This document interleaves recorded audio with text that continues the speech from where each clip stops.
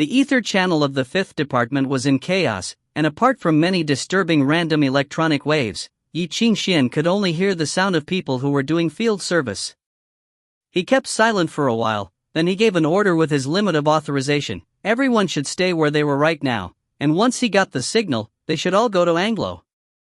In fact, abnormal phenomena were happening in every corner of the world, not just in Anglo.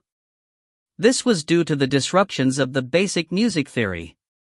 Currently, there was too little distance between the ether world and the physical world.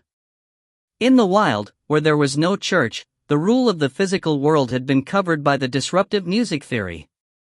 Luckily, in every city or place where people congregated, there were either churches or bell towers built by the church groups. So these places were still fine.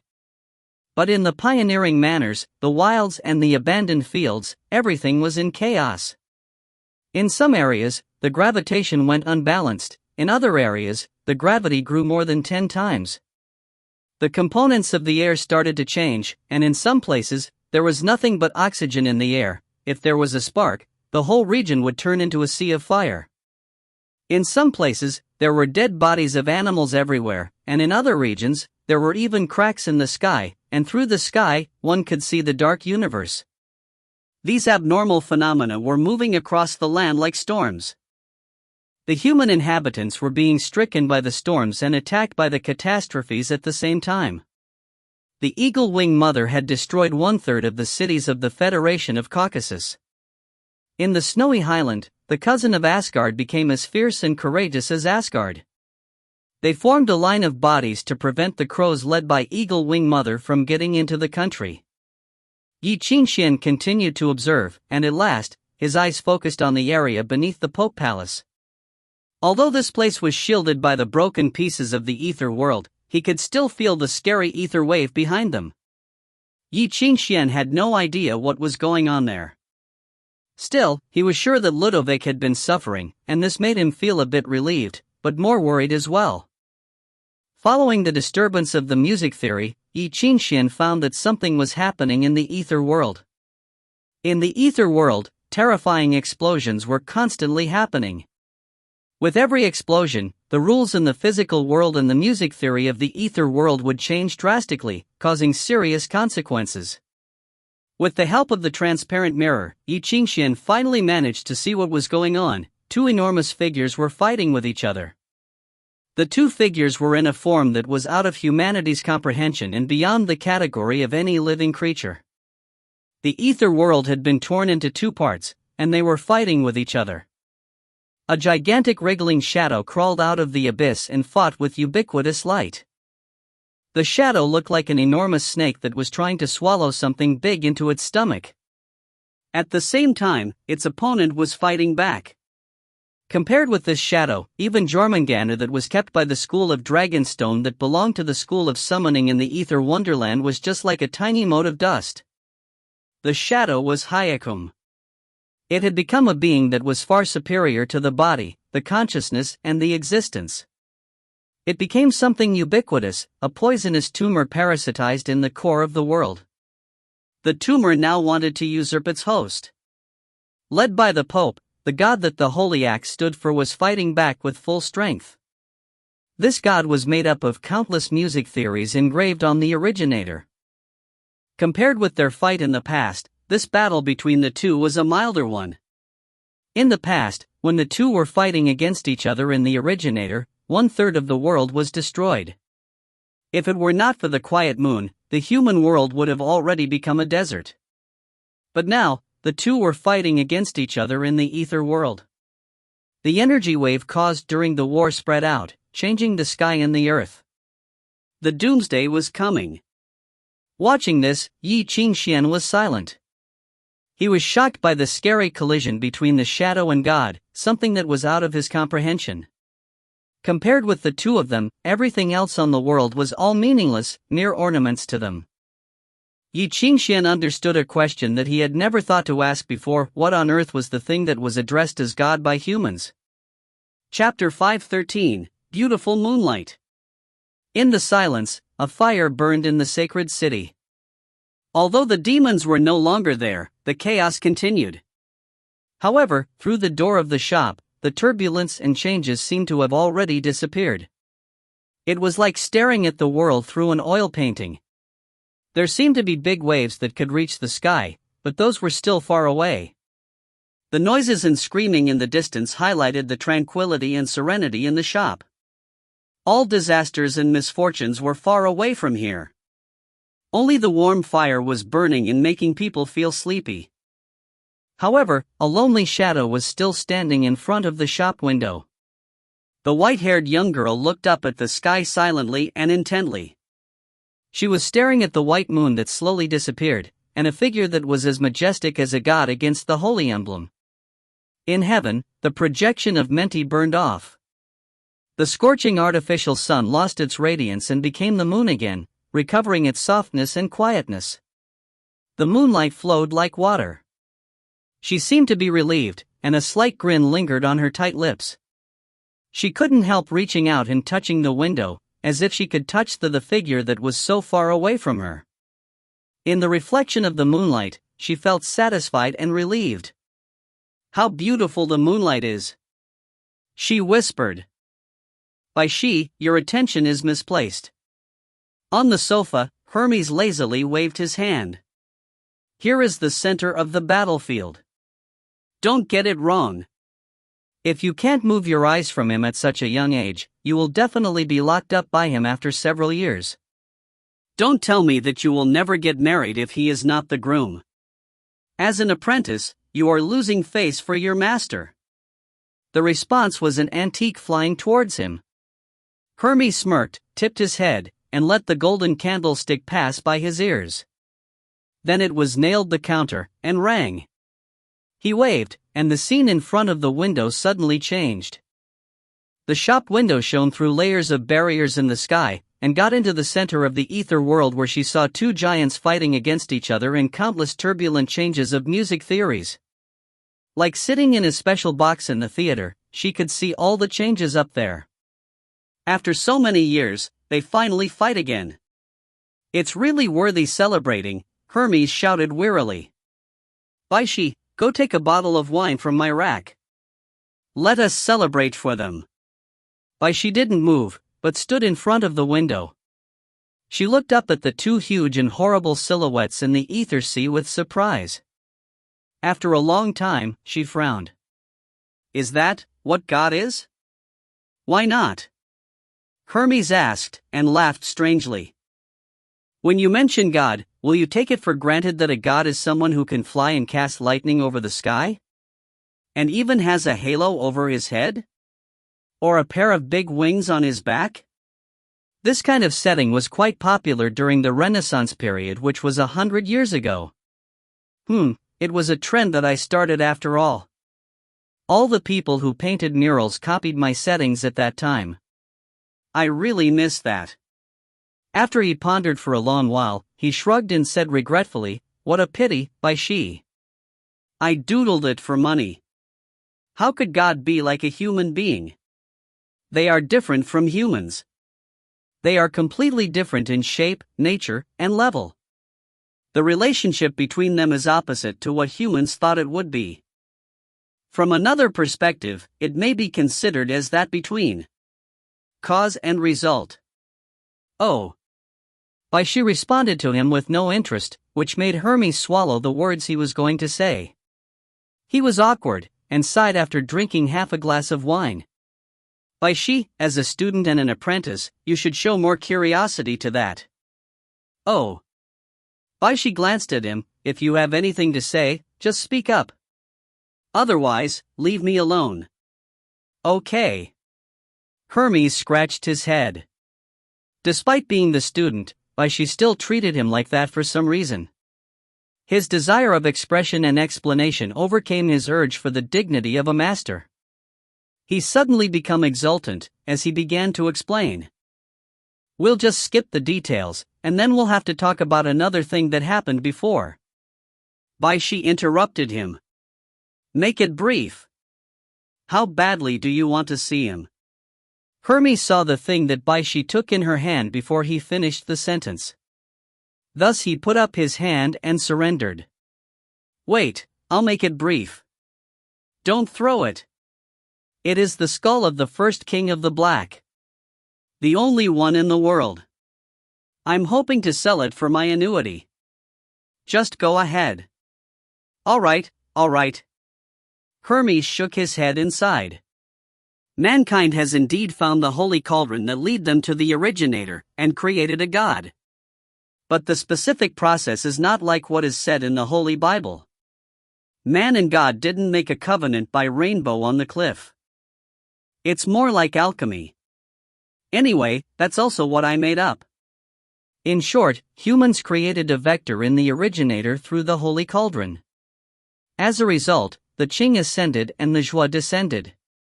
The ascender was shaped as the god, but the god is incomplete, because he does not even have his own consciousness. In other words, people stripped the consciousness of the god on purpose.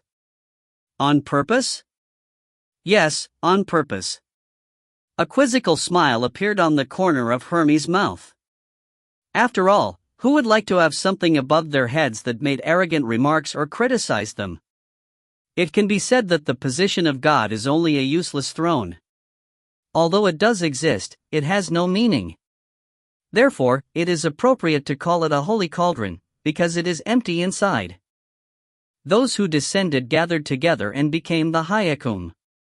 Compared to the holy cauldron, the dark world is the place where the demons of the world are gathered. The Hyakum produced a goal because of its self-existence.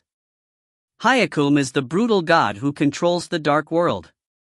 He paused and involuntarily threw his sight into the deeper part of the ether world. The dividing line between Qing and Zhuo is the silent moon. Among the three gods, it is totally different from the other two. Although it is called a natural disaster, it doesn't have its real body, let alone independence. It is only a benchmark that relies on the other two. It is an insurmountable border. You can think of it as a rule of music theory that is beyond human understanding. It is a measurement level that was born because of the existence of the holy cauldron and the Hyakum. It maintains an absolute balance. The Hyakum wants to integrate with God and turn the originator into chaos again. Unfortunately, it is completely opposite to God. They are incompatible with each other. If they wanted to merge with each other, everything in the world, including the balance among the ether world, the ether sea, and the physical world, would be destroyed. Even the originator couldn't bear such a huge impact. That's why the silent moon was born. It can be said that it is the closest to the nature of the originator among the three gods, because it was the boundary created by the originator itself. It is a balance valve that restricts the battle between the holy cauldron and the Hyakum. It has only appeared once in the past when the battle between the Hyakum and the holy cauldron got extremely brutal, and even the originator was affected. At that time, everyone saw that the pale moon and the indigo moon overlapped in the sky and the silent moon came out. As a result, the cold eradication and reconstruction began, and everything involved in it, whether it was people or demons or even natural disasters, was completely erased. Until balance reappeared in the originator. It is an insurmountable boundary, the guardian of the scale and itself. Therefore, human beings use the phenomenon of the silent moon to describe it. Because of it, the Hyakum had to make a detour and go into the physical world. To get rid of the silent moon, the Hyakum paid a huge price. In order to make itself complete again, it chose to start from the holy cauldron. Unfortunately, it was down on its luck that year, and it offended me. That was why it got itself into such big trouble. Sometimes, humans are terrible things. Bai Xi looked at him in silence. Are you finished? Yes. Hermes nodded.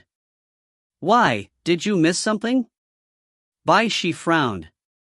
Where is the consciousness that has been stripped from the holy cauldron by humans? Who knows? Hermes shrugged his shoulders and smiled meaningfully. He chose a very comfortable position to lie on the sofa, lowered his eyes, and whispered, perhaps it is still floating in the originator. At that moment, Ye Qingxuan suddenly opened his eyes in the central temple with ecstasy. Finally. He looked into the deepest part of the sacred city. Found you. Chapter 514, Courage.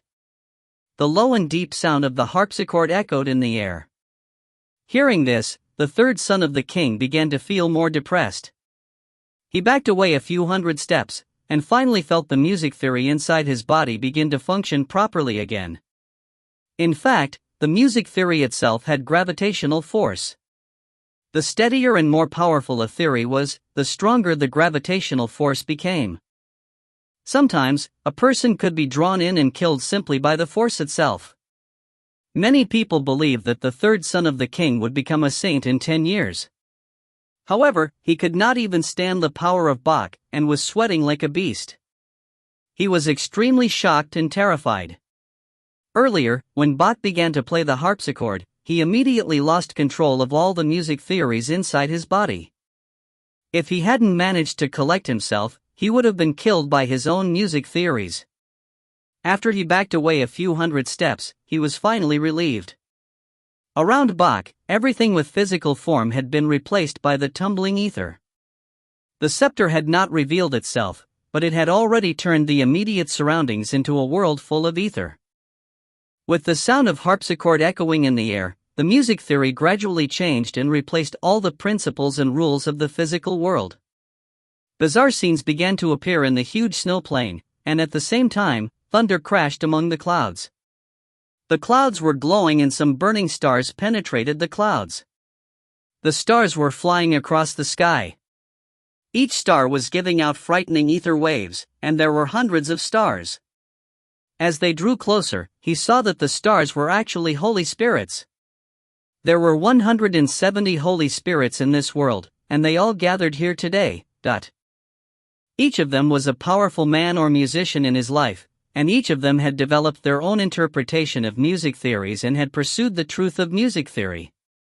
The burning stars were moving with the melody of Bach's music, and all the Holy Spirit's power fused together.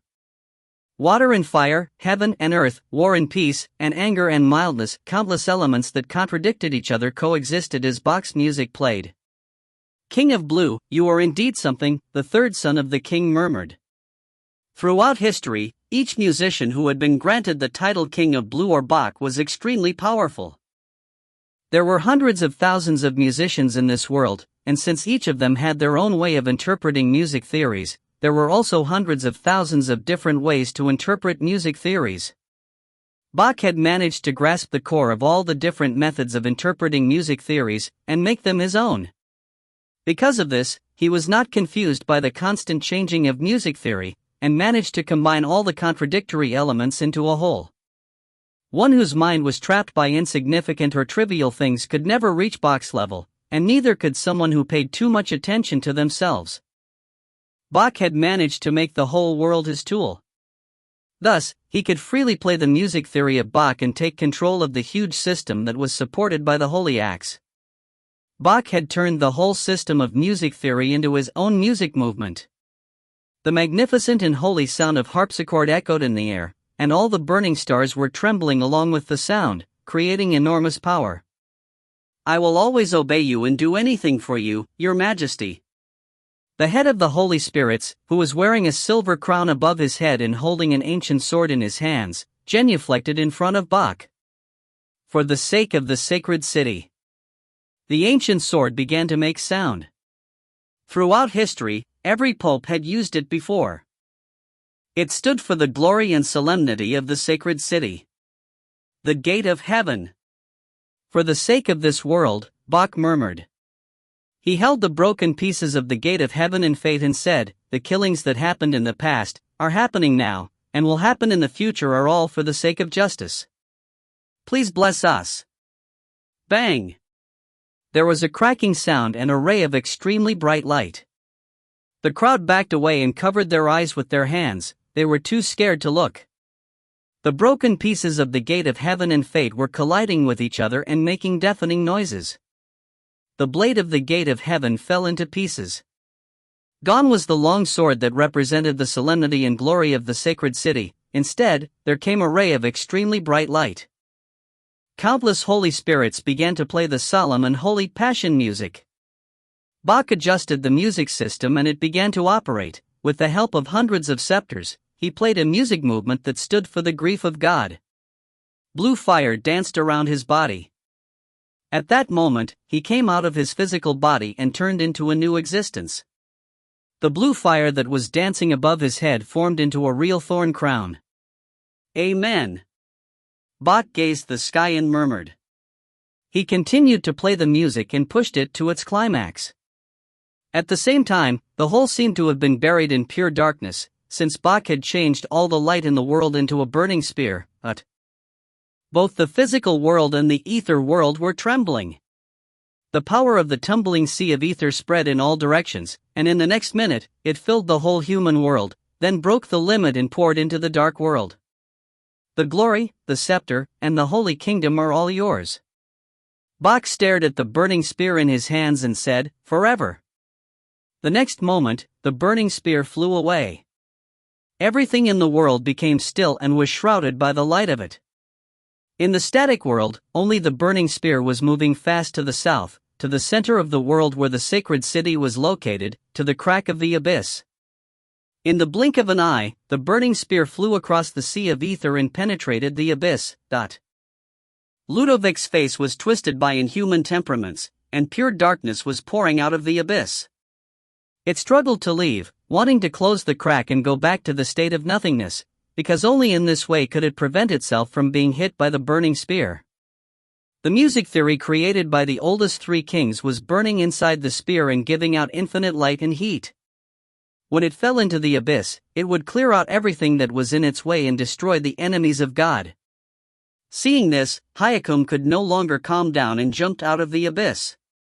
A ball of darkness rose up from the abyss. In the next moment, the darkness covered the sky and condensed into a pure dark cloud.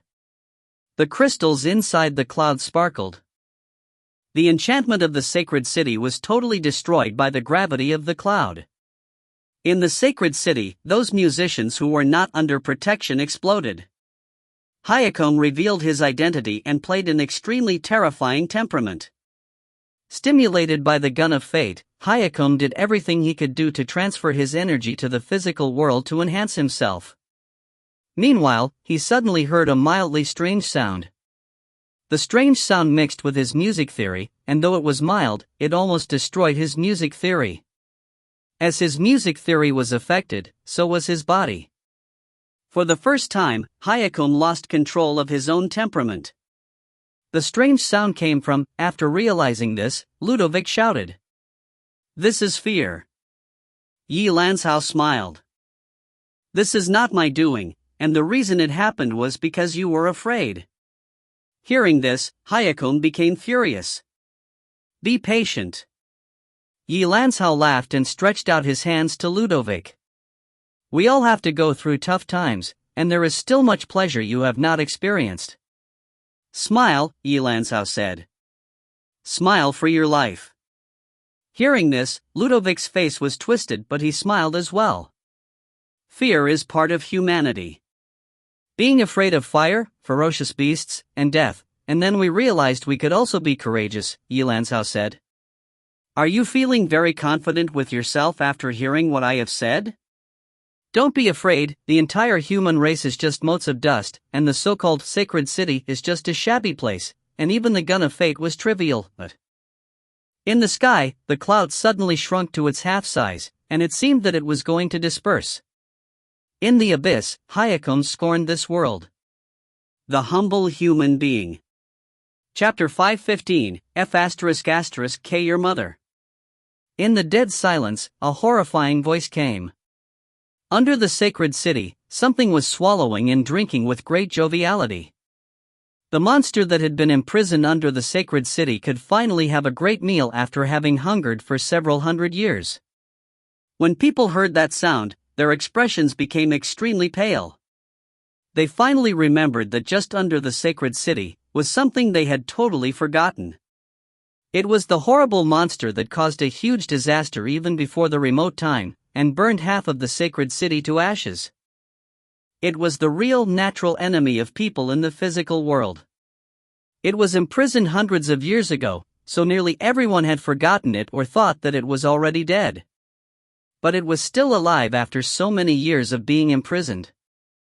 It woke up from a long sleep and devoured the blood greedily, like eating manna. Once the monster was born, it was sealed by 3 kings of ancient times working together. It had only woken up once, but almost destroyed the entire sacred city. It was a crowned beast. The Dragon of Disaster. Wake up, sleepy son. Ludovic laughed, stretched out his hands, and shouted, "The long sleep is over. Continue this blood sacrifice and turn everything into ashes." The response was the roaring of the dragon from the deepest part of the earth. The steel city trembled, and everyone was unable to stand steadily in this terrible turmoil. The earth shook as if there were great waves rising up under the ground. The ripple-like quake emerged on the steel ground. Snarls sounded from deep within the earth. It was like a giant monster had finally gotten free. The loud noises continued. The earth distorted, and the steel structure buried deeply under the ground was torn up and contorted by an enormous force. With the loud roar, fiery flames rushed out of the earth, rose upward through small cracks, forming a well of blue fire. In an instant, the sacred city was like a steel cauldron on fire, and people felt the horrible heat from hell. The flames burst out from the inside, lit and melted the steel. The melted steel spread in all directions with the blue fire of natural disasters. At that moment, in the central square, the earth was burnt red by the fire, and slowly bulged like a soap bubble blown by children. Snap! It sounded as if a huge pustule broke open. The hot and poisonous fire blew out. Surrounded by the flames of terror, the central square had become a big hole, like the entrance to hell. Something furious was snaring and climbing upwards from down there. It couldn't wait to pounce on the long-lost light. People's music theories were driven away just by the bellow of the dragon. People who heard that, no matter how far they were away, lost their minds at the same time. They trembled, knelt on the ground. Then they went insane with their consciousness frozen by their own fear. There was no reason for that. They seemed to be unable to resist the greedy appetite shown through the bellow. Everything was doomed. "This is your end," Ludovic mocked, looking at the indifferent King of Red. "Accept your fate, because it was given by God. It was born to be your calamity and end. All struggles will be completely useless, and what you need to do is resign yourself to your fate with sincerity." From the very beginning, the Red Dragon of Doom was a weapon that was created by Ye Qingxuan to fight against humanity. In an effort to clear up the remaining people in the physical world, the Ye Qingxuan stepped over time and intercepted from the originator a future era that should have been after thousands of years a record of humanity's destruction and end. It took him a lot of effort to integrate it with a growing natural disaster embryo. The destruction in the future was born hundreds of years in advance. What was created was a natural disaster weapon especially targeted at humanity. The Red Dragon of Doom. Its arrival declared the end of mankind. No measures nor creations of humans could change their fate. The core scepter element determined humanity's extreme fear of it. It was the symbol of despair, an entity of destruction, and the doom of humanity that came ahead of schedule. Human couldn't kill it, or even defeat it. What they could do was to delay the doomsday through all the measures that they could adopt. The ancient 3 kings paid heavily with blood to seal it and exchanged for 300 years of peace. Hundreds of years ago, the King of Red of that age took the risk of turning many sacred deers into a shackle, which might have been at the cost of the entire sacred city, all holy spirits and hundreds of scepters, and sealed the dragon under the sacred city. It was sealed in a place that seemed to be the safest in the world. Hundreds of years had passed and it had not yet died. At an unprecedented juncture of the sacred city, having been nourished by Ye Qingxuan with blood, it finally broke away from the seal and climbed out of the deepest part of the sacred city. It climbed up, and up. It marched toward the place with light frantically, swiftly, wanting to return to the sky that belonged to it. It stretched out its wings, and dropped a shadow of death on the earth again. The end was coming. But at that moment, like an illusion, Ludovic saw. On the stony face of the King of Red appeared a mocking smile. In the next moment, the hot and red earth was suddenly broken, and the angry red dragon finally broke out. Dead silence. Still dead silence. All people were stunned and stared at a skeleton with a broken skull, messy flesh and blood, and an incomplete body. Was this the red dragon of doom that the legend said could bring an end and destruction to humanity? What a joke! It was obviously a large roast chicken left by someone. The bloody, giant dragon crawled out from under the ground, struggling to fly in the air and making pained groans, as if it was running for its life. Ludovic froze. He was dumbfounded. In the dead silence, one giant hand reached out from a crack in the ground and grasped the remaining wing of the red dragon of doom gracefully. Like tearing a piece of paper, the wing was pulled off. The giant hand drew back, and a creepy chewing sound came out of the depths of the crack, as if it was chewing chicken wings and swallowing them bony. Immediately afterwards, the giant hand stretched out again, groped on the ground, and got stained with the flames of the melted steel on the ground. Then it broke down the body of the red dragon of doom and dropped it into its mouth. There was only the fierce roaring of the red dragon of doom and the dead silence. In the end, it was pulled back into the crack while it struggled and screamed out of fear. Then the chewing sound came out again. After a long time, a skull that had not been chewed up was spat out. The bare skull flew out of the crack, fell onto the ground, rolled, and eventually dropped into the melted steel that was gradually solidifying. In the end, it was like it had been welded onto the steel. It became a quirky sculpture. Dead silence. Still dead silence. Everyone stared at the crack, dumbfounded. They were guessing what was hidden there, that could chew such a monster like a snack. Numerous ether spheres spewed out of the crack in the dead silence. A vague shadow was visible within. The huge and distorted shadow seemed to have 3 heads and hundreds of arms, holding flames, lightning, swords, and Aquarius in those hands that could destroy everything. That was Hecatoncheir? Ludovic's body trembled with anger, and his dark face twitched. He snarled, "You stupid monster with an empty body. Don't you forget the pain you've suffered. You chose to stand on the human side. I want to cut you into pieces. You are wrong." A sigh came out of the crack, which stunned Ludovic. The air seemed to be frozen, and a half-naked figure crawled slowly out of the crack. The figure was so thin, as if it had been hungry for decades. Although it had drunk the blood river, and eaten the red dragon of doom, it remained as lean as a rake, and only got some color on its face, which then got a bit ruddy. "I'm not done yet." The cooked duck just flew away. "It's really unpleasant. For so many years, you haven't changed at all, my old buck," it lowered its head and whispered. But Ludovic got stiff and his eyes widened, as he stared at the thin figure. "Ye, ye." He uttered a hoarse sound from his mouth with difficulty. "How could you be here?" The figure seemed to know his shock, so it looked up, wiped off the dirt on the corner of its mouth, and smiled happily. "Oh, long time no see. Ye Lanshow." At that moment, Ludovic's roar began to come out of his lungs.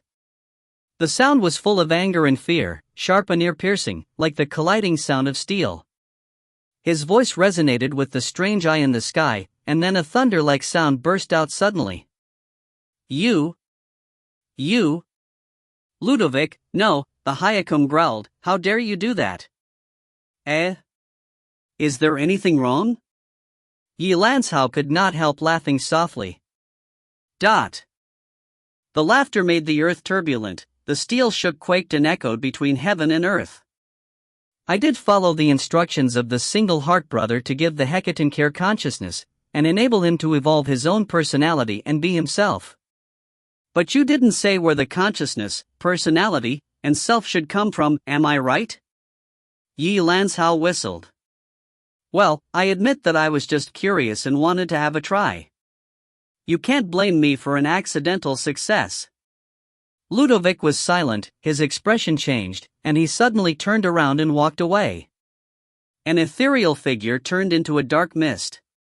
He abandoned the holy cauldron, escaped from Saruman temple in an instant, and flew into the sky. You are gone already? Ye Lanzhou looked at the back of the figure. We are old friends after all, and we haven't met for a long time. We should at least say hello. Now, what should I say? He kept silent for a moment and then snapped his fingers. What do you think of this? Saying that, he bent down exaggeratedly and playfully, then saluted the evil eye in the sky.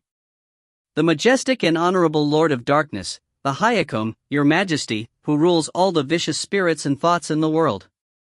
When he raised his head, a sense of indifference appeared on his face, instead of the modesty and respect showed through his words. In his dark pupils that looked like a human's were anger and killing intent. He said, F***K your mother. Chapter 5:16, The abyss was staring at me. The next moment, hundreds of thousands of arms appeared in the huge shadow that was behind Ludovic, and moved to the sky. The arms all folded. Bang! A hurricane appeared and swept across the land. Wherever it went, it tore all the barriers in its way to pieces as easily as blowing away dust. Countless palms appeared and cruelly opened the slowly folding abyss to its extent.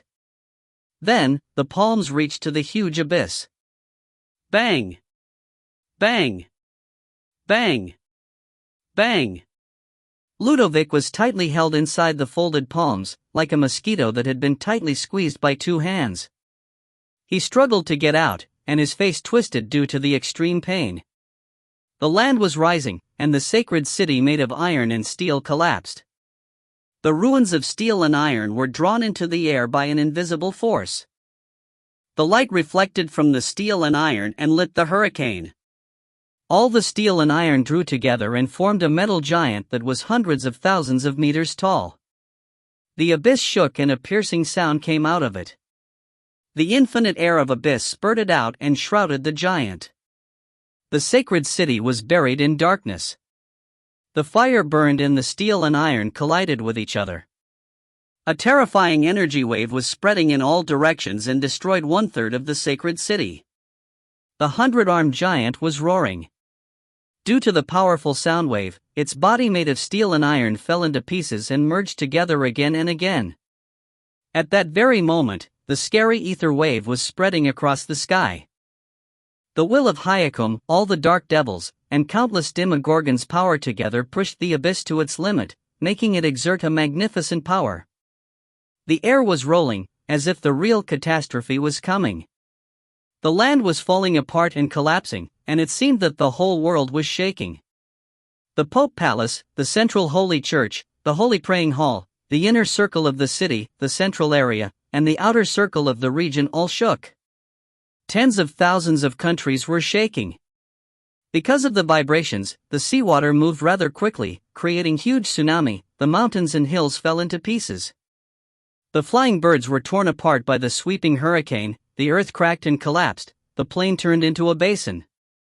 The whole topography was transformed. Everything in the center of the sacred city was distorted. However, the 100-armed giant was still alive. The shaking had not killed it, in fact, it was immortal. Among the 4 living creatures, it was famous for its immortality and was addressed as an abomination. Even God could not kill it and could only seal it in the ruins, waiting for the day when the last breath left its body. However, it was still alive. It had been imprisoned in the ruins for a few decades, but it was still alive. It walked out of the ruins and went back to this world. Like I have said, don't hurry to leave, it said, while staring at the abyss, where the iron and steel giant turned red after being burnt. It was sneering and its face was hard to see clearly. The steel and iron giant had grown a few times larger, and half of its body was in the ether world. It was embracing the abyss. In part of its chest, the flesh made of steel and iron as well as the bone beneath the skin slowly opened like a blossoming flower. There was a heart made of iron stone, and right on the heart was sitting a slim figure. The slim figure was Ye Lanzhou. You know what? All these years, I have been thinking about a question. Ye Lanzhao rested his elbows against his knees and held his chin while staring at Ludovic, who had been sealed by the invisible hands. When the abyss is staring at me, I am also staring at it. Hearing this, Ludovic's face twisted. He knew what Ye Lanzhao's words really meant. His body began to convulse and he screamed, "Ye Lanzhao! How dare you!" Ye Lanzhao snapped his fingers, and the next minute, Ludovic stopped screaming. It was completely silent. Ludovic's body became stiff and still, as if he had turned into a mud-made statue. His furious face now became emotionless and numb. Still, his eyes were moving and tracking Ye Lanzhao's slightly moving finger. If Ye Lanzhao's finger moved to the left, Ludovic's eyeballs would move to the left and vice versa. I knew it. Hayakun is really something. Ye Lanzhao sighed slightly. Your personality almost resembles a real human's, and your consciousness connects perfectly with your body. Apart from your sophisticated thought, your subconsciousness and emotion reflection are almost perfect. In fact, you are just like a real human. I never thought the technique which was designed for Hermes would be so compatible with you. A roaring sound came from the abyss, and a scary blast wave fell onto the steel and iron giant. The giant died on the spot and became alive again. Ye Lanzhao sat still, while staring coldly at Ludovic. Ludovic was both motionless and emotionless. Beneath his skin, the purple blood veins were swollen, and his heart was beating very fast, as if it was going to explode. Are you angry? Are you feeling regret? Hayakun, Ye Lanzhao said darkly. I think you expected this would happen, and you have stored your consciousness in your incarnation. But the consciousness is bound to influence your incarnation, which is Ludovic himself. Besides, the influence is not something like the conflict between the senses and feelings of a human. Rather, it was something more metaphysical, the conflict between divinity and humanity. Creating Ludovic's personality may have seemed a good way to get into the core of the sacred city, but you should remember that when you are staring at a human, the human is also staring at you. When you turned yourself into a human, you became easier to understand and defeat. That is why you lost. Hearing this, Ludovic convulsed, and the purple veins crawled up to his face. His body was controlled by Ye Lanzhao and he could not move at all. There was a powerful energy flowing all over his body, and the energy controlled Ludovic's vocal cords. He began to speak in a very ancient and strange tone. It was not a human language but a murmuring of the abyss. It sounded like a strange symphony, and the symphony's notes had overlapped altogether. This sound was the mind of God, a bunch of bizarre syllables that no one could understand. Ye Lanzhao smiled. Don't you think it is already too late for you to grant me some good stuff in exchange for sparing you? Chapter 517, Holy Relic. Boom! The abyss raged. The majestic might blew out of the cracks and hit the body of the Hecatonkare. No one had seen this before, the scene in which life was ignited. Thousands of means of death overlapped at this moment, and then were imposed on the Hecatonkare. If death could be quantified, then the death which came for the Hecatonkare would have been enough to turn all humans, birds, beasts, and even plants in an entire country into ashes. Death, rebirth, death, rebirth, death, rebirth. It was a cycle of hellish tortures. Ye Lanzhao was expressionless. Roar! Ludovic roared, and the abyss shook with him. But this time, the intention of Ludovic was easier to understand than before. Let go of him. Ye Lanzhao smiled and shook his head slightly. You just figured it out. Isn't it a bit late? There was light on the north ice field of Asgard. At midnight, it was as bright as midday. In the sky, clouds that had lingered here for thousands of years glowed like iron and lit a fire in the sky. Endless shards of ice and snow, like blades, fell from the sky with the coldness that could sting a human soul. The snow and ice whirled and drifted in the hurricane and fell to the ground again. Only a fragile white land was left between heaven and earth. Only the faint flames above the barriers danced, burning, with a thread of black smoke rising upward. But with thousands of flames, there were thousands of threads of black smoke. The smoke stretched in the hurricane and interwove together, then disappeared in the air. Like a burning soul that disappeared in the wind. In the white world, it was scarlet everywhere on the smoky ground.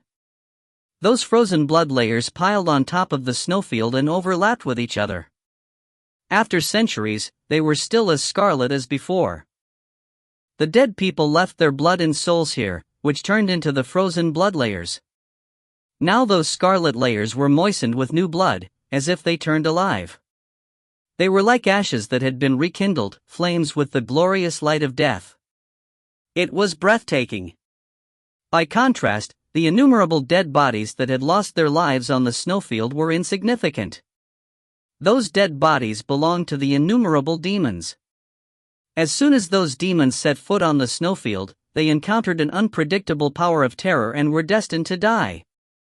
It was the same even to those terrible heaven catastrophes.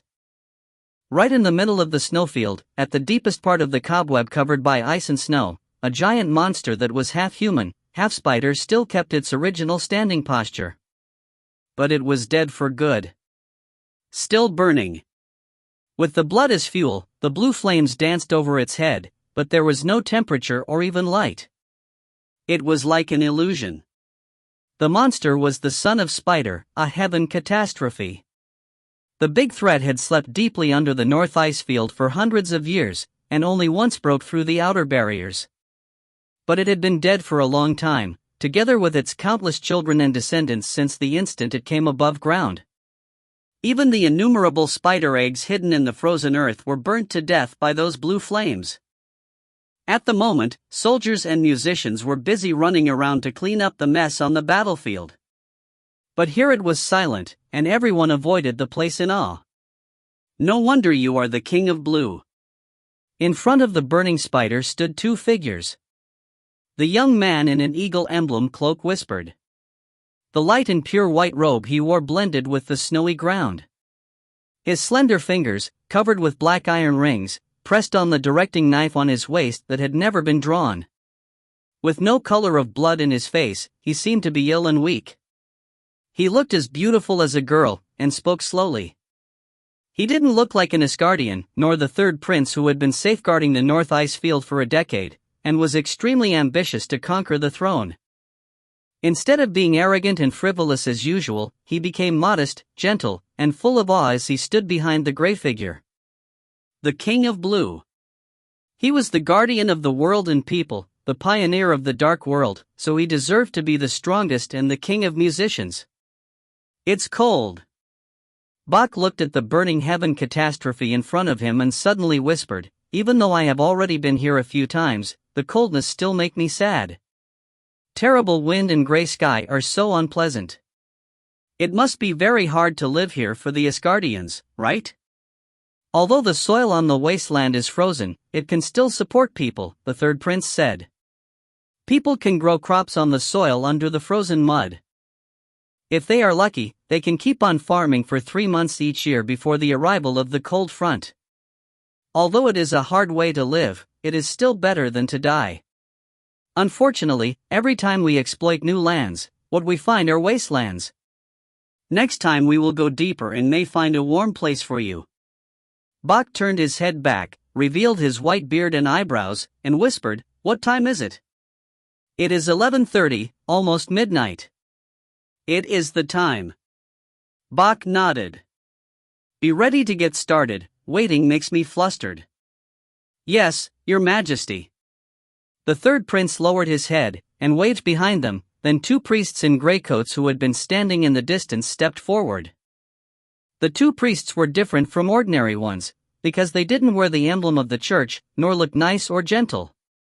Although they were wearing robes, there were armor pieces sewed on the lining of the robes and locks that linked the hems.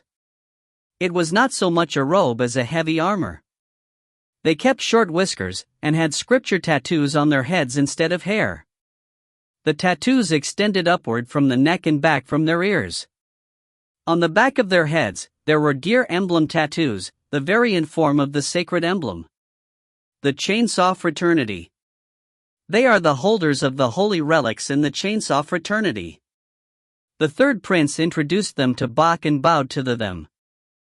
Thanks to the sacrifice of the Chainsaw Fraternity, the Asgardians and the Sacred City will always keep that in mind. You don't have to, because both of us can take what we need through this. The Elder One nodded. He was not humble to Bach, nor flattering to the third prince. He just said indifferently, the holy relics that can only be worshipped are meaningless. After all, it is still a weapon that should be used on the battlefield.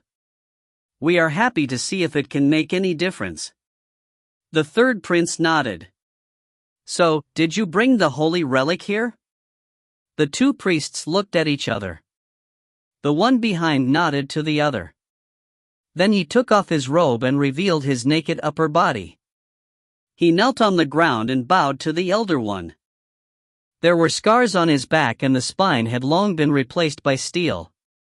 The Elder One pulled out a dagger expressionlessly, stabbed the other priest and pulled away his flesh. His blood spewed out, fell on the snowy ground, and drifted into the scarlet blood layers. The elder priest pulled out a black iron box from the semi-mechanized body. The younger priest was guided away after being roughly bandaged. Everyone's sight fell on the palm-sized iron box in the hands of the elder priest. "This is?" the third prince asked. The elder nodded his head. "In order to avoid leaking the news, we disguised the characteristics of the holy relic, and Yevgeny carried it along the way." The elder delivered the iron box to the third prince. "The sealing wax on it was set by the patriarch to prove that it is intact.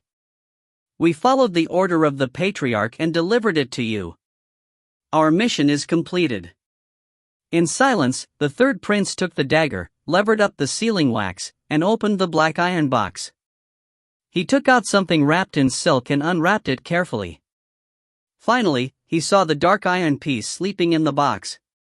Feeling the air of the demons, it woke up, glowing with faint golden flames that stung people's eyes.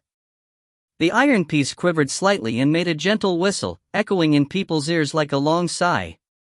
"Is this the last piece of destiny?" the third prince whispered softly. "Such an honor to see it." Different from the stela of destiny that stood in the square of the sacred city, it was once the unique destiny and real miracle. The three kings of the first generation set up the holy cauldron system on which they forged a holy relic named Destiny, the Spear of Destiny. With that, humans had created a golden age for themselves. The cost, though, was that it fell down and fell apart in the first battle between the holy cauldron and the Hyakum. The three pieces that remained also dispersed into the world. The owners of the pieces were eager to repair it and restore its former radiance.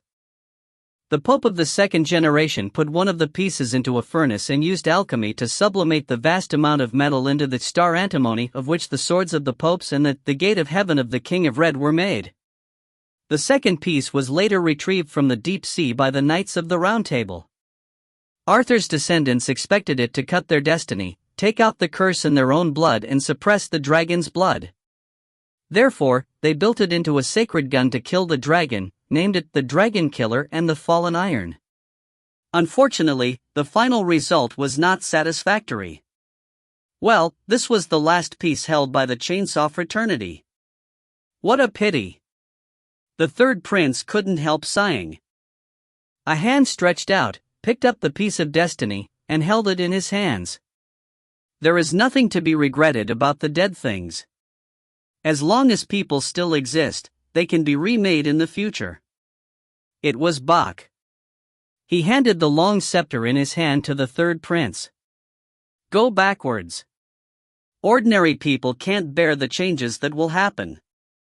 I am also a musician. The third prince stood persistently. Of the best kind. Bach glanced at him, smiled, and didn't say anything. In the next moment, the bass of a harpsichord sounded. Like the sound of the big loo, it made the earth quake, and the ether trembled. All the music theories got involved in its frequency involuntarily and danced. The third prince became pale, hesitated a second, and stepped back. Then, one more step back. Chapter 518, Courage. The low and deep sound of the harpsichord echoed in the air. Hearing this, the third son of the king began to feel more depressed. He backed away a few hundred steps, and finally felt the music theory inside his body begin to function properly again. In fact, the music theory itself had gravitational force. The steadier and more powerful a theory was, the stronger the gravitational force became. Sometimes, a person could be drawn in and killed simply by the force itself.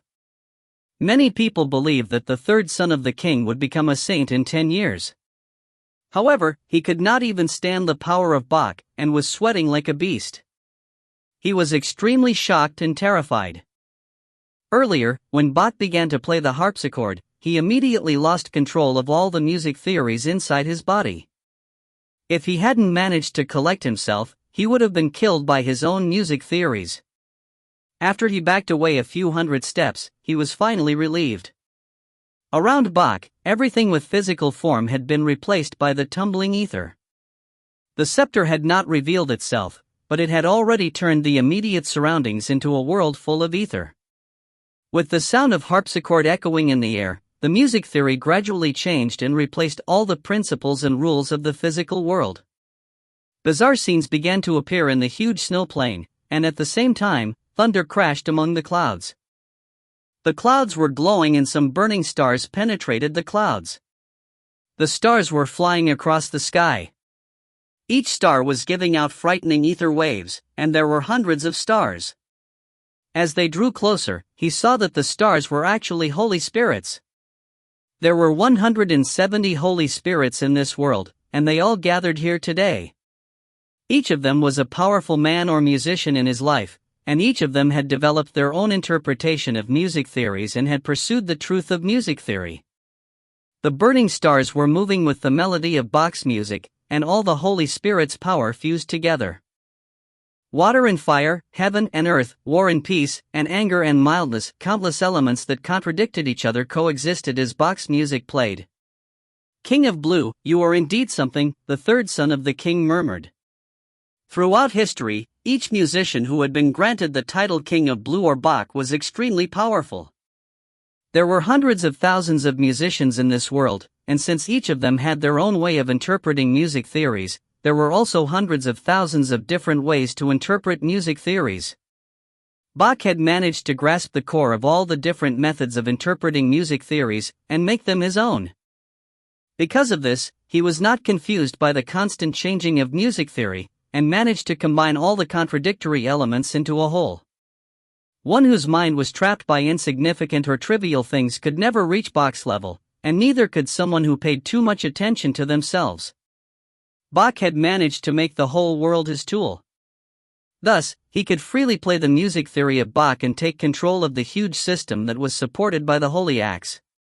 Bach had turned the whole system of music theory into his own music movement. The magnificent and holy sound of harpsichord echoed in the air, and all the burning stars were trembling along with the sound, creating enormous power. "I will always obey you and do anything for you, Your Majesty." The head of the Holy Spirits, who was wearing a silver crown above his head and holding an ancient sword in his hands, genuflected in front of Bach. "For the sake of the sacred city." The ancient sword began to make sound. Throughout history, every pope had used it before. It stood for the glory and solemnity of the sacred city. The gate of heaven. "For the sake of this world," Bach murmured. He held the broken pieces of the gate of heaven in faith and said, "The killings that happened in the past, are happening now, and will happen in the future are all for the sake of justice. Please bless us." Bang! There was a cracking sound and a ray of extremely bright light. The crowd backed away and covered their eyes with their hands, they were too scared to look. The broken pieces of the gate of heaven and fate were colliding with each other and making deafening noises.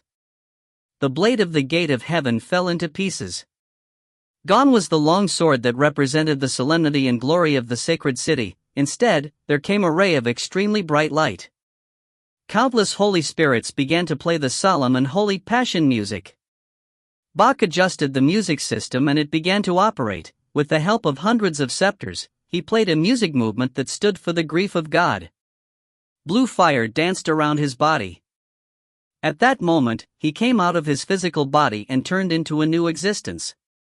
The blue fire that was dancing above his head formed into a real thorn crown. Amen. Bach gazed the sky and murmured. He continued to play the music and pushed it to its climax. At the same time, the whole seemed to have been buried in pure darkness, since Bach had changed all the light in the world into a burning spear. Both the physical world and the ether world were trembling. The power of the tumbling sea of ether spread in all directions, and in the next minute, it filled the whole human world, then broke the limit and poured into the dark world. The glory, the scepter, and the holy kingdom are all yours. Bach stared at the burning spear in his hands and said, "Forever." The next moment, the burning spear flew away. Everything in the world became still and was shrouded by the light of it. In the static world, only the burning spear was moving fast to the south, to the center of the world where the sacred city was located, to the crack of the abyss. In the blink of an eye, the burning spear flew across the sea of ether and penetrated the abyss. Ludovic's face was twisted by inhuman temperaments, and pure darkness was pouring out of the abyss. It struggled to leave, wanting to close the crack and go back to the state of nothingness, because only in this way could it prevent itself from being hit by the burning spear. The music theory created by the oldest three kings was burning inside the spear and giving out infinite light and heat. When it fell into the abyss, it would clear out everything that was in its way and destroy the enemies of God. Seeing this, Ye Qingxuan could no longer calm down and jumped out of the abyss. A ball of darkness rose up from the abyss. In the next moment, the darkness covered the sky and condensed into a pure dark cloud. The crystals inside the cloud sparkled. The enchantment of the sacred city was totally destroyed by the gravity of the cloud. In the sacred city, those musicians who were not under protection exploded. Ye Qingxuan revealed his identity and played an extremely terrifying temperament. Stimulated by the gun of fate, Ye Qingxuan did everything he could do to transfer his energy to the physical world to enhance himself. Meanwhile, he suddenly heard a mildly strange sound. The strange sound mixed with his music theory, and though it was mild, it almost destroyed his music theory. As his music theory was affected, so was his body. For the first time, Ye Qingxuan lost control of his own temperament. The strange sound came from, after realizing this, Ludovic shouted. "This is fear." Ye Qingxuan smiled. "This is not my doing, and the reason it happened was because you were afraid." Hearing this, Ye Qingxuan became furious. "Be patient." Ye Qingxuan laughed and stretched out his hands to Ludovic. "We all have to go through tough times, and there is still much pleasure you have not experienced." "Smile," Ye Qingxuan said. "Smile for your life." Hearing this, Ludovic's face was twisted, but he smiled as well.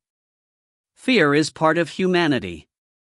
Being afraid of fire, ferocious beasts, and death, and then we realized we could also be courageous, Ye Qingxuan said. "Are you feeling very confident with yourself after hearing what I have said? Don't be afraid, the entire human race is just motes of dust, and the so-called sacred city is just a shabby place, and even the gun of fate was trivial." In the sky, the cloud suddenly shrunk to its half size, and it seemed that it was going to disperse. In the abyss, Ye Qingxuan scorned this world. The humble human being. Chapter 519, Desperate Fight. Perceiving its own anomalies, the abyss shook violently and roared. It collapsed and reformed again and again, regardless of the innumerable big demons and monsters who were destroyed in the crazy process. For the very first time, the Ye Qingxuan suffered the evil consequences of humanity's infiltration of his divinity. But Ludovic couldn't help laughing loudly and with joy. "Yeah, laugh, huh? You look better when you laugh," Ye Qingxuan said sincerely. But when he spoke, he didn't smile, his eyes were full of coldness, and his pale face was full of indifference. "Born as a human, shouldn't you laugh and face the pain?" Ludovic's body collapsed in the seal. It was like a pile of bones covered with dark mist that boiled and strangled itself. Amidst the mist, Ye Lancao's face was partly hidden and partly visible. Ludovic's face struggled to occupy its position, but it couldn't keep Ye Lancao from eroding it away. At the end, the two faces seemed to blend into one deformed and ugly face. The face seemed to be laughing, crying, raging, and sympathizing. Numerous emotions rose one after another in Ludovic's body, which made him like a gambler who fell into hell, desperate and regretful. He was also like a speculator who was heading towards the peak of life, happy and satisfied. Then he was like an old man who died in the company of his family, delightful and peaceful. At the same time, he became a young man who squandered his family properties in youth, but felt empty at heart. In an instant, he became one human, then dozens of humans, living turbulent lives. Numerous emotions and perceptions flowed into his consciousness, burned like flames, then burst out. Using Ludovic as a springboard, Ye Lancao pushed the innumerable emotions into the infiltrated body of the Hyakum. Burning fire with oil. Boom. Under the impact and torture of countless emotions, Ludovic's skeleton shook. Ye Lancao! He shouted hoarsely. Admit your defeat. Ye Lancao shook his head indifferently. You have landed yourself in the human dimension. Why do you complain that human beings have defeated you with the rich experience of killing the same species? The scorching sun came down from the sky, its radiance running through the shattered black clouds and falling silently into the abyss. From there, a sharp roaring sound burst out, one that seemed to have lost everything but pain. At that moment, the abyss suddenly collapsed. The giant monster shrank inwards, as if it was cramping unconsciously. Then it collapsed and reduced to a point that was small enough to be barely visible, and then suddenly expanded.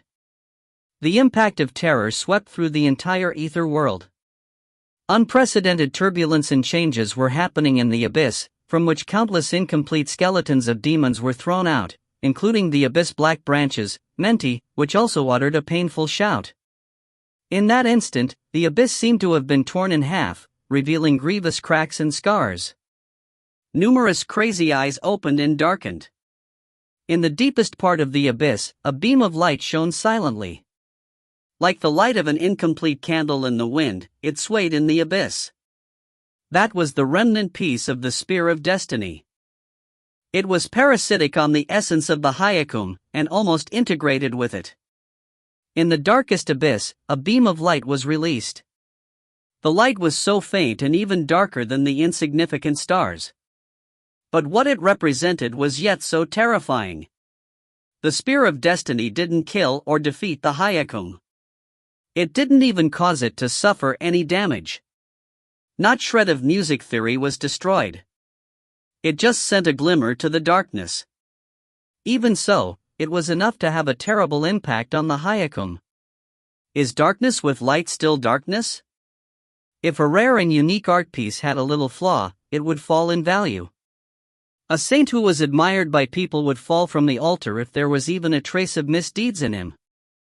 Even if there was just a hint of a clue, problems that were originally thought to be impossible to resolve would reveal their solutions. The essence of the Hyakum was the absolute darkness that had split from the chaos of the originator and the absolute evil of human beings. Once that was changed, its essence would become very different, or even, its divinity would collapse. At that moment, the Spear of Destiny gave the abyss's essence a heavy blow. It tore up and then reorganized the core of the Hyakum, leaving it a fatal flaw. It left a light in the darkest place. The abyss was collapsing, and the deep and terrifying eyes that looked like stars were breaking and darkening. Heavy damage. Undoubtedly heavy damage. For the first time ever, a human left such a terrible wound on the Hyakum that it couldn't even maintain its own existence or the great music theory in the abyss. Even if it slept for thousands of years, it wouldn't be able to heal the wound. Although the heaven catastrophes didn't die, they would still enter a long slumber and disappear from the world temporarily. The result has been set, Ye Lancao said lightly. You can make a curtain call. The next time, there will be a stage after 1,000 years waiting for you. Has been set? In the seal, Ludovic was suddenly set on fire from the inside out, from the core to the exterior, from bones to flesh and blood. The black fire of the abyss rose above his body. Hoarse laughter burst from Ludovic's body. "You said to me that the result has been set?" The heavy body of the real Hayakam didn't, as expected, escape, enter a long slumber, or return into nothingness with the abyss. Instead, it devoted most of its strength to this incarnation. 1 time, 2 times, 10 times, 100 times.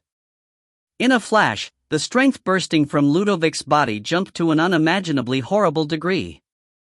His face reappeared from his body, hideous, distorted, and hysterically frenzied, shouting out the choices of the moment with human emotions.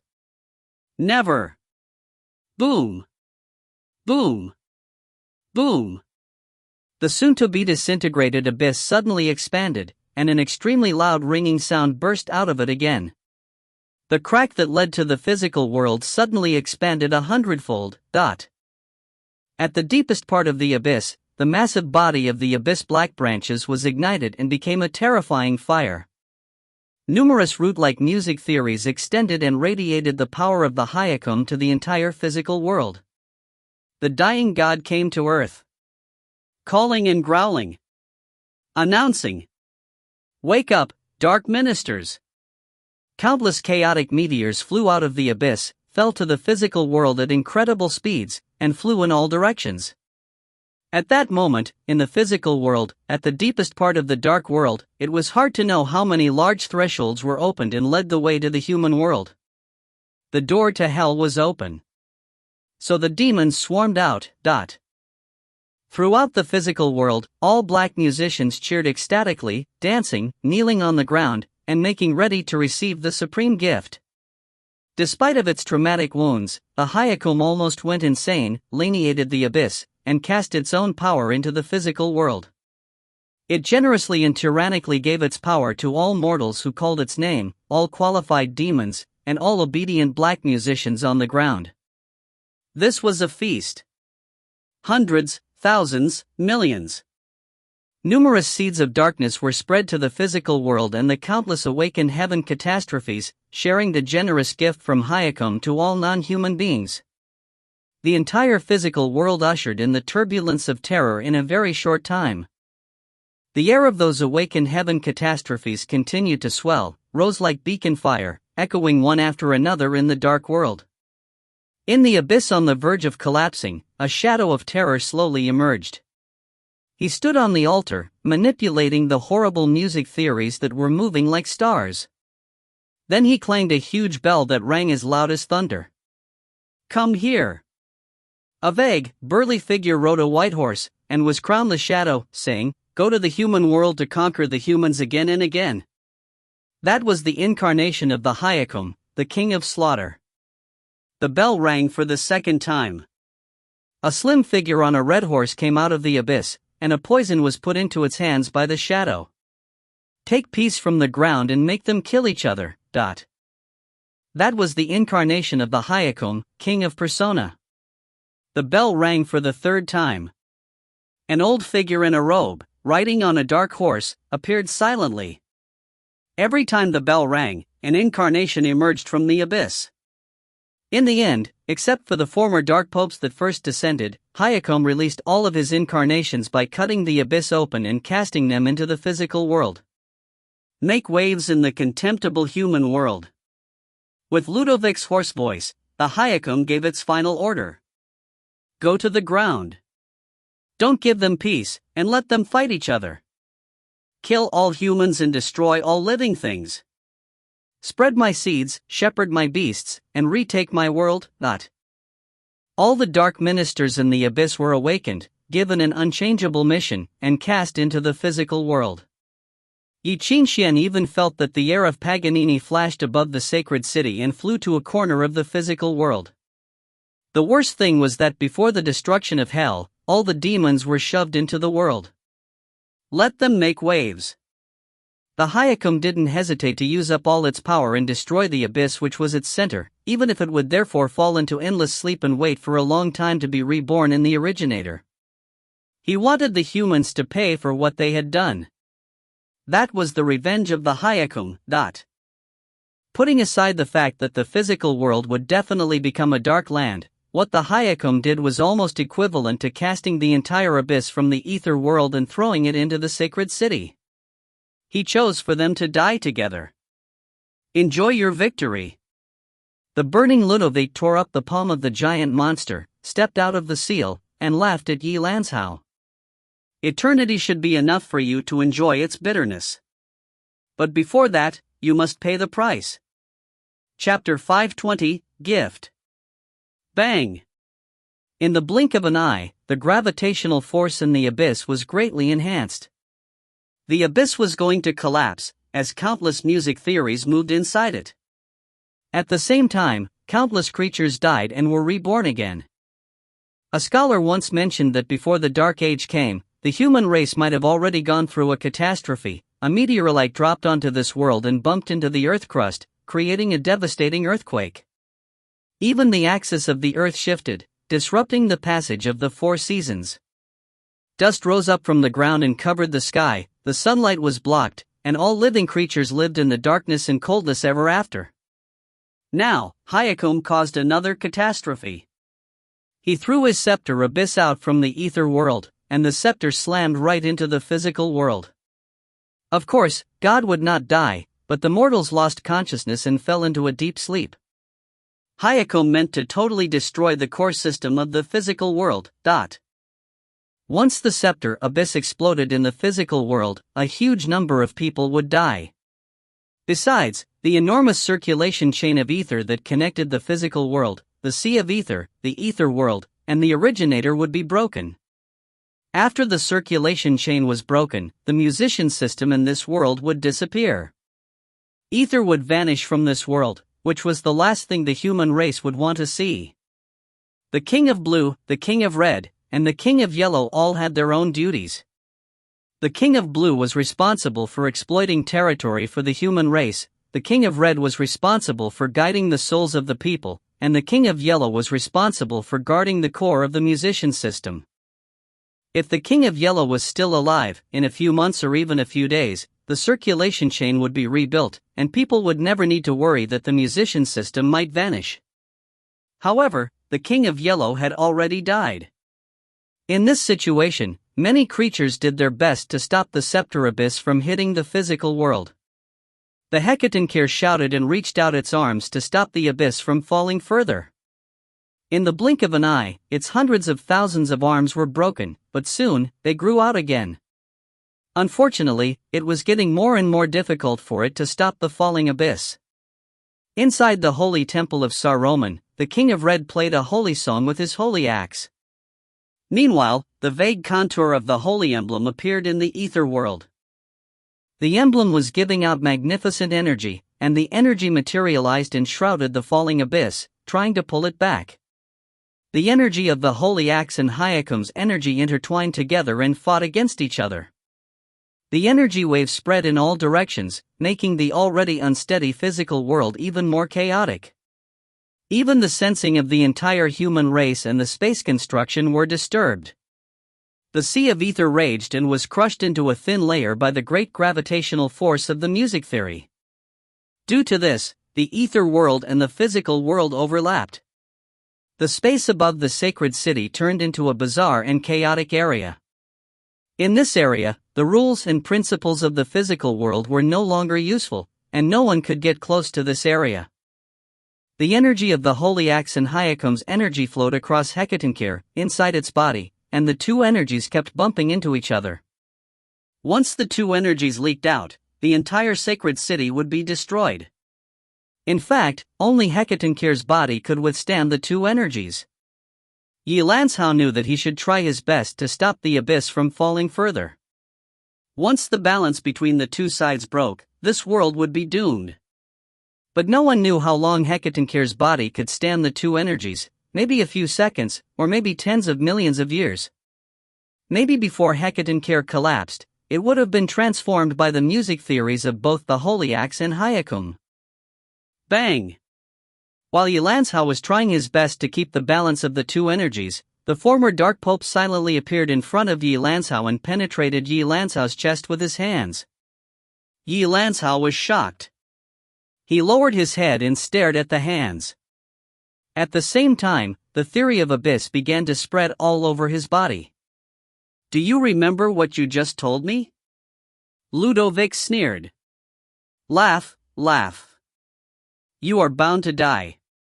Since Ye Qingxuan was holding the abyss and stopping it from falling, he could not move.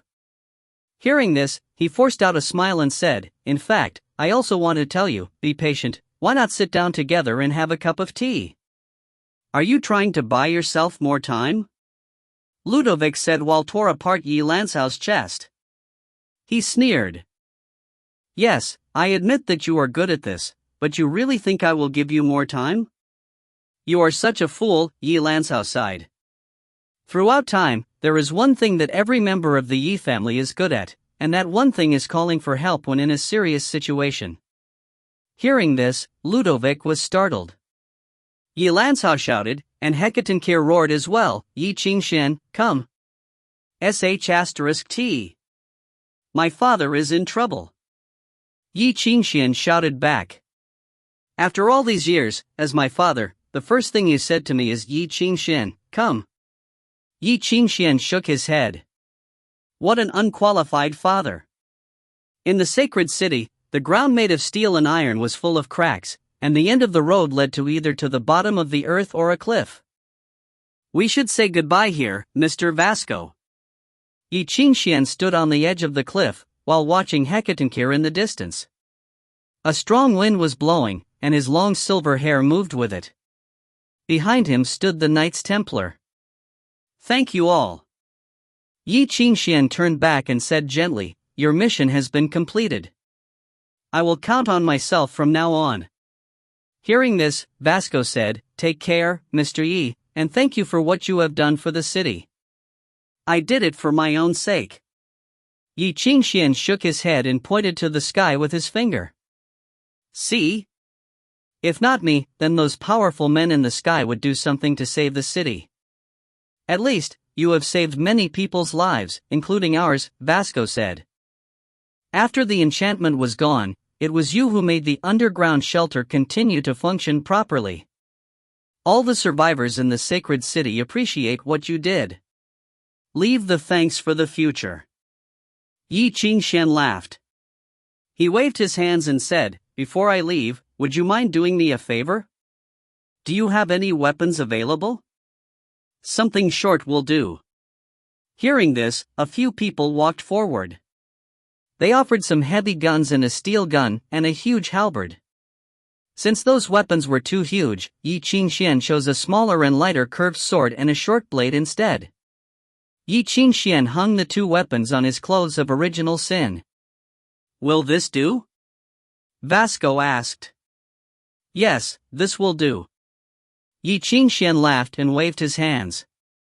I need to leave now, my father needs me, but... He stepped forward and fell off the cliff. Seeing this, Vasco was shocked. He lay on his stomach on the edge of the cliff and looked deep into the gorge. A strong wind was blowing from the bottom of the cliff. Suddenly, Ye Qingxuan stopped falling and began to rise up to the sky. In the blink of an eye, he arrived at the spot where the Holy Axe and Hyakun were fighting. He was just like a moth that was flying towards the sun. The energy wave was powerful enough to destroy him in less than a second. Ye Qingxuan closed his eyes and played the music theory, the sleeping world sleeping dragon. Immediately, an invisible wave spread out, and the powerful energy wave disappeared. Ye Qingxuan fell asleep and all the creatures in this world fell asleep too. With the help of the Abraham's music theory of inheritance, an enchantment of sleeping dragon formed around him. Light sleep, deep sleep, having dreams, sleeping dragon. The enchantment got stronger and stronger. Once the music theory outside touched this enchantment, it disappeared instantly, forming an open circle around the enchantment. The circle was in fact a black hole, and everything around it was devoured and vanished. Go to sleep and have a nightmare with me. Ludovic turned back in shock and saw Ye Qingxuan coming towards him. How are you, my friend? Ye Qingxuan greeted him.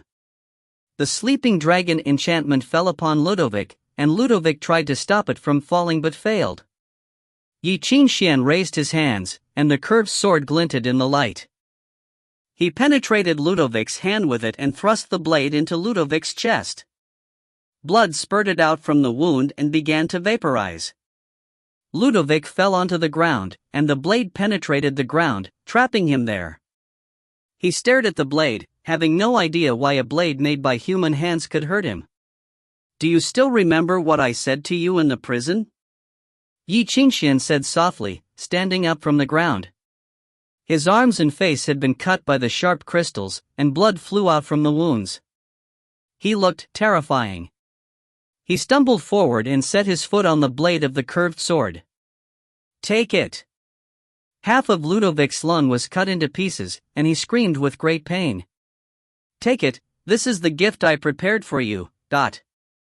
If you find any errors, ads pop up, ads redirect, broken links, non-standard content, etc., please let us know. Report chapter so we can fix it as soon as possible. Chapter 521 to 530. Chapter 521, Justice. Honorarium? Enveloped in the Wormrest enchantment, Ludovic finally saw the face of Ye Qingxuan, realized what had happened, and squeezed his twisted face into a smile. The Wormrest enchantment? And a knife? Ye Qingxuan, you expect to kill me with that insignificant stuff? So naive. Ye Qingxuan pulled out a short knife, bent over, and pointed at Ludovic's throat with his hands clenched. He stabbed the entire knife into Ludovic's throat expressionlessly, and then suddenly made a crosscut. Ryup! The flesh was torn apart, and blood splattered. The boiling hot gas of blood burst out and billowed in the storm. But Ludovic remained laughing, the sound of it coming through the cut on his throat where the severed vocal cords could almost be seen quivering. "You are too weak," he sighed. "Too weak." Ludovic reached out to the hand that Ye Qingxuan used to hold the knife, and clenched it as tightly as a pincer. Snap! In an instant, a crisp snapping sounded. Grasped tightly by an old and wrinkled palm, Ye Qingxuan's hands were twisted abruptly, and the broken phalanges pierced out of his flesh and blood, turning into a bloody pile of flesh in an instant. Did you see it? The cut on Ludovic's throat opened and made a strange laughter. In the sharp laughter, the blood flew back, the hot gas of blood that moved like living things sweeping back to the cut. In Ye Qingxuan's hands, the blade dyed black by the blood quickly weathered and rusted, and turned into a piece of scrap metal. There seemed to be a strong poison in the blood that destroyed the steel. Ludovic just waved his hand, and Ye Qingxuan was blown away like a dead leaf, and rolled on the ground like a broken and bloody bag full of rotten meat. Immediately afterwards, he ground his teeth with a sharp and terrible sound. Disregarding the 5 fingers cut by the blade, Ludovic grasped the knife in his chest, and pulled the blade distorted with flesh and bloodstains out of the wound. It was like pulling out the stinger of a bee. The distorted knife landed on the ground, quickly rusted, and fell apart. Ludovic got up from the ground, looked down at the hole in his chest where the organs were beating. Soon the flesh knitted together, and the wound disappeared in smooth. However, the changes continued.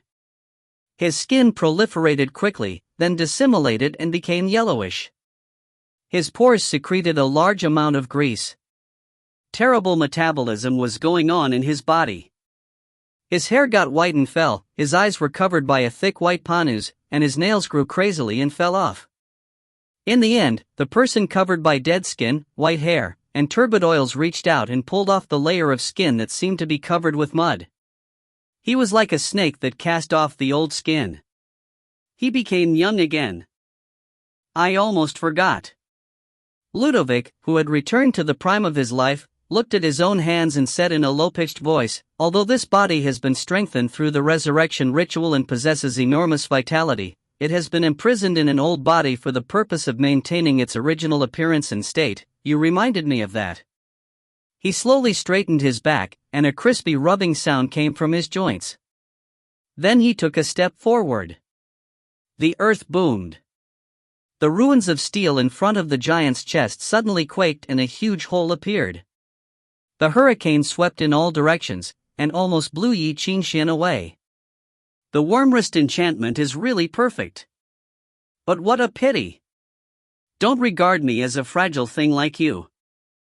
Ludovic walked forward slowly and said coldly, "Do you think that I can't do anything to you if I can't use ether? It's ridiculous. From the beginning to the end, you're just tripping yourself." Bang! The voice stopped abruptly as Ludovic was knocked back. It was a sudden punch. Ye Qingxuan's fist, like an iron hammer, struck his face with a sharp breaking sound of air. His disdainful look and arrogant cheekbones were broken. His nose bridge was smashed back into the skull. The smashing sound of bones and loud noises mixed together. Ludovic, like a football kicked by someone with full strength, flew backward, tumbled on the ground, and crashed into the ruins. Ye Qingxuan remained standing there, pulled back his fist, and spat on the ground. "Why the hell do you always talk nonsense?" In the huge hole, Ludovic looked at the sky with fishy eyes. His broken jawbone was twisted into a weird shape. His torn lips opened and closed as if he was whispering something. "What's going on here? No, something's wrong. There is definitely something wrong. Ye Qingxuan only punched me once, just a punch, just a punch." A punch? Why did he have such great strength? How could a human be able to beat me? I can feel the dreadful vitality in my body. A blow that could smash the neck and head of an ordinary person could only cause a minor injury to me. But Ye Qingxuan, how could he hurt me so seriously now? This is impossible. It's F***king possible. Ye Qingxuan's figure arrived and looked down at him. One more punch, dot. With the inhuman strength, his fist broke through layers of walls like a chariot. Boom! Ludovic's head, which had just been raised, was smashed into the ground. His skull was totally broken, and his brain ejected from the 7 orifices. A kind of white sticky stuff wriggled on the ground and flew back into his body.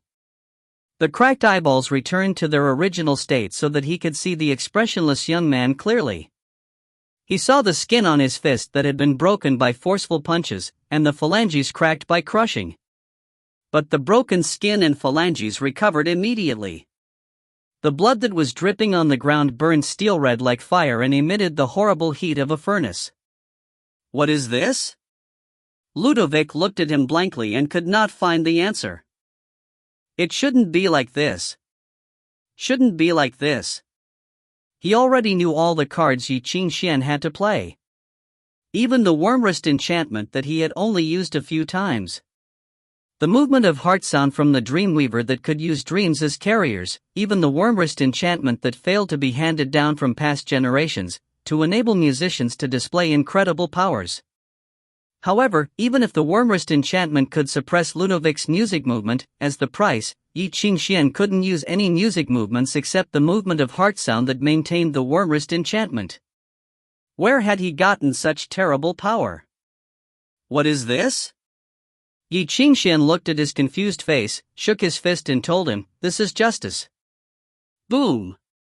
The earth quaked fiercely. Ludovic's body was once again smashed into the hole. This time, even his chest was broken. Flesh and blood splashed, and quickly reunited like living things. But once again, he became a pile of muddy flesh under the pounding fist. Ye Qingxuan! Ludovic roared angrily, reaching out against Ye Qingxuan's fist. Snap! Ye Qingxuan stepped back. His fists were broken but recovered quickly. The blood flew out, fell to the ground, and burned the ground. Ludovic seized the opportunity to retreat quickly. This time, he finally saw him clearly. He suddenly figured it out. Staring at Ye Qingxuan, he squeezed his voice out of his teeth. Hecaton care. Ye Qingxuan smiled and didn't speak.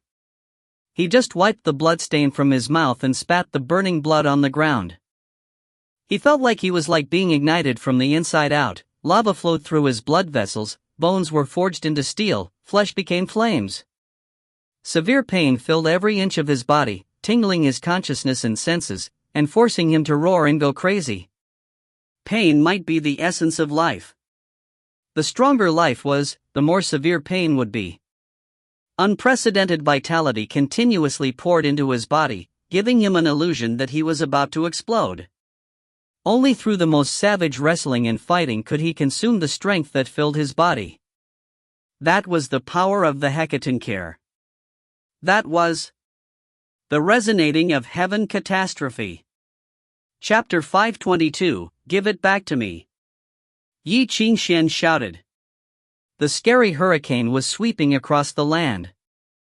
Every time he took a step, the ground shook.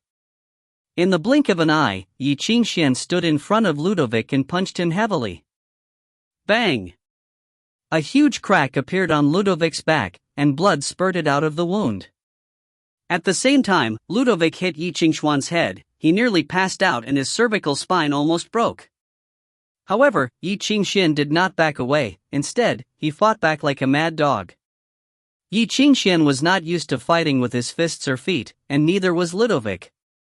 If Ludovic knew anything about martial arts, he would never have chosen to fight against Ye Qingxuan, who also knew nothing about martial arts.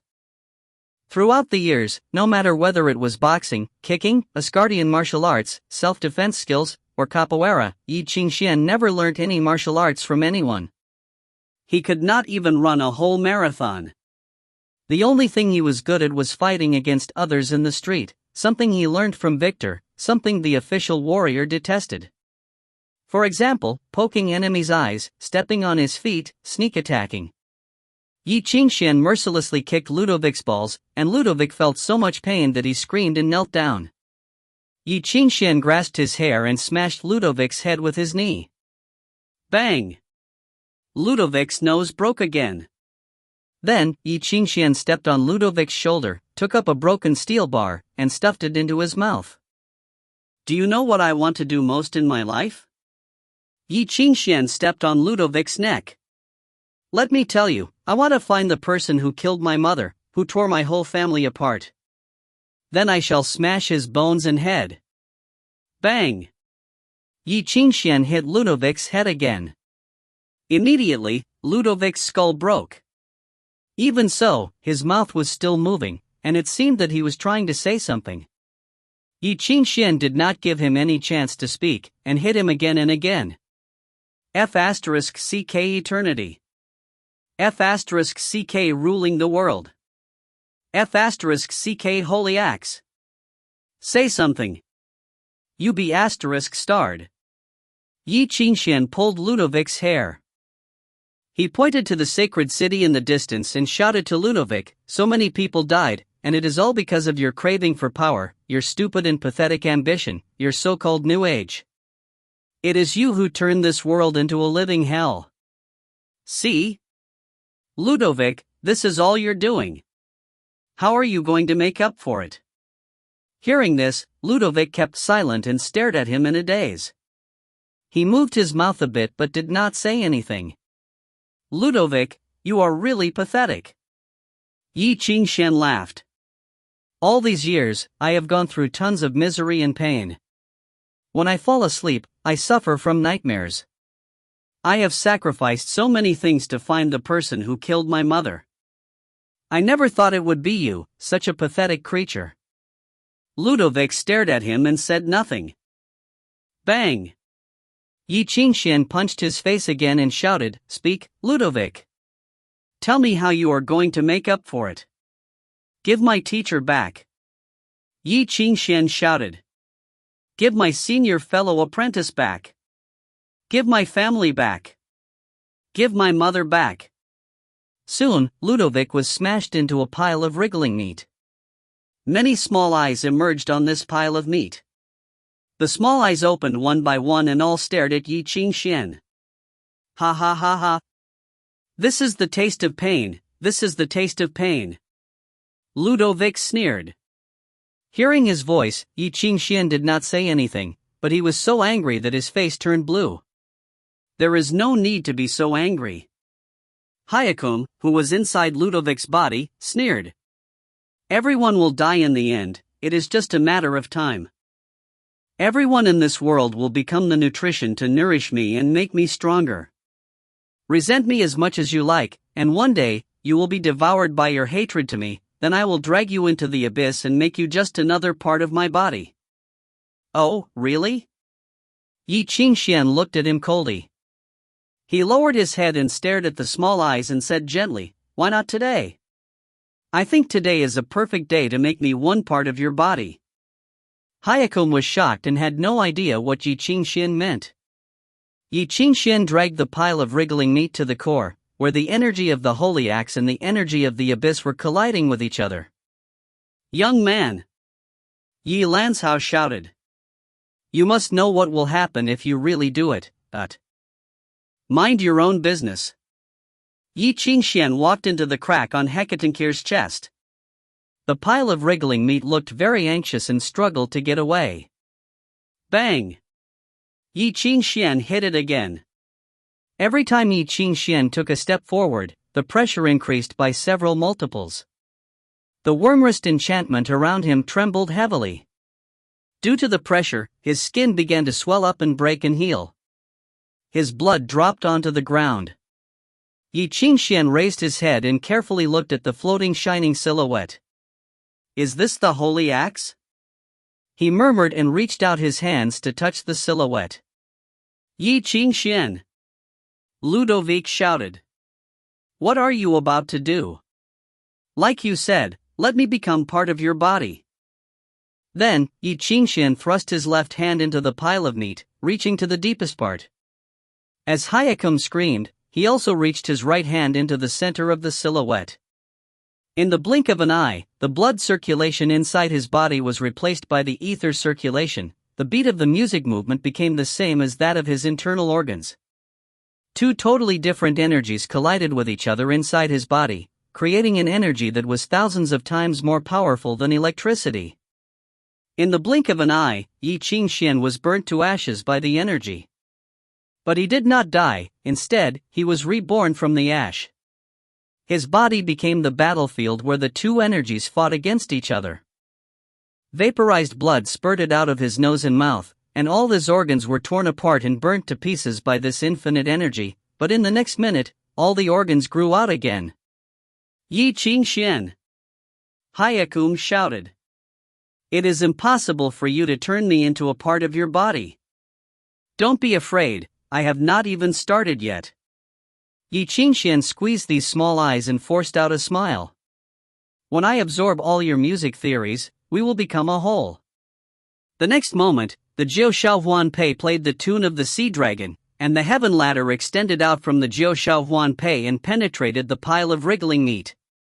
The ladder connected Ye Qingxuan and the pile of meat. Soon, the music theory of the abyss poured into his body and overlapped with Ye Qingxuan's music theory of sound of heart. They became whole. Moreover, the silhouette of the holy axe was also connected to the music theory of sound of heart. Because the energy of the holy axe was totally different from that of the abyss, the two energies bumped against each other, creating a scary energy wave.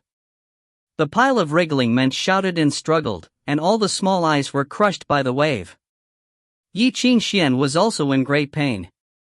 Due to the collision of the two energies, his whole body was on fire. It was the fire of chaos that countless musicians were afraid of.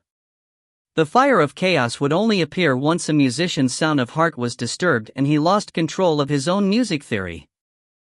Once the fire started, it would only die off when the host became ashes. However, Hecatonkir was transferring its energy to sustain Ye Qingxuan, so he could not die. 1 minute, he was going to die, the next minute, he was reborn. "It is not enough!" Ye Qingxuan shouted. "It is not enough!" Chapter 523, There Should Be Lights. After painful warnings, he didn't restrain himself at all, but drew power from both sides even more crazily. He wanted to incorporate all the music theories of the abyss into his body, so that the consciousness and soul would be burned up by the radiance of the holy cauldron. When his flesh and blood turned completely transparent, and his organs were ignited, the battle between the abyssal music theory and the holy cauldron sank further into the cracked bones soaked with the broken symphony of predestination. At that moment, Ye Qingxuan smiled madly. The time has come. In the next moment, the Wormrest enchantment suddenly collapsed, and power that was hundreds of times greater than before poured into his body, engulfing him completely. The faint shadow of the holy cauldron and the residue of the Hyakum collided with each other. The chaos was in turbulence. Ye Qingxuan stirred the power hidden in the balance of terror, and it was about to explode. A terrible power that could destroy the sacred city dozens of times was brewing in his body. From the inside out, Ye Qingxuan was broken down into motes. Even the life of Hecatonkir couldn't reverse that. At that moment, the resonance between the movement of heart sound and the Hecatonkir was suddenly cut off. Immediately afterwards, the new heaven catastrophe started to resonate again. This time, what it resonated with was the silent moon. In a flash, the world seemed to be frozen. Everything was frozen. The glorious sacred light, the chaotic abyss darkness, the chaos that was about to explode, the shattered projection of the holy cauldron, the dark and evil thoughts bursting out from the residue of the Hyakum. Everything remained still. The world was silent. Everything stopped working and was completely solidified. Everything fell into sudden stillness, like being frozen. Ye Qingxuan was in the center of the chaos, and the deepest part of the terror tide. Scorching radiance and deep darkness were hidden in his body as it decomposed into motes. But in the touch and go destruction was a streak of silent moonlight. Moonlight. A streak of faint moonlight came from an extremely distant place, from the past, from the future, from an eternally still place, to the present world. It froze time and space. The moonlight that was almost too faint to be noticed appeared between the holy shadow and the evil residue, separated them with an unsurpassable boundary. The Qing ascended and the Zhua descended. Things were back on track. When the moonlight appeared at the collision center of the music theories, it brought new rules, cut off the battle between the holy cauldron and the Hyakum, and called it an end. All volatile notes were at rest, and all the music theories that were about to erupt were balanced with force as they should have been in the beginning. Sure enough. In the silence, only Ye Qingxuan's husky laughter could be heard. Among those shattered motes, a broken movement of heart sound danced and operated in silence, sending out a streak of fragile moonlight which signified the presence of something that didn't belong to the human world. The silent moon. The unreal moon converged behind him and revealed its original appearance. He succeeded in resonating with the heaven catastrophe. All the musicians who tried to resonate with the silent moon in the past were destroyed by this seemingly harmless moonlight. But at the moment, Ye Qingxuan felt no pain. He remained intact. Not only did the silent moon not destroy him, but even his body that was about to collapse into motes restored to its original state. Everything went as he had guessed. The silent moon was only a concept relative to the holy cauldron and the Hyakum. Its existence relied on the battle between the two. It could be said that the music theory of silent moon could shape up only when the battle between the two became fiercest. Ignoring the existence of the holy cauldron and the Hyakum, and using its music theory alone would only bring about pure eradication and destruction. Only when the two were there fighting could the silent moon turn its power to its own uses. Who could have the music theories of the sacred city and the abyss inside their body at the same time? The moment when the two kinds of music theory met, complete destruction would be triggered. But even so, the destruction was still not severe enough to bring the silent moon out. Only the most essential collision between the holy cauldron and the Hyakum could make the silent moon rebirth and restore the two to peace and silence. With the help of the unprecedented collision between the sacred city and the abyss, in the instant when the essence of the holy cauldron and the Hyakum shone, Ye Qingxuan used the horrible vitality that could bring the Hecatonkir to life countless times to put the essence of the sacred city and the abyss into his body. In this way, he could resonate with the real silent moon. The moonlight was reborn in his own movement of heart sound, so the silent moon only belonged to him. That moonlight sprouted in the fragmented movement of heart sound. The music theory that illustrated balance and order flew out of the moonlight, merged with the incomplete heaven catastrophe, and formed a completely new one. At this moment, a perfect balance had been reached between the seal of moonlight, stone of sage, and catastrophe resonation. The music theories of the heaven ladders, the suboriginator, and the silent moon finally converged in the same place. Consequently, an unpredictable upheaval was caused. In an instant, the three collided together, bursting out the radiance of turbulence. Meanwhile, three totally different ether waves bumped into one another, sounding loudly and terribly. In each second, countless music theories echoed one after another, which exceeded the terror rage that a human could bear. It was the same scale as the collision between the Holy Cauldron and the Hyakum. Subtle collisions overlapped each other, pushing the grand symphony to a climax. Jiu Shao Huan Pei rang, followed by the howling of dragon.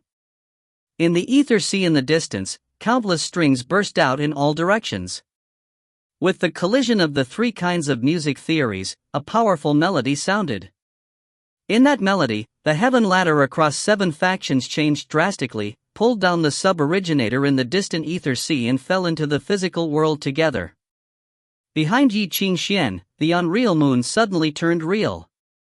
Immediately afterwards, the moon absorbed the power from the ether sea crazily. After only an instant, there was almost no power there. The change in density caused giant waves and turbulence. The pure white moon's configuration changed constantly. In the countless circulations from waning moon to full moon, which was like the passage of years in an instant, appeared a touch of cold blue. After each circulation, the cold blue became more obvious on the pure white moon. Ultimately, the terrible changes of music theories had been pushed to the limit. Ye Qingxuan's movement of heart sound suddenly shattered and reorganized immediately. Then, an unprecedentedly large music movement appeared. The ether waves of the heaven ladder, the suboriginator, and the heaven catastrophe integrated together inseparably. At this point, the Trinity was formed. Suddenly, unprecedented turmoil broke out in the chaos. In the strong light of terror, Ye Qingxuan's body slowly emerged.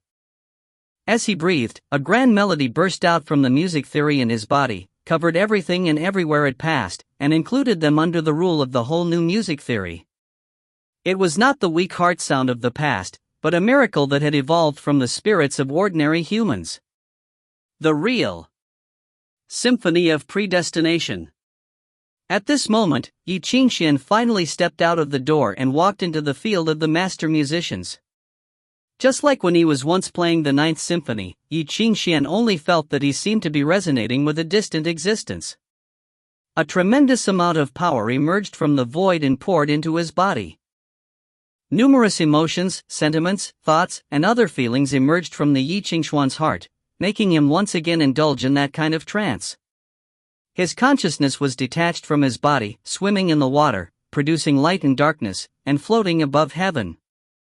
In that instant, he stared at the turbulent chaos and the narrow cage-like world, whispering, "There should be lights." The muffled whisper turned into some kind of low and grand melody that burst into heaven with the ring of Jiu Shao Huan Pei, and sounded between heaven and earth. Then, light emerged. Between the sacred city on the earth and the abyss in the sky, a huge blue moon appeared, covering the entire world. The silent moon appeared, taking the battle between the Holy Cauldron and the Hyakum as an opportunity, the real silent moon came to earth at Ye Qingxuan's call. Immediately afterwards, the dead silence of terror spread from there. Everything was deprived of color, and became deadly gray, looking monotonous and indifferent. The gray spread. Everywhere and everything it passed entered a static state. All the ethers were completely solidified. All the music theories were forcibly frozen. Then, the ruthless liquidation began. All things that had crossed the border were brutally erased. At this moment, the demons that landed around the sacred city were turned into ashes, as long as they had the abyss mark. Several terrible shadows lurking in the darkness of the surrounding areas burst out fierce groans and evaporated instantly. All traces of divine powers disappeared on the earth. The faint shadow of the Holy Cauldron fell apart. The abyss that fell from the sky was also completely broken. The vast abyss collapsed under the moonlight. There should have been a deafening sound, but people heard nothing. The wonderful scenery of a broken sky was like a replay of the scene recorded in the ether ball. It was unreal. Under the moonlight, countless cracks emerged in the giant and dark sky. Immediately afterwards, the sky collapsed from the center to the edge. In a flash, it was no longer complete. Like a dark snowfall, the black dust melted into the sky without any traces. Under the cold moonlight, everything that didn't belong to the physical world was quickly wiped out, leaving only the broken and quiet city, like ruins. It was neither the destruction nor the rebirth, but the purification that ruthlessly cleaned up the mess. Everything had come to an end, as if the curtain had fallen on the stage. Not yet finished, Ye Qingxuan. Ye Qingxuan heard an indifferent voice, so he turned back in shock and saw that black smoke floated from the ashes of Ludovic. The only thing that ended was the golden age of mankind, he said. You have rejected the final redemption and my governance, but surrendered your destiny into the hands of the son of original sin. The black smoke that was quickly dissipating converged into a fuzzy face. A single gloomy eye stared at the world with no anger or madness. It mocked with disgust, you have to reap the consequences eventually. Chapter 524, Forever. Hyaku? Ye Qingxuan hadn't thought there was even a shred of Hyakum's body left. The face sneered, and the eye on the face shot a glance at him. How brilliant you all are. I hope when the judgment day comes, you can still be as confident as you are now. Judgment day? Ye Qingxuan frowned. What do you mean by that? Why do I have to tell you? Hyakum sneered. You thought you would receive a happy ending once you killed me? Don't be naive. Something more terrifying will come after I die. And that something will soon wake up, Hyakum murmured. When I die, the world will be totally different from what it is today, and more creatures like me will come popping out. Hyakum laughed and opened its arms to embrace the moonlight and let itself be destroyed by it. As you have put it in the Holy Bible, one day, a real dominator will come to control this world, but what awaits you will never be salvation. Soon, the last shred of Hyakum was destroyed by the moonlight. Hyakum fell asleep, sleep from which it would never wake up.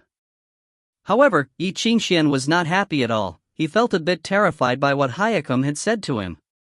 The moon was shedding its light upon this world, and the whole world was sleeping.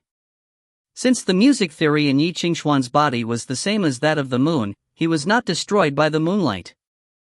In a few minutes, the blue moon dispersed and vanished. Ye Qingxuan was sweating like a beast, since he was close to being devoured by the moonlight and becoming part of the quiet moon. If that really happened, he would become an incarnation of his own personality. Realizing he was still intact, Ye Qingxuan was relieved. He felt extremely tired and passed out. In the silent world, Hecatonkir reached out its hands and held Ye Qingxuan. Ye Lancao carefully watched his son, who he had not laid eyes on for the past 10 years. He wanted to say something, but stopped. After a long while, he sighed. Let it be. Ye Lancao turned around and looked at the palace of Pope. Then he said, stick to your promise. The King of Red nodded and said, then I shall bid you well and goodbye. Ye Lancao then closed his eyes. Ye Qingxuan woke up and felt like he'd had a dream that lasted forever. Much had happened in that dream, and now that he had finally woken up, he felt a bit confused and shocked. It was afternoon, and he was sitting in a chair and gazing at the tranquil sea in front of him. The breeze blew, bringing the salty flavor of the seawater. Next to him was a bottle of juice with droplets of condensation flowing down along the surface of the bottle. Everything was so familiar and beautiful. Ye Qingxuan then saw a man sitting next to him. That man had the same white hair and eyes that he did. The man was smiling at him. He was Ye Lancao. Ye Qingxuan was shocked and did not know what he should say. Why are you in a daze? Ye Lancao knocked him on his head. Call me Dad. Ye Qingxuan lowered his head. Somehow, he felt like crying. He wiped his tears with his hands and took a deep breath. After a long while, he raised his head and looked at Ye Lanzhao. You have been trapped in the ruins all these years? Yes. After all, I am dead. Lanzhao laughed. By the way, I have not taught you the dream of eternity, which is the tactic I have been using. Before I died, I locked all of my senses and memories in my brain. Luckily, I had Hecatonkir to help me. Ye Lanzhao sighed. My real body then decayed. 5 years later, my personality basically formed. But I am always confused and have no idea who I am most of the time. Thanks to you, you have rebuilt the heaven ladder, and the Jiuxiao Huanpei has been reclaimed by you. Finally, I managed to collect my consciousness. If it were not for reclaiming my own brain, I would still be sleeping. I see. Ye Qingxuan nodded. Have you paid a visit to Mom? Ye Lanzhao was silent for a while and nodded. Yes, I have. She had been waiting for you until the last breath left her body. You owe her a lot. I am sorry, Ye Lanzhao said. She did not resent you, though. Ye Qingxuan shook his head. She never did. Hearing this, Ye Lanzhao did not say anything. After a long while, he looked at Ye Qingxuan and asked, Have you met Lola? Yes. She is a poor thing. I taught her, but I never got the chance to take good care of her. But she is fine, you do not need to worry about her. How about you? Ye Lanzhao asked. How have you been all these years? Just so. Ye Qingxuan sipped the juice and frowned when he noticed the juice was too sour. Then he said, I can't believe you still remember this place. Of course I do. Ye Lanzhao nodded and pointed. I remember it was your 5th birthday, we spent the day on this beach.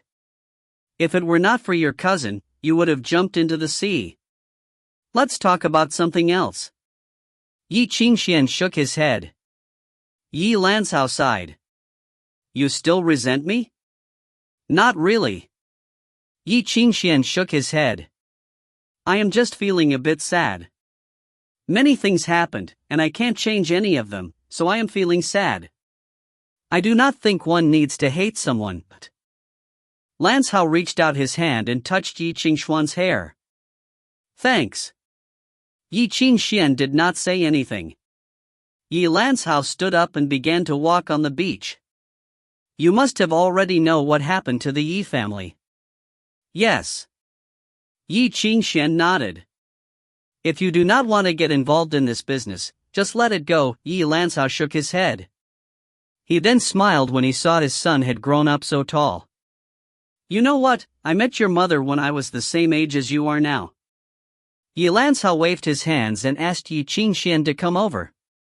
At that time, I was kicked out of the east side, and since then I have been wandering in the west like a homeless dog. I was afraid people were walking behind me or staring at me. I was afraid of people's shadows. I was afraid of people, including myself. I did not care how I looked or how this world looked. But when I met your mother, for the first time, I felt this world was good. The world that held your mother was good. In her eyes, I was a hero. But I know I am not a hero. Still, I want to become a hero for her and make the world where she was a better place. Suddenly, Ye Lanzhao became quiet and turned his back to Ye Qingxuan. At last, I became a hero, but I failed to protect her, Ye Lanzhao murmured. This was the biggest mistake I ever made. Later, I refused Ludovic's request, destroyed the mechanism of purgatory, and displeased Hayakun, but I do not regret all this. I am so sorry that I failed to accompany your mother for her whole life. Ye Qingxuan was silent. Suddenly, he heard a cracking sound. His father's face had cracked, like a mirror. What is going on? Ye Qingxuan was shocked. Ye Lanzhao forced out a smile. The consciousness of a human is not compatible with a catastrophe. I finally managed to wake up, but to make it compatible with my consciousness, I would have to sleep for at least a few decades or centuries. Ye Qingxuan looked at his father in a daze. Ye Lanzhao reached out his hands and hugged his son. Ye Qingxuan could feel his father's heart beating and his hot tears. My dear son, listen. This world is beautiful, do not resent it. One day, you will also meet a girl, a good girl. When you meet her, you will find that you would do anything for her, you would change this world into a better place for her. I am so sorry that I cannot stay by your side. I have a lot of things to tell you, but I do not have the time. Ye Lanzhao backed away, looked at his son, and laughed. I am so happy to see you becoming a decent man. Ye Qingxuan turned around so he would not see the cracks on his father's face. Do not behave like a child, turn around and say goodbye to me. After a long while, Ye Qingxuan said, goodbye. Ye Lanzhao laughed. He reached out his hands and touched his son's hair. Meeting your mother and having you as my son are the two best things in my life. Hearing this, Ye Qingxuan clenched his teeth and did not say anything. Then, I shall say goodbye. Ye Lanzhao backed away a few steps. Then he turned around and opened his hands. His past rose up like the fog, then it fell into his dreams. A sleeping city appeared in the fog. The gone Avalon became bustling again. In the city, all the dead people were reborn and walked the streets. Young boys were wearing their Sunday best, and young girls were wearing makeup. They walked side by side and hand in hand. Everyone was full of hope, and the homeless found their own shelters. Ye Lanzhao was stumbling in the street. He crossed the crowded street, a quiet alley, and finally found the path home. He saw that slim figure again. Hearing his footstep, the young girl turned around. Why are you so late? She watched him. I have been waiting for you for a long time. The ball is about to begin.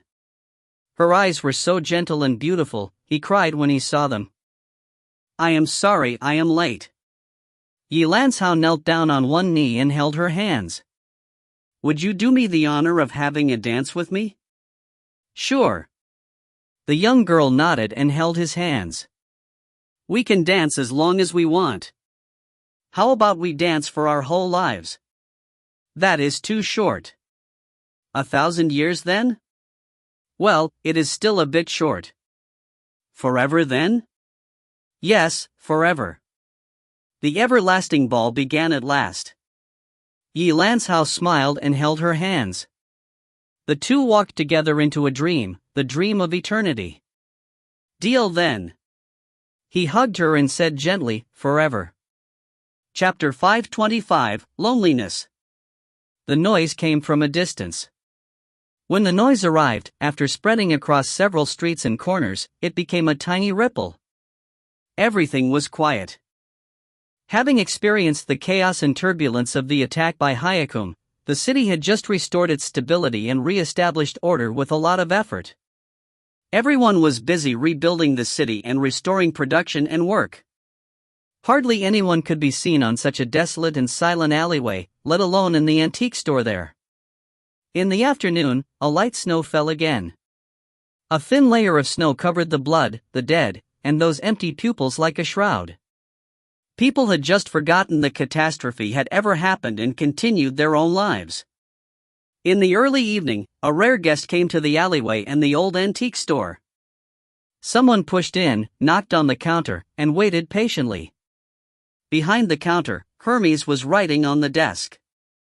He waved to the guest without looking. Our shop is going to shut down for a while. If you want to buy something, please wait and come after this period. The Comer stood by the fireplace and smiled. Then, he took off his thermal hat and revealed his silver hair. I don't want to buy anything, he said. I'm looking for someone. He was an old man who took good care of himself, his silver hair combed behind his head tidily. His voice was slow and sturdy without anxiety. Although he had walked all the way here, there was no snow on him nor water marking his black cloak. Oh, it's you. Hermes was shocked at hearing the voice. He looked up, raised his eyebrows, and said with his usual mockery of a smile, "Mr. Bai Hong, your highness, long time no see." "Long time no see, Hermes." Bai Hong nodded, and pointed to his wine rack. "Can you offer me a drink? I see a lot of good wine there. Enjoy yourself." Hermes shook his head. "You are worthy of them." Hearing that, Bai Hong picked a bottle from the rack, wiped the dust off with his hands, and opened it skillfully.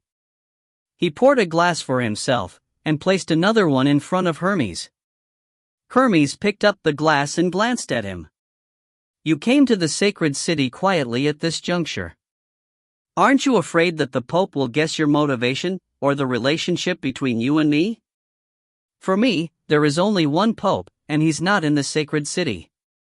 Bai Hong took a sip and put the glass down. "Although it's not the right time now, I still have to deal with the things that have dragged on for too long. The dispute between you and Tung Wangkun should be settled." "Got it." Hermes nodded and suddenly asked, "Can I resist?" "As you like." Bai Hong threw up his hands. "As you can see, although I belong to the Bai family, I have never been cultivated as a musician since I was born. So I am just a rhythm controller. Killing me would be easy." "I am very glad to hear that, but why are there still two people standing outside the door?" "Just in case," Bai Hong answered indifferently. In the following silence, Hermes turned the pen between his fingertips to Bai Hong, with the tip aiming at his throat intentionally or unintentionally. After a long time, he put the pen down and sighed. "Forget it, it's too troublesome." Hermes looked up and asked, "Are you in a hurry?" Bai Hong thought for a moment and replied, "Although the schedule is tight, I still have 2 hours for this." "Then await me for a while." Hermes picked up the pen again, looked at the notebook on the desk and whispered, "It's almost done." When Bai Xi came back from the intensive care unit of the Silence Governance, it was already after dusk.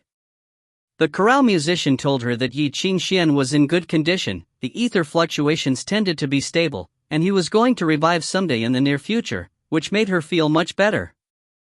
The massive attack by Hyakum a few days ago was called the Night of Forever Darkness. Under the wise leadership of the Imperial Palace, humans counterattacked very hard and finally defeated this evil god, which was a great triumph. As a result, the support rate of the new pope, Ludovic, increased rapidly. When the event happened, Ye Qingxuan stepped out and not only repaired the enchantment of the sacred city and prevented the sacred city from being destroyed by demons, but also rendered aid to many of the city's people. Therefore, he was cleared of suspicion and highly praised by the Pope. Even though the current situation was still uneasy, and the war between all the countries and the heaven catastrophes was not yet ended, Ye Qingxuan's name still spread throughout the whole world. He was so well known that only Gaius could be compared with his rise to power. So, it was just a matter of time before he took up an important position in the sacred city. Even in the ward, there were greetings from the important institutions of the sacred city. The cardinal made a special visit. Even the King of Red made a secret visit while Ye Qingxuan was still in a coma, awarded him the sacred medal to prove his impeccable character, and left a Bai Xi robe for him. The ecclesiastical robe of the archbishop. That was a hint. If Ye Qingxuan was willing to take that on when he woke up, he would be the youngest bishop in the order's history. There would be no problems at all for him to work for any factions or take a place in the key departments of the sacred city. He would definitely have a great future and rise all the way. Therefore, the chorale doctor in charge of treatment was too hospitable, coming in and checking on Ye Qingxuan every 3 minutes, which annoyed Bai Xi very much. Bai Xi hadn't had a good rest for a long time, and she fell asleep in the carriage on the way home after Ye Qingxuan's physical condition had stabilized. When the coachman woke her, she only remembered that she had a nightmare. But she couldn't remember what happened in the nightmare. It seemed that some terrible things happened in a place that she never noticed, and destroyed something that belonged to her quietly. When she looked back unintentionally, she saw a scene of devastation. It was too late to do anything. She stood in the alleyway with anxiety. The snow fell on her body, melted into water droplets, and infiltrated through her collar as if the coldness had sunk into her bone marrow. She shook her head and stopped thinking, speeding up to the door under the light. Through the door, she felt the temperature of the fireplace, so the panic in her heart was slightly calmed down. The soft light seemed to free her from the gloom. She pushed the door open and saw the blood. The dripping blood flowed out through the door slot, down the steps, and into the snow. In front of the fireplace behind the door, Hermes was sitting in a chair by the warm flames. He seemed to be asleep with his eyes downcast. The wineglass had fallen to the ground from his hand, and the wine had already dried up on the floor under the baking of the fire. The scarlet blood dribbled out through the slit in his shirt, fell on his body and the ground, then ran in a stream towards the door. Bai Xi was shocked. "Hermes?" She stepped on the sticky blood and moved forward, bending down and touching his cheek carefully. He lifted his heavy eyelids, but it seemed that he couldn't see things clearly, so he squinted his eyes to see the blurry girl in front of him. "It's you, Bai Xi." He laughed. "You're back? Hermes, you. It's no big deal, I'm just dying." Hermes looked at the blood on his chest, and shook his head tiredly. "In every sense, I'm a man of failure. I speak bad things and have offended a lot of people. I haven't done anything good. There are many reasons for me to die. Fortunately, the debt I owed was paid off. Bai Xi only felt that her consciousness was solidified. A dark fault appeared in her consciousness, engulfing all her thoughts. Is Hermes going to die? Hermes and death were the two words that would never be linked. This heartless, vicious bastard always looked at the world indifferently. Even when the world was about to be destroyed, he only guaranteed his own safety. Even if all humanity died, he would never even consider offering a hand. For such a long time, the son of a bitch has been staying out of sight and watching others perform on the stage, and he just laughed and applauded. As if he could do that for another several decades, or several hundred years. But now, he was going to die. Some sort of icy pain spread in Bai Xi's lungs, making her breathless. "How can you die?" Bai Xi looked at his blood and whispered blankly. Suddenly she felt an inexplicable anger, grabbed him, and shook him fiercely. Why do you have to die now? Bastard! You get yourself up right now. Are you just kidding me again? Where is your blood pack?" Her voice stopped abruptly. Under the torn-up clothes of Hermes was a broken heart. She was shocked. Hermes sighed and took her hand away, trying hard to cover his chest again. "I'm sorry, I'm going to die," he whispered. "It's true this time, I didn't lie." Looking down at the blood on her hands, Bai Xi couldn't help choking. "There is some other way to save you, isn't there?" Hermes smiled and shook his head. "Don't even try to fool me. Don't you always have a way out? You must save yourself first." Bai Xi raised her voice as if she was angry, but she couldn't help but cry, "You say something? Who should I ask for help? I do not know what to do. You cry too lowly. I can't hear you. Make it louder." Hermes sighed. "It's good to have someone crying for me when I die. But there's only one little girl who has an ugly crying look. So forget it." "Hey, don't cry, Bai Xi, look up." He reached out slowly, squeezed the girl's face, looked at her eyes with his shattered ones, and told her, "You are the only disciple of the great Hermes. You don't need to lower your head, no matter who died in front of you." But what should I do afterwards?" "It's your problem. I've taught you so much and I can't always help you with everything, right?" Hermes breathed hard and said with a hoarse voice, "Let me leave my last words for you while I still have some energy to talk." He said, "After my death, you can get all the things that I have been hoarding for years. There is also a gift outside. I hope you will like it. However, remember to take it to Ye Qingxuan for me." He looked at the red notebook on the table, its cover stained with blood. The thing with Auschwitz. I owe him, he said. I'll make up to him. Okay. Bai Xi nodded hard. Hermes smiled with a sense of relief, feeling delighted like a child, even when he was facing death. He just waved and beckoned Bai Xi to come closer. Even closer. She leaned on his shoulder, sitting beside him, and holding his hand. In that way he calmed down, stopped smiling, and there was no longer pain in his eyes. Just like a child who was going to sleep, he would no longer fear the monsters in the darkness, and rest deeply while someone was around. Bai Xi, have you ever had dreams? He whispered, as if he was talking in his sleep. Yes, I have. It feels good to dream, just like that the soul is freed. Yes. Bai Xi nodded and resisted the urge to cry. I love people, Bai Xi, he said. I like you guys. I like the way you lie in the tears when you are betrayed, very beautiful. Bai Xi, I'm a little cold. Can you hug me? Bai Xi held him in her arms with all her strength, as if she could keep his breath there, and he wouldn't be gone. Bai Xi, it's so quiet. He took Bai Xi's hands, and asked humbly, could you please cry for me? Bai Xi nodded hard, choking with sobs. The tears fell on Hermes's face, diluting the blood like a pink makeup against his pale face. His eyes were open, staring at the ceiling as if he was looking at the long-gone past in places far away. So he whispered the names of some people, brokenly and fuzzily. It was like a long trip to pass his friends by, one after another. In the end, the long journey on Earth was ended. He put down his luggage, relieved, and pushed the final door open. He went home. Don't wear a sad face, Seton. He smiled and embraced the phantom in his memory. Smile, I'm back. Welcome back, Master. Bai Xi touched his cheeks, and whispered softly as her tears fell.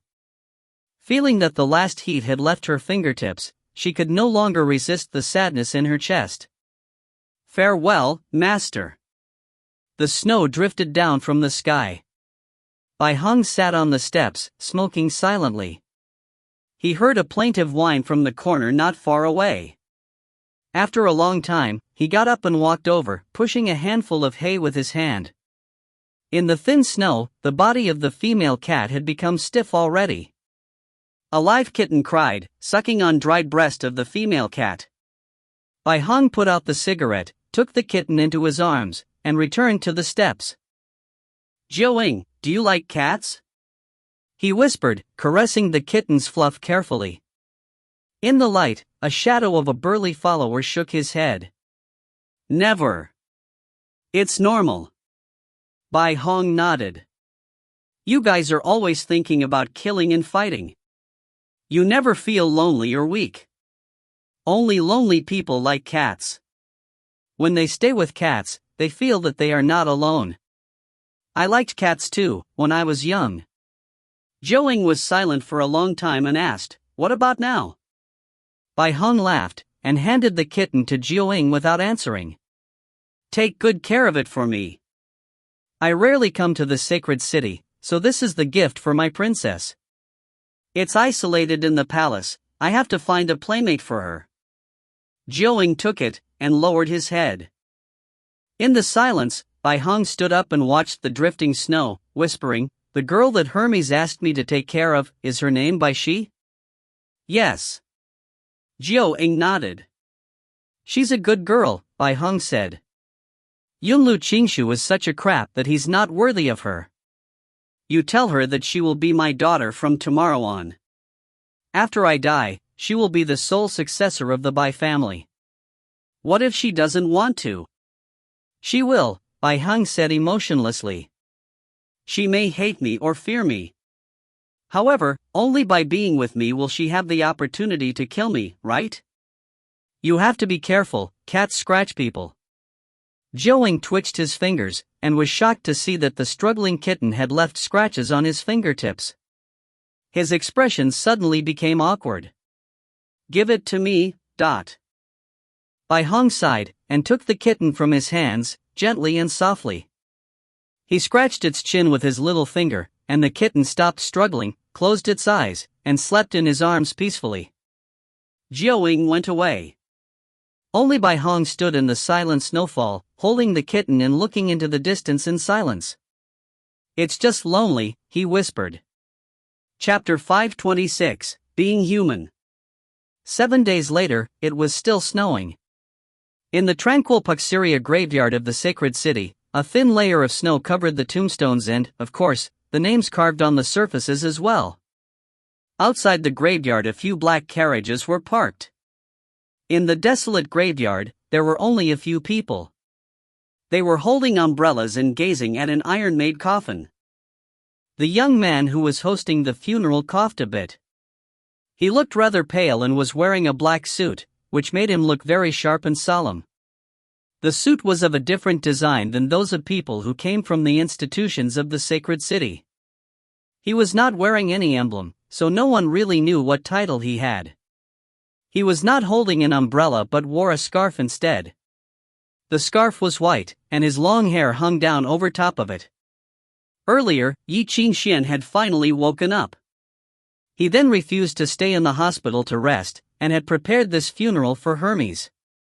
He knew Hermes would not want the priest to say beautiful words to him. Hermes would have wanted God to forgive him, not a priest. Thus, he decided to host the funeral himself. "I don't know what boss would think about this, or if he would agree to let me to host his funeral.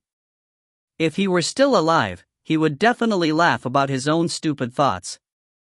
I want him to know that the afterworld does not exist. When people die, they die. There is no soul inside a person's body, and there is no kingdom to shelter the soul. So, when we are still alive, we need to live every day to its fullest and live happily. What do you think, boss?" Ye Qingxuan touched the tombstone. "Sir, it is your turn to read the eulogy," Anglo gently said. Ye Qingxuan was silent for a long while. Everyone was watching him.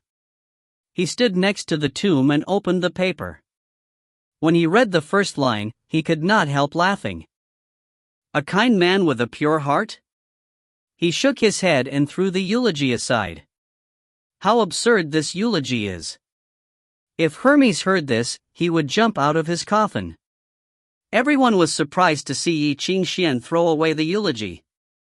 After a while, Ye Qingxuan said, "As you can see, today we gathered here to pay our condolences and respect to Mr. Hermes, and to say goodbye to him. Just now, I heard someone praising Hermes as a kind person with a pure heart, but we all know that this is not true." He looked at the coffin inside. Mr. Hermes was, in fact, a vulgar and indifferent person. He was neither generous nor kind. He never believed in God. However, he showed great enthusiasm and had lots of repulsive addictions to this world. He sought happiness from the misfortunes of others, which is very disgraceful. Still, he made great contributions to this world, even if this was not something he really wanted to do. He had many fortunes, more than we can imagine, but he never used his money to do anything good for society. Instead, he invested his money into luxury goods. As far as I am aware, most people regard him as a p*ick and hate him. Even though he offered some help to some in difficult times, he was still detested by many. He never meant to be a good person or a bad person. He just lived his life at his own will, making full use of his talent and living a life that we consider unhealthy. He left some fortunes which we regard unnecessary for us. Ye Qingxuan said, "Now he is dead. A sudden death claimed him. He is also an ordinary man who died. In his whole life, he lived a freer and more colorful life than anyone else. He never wasted his life, not even for a minute. I think this is the best compliment we can give him." The funeral was almost over, but Ye Qingxuan did not ask God to bless Hermes' soul like other priests did. Ye Qingxuan was silent for a while, then he said, "His soul belongs to himself, and may he rest ever after." After this, Ye Qingxuan felt all his memories about Hermes fading, and he finally accepted the fact of Hermes' death. He thought he heard someone applauding inside the coffin, but when he listened carefully, the sound was gone. Bai Xi shoveled soil into the grave, and soon more people joined him. At last, the grave was filled with soil, and a flat stone was moved over top of the grave. Everyone stood in silent tribute. When the funeral was over, Ye Qingxuan turned around and saw an old priest, Albert, standing outside the graveyard. Ye Qingxuan walked over to him and asked, "Why are you here?" "To see him off." Albert looked at the tombstone and sighed. As the leader of the three saints, he was supposed to receive a better funeral. "We will never forget his contributions." "I think he simply wanted to see a more interesting world," Ye Qingxuan said. Besides, he did not care if his funeral was grand or not. Let him rest in peace. Albert handed him a document and said, "This is the research report I received 10 minutes ago. I think you will want to read it." News from outside Sacred City? Ye Qingxuan asked. The sacred city was the center of the human world, and if the territory outside was gone, this central city would be meaningless. "It seems that things are much worse than we thought," Albert said while Ye Qingxuan read the document. "The fight between the other countries and the catastrophe is not over yet, and I am afraid it is going to last for a while. We know too little about these catastrophes. After Hayakam died, the whole world changed completely. We have lost at least 30% of our territory, and worse still, Anglo." Ye Qingxuan frowned and asked, "Anglo is still shrouded by fog?" "Yes," Albert nodded. "Currently, we can't see what is really going on inside the fog. But there is one thing we can be sure of: the Collegiate Church of St. Peter at Westminster is still intact. The enchantment is fine, so I think we should still do our best to save the people there." "How about the sacred city? Do you intend to give it up?" Ye Qingxuan asked. "We don't have enough people," Albert said. "We have already sent many people from the sacred city to different places. Yes, we have lots of people here in this city, but remember, we have to save the whole world. It is just difficult. Currently, the Knights Templar have already made their departures, and all the musicians have gone as well. If possible, we have to send another group of people to the desert in the west. There are only Knights Templar of Hospital there, and around 40% of them have died. It is already a miracle for them to be able to protect that area." "The Knights Templar of Hospital, you mean Father Ban is there?" Ye Qingxuan suddenly realized that Father Ban had been sent to the desert in the west. "How is he?" "Don't worry, he is fine, and is the commander of the Knights Templar of Hospital and the 6th Army Corps. When you were in a coma, he sent his regards to you, and after he knew you woke up, he hasn't sent any more messages to us." Hearing this, Ye Qingxuan sneered. "Giving him a good title and then sending him to the most dangerous place, is this how you usually do it?" Albert sighed. "We have already sent 800 members of the Knights Templar of Hospital, 3,000 warriors, and hundreds of engineers to support him. Besides, they are equipped with 6 airships. And 4 musicians. Even the whole membership of the 3rd Institute of Mechanical Engineering went with him. With these people, he could occupy a small country. Moreover, the big camp of Chainsaw Fraternity is there. Do you think they would not help him?" Hearing this, Ye Qingxuan was finally relieved. But what on earth was happening in Anglo? Ye Qingxuan had lost touch with Maxwell, and according to the emergency rule, all the members of the 5th Department should obey Ye Qingxuan's orders. Up until now, the members of the 5th Department had been collecting as much information as they could outside Anglo, but they still got nothing. From time to time, people would be drawn into Anglo by the illusions in the fog, and never came back. From the document, Ye Qingxuan knew that the fog was magical. In less than a week, around 30 people had disappeared, including some knights with strong minds. Ye Qingxuan had not heard anything from Bayer, the principal of the Musician Association, the Royal Music School, Maxwell, or the royal family. "I see." Ye Qingxuan put away the document. "Someone wants to see you," Albert said. Chapter 527, Face-to-Face Talk. "Another one wants to see you," he whispered. Ye Qingxuan looked outside the cemetery where Albert pointed.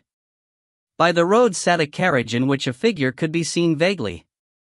People who attended the funeral noticed the carriage. The well-informed ones saw the sign on the door and averted their eyes immediately, shocked and pretending that they didn't see anything. "I'm a bit busy." Ye Qingxuan sighed. "Can I not go?" "Are you going to tell the King of Red that you're busy?" Albert's expression suddenly looked like he had eaten a fly.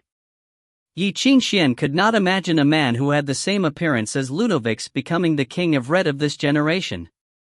It was only after seeing the real body of Nibelungenlied that he reluctantly accepted this reality.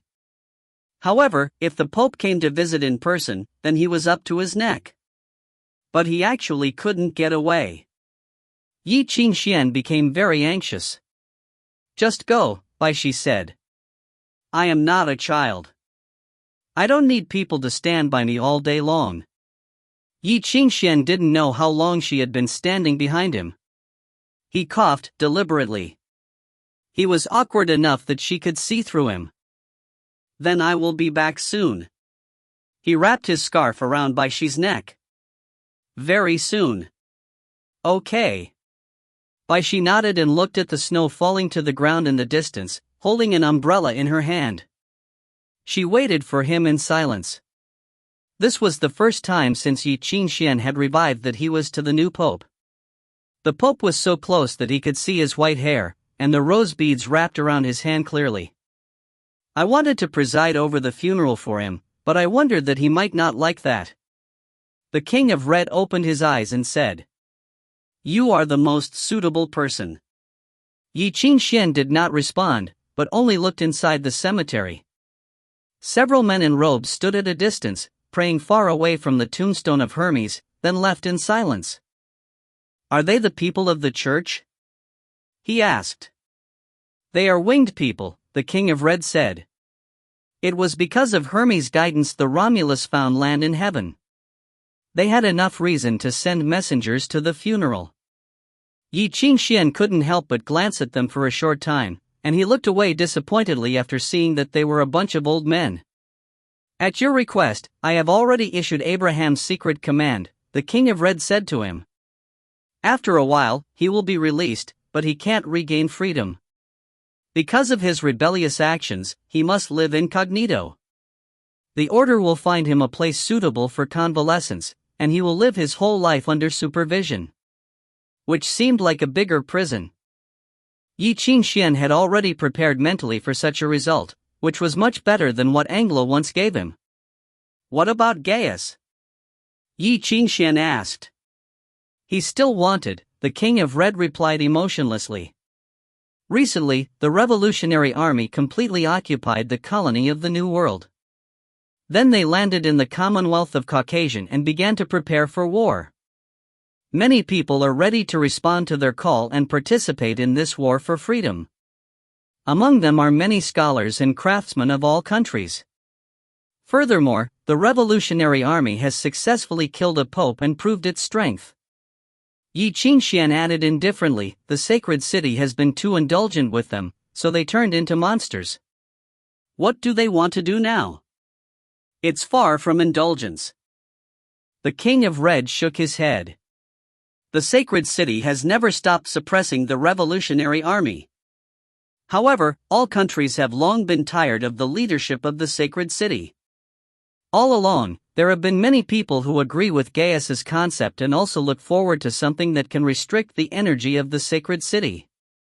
No one wants to have someone making indiscreet remarks and criticisms over their heads, the same as all kings. Isn't that also true for Anglo?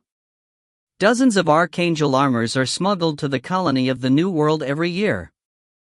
Gaius took strength from the compromises and acquiescence from those political struggles, and nourished his own beasts. He never took those good-hearted sponsoring politicians as his companions, he even thought about hanging them on the gallows in the very beginning. Now, it is just time for them to reap the consequences. After so many years of infiltration, the best time for them has finally come. As long as they can help the Caucasians drive out the heaven catastrophes, the Caucasians will be willing to accept any conditions they have. Even if they want to burn their emperor at the stake. After occupying the Caucasus, they will further expand outwards. Then Gaius can open up his own pattern in the chaos, which has not existed for hundreds of years. Gaius has waited for so many years, and now he gets what he wants. Ye Qingxuan was silent for a long time, then muttered, "Was the assassination of the Pope by Gaius the conspiracy of the Sacred City and the Revolutionary Army to deceive Hyakum into falling into a trap? Conspiracy?" The King of Red laughed. "Does this kind of thing still require secret talks or covenants? A bit of tacit understanding is sufficient. Gaius used to be the closest person to the truth of the Sacred City, second only to the Pope. He knew the Sacred City better than anyone, and he knew the details of the Sacred City even better than the Cardinal. He knew what the Sacred City would do, what Ludovic's intention was, and that there would be other assassins who would kill me even if he didn't step out. So why didn't he choose to get the maximum benefit from this incident? In the end, the Sacred City gained the victory, and he gained a good reputation." Ye Qingxuan applauded admiringly. Each took what he needed. Awesome! Even a blind man could see the disgust in his false expression. "This is politics, isn't it?" The King of Red looked at him. "If you can't conquer your enemy, then you can only compromise. The overall situation is not a game that can be gambled with." "Is Wolf Flute really a mole?" Ye Qingxuan asked disappointedly. Before, he always wanted to convince himself that the Wolf Flute was only a mole sent into the Revolutionary Army under the arrangement of the Sacred City. But now it seemed that there was no possibility for that. Is the Sacred City so insane that it would sacrifice a saint for a mole? Ye Qingxuan was silent. "I'm afraid that Wolf Flute was on the side of Gaius long before he joined the Silence Governance," the King of Red said. "When he was found by Bach, he was just a child raised by wolves. In order to become a human, he suffered a lot. But he changed into a kind of human unwanted by us. Why did Gaius rebel?" Ye Qingxuan asked directly. "For the so-called democracy? For freedom? Or to fight against the technical monopoly and blockade of the Sacred City?" "Perhaps," King of Red answered indirectly. "Don't slight me with those foolish words, Your Majesty." Ye Qingxuan was expressionless. "I once heard what he said to Wagner. He said, Ye Qingxuan moved closer to the King of Red, looking at his expression, and said word by word, "After the past and the future of humanity were tampered with, you lost your qualifications to lead the world. One day, you will bear the consequences." The King of Red remained expressionless. Chapter 528, Go Back to My Profession. "I always wanted to become a historian." "Your Majesty, among all the scholars, I know the most about the Dark Age," Ye Qingxuan said coldly, "so I am qualified to say that there is something wrong with this subject. On one hand, we lack enough historical materials, and on the other hand, the direction that those historians are heading is wrong.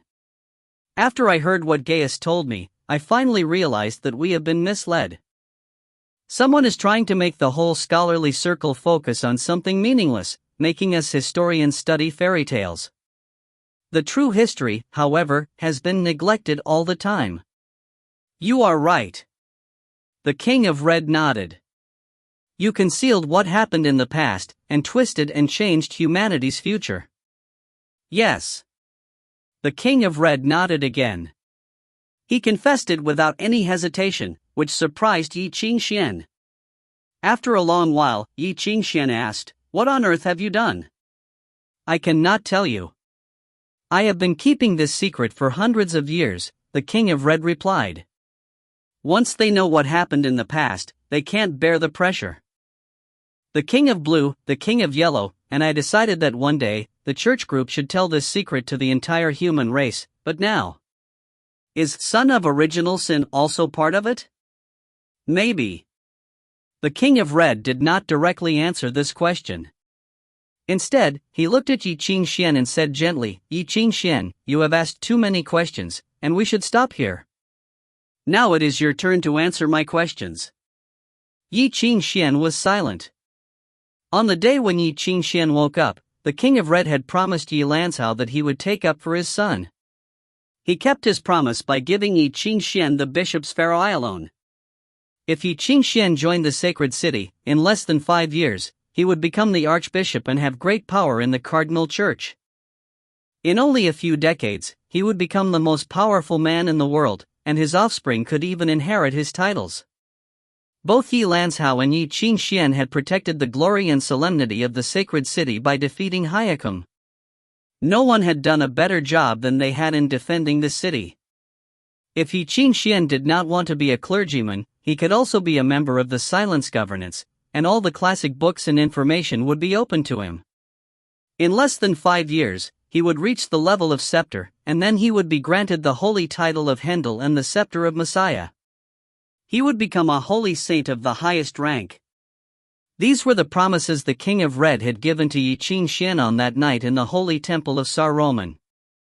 However, until now, Ye Qingxuan had not given any reply. "I still need more time," Ye Qingxuan said. The King of Red did not urge him to give his answers right away. Seeing his face, the King of Red seemed to understand something. The King of Red said, "The world is moving fast. I hope you can make preparations beforehand." Before Ye Qingxuan got out of the carriage, the King of Red gave him his rosary and said, "Come to the Apostolic Palace tomorrow and tell me your answer. Take this with you and you can pay me a visit whenever you want." The King of Red spoke firmly, as if he knew Ye Qingxuan would think things through by the next morning. Ye Qingxuan hesitated for a while and received the beans. The carriage left. Ye Qingxuan stood at the end of street alone. He stood there, silently, for a long time. Then he turned around and went back to the graveyard. There was only Bai Xi standing in front of Hermes' tombstone. She stared at the tombstone for a long time and took off her scarf. She wound her scarf around the tombstone, though it looked very ugly. The tombstone would not feel cold, and neither would the dead. "I have never been kind to him," Bai Xi said gently. "He helped a lot, but I have never had the chance to return the favor." Ye Qingxuan did not say anything. Bai Xi turned her back to the tombstone and said, "Let's leave here." "Okay." Ye Qingxuan nodded and walked with Bai Xi, side by side. Bai Xi said she did not want to take the carriage. "Let's take a walk. Now." Ye Qingxuan was surprised. "Yes, now." Bai Xi stepped on the snow and looked at him. "Don't you think it is the perfect time to take a walk around this city? It is quiet and not crowded." Watching her serious face, Ye Qingxuan agreed. Throughout the years, the sacred city had never been as desolated and quiet as it was then. Few people were walking on the street, and most of the shops were closed. Since the government had adopted the ration system, there was enough food and water for people. 2 days ago, there were few luxury goods here, but soon, merchants from all over the world would come with their luxury goods, hoping to make a big fortune. The construction of rebuilding the city was going on. Soon, the sacred city would be bustling and prosperous again. Now, there were ruins everywhere, and apart from the places that had been protected by the enchantment, nothing intact was left. "Everything has been ruined," Bai Xi said when she arrived at the 6th scenic spot. "There is nothing but broken churches, ruins, and dead bodies." She kicked away a few broken bones that were in her path and looked at Ye Qingxuan. "Cousin, I want to see the Apostolic Palace." Ye Qingxuan looked at the sky and did not reply. The Apostolic Palace was the power center and military restricted area where the Cardinal Church was located. It was heavily guarded by the Knights Templar and surrounded by 3 layers of enchantments. Not even a fly could get in, not to mention a person. "Then show me to the Stela of Destiny?" Ye Qingxuan still did not reply. When the terminal red dragon fled, the entire central square was burnt, as was the Stela of Destiny. Now, there was only a big hole left there. The hole was also a restricted area, since it was directly connected with the underground palace, which was supposed to be secret. From time to time, some devils would crawl out of it. It was going to take at least 3 months to clear it up. Apart from the brothels and bars, there was no place that was worth going. Not the Apostolic Palace, not the Stela of Destiny. Why not just destroy the whole sacred city? Bai Xi frowned and said, "How about the central holy cathedral? I have always wanted to go there." Go there to do what? Play with bombs? Ye Qingxuan was speechless. Sorry, I cannot take you there. F***ck. Bai Xi cursed and did not say anything. She walked forward and wandered in the street. After a long while, she stopped and pointed to the crowd in front of them. "Cousin, I am hungry." In front of them was the temporary food distribution zone. Here, people could not only receive the staple goods and daily necessities, but could also eat deli food. People who did not like eating compressed biscuit would come here. The deli was well supplied and cheap, but it didn't taste that good. Sure, let's eat some delicious food. Although the business sector was not ideal at the moment, over the last 2 days, many famous restaurants and clubs had opened their doors again. So people could eat many delicious cuisines from all over the world there. The price had gone up a lot, however, not that the usual patrons would notice or mind the increase. I remember there was a restaurant that was the best in the sacred city. When Ye Qingxuan was still in the prison, Ludovic often invited him to visit that restaurant and taste the signature dishes. It was really delicious. When Ye Qingxuan walked to the restaurant, he realized he did not have any money with him. After he woke up, everything had been taken care of by the officials of the sacred city. In his pocket, there was only some coins. What's wrong? Bai Xi sought him digging in his pocket for the money and instantly knew what was going on. She did not feel unhappy or angry, instead she pinched her small jaw for a while. She found another restaurant that was not far away and smiled to Ye Qingxuan. "It is fine, cousin. It is my treat today." "What?" Ye Qingxuan was confused. "You have got money?" "Of course not," Bai Xi said. "I am going to go back to my profession." She cut off the lower hem of her coat and changed it into a mask with alchemy, then used it to cover her face. Then she snapped her fingers and cut the statue of a saint along the road into pieces. She picked up 2 swords made from the arms of that statue and walked into the restaurant. "Do not move!" she yelled. "Give me money!" Chapter 529, The Hand of God. A cold wind blew and swept across the street. Dead leaves flew together with snowflakes. Ye Qingxuan stood dully in the doorway, listening to the loud noises that were coming from the restaurant and a series of breaking sounds. A few bloomy ether waves were destroyed by a stormy wave as soon as they appeared. In the end, the wall crashed. Someone laughed and came out of the floating dust and smoke. "What are you waiting for?" Bai Xi was veiled, carrying a large bag of freshly made food. Her 2 eyebrows jumped excitedly. "Go! Go! Run!" As she spoke, she grabbed his hand and began to run with the stumbling Ye Qingxuan. A sharp whistle came closer to them. "That's him. There he is. Don't let them go." While the sharp whistle of the patrolman approached swiftly, Bai Xi pulled Ye Qingxuan to run along the streets of the sacred city. At that moment, Ye Qingxuan was in a trance. It was like suddenly going back to a time long, long in the past. In the same unfamiliar city, they ran crazily on the streets. This time, his hand was held by Bai Xi. They didn't get rid of the pursuers until 2 o'clock in the afternoon. The 2 collapsed on a bench in the street, panting. After hearing their pursuers run past them, they finally felt relieved. "Ah, they've gone cold." Bai Xi opened the paper bag and took out a lunchbox, shaking it helplessly. The soup also spilled. "A lot." "That's all right, it's stolen. So just eat." Ye Qingxuan rubbed his hands and felt hungry. "The beef steaks for you and the smoked fish for me." "Okay, you can also have the soup a dot." "Why do I have to share half with you?" Bai Xi held the paper bag in her arms, squinting at him. I was the one who stole them and led the way. You were just waiting there as a lookout. It would be nice enough to give you a piece of cold bread." Despite what she said, she still reluctantly put a warm sandwich into his hand. He could tell at first glance that she had forced the chef to make the sandwich, because it was sprinkled with the wrong sauce. Ye Qingxuan held the sandwich, smiled, and stuffed it into his mouth. Then he turned his head and took a cold breath. "Why are there so many pickled cucumbers in it?" Facts had proved that it was not a good idea to irritate chefs. Most of the foods that Bai Xi robbed were full of strange tastes. "Ah, this bread is so spicy." Bai Xi's mouth was swollen after eating the spicy bread.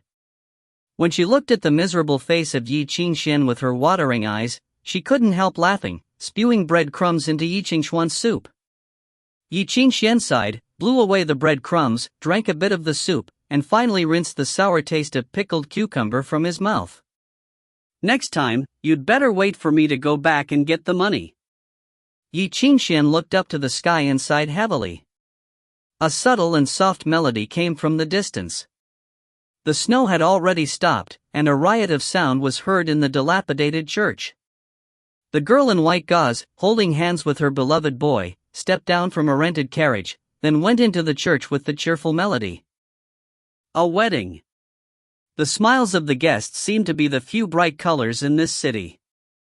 There were still people who lived in this brutal world, suffering but still smiling. At the end of a long street, they held a simple wedding ceremony in a dilapidated church.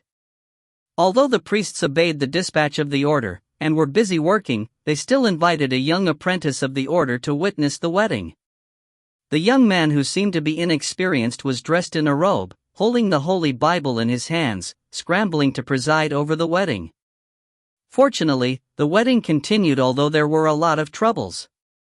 The wine was not sufficient, the bread supply was limited, and the banquet was not rich at all. Several old workers who could play instruments formed a temporary orchestra and played the wedding march. Everything was simple, but all the things needed were there. "Louis, are you willing to marry her as your wife?" According. The young trainee priest stood on the stage, stuttering over the contents of the note in his hand. "According to the Holy Bible, you shall live with her, in the sight of God, connect with her. You shall love her, respect her, and protect her in the way you would yourself. No matter, no matter." His voice was getting lower and lower. Being stared by all the people present, sweat was gathering on the priest's forehead, although the weather was cold. He forgot the words. The scene was really embarrassing. The more anxious the priest was, the more he couldn't recall, and then the more awkward he became.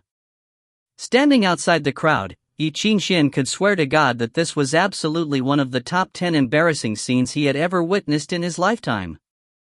"Forget it, I'll help you out." Ye Qingxuan sighed and opened his lips silently. A voice fell into the young priest's ear along with the breeze, which cheered him up like being redeemed. Then he shouted out the final words ecstatically. "Whether she is sick or healthy, rich or poor, will you remain loyal to her until death do you part?" Everyone breathed sighs of relief. The groom nodded, "I will." The wedding proceeded smoothly, and the embarrassing moment was quickly forgotten. The groom kissed the bride. The guests applauded. "It's so nice." Outside the door, Bai Xi looked at the two people who were hugging, and applauded them. In the tranquility, the sound of the marching carriage sounded from a distance. Accompanied by grand horns, a gorgeous carriage was driven out of the apostolic palace, and marched on the avenue of the sacred city. With trumpets like the burning sun, the snow was rolled up from ground, blown into the sky by the wind of the rotating wheels, and fell massively on the canopy and flags. The fragrance of incense rose from the copper furnace, spreading in all directions, and enveloped the entire world in a warm spring breeze. The sergeants dressed in black stood by the two sides of the troop with knives and swords on their waists, holding banners up to the sky.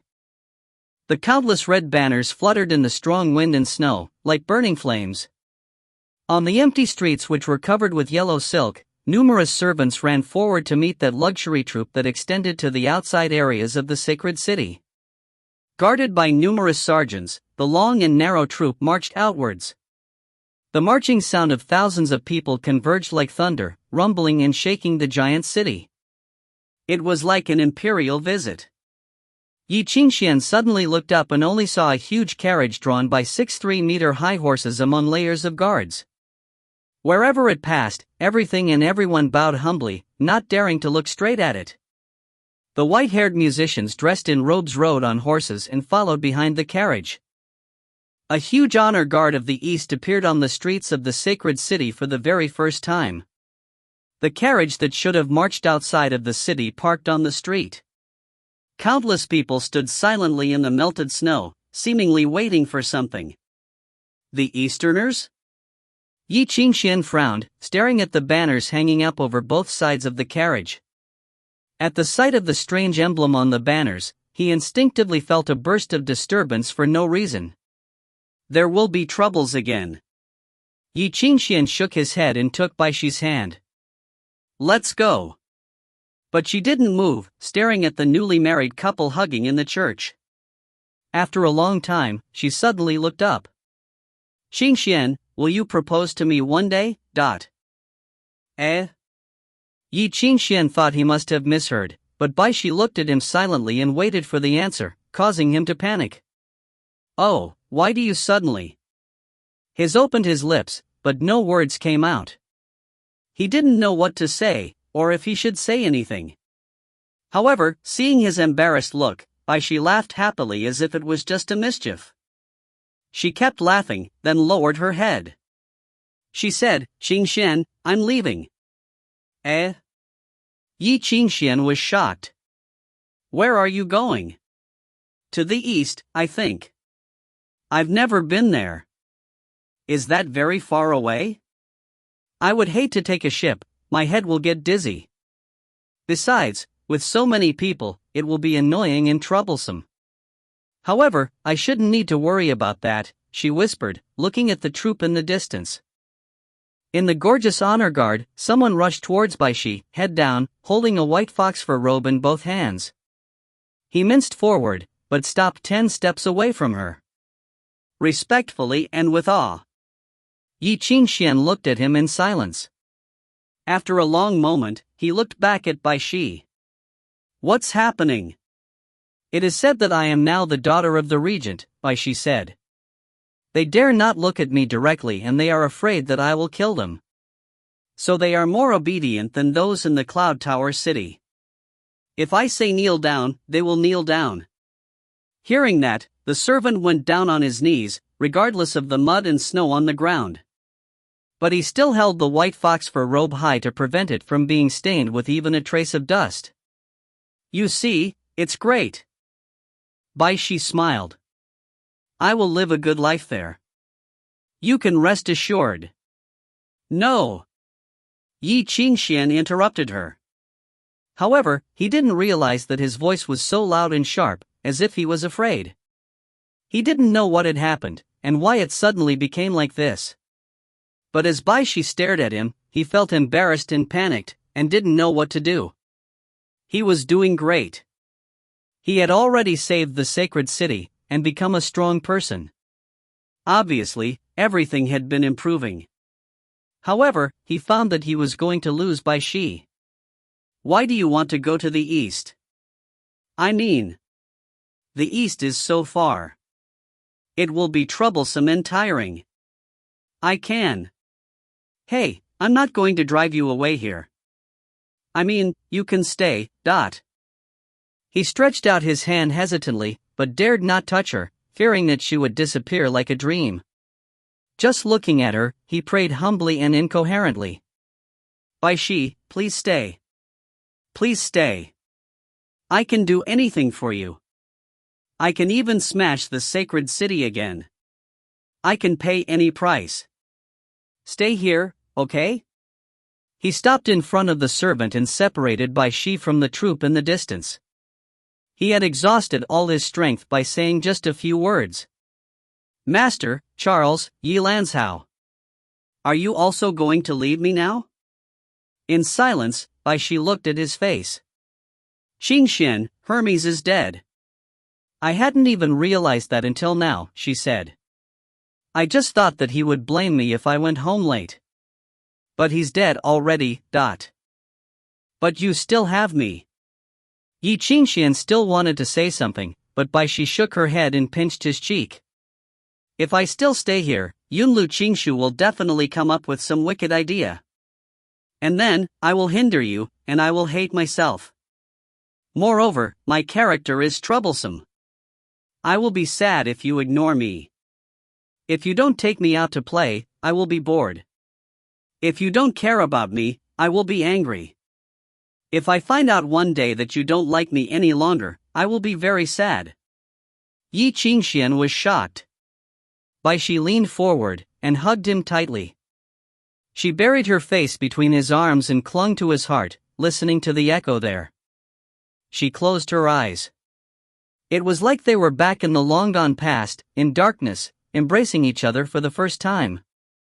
The world was so cold, but when you found the destined person, it no longer was. Even in a world without moon and light, you wouldn't fear while embracing them. Qingxuan, you know what? I always think you are a hero, Bai Xi whispered. There is only one hero in each woman's heart. After I met you, no one else could get in there. I have lied to you so many times since the begging. Do you hate me? No, Ye Qingxuan shook his head. Never. If I need you one day, will you come to save me? I will. Ye Qingxuan hugged her, but could not help crying. Even if I'm dying. Bai Xi smiled, and wiped away his tears with her hands. In the end, she raised herself on tiptoes and kissed his forehead softly and carefully with her cold lips, as if she exhausted all her strength. Then, goodbye. She released him and moved backward step by step. She waved goodbye to him with a smile on her face, like the one when they first met years ago. She was free, as if she had nothing to worry about. It was like, after passing through the darkness, and stepping out of the cage, she finally stretched her wings and flew through the memories into a world that Ye Qingxuan had never seen. Wherever she passed, everyone bowed their heads in horror and knelt down on the ground, greeting her arrival with respect. Step by step, she got onto the carriage. Gradually, she went away from Ye Qingxuan. Quietly. In the silence, the carriage moved forward again. Ye Qingxuan stared at the troop until it disappeared from his sight. The snow fell from the sky and covered the silent city and the last traces left by Bai Xi. He closed his eyes. Walked away. The troop marched through the streets of the sacred city, out the front gate, then onto the wasteland. The sound of the sea came from afar. In silence, the old man in the carriage put down the book in his hand, then said softly, "He didn't follow. It seems that you were wrong. Are you sure that he will come to you?" "Yes, he definitely will." Bai Xi nodded with confidence, as if to state a truth. As if he were hearing a joke, Bai Hong smiled slightly. "You are my daughter now. It will not be easy for him to take you away. He must at least have the courage to fight against the whole empire of Aurora. I believe that one day, he will come to save me from your hands." Bai Xi gazed at the sacred city in the distance, and said softly, "If the empire of Aurora gets in his way, he will defeat it. If you get in his way, I will help him kill you." "Are you thinking of killing your father already now? You really are the daughter of a traitor." Bai Hong laughed, touching Bai Xi's long hair. "Hermes didn't lie to me when he said that you were born like me. If the day comes, you could take my head off. But whether you can take the entire empire of Aurora as your dowry, depends on your power." Staring at the indifferent Bai Xi, he was full of joy. After all, it is worthy of being killed by my own daughter. At midnight, in the Apostolic Palace. Under the dazzling light, the deep noises continued. The secretaries with documents in their arms kept walking in single file and put the documents from all over the world on a huge round table. The documents were sorted out and awaiting disposal. Behind the huge round table, some of the tired cardinal bishops were busy dealing with the documents, discussing with their colleagues in low voices. An ashtray was full of cigarette butts, the pungent smoke floating in the air. A warm wind blew, but it was both boring and suffocating.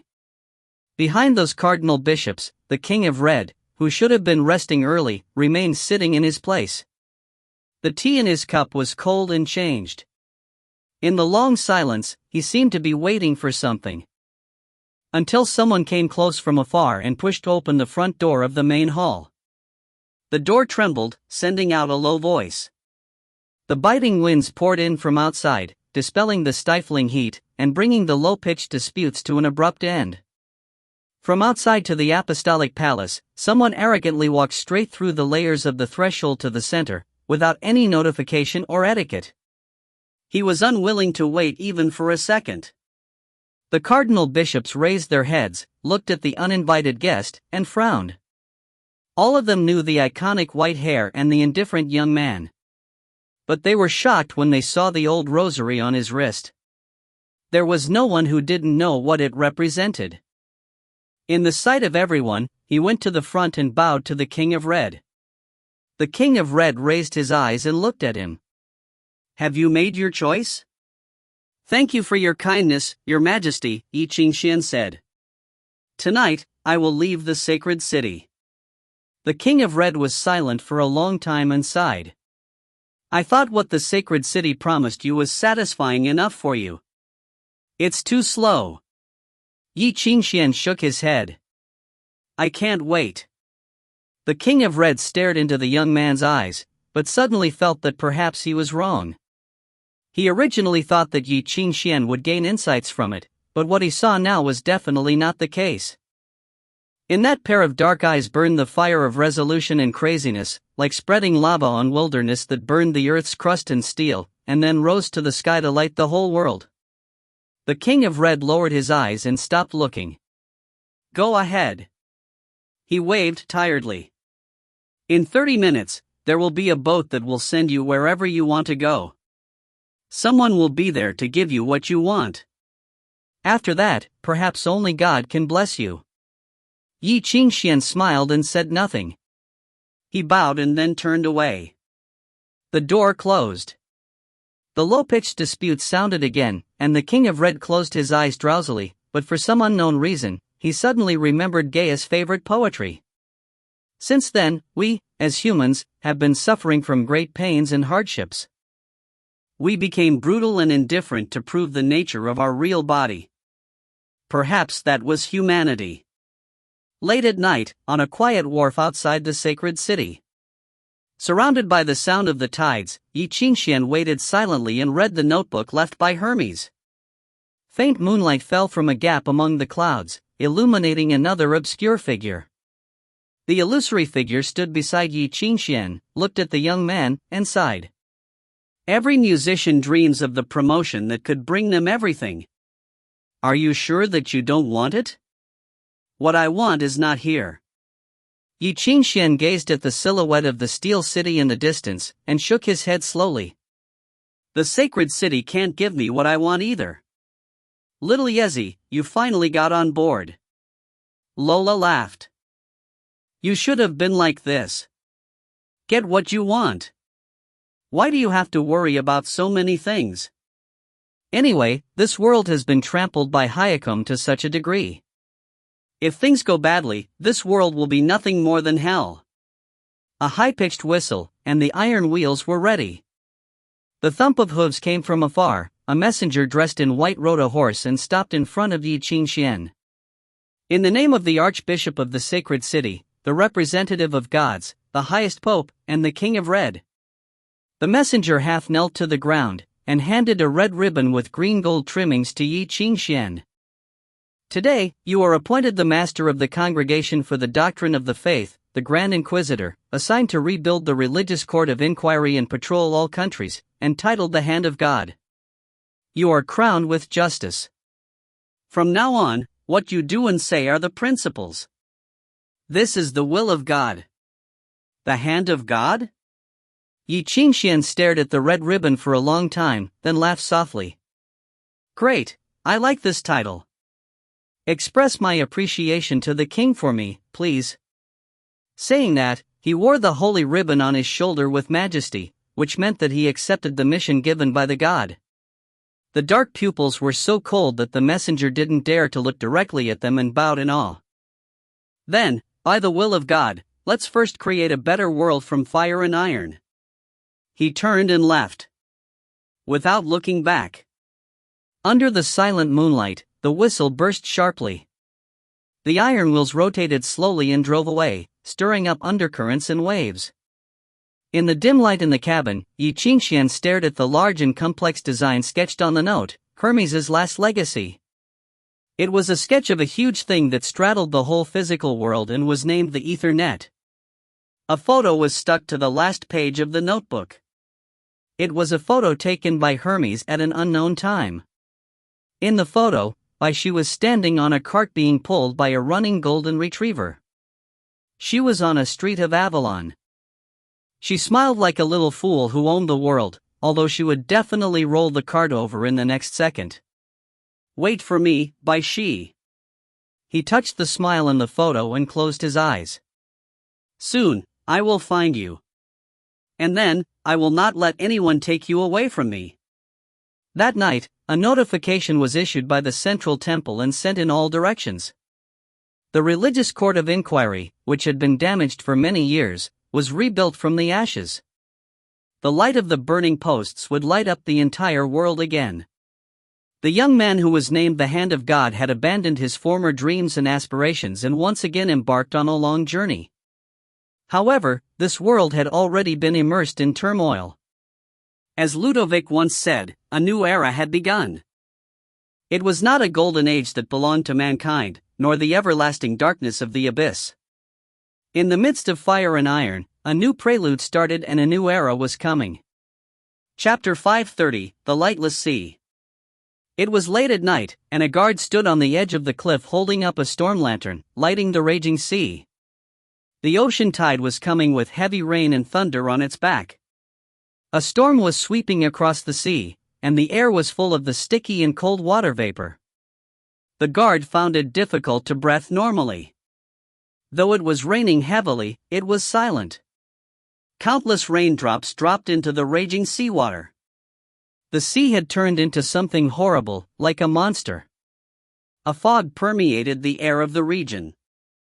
The whole sea was tumbling, as if there was a huge creature stirring the water. The hurricane swept across the sea and blew towards the cliff, creating scary sound. Seeing this, the guard was in a daze. Soon, he felt a bit dizzy and fell down. He felt extremely cold, which made his mind clear again. He screamed aloud. Suddenly, a man reached out a hand and grabbed him by his collar and pulled him up. He then fell back down on the ground. The cold rain dropped on his face, and he looked pale and began to breathe heavily. He looked at the man lifelessly and said, I. What is wrong with you?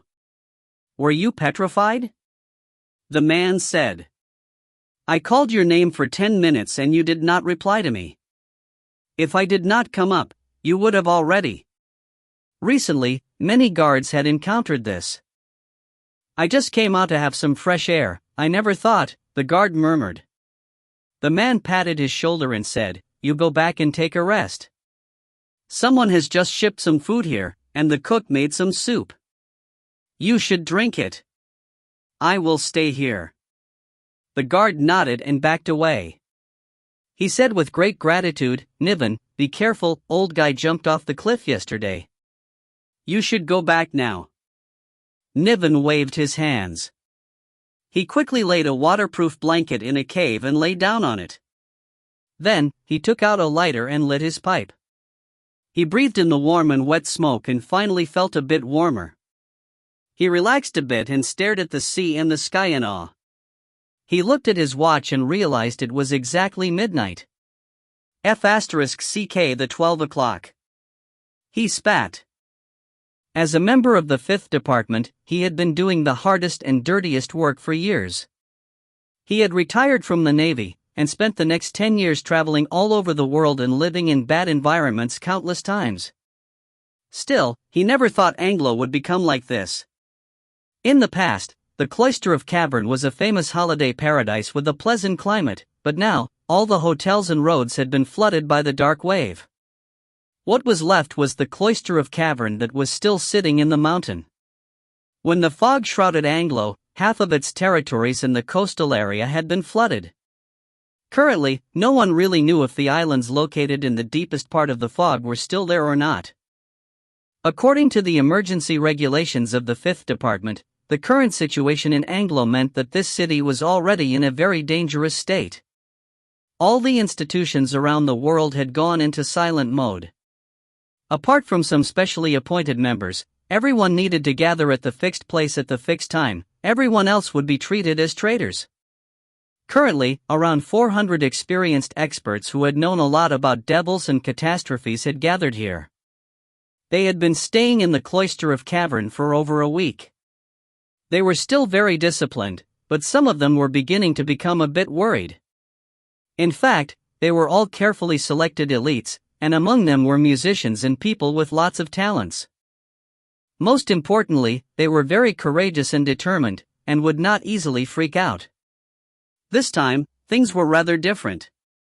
Apart from the bad environment and the shortage of food and water, the sea posed the biggest threat to them. They had not seen light in 9 days. The lightless sea seemed to have a sort of magic power. At this point, more than 10 people had been lost. A few days ago, 4 corpses were spotted floating on the sea.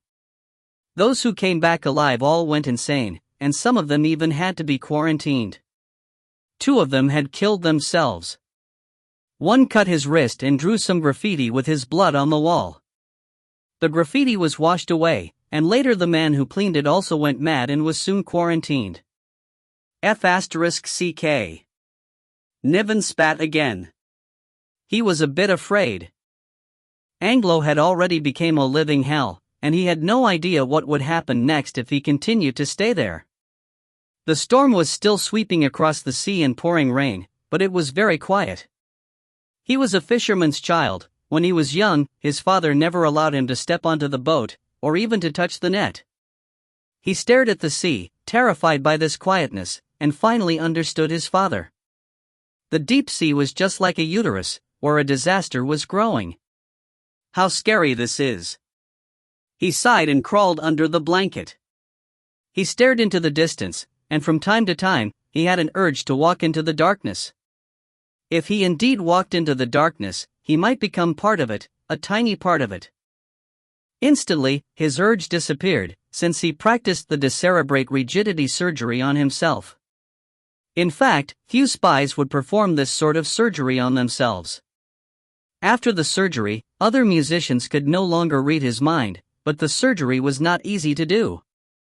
Still, he never regretted the decision he had made, and now he could calmly watch this atrocious monster like sea. He began to smoke his pipe and play Sudoku. The visibility was now less than 3 meters, and the water quality had deteriorated so much that even the fish could no longer live in it. There is no point in continuing to guard this area. Suddenly, a cold water drop fell on his forehead. He was alarmed and looked up. Then he saw the rock above his head trembling, as if an earthquake was happening. For the first time, he saw a scary scene in the spot where the dark sea met the dark sky. The sea was raging and the dark clouds were getting closer and closer to the sea. It seemed like the sky and the sea were going to become one.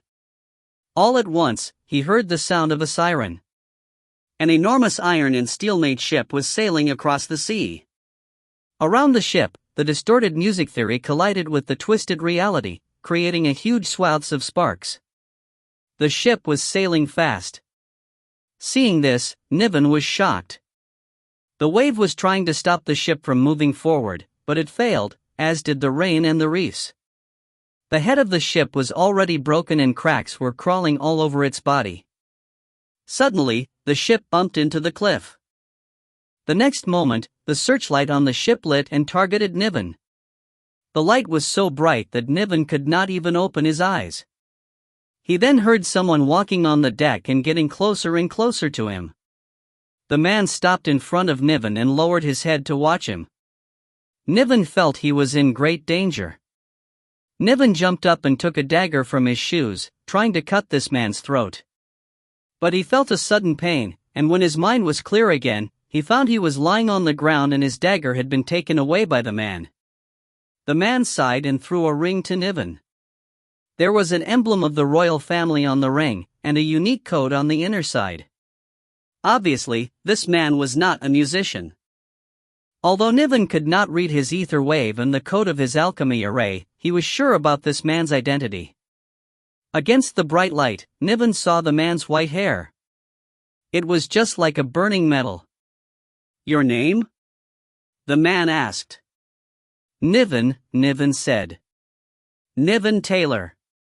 "Good boy, now, Niven, just calm down." The man reached out his hand and pulled Niven up from the ground.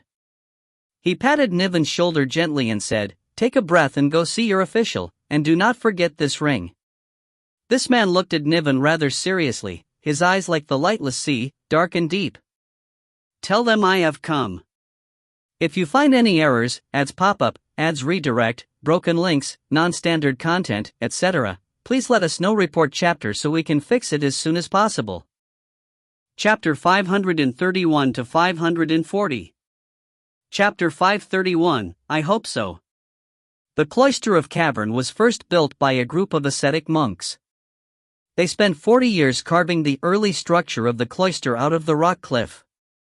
From then on, after 200 years and 4 periods of construction, the cloister of Cavern became what it looked like now. Like the headquarters of the Chainsaw Fraternity, the interior part of the cloister was carved out of the rock mountain, but its scale was not as grand as the Chainsaw Fraternity's.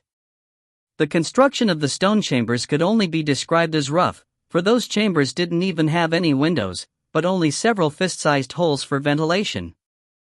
After Ye Qingxuan's identity was verified by a musician, he was respectfully guided to the office of the cloister's dean. The stove in the corner dispelled the dampness in the stone chamber, but it was still cold. Ye Qingxuan sat in a chair and waited silently. After half an hour, the door was pushed open, and a middle-aged man who looked capable and vigorous came in.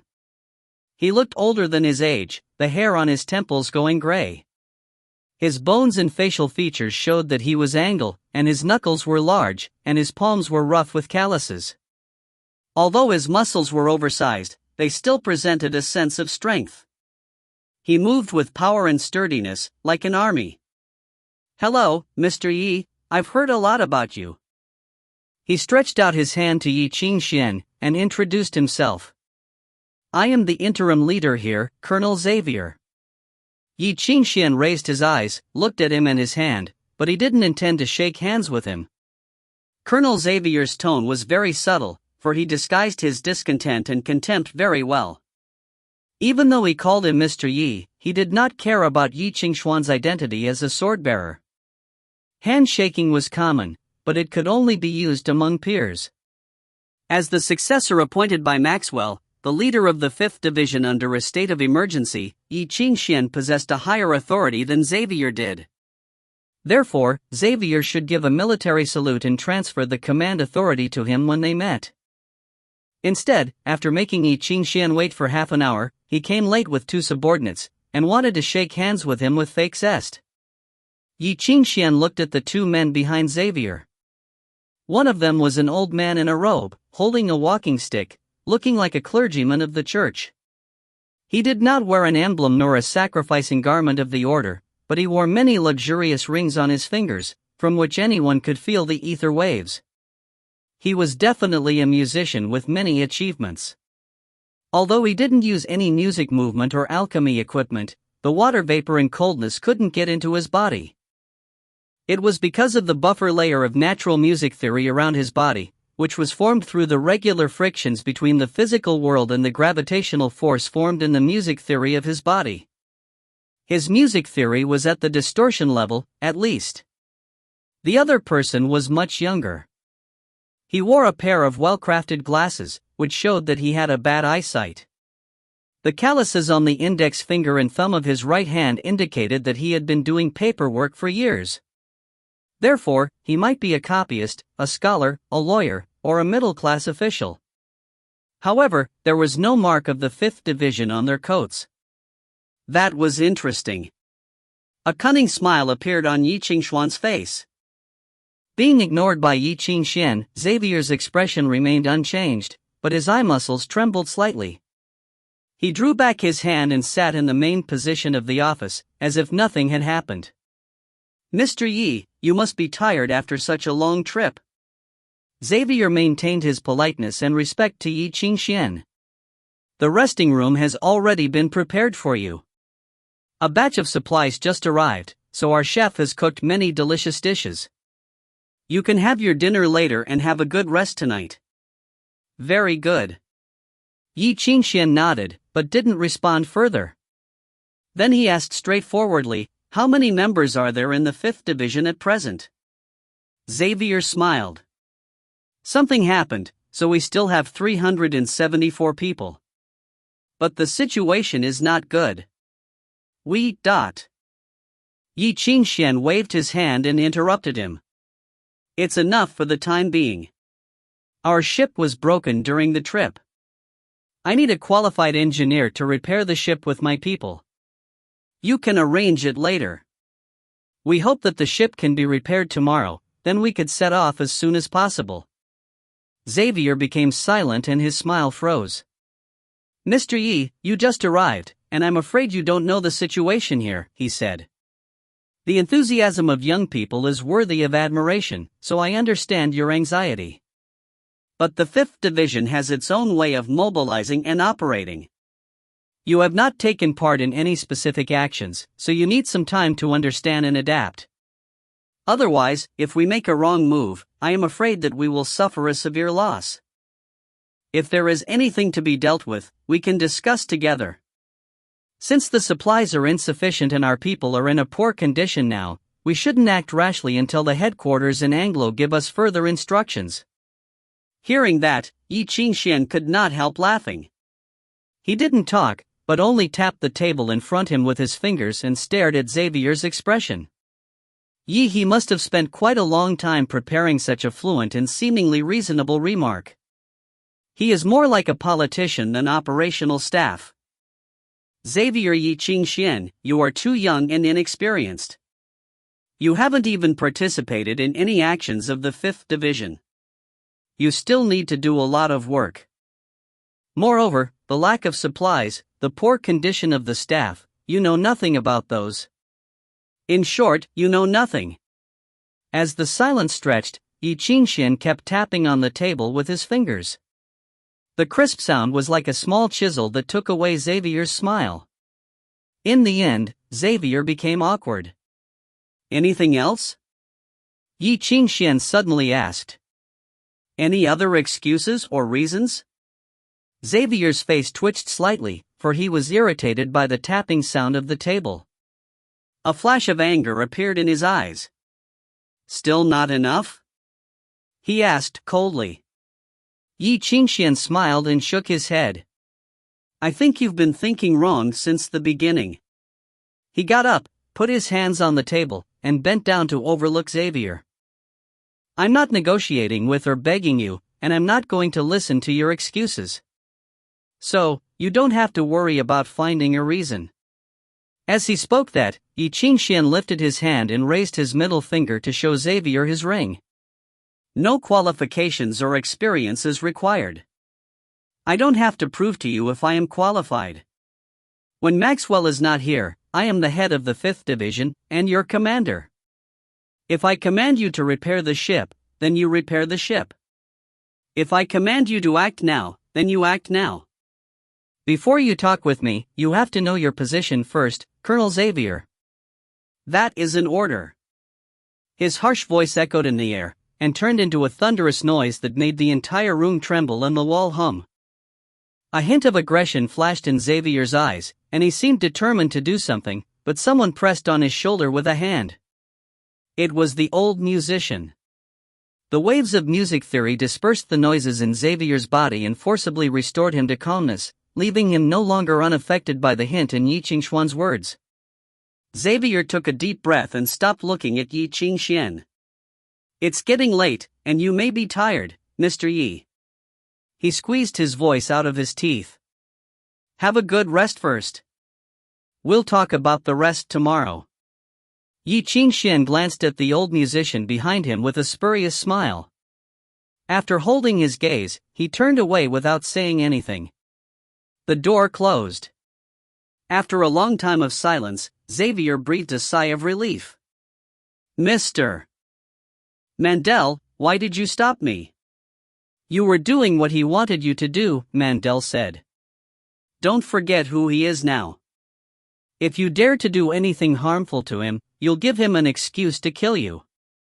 He paused and looked in the direction that Ye Qingxuan had left. He will never hesitate. Xavier's face turned purple with anger. How dare he? Although saying so, Xavier actually knew very well. Of course he would dare to kill me. The 5th Division is not a politician institution. It is a violent institution, a manufacturing plant for executioners and killing tools. It is now in a state of emergency, so the wartime regulations are used. If Ye Qingxuan gets a chance, he will never be soft on me. Xavier sat in his chair silently and smoked the last few cigarettes. His face couldn't be seen clearly in the flickering light. I've arranged that room for him to live. He suddenly said, Master Mandel, it's up to you next. Well, you made a wise choice. Mandel nodded. Just relax and have a good rest. Tomorrow, he won't be a threat. Xavier snuffed out the cigarette. I hope so. In Ye Qingxuan's room in the cloister of Cavern, a middle-aged man with a face full of whiskers leaned on a chair and wiped his beard bedewed by the liquor after finishing the whole bottle. Grand Inquisitor, this is different from what you said to us, he complained. Your subordinates don't seem willing to transfer the authority to you. Moreover, I'm afraid that you are not welcome at all.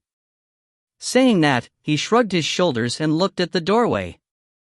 My crew has been guarded, and my ship has been thrown out, exposed to wind and rain. Rest assured, Captain Igor, my promise remains valid. Ye Qingxuan, whose was resting on the bed, opened his eyes and said, Go back and rest. When things are over, if you are not satisfied with your reward, I can give you more. Igor sighed reluctantly. To tell the truth, I'm very satisfied with the reward that you've promised, but I just have some doubts on the value of your name in those people's hearts. If you are not sure, we can run. Anyway, the ship is still there, right? All my sailors know how to fight. It's okay for them to break through here. You don't have to puff yourself up at your own cost. If you are killed tonight, who should I ask for the final payment? Ye Qingxuan smiled. Mr. Igor, are you Asgardian? I prefer to say that I am the son of the sea, although the sea is sometimes a bitch. Igor shrugged. But I am indeed Asgardian. Yes, you will know that from my name. Then you should have heard a proverb. Ye Qingxuan closed his eyes and whispered fluently in Asgardian. The real authority will not be in the hands of the thieves for a long time, it will choose the owner who could match with itself. Those who could survive after drinking the dragon blood are the strong ones. Am I right? Igor stared at him with a frown for a long time, then he shook his head and sighed. I hope so. Chapter 532, Nightmare. It was late at night, in the basement of the cloister of Cavern. There was a stove, from which smoke of sulfur slowly and consistently crawled out and soon spread into the whole basement. At the same time, many different illusions of hell appeared in the dancing fire. The hydrargyrum was flowing in the groove on the ground and formed a complex alchemy array. The array extended in all directions and even spread to the ceiling. At last, it gathered around the bizarre stove. With the smoke in the array, the whole space of the basement was twisted and became non-physical magic world. The music theory of the School of Abstinence filled this room and began absorbing the energy from the ether stove. All the rules of the physical world changed completely, and this place became a projection of the ether world. In the basement, the old musician Mandel was playing his mandolin. The string trembled, making a peculiar sound. Throughout the centuries, the School of Dinar had been studying the peculiar creatures in the ether world. The members of the School of Dinar were good at the path of domain of the School of Dinar. They even created a new tactic, which was construction of the magic land. The musicians of the School of Dinar knew quite a lot about the ether world and the peculiar creatures living there, and they knew how to exchange valuable things from the physical world with things from those creatures. Mandel, the strongest master of the School of Dinar, was an expert on these creatures, and possessed various precious materials and treasures. In only a few days, starting from this basement, he successfully turned the whole cloister of cavern into his own magic world, where he was the dominator. He had promised Xavier that he could definitely kill Ye Qingxuan. But his peer did not think so. "Mr. Mandel, I think we should change our plan," the young stenographer suggested, from where he stood in the corner. "The original plan may not work now." "Why, in particular?" Mandel asked. "We never thought Ye Qingxuan could come here so fast." The stenographer sighed. "Up until now, we have made many arrangements with the precondition that Ye Qingxuan would not come so quickly. Now he is already here, all our efforts become futile. The 5th Division was built by Maxwell, so he is the boss here. I do not think Xavier will dare to contradict Maxwell. Ye Qingxuan is just a dead man trapped in the fog." Mandel sneered. "Once I kill him, we can go on as planned." "Master, I think you should be more careful," the young stenographer said. "If we mess this up, the members of the 5th Division of Anglo will do everything they can to fight against us." Fleur-de-Lis, the evaluation system, said that Ye Qingxuan is of the master degree. Besides, he has the bloodline of Lancelot and the royal family as well. He also has a close connection with the 9 families of the dragon bloodline of the East. "Wouldn't that be better?" Mandel asked coldly. "If we succeeded, Earl would take back his throne again. If we caught Ye Qingxuan, it would be easier for us to attack Anglo. Things are not as easy as you think." The stenographer shook his head. "You have been living here for too long, so you have no idea how many changes have taken place outside. Ye Qingxuan is not an ordinary man." The sound of the mandolin suddenly stopped. Mandel slowly turned around and stared at the young stenographer. "Auden, to be honest, I hate Anglo in this place as well. I am already too old, and I have promised the Earl to help him get this business done. I do not want to waste my time here listening to your bullshit. Remember, you are just a stenographer, and your job is just to serve Maxwell well," Mandel said coldly. "It is not in your place to judge me." The young stenographer did not reply.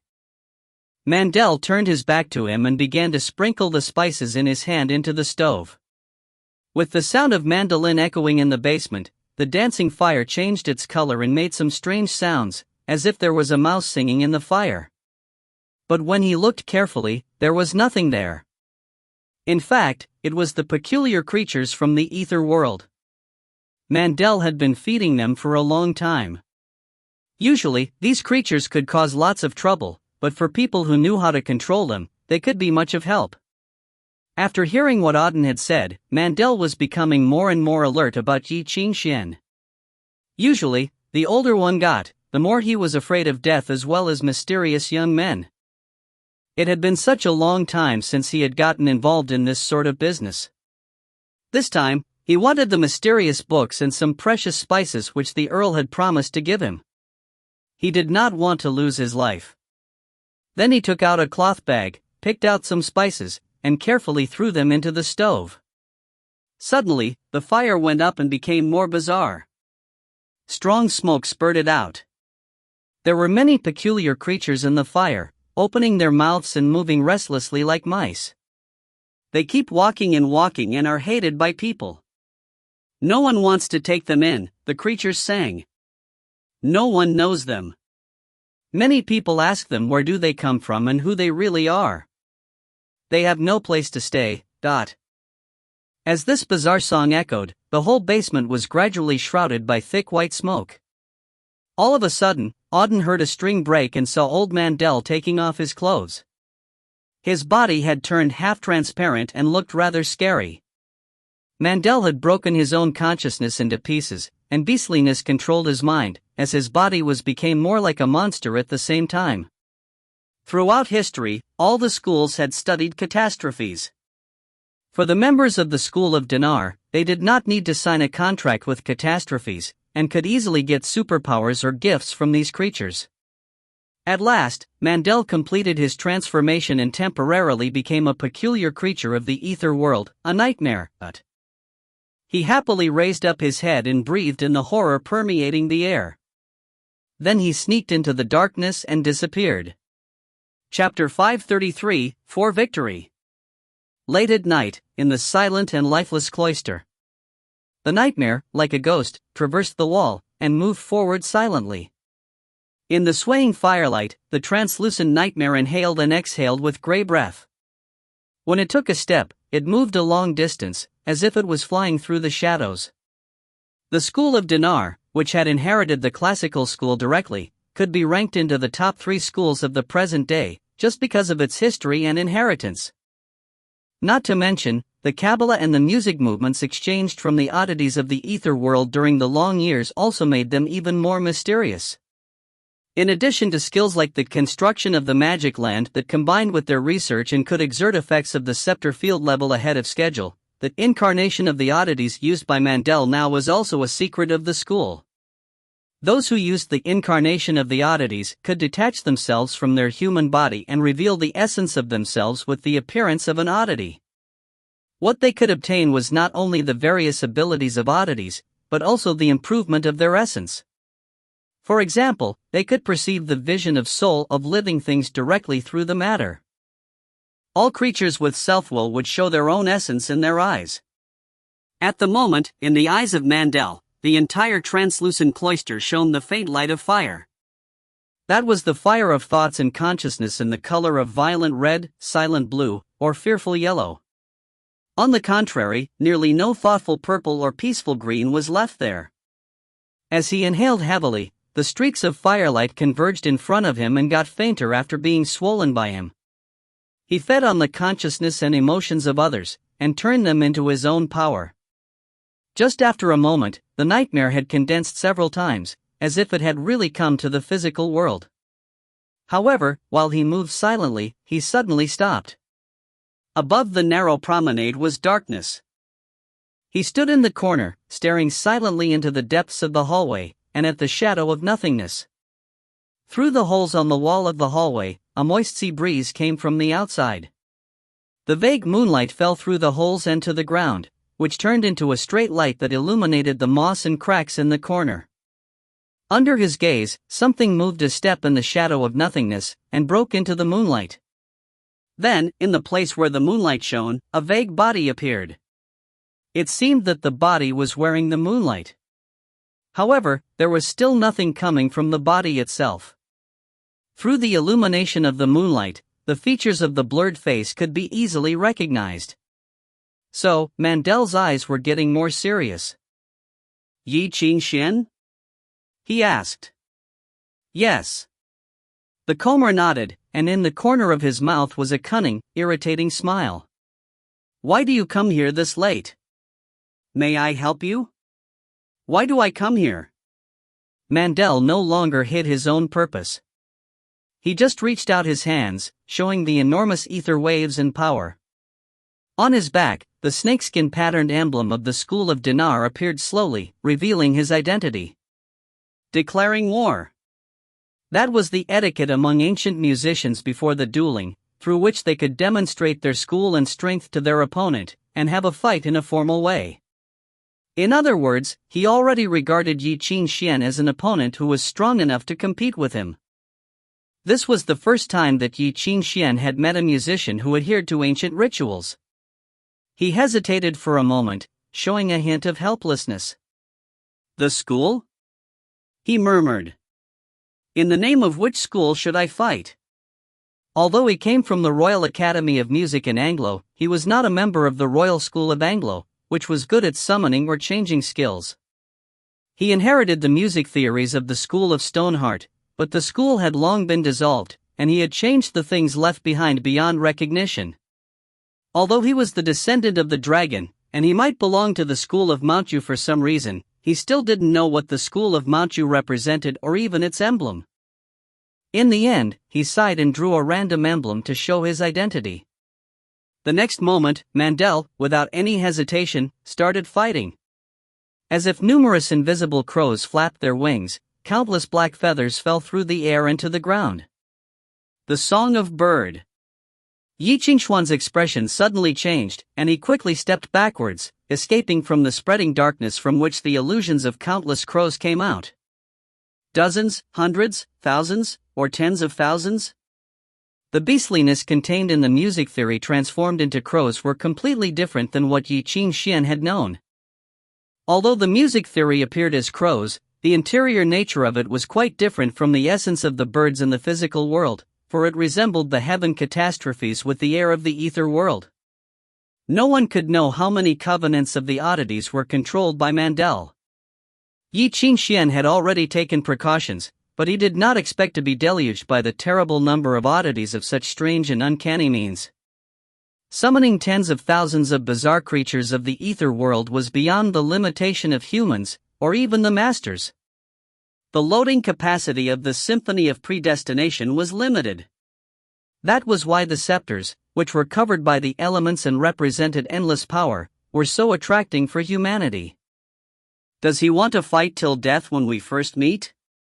Ye Qingxuan did not expect Mandel to start fighting so straightforwardly. In a flash, he was enveloped in all directions. Therefore, it was impossible for them to avoid the blade of the sword. Ye Qingxuan sighed, reached out, and smote forward with the sword of moonlight. Endless miserable croaking suddenly burst out. The blood-like mist spewed from nothingness into the air, and dispersed immediately.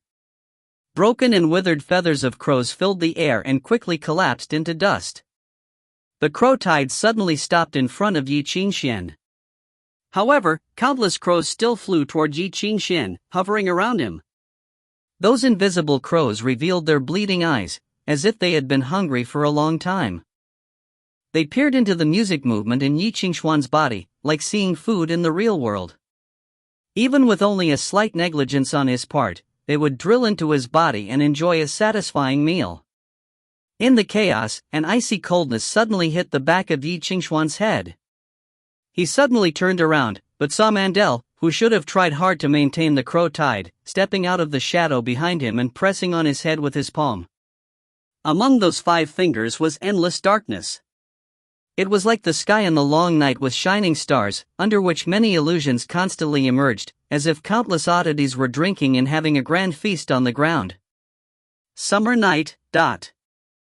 The busy and odd summer night among the 5 fingers was an extremely exquisite construction of magic land. The feast of the ancient oddities and musicians reappeared in the form of a music movement, the natures of the ether world and the physical world merging into the dark night, sending out a terrible gravitational force. Anything close to it would be pulled into the boundary between the real and the virtual world, sunk into the summer night and finally evaporated with the arrival of dawn. That was a terrible force even stronger than the crow tide. Pushed by Mandel, the force was gently sent toward Ye Qingxuan. In the chaos, Ye Qingxuan pointed with his fingers and transformed himself into a vacuum in a flash. Nature interference. Immediately afterwards, the holy, summer night crashed into holy. Horrible waves burst out after the collision between the 2 completely different masterpieces of the school of abstinence. In a mere instant, the walls were destroyed, the hurricane was torn apart, and a large hole was chiseled in the entire cloister of cavern. But Ye Qingxuan didn't give Mandel any chance. The sword of moonlight swept through and hit directly on the Symphony of Predestination of Mandel. When the 2 collided, the friction of music theory caused the pressure to soar. The Symphony of Predestination of Mandel was not extraordinary, and even could be described as common. It had the strong features of the classical school, but it paid no attention to the linkage and convergence of music theory. In other words, although the power was strong, its own structure was not stable, with disordered rules and many loopholes. Ye Qingxuan had confidence in destroying the symphony of predestination of Mandel completely by infiltration and destruction. However, at that point, Ye Qingxuan finally noticed the waves in Mandel's body that extended to the distance. In the perception of Mandel, all the living creatures in the entire cloister converged with him in the secret land of the basement, sharing his pressure and providing him with a constant supply of strength. In other words, everyone in the 5th Division had become his ether furnace. Although most of the people who were not musicians couldn't bring too much strength to Mandel, they were the best floodgate to share his pressure. They could be killed by 10 times pressure, let alone 100 times pressure. There was no difference in the consequences for those who were sharing the pressure. Now, Ye Qingxuan finally realized what he was doing, and that he intentionally let Ye Qingxuan perceive his trump card. To defeat him, Ye Qingxuan needed to kill all the people that pulled into the secret land and shared the pressure with him. When Ye Qingxuan won, he would only get an empty ruin. What a trump card! Ye Qingxuan squinted his eyes and stared at Mandel, who was smiling strangely. Seeing that Ye Qingxuan was about to stop fighting, Mandel laughed. Although he already had the game in his hands, he did not want to force Ye Qingxuan too hard. Instead, he decided to offer him a choice. He might want to cooperate with him. Just as he opened his mouth, the pressure from Ye Qingxuan suddenly surged. The moonlight was like a torrent, impacting on his symphony of predestination. The friction between music theories increased the pressure by hundreds or thousands of times. The aftermath of terror wiped out 1/10 of his ether furnace. That was to say that Ye Qingxuan personally killed dozens of members of the 5th Division in a flash. What was more, the offensive was getting more fierce, without mercy or scruple. Are you crazy? Mandel was shocked. Do you know what you are doing? Even if you win, what can you get in the end? Nonsense. Ye Qingxuan smiled, without any burden or hesitation, moving forward with the strong thought of killing him. Victory, of course. At that moment, Mandel was covered with coldness. Chapter 534, Breakfast. Also in the deep night, only the sound of the stove burning could be heard in the quiet room. In the glittering light, Ye Qingxuan was leaning on the bed. Lowering his head, he was browsing through the thick, heavy books. Only the rustling of the pages could be heard in the silence. Lola showed up in the shadows in the corner. Seeing him at such ease, she slightly raised her long and thin eyebrow. With a sneer, she said, "You look so full of confidence." Raising his head, he held his chin in confusion. Anything wrong with that? Are you really planning to lead this bunch of guys directly into the mist to save the world? Lola asked in disbelief. Do I have to remind you how stupid it is? How come? I am not a lunatic. You look no different from a lunatic. Glancing at him, Lola said coldly, "It's right to save the world, but you should at least have a plan, right?" Don't worry. I do have a plan. Lowering his head again, Ye Qingxuan continued his reading. Anyway, now that Anglo has become silent, I'm afraid the 5th Department is the only force that can change the situation. It is the result of Maxwell's painstaking effort. If it is out of control, there'll be no hope for us at all. That's your plan? Relying on a bunch of killers and spies? Different people have different skill sets and they are not applicable to all situations. Yi, the world of spirits and demons is totally different from that of humans. They are no help even they are experienced executioners or invincible warriors. You don't need to worry about that. Still reading the book, Ye Qingxuan gave a meaningful smile. They will be helpful. Very soon. Silence fell again. Only the rustling of the pages of the book in Ye Qingxuan's hands could be heard. Seeing him so absorbed in the book, Lola couldn't help but curl her lips. What are you reading? This? Waving the book in his hand, Ye Qingxuan smiled. It is about the music theory of a music school called Dinar. It originated from the old schools in the Dark Age and has been developing itself in Burgundy, quite isolated from the outside world. With Ye Qingxuan turning the pages, some vague moonlight shone on the empty pages.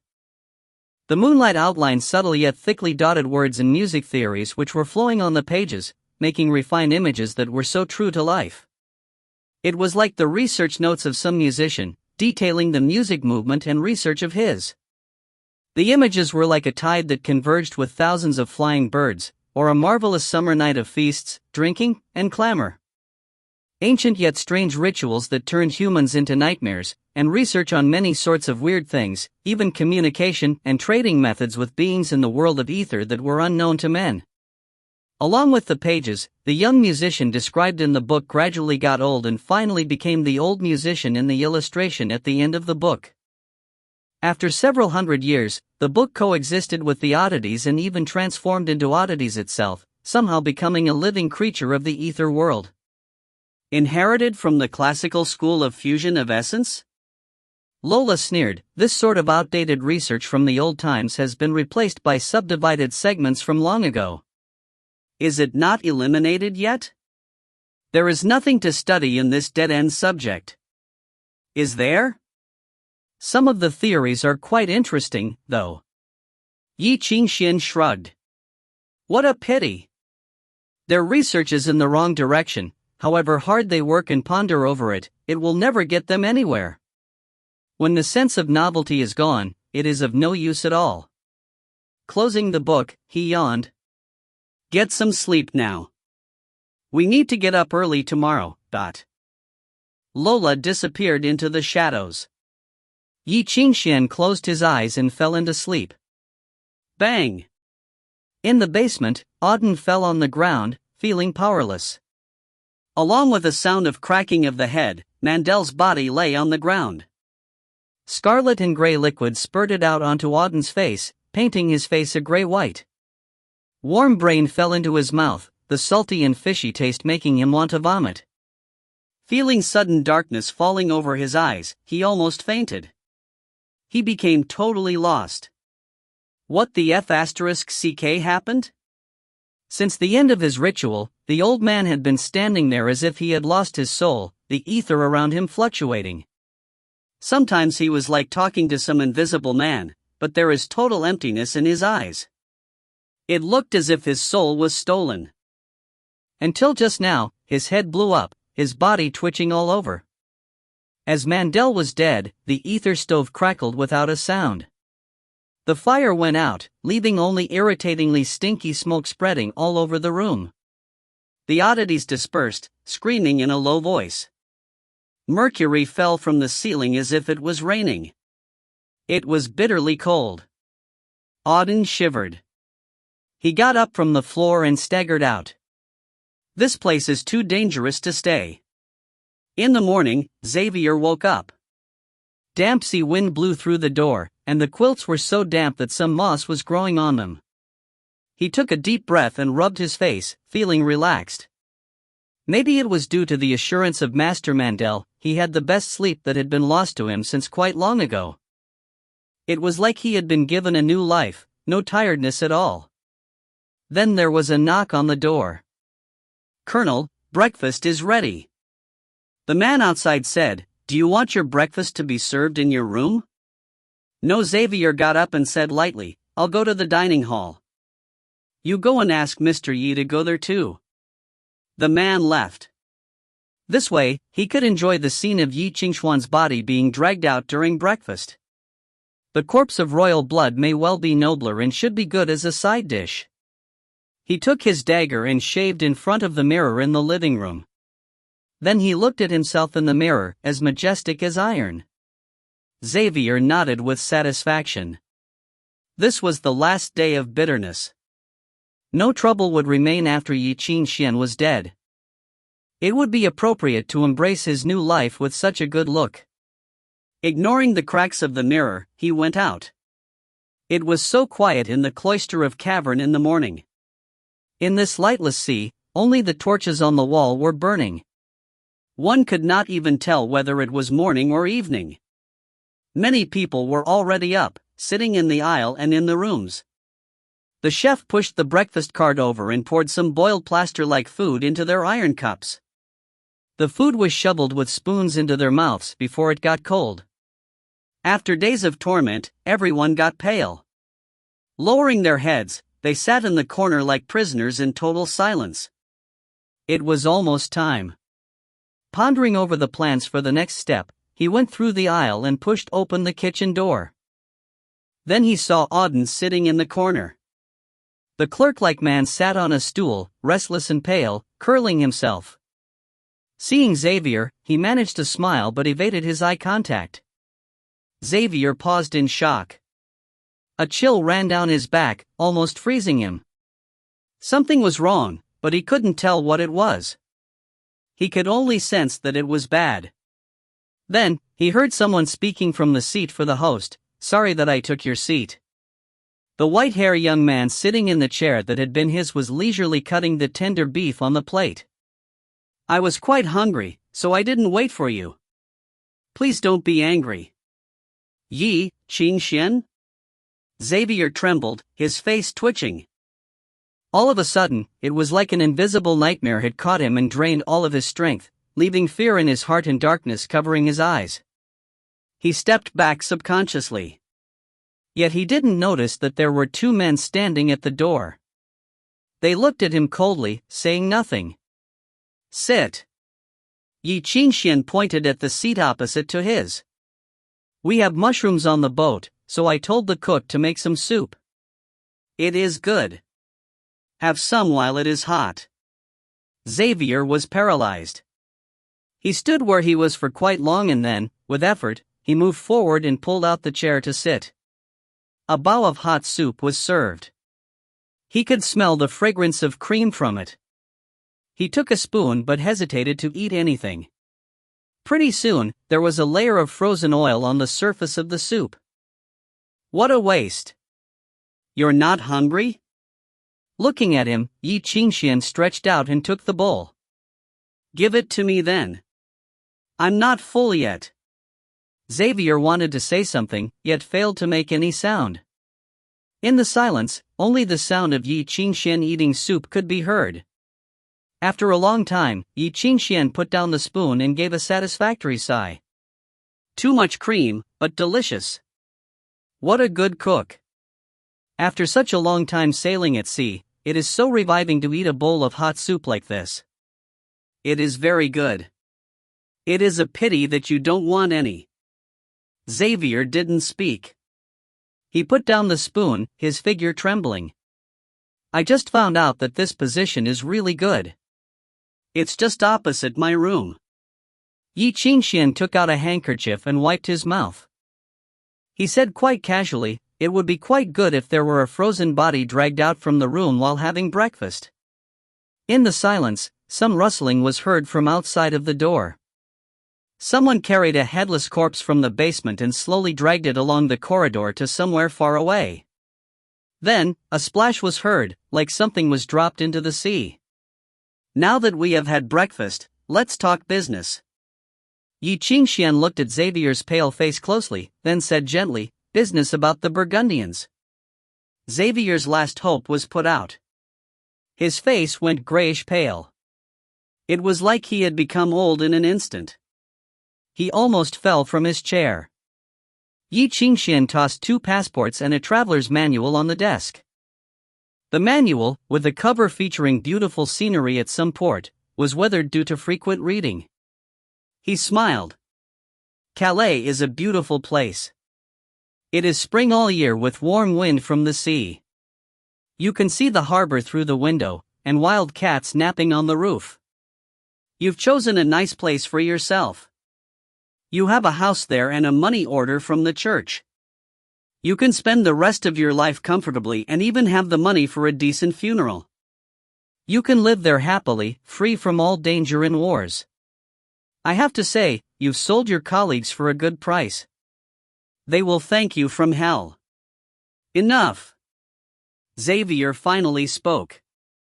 Clenching his fists, he stared at Ye Qingxuan angrily. "You know nothing at all. I did that because, It doesn't matter at all what it was for. Ye Qingxuan interrupted him, obviously having interest. I don't want to hear your difficulties or excuses. You betrayed them anyway. Right? Chapter 535, Disappointment. Colonel Xavier, I've read your file. Ye Qingxuan tapped on the empty soup bowl with his fingers. The humid wind condensed into water drops and fell on the wooden desk, leaving a slender flowing trace. Over the years, you've done very well in Burgundy. Maxwell also thought highly of you. In 2 years, you can be transferred to the military staff section and become the youngest official who possesses real power. The 5th Division has always been good to you, but your choice disappointed me very much. Disappointed? Xavier's face twitched out of shame or anger. He squeezed out a voice between his gritted teeth, his eyes bloodshot. Do you really think that you are qualified to feel disappointed about me? I've made great contributions to Anglo. 6 serious injuries on the battlefield in East India. Do you know how many things have I sacrificed for this country? All my friends died, leaving me alone in this world. He looked at Ye Qingxuan with contempt in his eyes. You wimpy kid. You were born with a golden spoon, all you can do is command and criticize. You made me wait here like a dog with just one word, and let me wait to die in the sea. Do you really think that you are the only one to save Anglo? You wish. You were lucky, when Anglo disappeared, you were just hiding in the sacred city. Where were you when Anglo was in the most urgent need of salvation? Maxwell is already dead. How many people do you want to bury for your so-called loyalty? The sharp screaming reverberated between the stone walls, and the soup bowl shook slightly. Xavier gasped heavily and spat on the ground scornfully. Ye Qingxuan looked at the floor without saying anything or refuting him. He waited silently until he felt a hint of embarrassment and panic. Are you finished? Ye Qingxuan raised his eyes and stared at him, as if he was looking at a spoiled kid who was rolling on the ground, and he wouldn't do anything even though the kid screamed and cried. When Xavier finished crying and was too tired to move, Ye Qingxuan finally said, Just relax, Xavier. Fearing death, being weak, and escaping are not ridiculous. You don't need to be so angry. But you must understand that you can't take it for granted, and it is not worthy of praise. Ye Qingxuan's voice was gentle and slow, without any anxiety. However, the voice contained no warmth at all, and it mercilessly took away all the heat in Xavier's body. The cold infiltrated into his bones bit by bit and froze the marrow.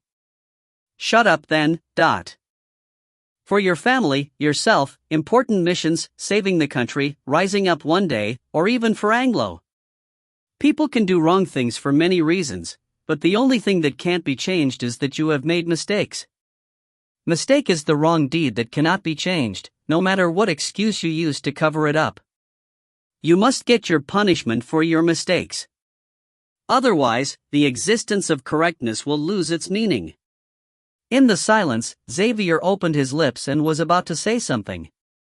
But he was deprived of the ability to speak, as if his throat was frozen. Ye Qingxuan reached out and opened the notebook at hand. He scanned the confession records one by one, and casually asked, When did Xavier get in touch with you, Adut? In the corner, Auden shivered and answered fearfully, 15 days ago. Oh, pretty early. Ye Qingxuan smiled. The kingdom of Burgundy seems to have been longing for those things for a long time. Once Angelo disappears, he can't wait to come out and take over the legacy. He must have gotten a lot of good stuff through the connection. Xavier stared angrily at Auden with bloodshot eyes. Auden shrank backwards, dodging his sight. He was the one who took the initiative to contact us.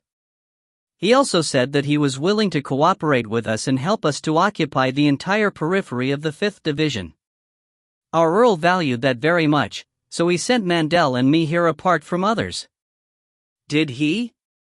Ye Qingxuan finally figured it out and nodded. It seems that the people of the Burgundy Division have all fallen into the enemy's hands. What a heavy loss. For the first time in years, the 5th Division suffered such a heavy blow. If Maxwell were still alive, he would feel very shameful and might have resigned already. Well done. The last sentence was obviously a praise, but it made Xavier quiver. Cold sweat oozed out of his pores, sticking to his skin and giving off the smell of fear. After reading the confession, Ye Qingxuan raised his head, with no emotions in his eyes. Indifferently. 17 secret bank accounts, more than a few £1,000,000, 3 tons of black gold stored as the treasure to restore the national power, 2 secret storages of military equipment, the entire list of underground members of the South. Do you know where those things come from, Xavier? He whispered. Over 100 years, hundreds of commissioners and countless people died in order to defend those things. The royal knights held a secret state-level funeral for them. On a deserted island, the mountains and plains were full of tombstones that covered 2 entire graveyards. More than half of the tombs were empty, some of them contained incomplete bodies. They died for the lives of more people. Maxwell once ordered me to swear to them that one day, after taking over all this, I'd make their sacrifice and death valuable. Those are the fruits of their hard work at the cost of their lives. Now they are all ruined at your hands, all of them. Ye Qingxuan closed his eyes, trying to control his anger. All of them. Xavier opened his mouth with all his strength and said, I don't. Boom! A hurricane burst out of nowhere. In the loud noise, the fragile desks and chairs were destroyed. The soup bowl fell to the ground and was crushed. In the corner, dust rose and fell down again. Xavier's voice suddenly stopped, because a hand grasped his neck and pressed him against the wall. Then he saw those dark eyes. I said, shut up. But Xavier squeezed out a smirky smile on his face. Look at your confidence. You don't know anything yet, Ye Qingxuan. You don't know what happened in that mist. Regardless of the gradually increasing pressure from the hand, he exhausted all his strength to say, Anglo is finished. No one can save it. I saw it clearly through the telescope. The monster will destroy everything. Including you. Monster? Ye Qingxuan frowned. Do you want to know what that monster is? Xavier looked at him with ridicule. I will not tell you, Ye Qingxuan. I have lost the game already. You can torture me by any means, you can even kill me, but I will not tell you anything. One day, you will experience the same desperation that I did. By then, you will find that you have no way back. Bang! Ye Qingxuan loosened his hand and let him fall down. Xavier knelt on the ground, trying hard to gasp and cough. Then he wiped off the snot and tears, and said with sneering eyes, Come on, Ye Qingxuan. What do you want to do? Show me your power. Let me see what you've learned from Maxwell.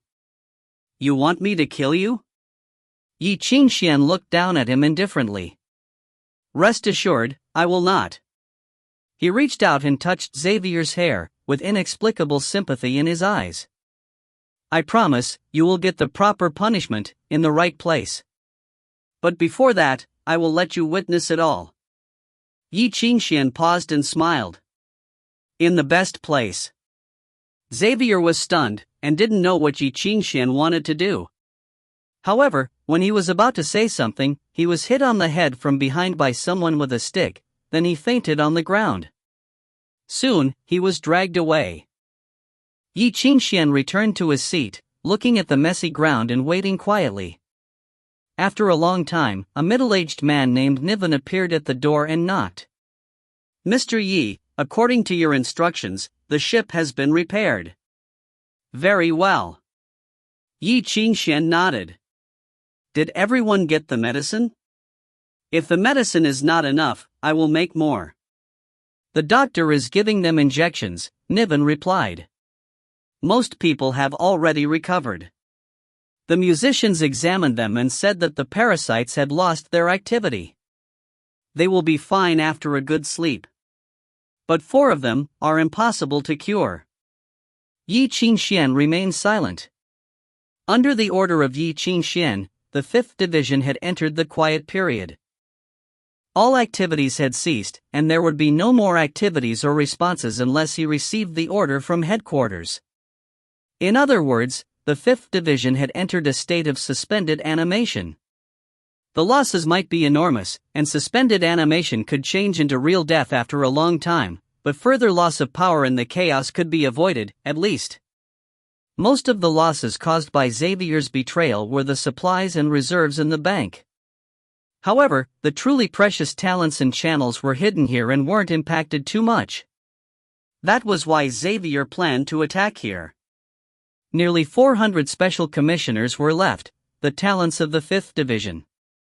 These commissioners from various departments specialized in force and destruction. Most of them had the basic qualifications of a musician, and had undergone special training including assassination, poison, mechanical engineering, first aid, etc. Each of them was carefully selected by Maxwell, so they had absolute loyalty to him. They were the internal forces of the 5th Division, and the organists who were awarded the badge by Maxwell himself. Apart from their own capabilities, the secrets kept in their brains were even more precious than their lives. In order to obtain complete power, Xavier had to implant the parasites into people untraceably through slow transformations and penetrations, relying on the oddities summoned by Mandel to control them. He had to weaken their defenses bit by bit, and take control of them in the end. But the consequence was that some people couldn't tolerate the transformation, so they lost control mentally and became psychotics. Those who realized his schemes had been sequestered at the excuse of mental disorder, and had even been killed after interrogation and thrown into the sea. The cloister of cavern enclosed by the sea had become a prison. If Ye Qingxuan had come back 2 weeks later, all the commissioners would have been brainwashed and become the puppets of Burgundy. The 5th Division would have completely collapsed. Even now, it was still too late for some people. Chapter 536, Long Lives the Elegy. The medicine Ye Qingxuan gave them was made of 99% saltwater and 1% his blood. The blood, rich in stone of sage and purifying music theory, was the best antidote. Upon entering the human body, the power in the blood would multiply automatically to kill all parasites and supply with the body with energy, qi, and blood. Those in good condition would sleep all their problems away after taking the antidote, while those in poor health may have symptoms like vomiting and diarrhea. In the worst case, they might get seriously ill due to the rebuilding of their immune system. For those who had been infected for too long, no cure was possible. For them, there was nothing that Ye Qingxuan could do. The purifying medicine, however, would end their endless nightmare and suffering, and wake them up from the madness for a short time. They would live their last hours with a clear mind. And then, they would have to face their death. It's cruel. Right? Ye Qingxuan asked. It is redemption, Niven answered from the door. On his fingertip, an organist emblem was spinning swiftly. Appropriate manners, neat looks, and free will are the essence of human nature. Maxwell once told us. I like it. It is also true to an organist. For us who are always hiding from exposure, this emblem is our only comfort. It is the only glory and consolation for us. It must not be stained or fall into dirty mud. He paused, and then said gently, to die with dignity is better than to live in filth and evil. That afternoon, a simple funeral was held for the dead on the top of the cloister of cavern. Ye Qingxuan, holding the Holy Bible, hosted the funeral. All Secret Service members were there to mourn the 6 dead organists. The funeral was so simple that there was not even a flower for the dead. In the pattering rain, the dead were laid in shabby coffins. The rain dropped onto their faces, making everything wet. It was so sad. Odette, Sylvester, Warren, looking at the faces of the dead, Ye Qingxuan muttered, "It's a pity that you can't see the beginning and the end of this war, that you can't enjoy the praise of fervent poems and songs, or a glorious death that will be noted in history. Today, you will say goodbye to all suffering in the human world and enjoy peace in the realm of death. Your death may not be able to make more people live, but your mission and duty will never die and shall be passed down forever. Closing his eyes, he lit the fire. The fire rose up from the oil, fierce and wild, evaporating the rain. It devoured the face of the dead and embraced everything in its arms. Pale smoke dispersed slowly, like the souls of the dead rising up to heaven. "May your souls never die," Ye Qingxuan muttered. All organists, lowering their heads toward their dead companions, sang in their coarse and low voice, which lingered in the narrow and dark space between the sky and the earth. Long lies the elegy. After the silent morning, Ye Qingxuan turned around and looked at the crowd behind him with the light, carefully watching the face of every one of them. For most of those people, it was the first time that they had met Ye Qingxuan. When they saw his face, they were worried if he could accomplish this mission that was too huge for anyone since he was so young himself. Ye Qingxuan stepped forward. He refused the umbrella Niven held up for him and let the rain fall onto him. Standing in front of the crowd, Ye Qingxuan let them stare at him. "I suppose you already know me. I am Ye Qingxuan, temporarily in charge of the 5th Department after Maxwell went missing. It was I who gave the order to send you here. It might be said that all the suffering you've had these days was because to this." Facing their eyes full of doubt, Ye Qingxuan remained calm. "I know what you are thinking about. I don't look like a qualified commander or leader, nor am I like Maxwell, who you all have faith in. Your doubt and concern are all understandable. It is normal that you feel upset. Yet, nothing can be changed for now. I nor you have another choice. And more unfortunately, more suffering is coming after this short break." Ye Qingxuan smiled pleasantly. "Perhaps you don't want to hear this from me. Perhaps you've come here for some noble cause. However, I don't like those dignified yet hollow slogans. So, let's get ourselves some other reasons." Pointing at the lightless sky and the dark sea, he continued, "Dear sirs, we don't know what lies in front of us. It might be death for all of us. What I'm leading you to is a war through which you can reclaim your country from the mist. Our enemy is this ocean which devoured Anglo. Compared to it, we are no more powerful than the dirt in the air, nor do we have any real chance of winning. We are going into this mist and back to Anglo, to retake our land and our country from this monstrous world. But before that, I have something to tell you." In the eyes full of astonishment, he raised the ancient, unpolished ring. The emblem engraved by the stone sword was awoken, glistening with red-hot light. The light pierced through the air like a sword. "By the name of the stone sword, what I promise you here shall be honored," Ye Qingxuan proclaimed solemnly, his voice like thunder, echoing in everyone's ears. "I assure you that every one of you will participate in this war. I assure you that the sacrifice of every death will be meaningful and that everyone who follows me will die with dignity. I assure you that if we win, everyone who is dead will be remembered by this country and everyone who survives will become a hero. Alive or dead, you will be forever remembered in the history books of Anglo. If we lose, we will bury ourselves in this lightless sea and reunite with the souls of the heroes in the realm of death." In the silence, Ye Qingxuan muttered, "Long lives the elegy for us." The organists answered him with their hand over their heart. "We will follow your order, sir." The organists from all over the world lowered their head in front of the young man. They half knelt in the rain to offer their loyalty. There was no more hesitation. "Very good." Ye Qingxuan nodded gently, smiling.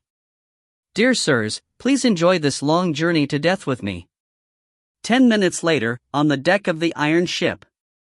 The realignment of the ship was over, and the engine was warmed up. Everyone was in position and the last batch of supply was moved from the cloister of cavern to the ship. Standing at the ship deck, Ye Qingxuan watched the scene quietly.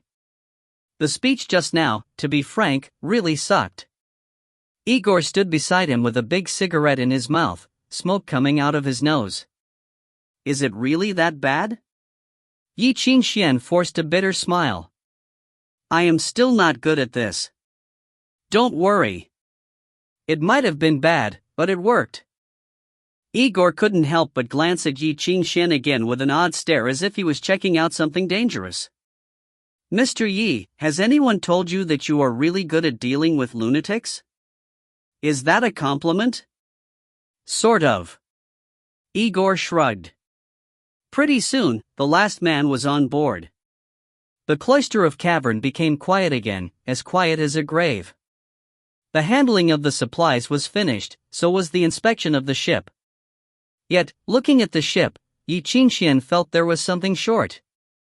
He patted on his head and finally remembered the order he had given to Igor. "Captain, where is our new figurehead?" He said to Igor, "I've been waiting for so long." "As you commanded, my lord." Igor grinned. "This is the only one of its kind, I assure you." He waved his hand and several sailors went. Pretty soon, the just-finished figurehead was carried out with a thick layer of dustcloth over it, keeping everyone from seeing what it looked like. With the assistance of the hoister and pulleys, the new figurehead was installed on the bow of the ship very soon. Inside the dustcloth, the figurehead was like a living thing, struggling with all its might, which made Ye Qingxuan and his crew pleasant. The rope that tied up the dustcloth was undone, and the cloth was blown up into the sky by the heavy wind. The thing under it was finally revealed, gasping for air. Seeing Ye Qingxuan with his blood-red eyes, he shouted desperately in his hoarse voice, "Ye Qingxuan, you will die miserably, but..." On the bow, Xavier, tied up on the cross, was struggling in an attempt to get out of the chains.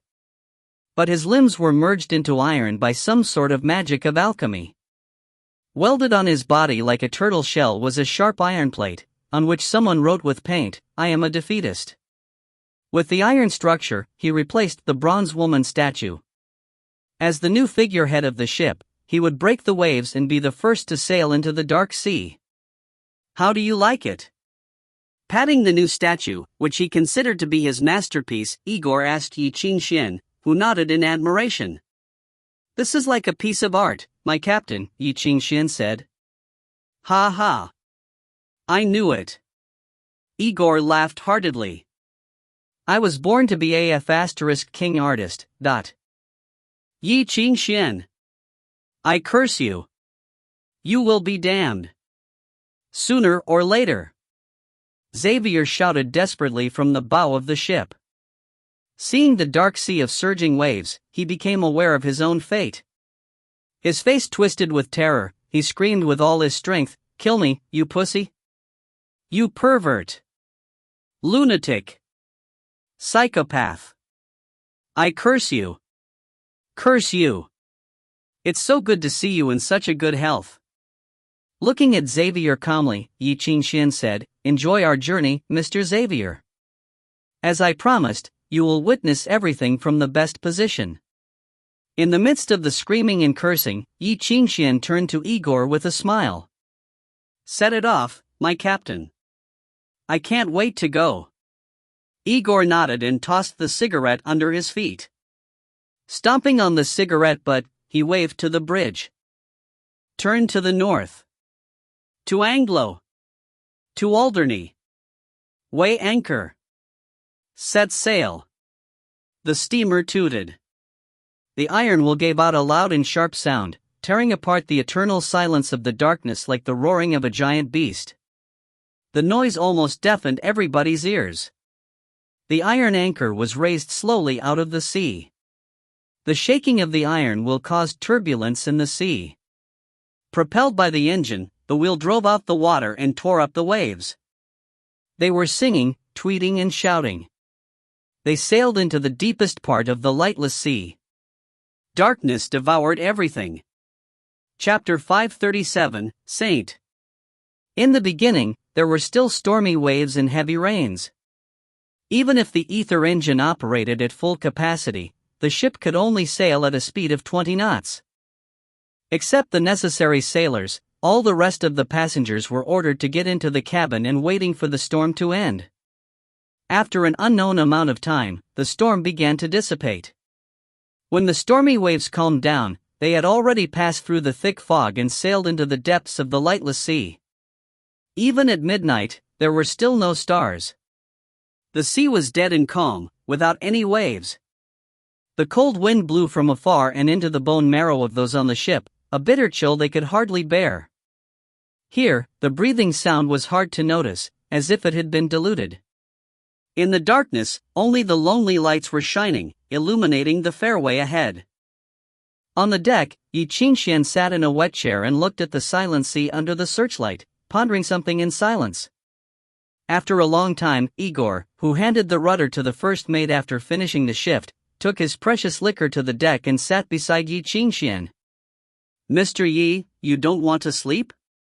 "I can't sleep." Ye Qingxuan shook his head. "The cabin walls are so thin that I can clearly hear the snoring sounds from the next room." "Captain Igor, your ship is passable." Igor felt helpless. "Don't be so picky, Mr. Yi. It's just a clipper, not a fortress on the sea like one of Asgard's ships. It doesn't have a name, 'cause it was launched as soon as it was built. In order to contain over 300 people for you, I even had my captain's lounge torn down. You should be more lenient, and put up with the sound of snoring." After he spoke, he shook his liquor. "Have a shot?" "I'd love to." The liquor rippled in the glass. Ye Qingxuan held a glass of liquor and looked at the sea. "When I was outside of here, I thought that it would be stormy waves everywhere. I did not expect it to be so quiet." "Yes." Igor sighed. "It is like sailing in the Styx." "Actually, they are not the same." Ye Qingxuan thought for a second, then shook his head. "I've seen the Styx, it's not as big as this." "Ha, Mr. Yi, you've got a sense of humor." Igor laughed and didn't believe him. Hearing that, Ye Qingxuan didn't care, but just asked, "Did you shut down the main engine?" "I can't hear the operating sound of the first wheel set." "Can we arrive in Alderney tomorrow at such speed?" "It's okay. We're lucky. We caught a free ride." Igor shook his head carelessly and pointed to the sea below. After reading through the perception thread, Ye Qingxuan was stunned. "An ocean current?" "Yeah." Igor nodded. To navigate the sea, one had to be familiar with the flow of ocean currents. Each year in winter and summer, this current forms from East India, and flows through the Asgard Channel with a large number of spawning fish, then passes by Anglo and Caucasus, and finally travels on to the east. Her name is Igni. In the Highland language that means the daughter of the sea. "I see. The arrival time that we predicted is tomorrow, but with her, we may get there in 4 hours or so," Igor said. "However, I heard that few people were willing to go to Alderney. That was a deserted island on which there was no city but some trees. It was not close to the main fairway, and even can't play the role of a hub." "Mr. Yi, I thought you were busy saving Anglo, so why do you want to get there?" "To try my luck," Ye Qingxuan replied calmly. "That is a fiefdom of my friend. If he didn't lie to me, I should be able to find a way there to save the country." Hearing that, Igor shrugged. "Then I wish you luck." To be honest, he wished that Ye Qingxuan would be outside on the sea every day and couldn't go deep into the center. He had spent a lifetime in saving money. He owed a heavy debt, and finally got a new ship from the shipyard in the sacred city, though a lot of relationships. Now the world had changed, and almost no one needed to rent a ship. He counted on it to make a fortune. Although Ye Qingxuan's payment was sufficient for me to repay the loans, and I could even earn an additional large sum of money. But who would be complaining about having too much money? Therefore, it would be better if they circle around the island several times and go home. Of course, that is impossible. Thinking about that, he couldn't help sighing. The world is tough. After having shaken off my bad reputation, I still have to earn money at the risk of my life. What is the difference between this and being a pirate on the Illusion Islands before? He shook his head and took a shot. Then he no longer thought about that and chatted randomly with Ye Qingxuan. "Mr. Yi, you rarely put out to sea, right?" "Well, although I grew up in Anglo, there aren't many opportunities for a boat ride." Ye Qingxuan took a sip and said softly, "When I first arrived in Avalon, I took a ship like this, but that one was very old and crowded.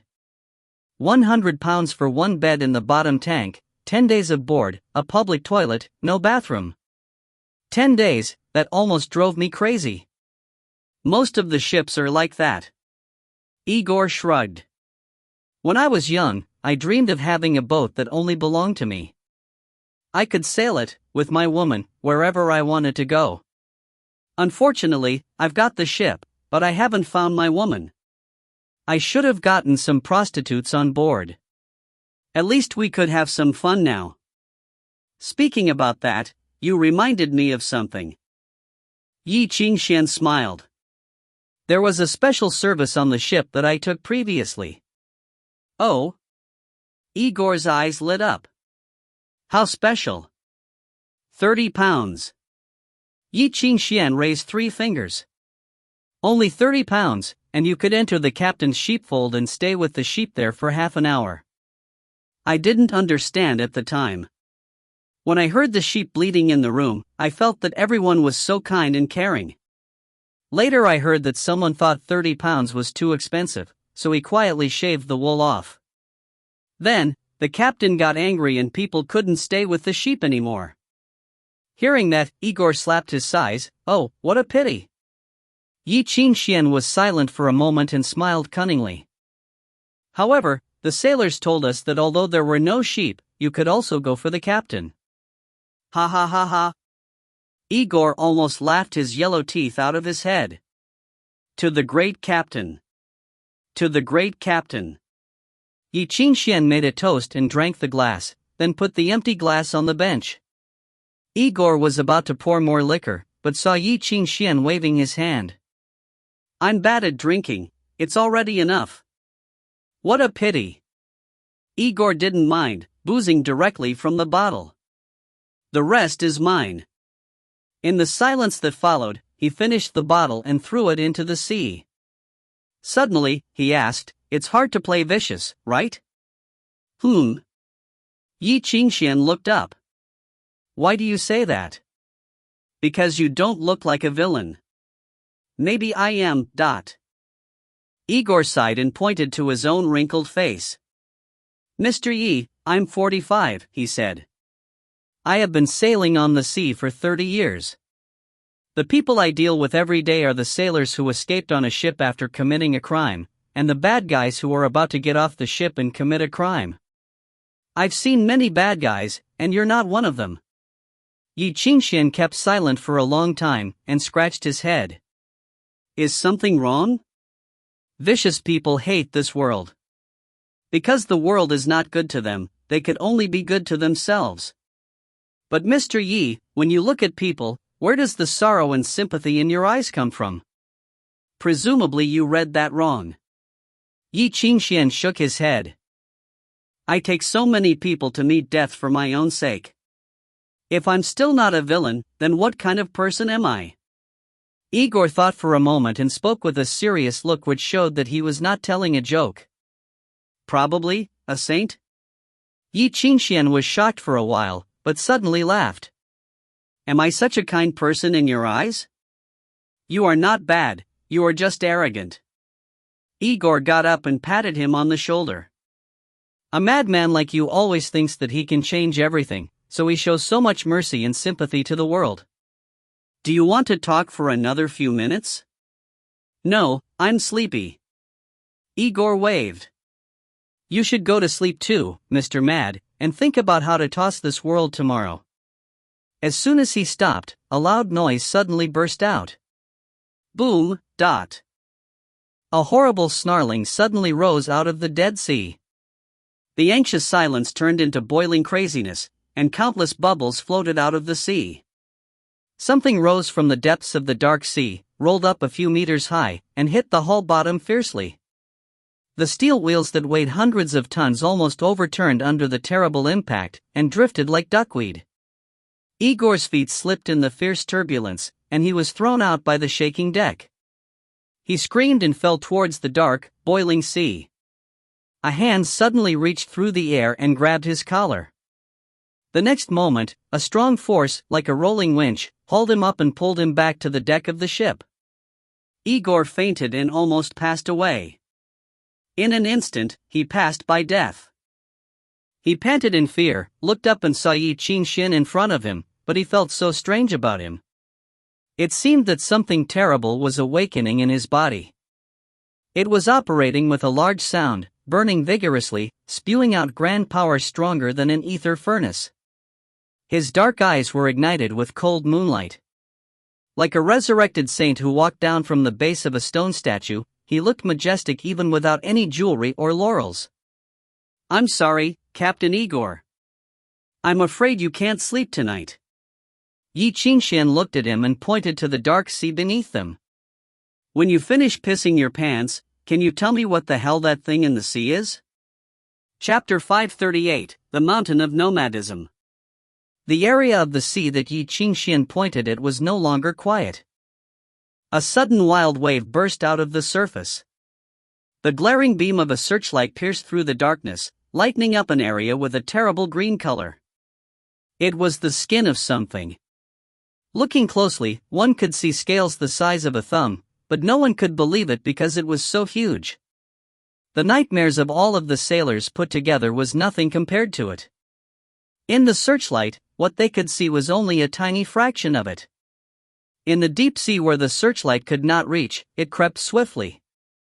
It was a sea snake of astonishing size. The iron ship, which weighed hundreds of tons, was no more than 1/5 of its length.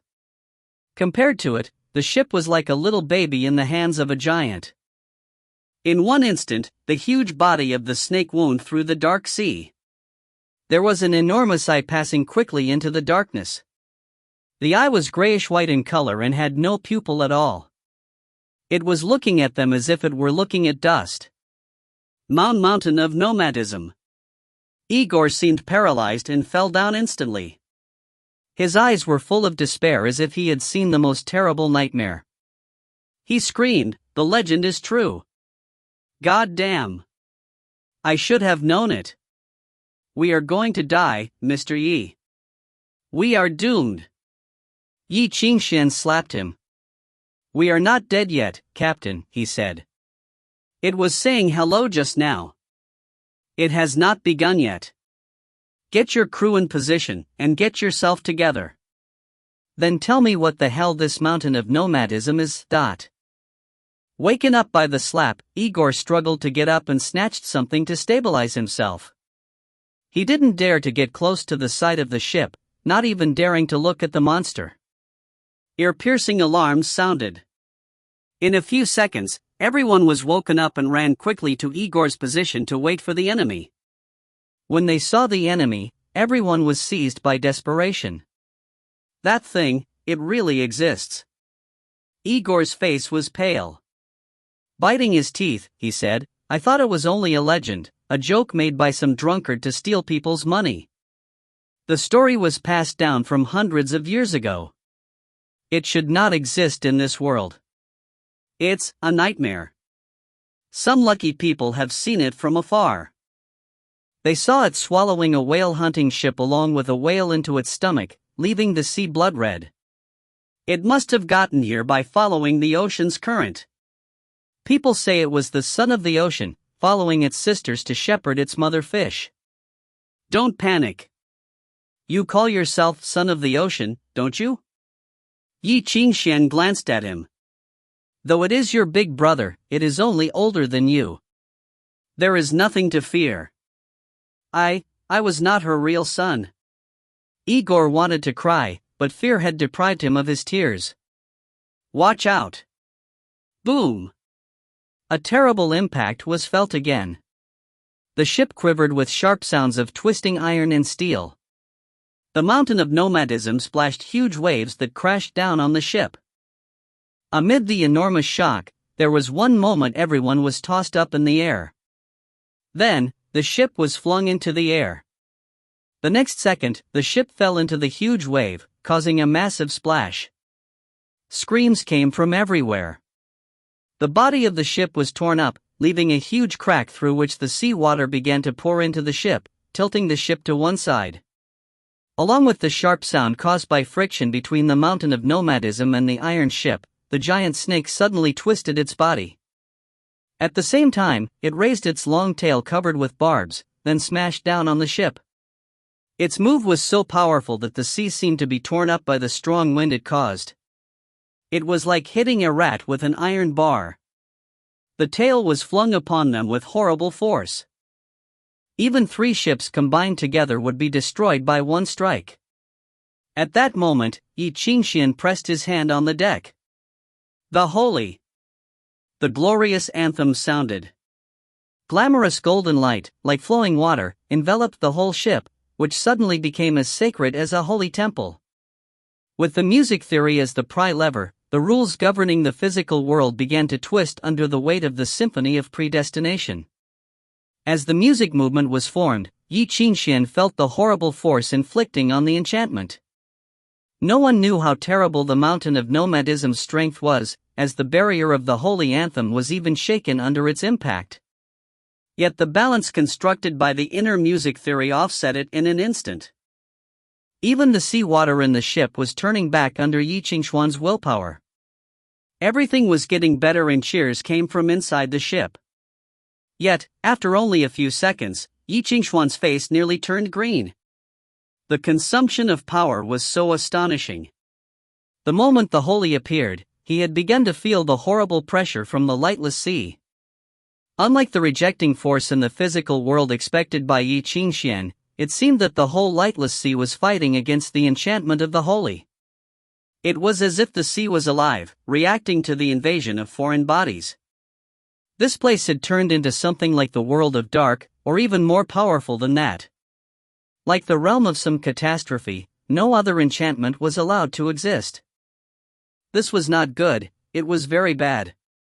In the school of abstinence, which Ye Qingxuan was best at, more than half of his willpower was used on the path of domain. Now that the path of domain was rejected, it was like he had lost one of his legs. What's more, a sea monster like the mountain of nomadism was in no way an ordinary creature. It was quite similar to the snake that twined around the whole world and was the ace of spades in the school of Dragonstone and the school of summoning. It was in no way weaker than the monsters created by the skillful musicians of the school of summoning. Undoubtedly, the blood of catastrophe flowed within it. It might be the sibling of some catastrophe or the incarnation of some catastrophe who was preparing to descend upon the world. Besides its monstrous strength, it definitely had some other horrible power.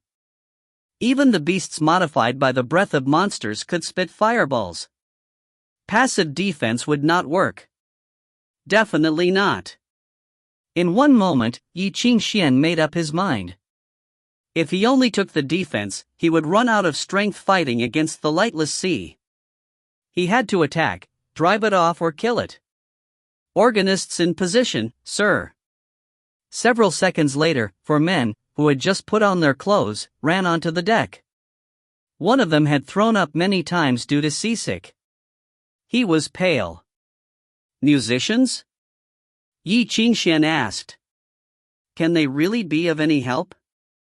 Pretty soon, he was relieved to see the shine of the musicians' music theory. 4 of them were resonance musicians, 2 were from the school of modifications, 1 from the school of revelation, and 1 was even the son of Phoenix from the school of Anglo royalty. They not only had the skills of summoning but also those of modifications. They were really professionals. At this moment, the school of modifications was so much more useful than Ye Qingxuan. Chapter 539, Keel and Virtue. The school of modifications was now much more useful than Ye Qingxuan. Even 3 resonances was enough to repair the holes in the hull and temporarily strengthen the ship. As for the son of the Phoenix, who had vomited so much that his face turned extremely pale, Ye Qingxuan dropped him on the bridge and led him direct from there. Out of those present, he understood the nature of the heaven catastrophes and beastliness the most. He would definitely find a better way to deal with the mountain of nomadism than Ye Qingxuan would. After the appearance of the Holy Grail, the mountain of nomadism changed his sloppiness and contempt. Dark green liquid poured from his pores, and dyed the vast sea. Then, the seawater began to evaporate, turned into a thick mist, and swallowed them. Soon after, Ye Qingxuan discovered that the metamorphosed seawater had an pervasive erosion effect apart from the violent poisonousness. The holy light of the outermost layer was darkened under the erosion of the dark green vapor. If the musicians of the school of choir saw such a fierce poison, they would crazily delighted. Ye Qingxuan now also had a crazy impulse. Fortunately, Captain Igor didn't disappoint him this time. Cannonball. Knowing that this time they would either die or win, Igor no longer panicked. The ferociousness that had accumulated for more than 30 years on the sea exploded, burning his eyes red like flames. "There's a cannonball in my ship." Ye Qingxuan was shocked. "Cannonball? Will that work?" Most of the cannonballs on board are meant for hunting whales or driving away demons.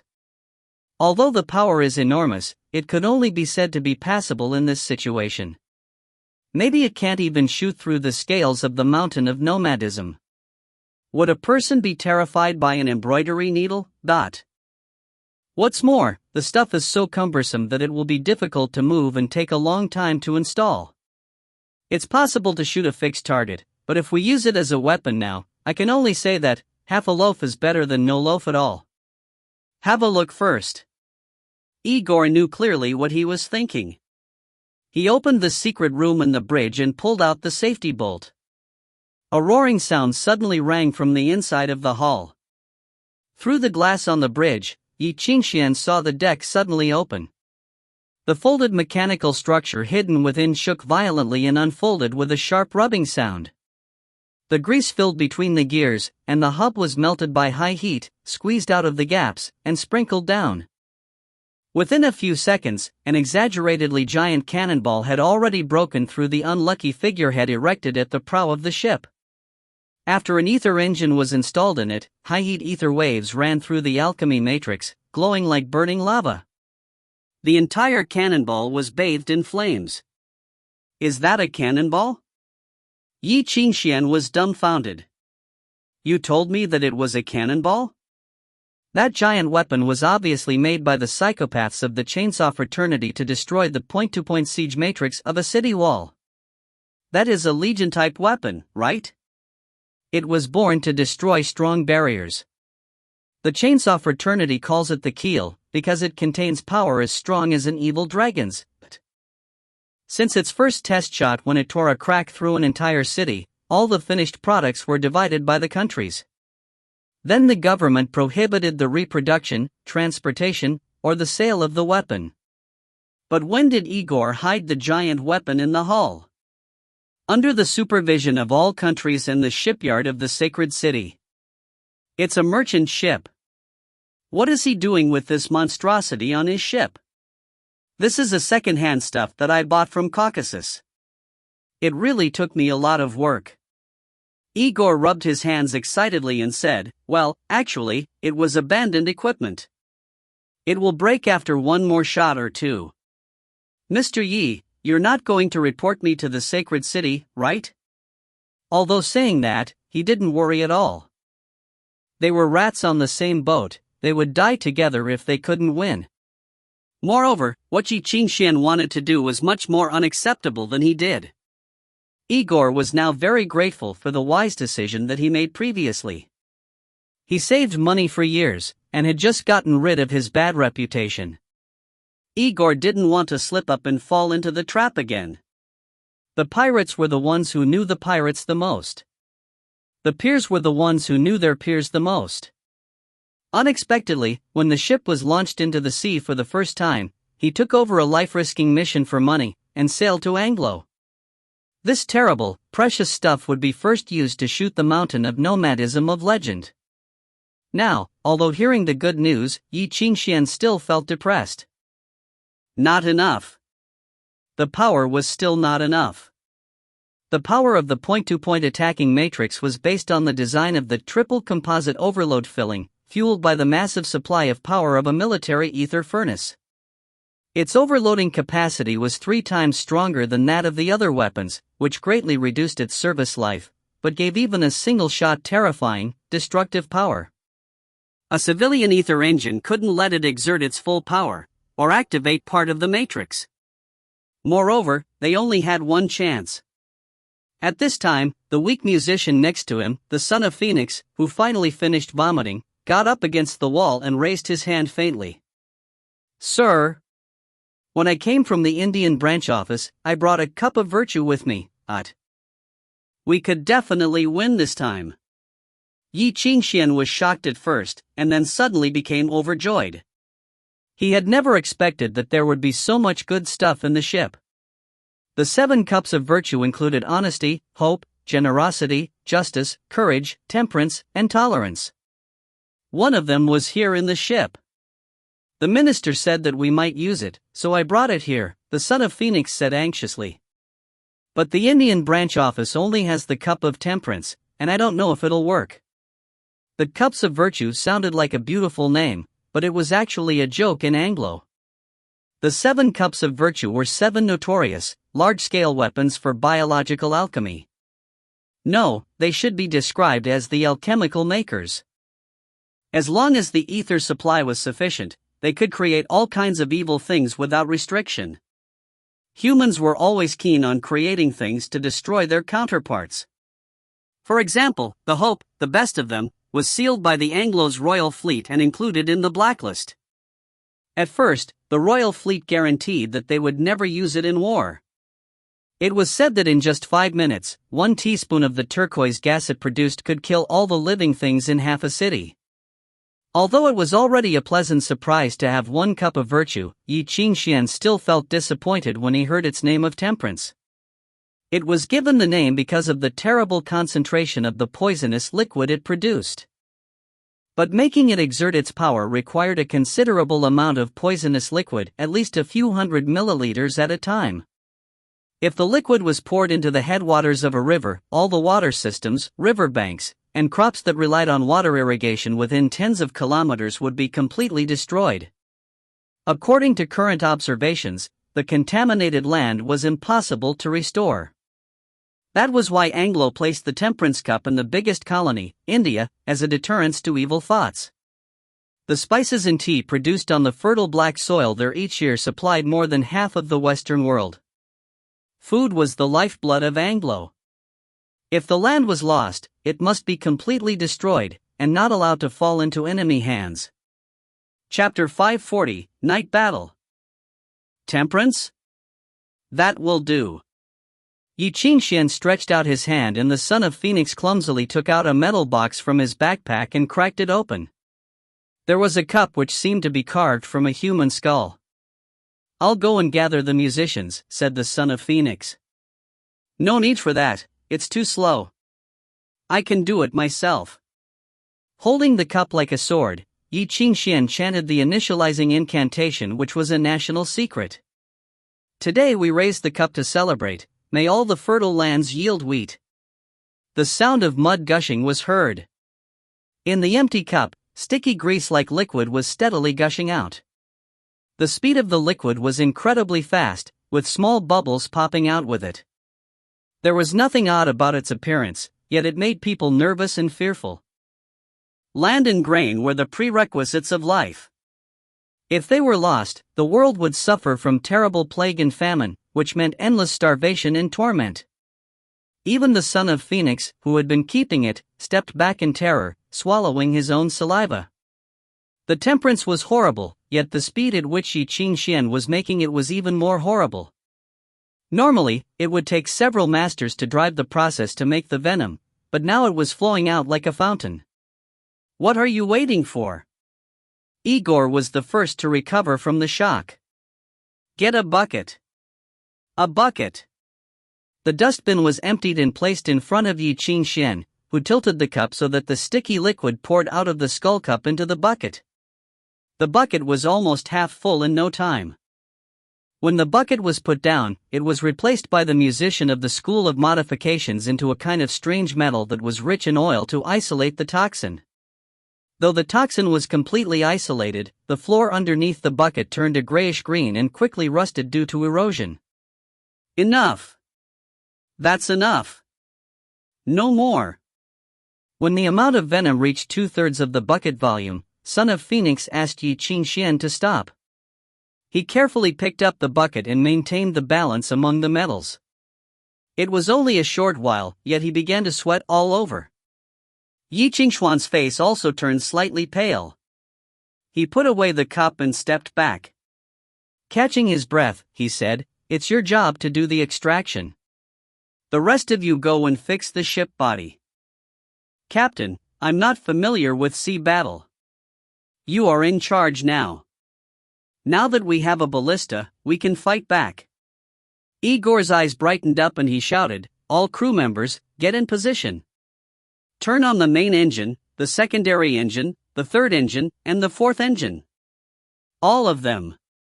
Put all the fuel in the furnace, save none of it. Distribute 30% of power to charge the keel." Then he paused, looking at Ye Qingxuan. Ye Qingxuan nodded. "I'll distract the sea monster." "No problem." Hearing that, Igor spat some saliva into his hands and rubbed them together, feeling a fire burning in his chest. The fire was so vigorous that his bloodshot eyes were almost radiating light. "Well, in that case, let's do some chasing then," said Igor. 1 minute before the barrier of the Holy was withdrawn, the wheel set was ready. The warm-up of the point-to-point attacking matrix keel was finished and the overload charging was in progress. The organist engineers had finished the main structure of the special arrow for the ballista and were making final adjustments. Several pharmacists wrapped up in protective clothing carried the iron bucket and poured the sticky liquid into a narrow opening carefully. It was as they were facing the worst enemy ever. Every time there was a little shaking, they turned pale due to fear. 30 seconds before withdrawal, 3 musicians of the School of Modifications were in place, and the repair of the ship was finished. The construction of the main parts of the reinforced matrix had begun. The alchemy matrix drawings stored in the form of scrolls were quickly engraved on the deck. The key parts were forged to form the basic circulation. Based on that, the active layer, the creation layer, formation layer, and the outflow layer were all taking shape. 10 seconds before withdrawal. Overload drive of the main ether engine began.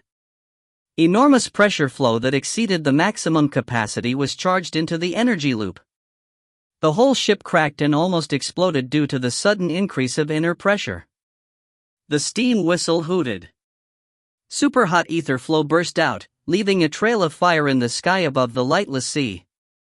The ether engine was in overload drive mode now. A dark light beam pierced through the surface of the sea, like molten lava that escaped from the earth, emitting dark red light when it bloomed under the sea.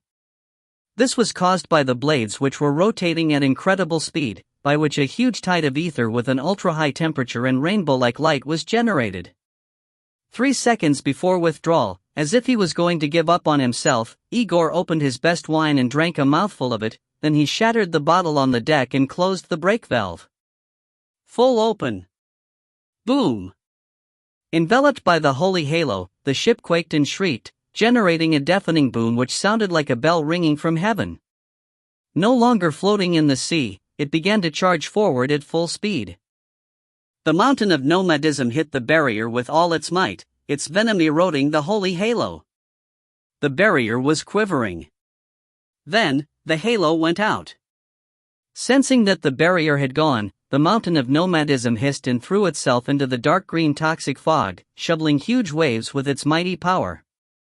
In the next instant, with its grayish-white eyes, it saw that its poisonous fog was swirling in the high-pitched sound of the steam whistle.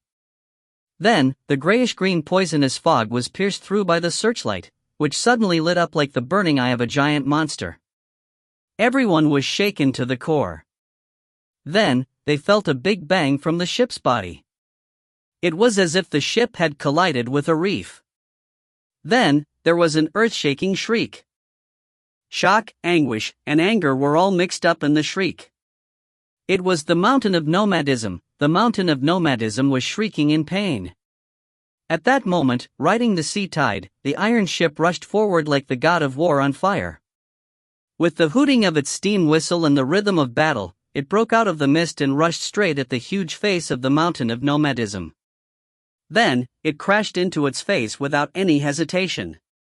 The sharp edges of the ship instantly collided with the scales on the snake's face and cut open its flesh, exposing its bones, which were of a greenish-white color. The demon was now in hysteric fury. The iron ship rushed toward the mountain of nomadism at full speed.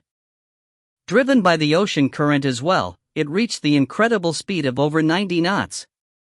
It was as if it were riding the wild wind. Even the sea wind was cut off by the ship and howled angrily. The whole ship was quaking, with every part cracking painfully. It seemed as if it would collapse at any moment. "Captain, we have to slow down." The second mate in charge of the wheelset was panicking. The fourth engine was already dead. "If the overloading continues, we'll explode." "To die by fire?" Igor smiled. "That's not so bad." The fire in his eyes was even brighter due to the liquor he drank. They were so red it was as if they were glowing. "I know it can go that fast." "It really can." "Go faster." He shouted, "Faster, dot." If you find any errors, ads pop up, ads redirect, broken links, non-standard content, etc., please let us know. Report chapter so we can fix it as soon as possible. Chapter 541 to 550. Chapter 541, The Moon in the Water, the Person on the Heavens. Faster. The hull shook, and the boat showed signs of an increase in speed. Behind Ye Qingxuan, the son of Phoenix smiled bitterly. In accordance with the orders of Ye Qingxuan, he let out a signal in the form of a music note. With this part as its focus, the whole reinforcement process began. He pressed his palm on the center of the fine arrays on the wall, using formulas to activate the power within. At the moment, the hull, which had been on the verge of collapse, started repairing itself. Complex layers of arrays spread outwards from the core of the hull, similar to complicated tree diagrams, interlaced with each other and enveloped the massive hull. After sacrificing the service life of the boat by a large extent, the alchemist's arrays had maximized the performance of the materials of the hull, upgrading the toughness, strength, and ductility of the alloy and steel by at least 30%. In this day and age where materials science had reached its limit, the results of a 1% improvement would be considered shocking enough, let alone an increase of such a crazy extent? The speed of the ship had stabilized at 50 knots at the moment, which was still a far cry from the terrifying speed of 97 knots achieved by last year's champion of the Burgundy boat racing competition. But that was a speedboat that sacrificed everything for speed. It was completely covered in arrays, making it almost equivalent to alchemy equipment.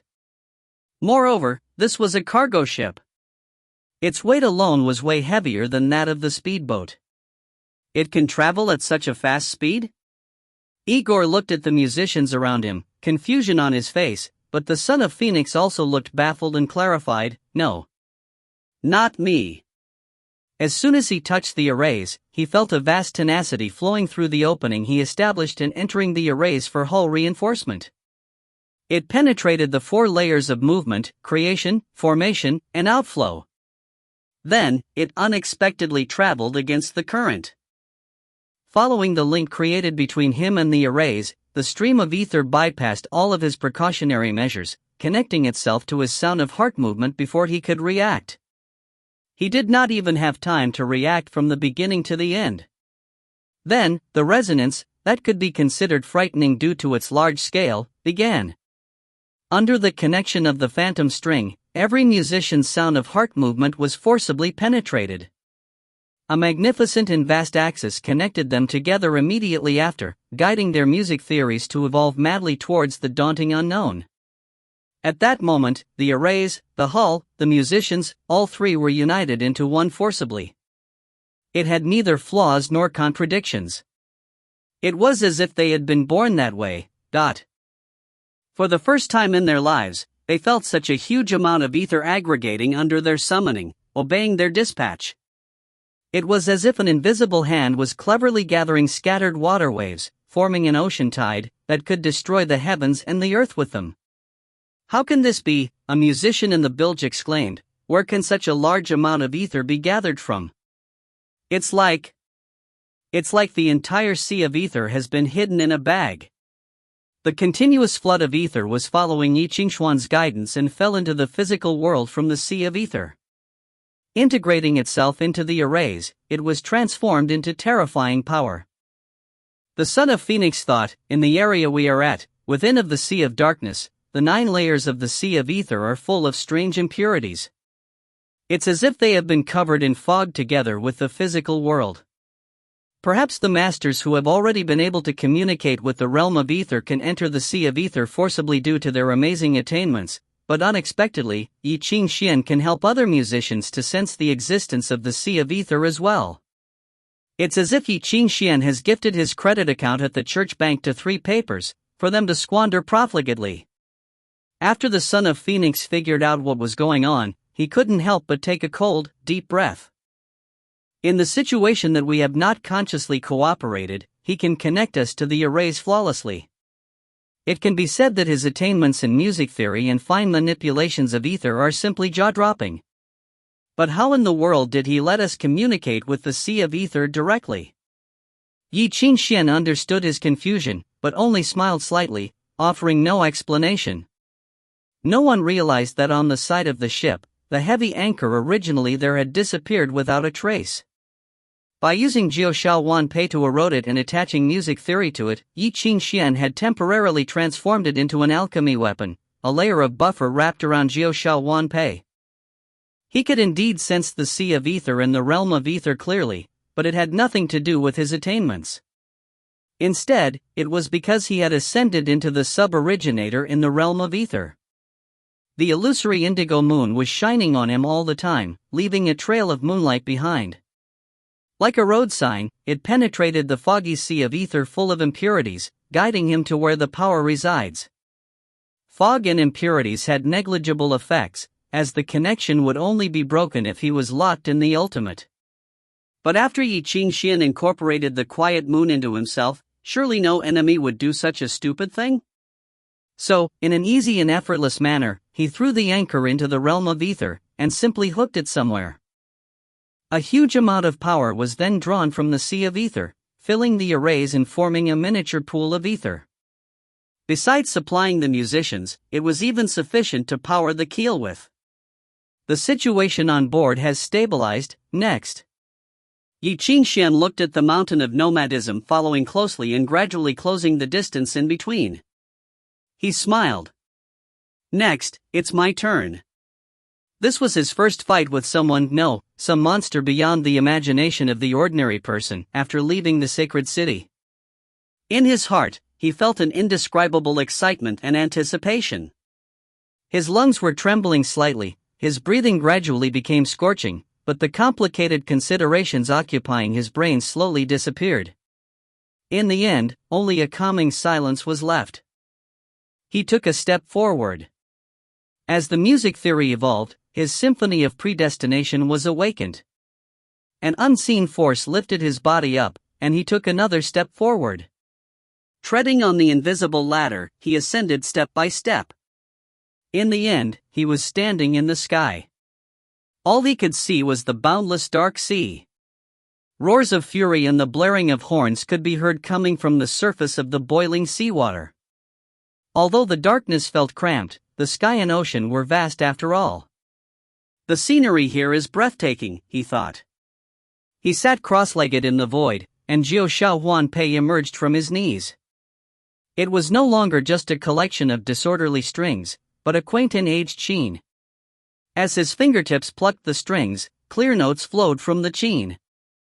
Young swallows chattered by the draped curtains, ancient dragons hummed in the turbulent waters. Moonlight shone silently, not from the sky, but from the sea.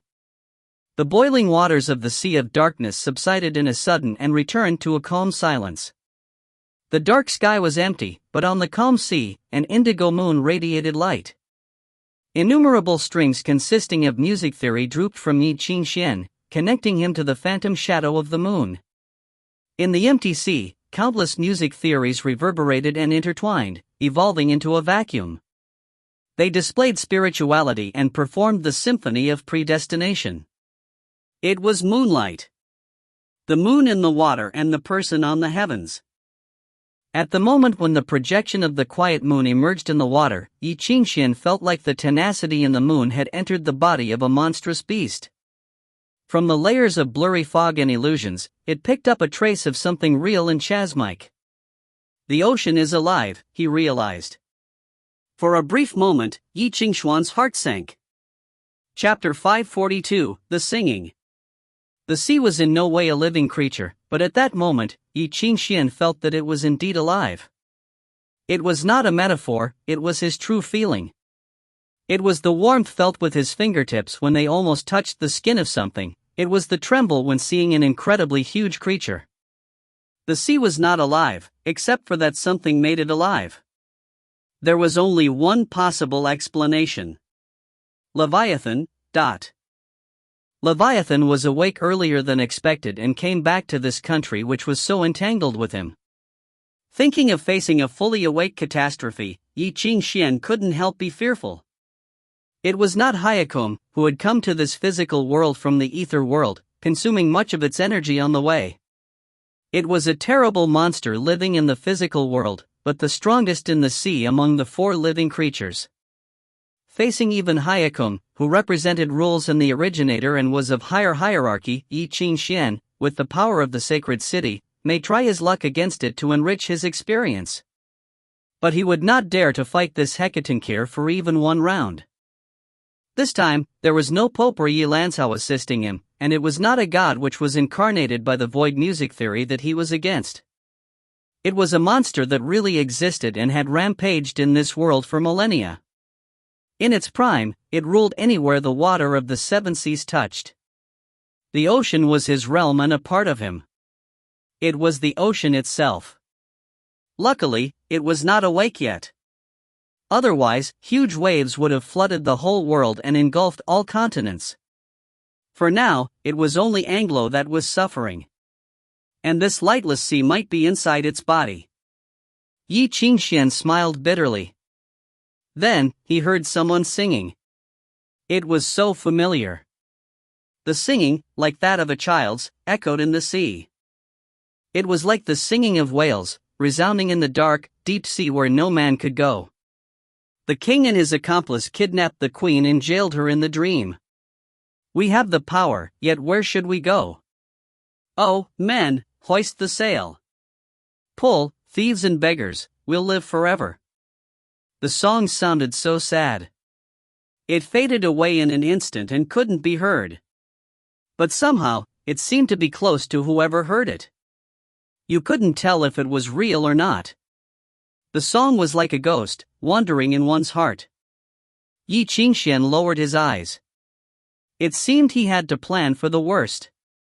But before that, the mountain of nomadism suddenly jumped out of the sea, shrieking with its mouth wide open, hoping to devour Ye Qingxuan in one bite. Its countless scales cut through the wind, playing a thrilling melody. The brutish nature, which was so pure, almost had its physical shape pierced out from its body, destroying the music theory layer by layer, turning it into ashes. It was so powerful. In one blink, the stinking wind came near. Ye Qingxuan lowered his head and fingered the string to fight against the huge mouth that was to devour him. The sound of the Jiu Shao Huan Pei spread out and ether moved. Ye Qingxuan did not make any movements but borrowed strength from the sea and pushed the mountain of nomadism gently to help it jump higher. It was like pouring oil onto a fire. Seeing Ye Qingxuan fighting, the son of the phoenix almost screamed in terror. But the next second, he saw that the mountain of nomadism was pushed several meters higher. It looked fiercer, but it missed Ye Qingxuan by an inch. It fell into the sea again, splashing up huge waves. Except for the stinking wind and mist, no impact was made at all. Amazing! Son of Phoenix clenched his fist and relieved slightly, though terrible. The mountain of nomadism was only a demon who knew nothing about language and music theory and fought only with its instincts. Ye Qingxuan didn't want to win the fight. He was only stalling so he could avoid fighting hard against it by constantly escaping its attacks.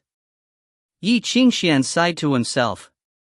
It was not that easy. It was easy to fool the beast, but if the beast was irritated, it would only be more troublesome. In the next instant, incredibly dense mist rose above the sea. A hurricane suddenly appeared, bringing with it the smell of disaster. The whole world was filled with the terrible mist. There seemed to be a large amount of sand in the mist, which made him feel like he was being choked. Then, a pair of eyes burning with beast fury lit up in the mist. It was so close. Ye Qingxuan subconsciously raised his hand and played the zither. Along with the sound of the instrument, the moon suddenly rose over the sea and enveloped him. Boom! Everything was shaking. The moon's shadow shattered under the horrible impact. Ye Qingxuan flew backward and struggled to maintain balance. Then he dove down very quickly and flew to his right side like he was escaping from some deadly plague. In the moonlight, he seemed to produce many shadows of his own. With his guidance, those shadows flew in the air. One could hardly distinguish which one was him. What was more terrible, a huge mouth suddenly came out of nowhere. The mouth tore apart the shadows one by one. Yes, it was the mountain of nomadism. The indigo moon was finally complete again, its light shining through the mist to reveal the truth. Yet the truth was breathtaking. In the dense mist, the mountain of nomadism raised from the sea, and flew in the sky. Doesn't a sea monster belong in the sea? Ye Qingxuan was shocked. It can fly? Isn't it against the rules? Against the rules or not, the mountain of nomadism was more and more troublesome. Not only did it fly, but it also became more and more cunning. Several times, Ye Qingxuan got so close to death that he was almost strangled or devoured by it. He didn't want to have a taste of its gastric acid. It never occurred to him that a monster so large could be so agile. It was like it was weightless. Yet the wind created by its heavy body was so strong. It made him unable to breathe. Fighting against such a brutal enemy, he would be cut into pieces by its scales even if he was only lightly touched by it, not to mention the grayish-green poison that was constantly oozing out. The mountain of nomadism didn't need any weapon or music movement. It was the gravest threat itself. Ye Qingxuan suddenly felt regret. How he wished to be a master of the school of modifications. They could summon fire, wind, thunder, and lightning as they wished. If upgraded to a war musician or some other particular occupation, he wouldn't need to yield to anyone. Among the musicians of the 7 systems, the school of modifications was the best at destruction and construction, and the school of summoning was best at attacking and cooperation.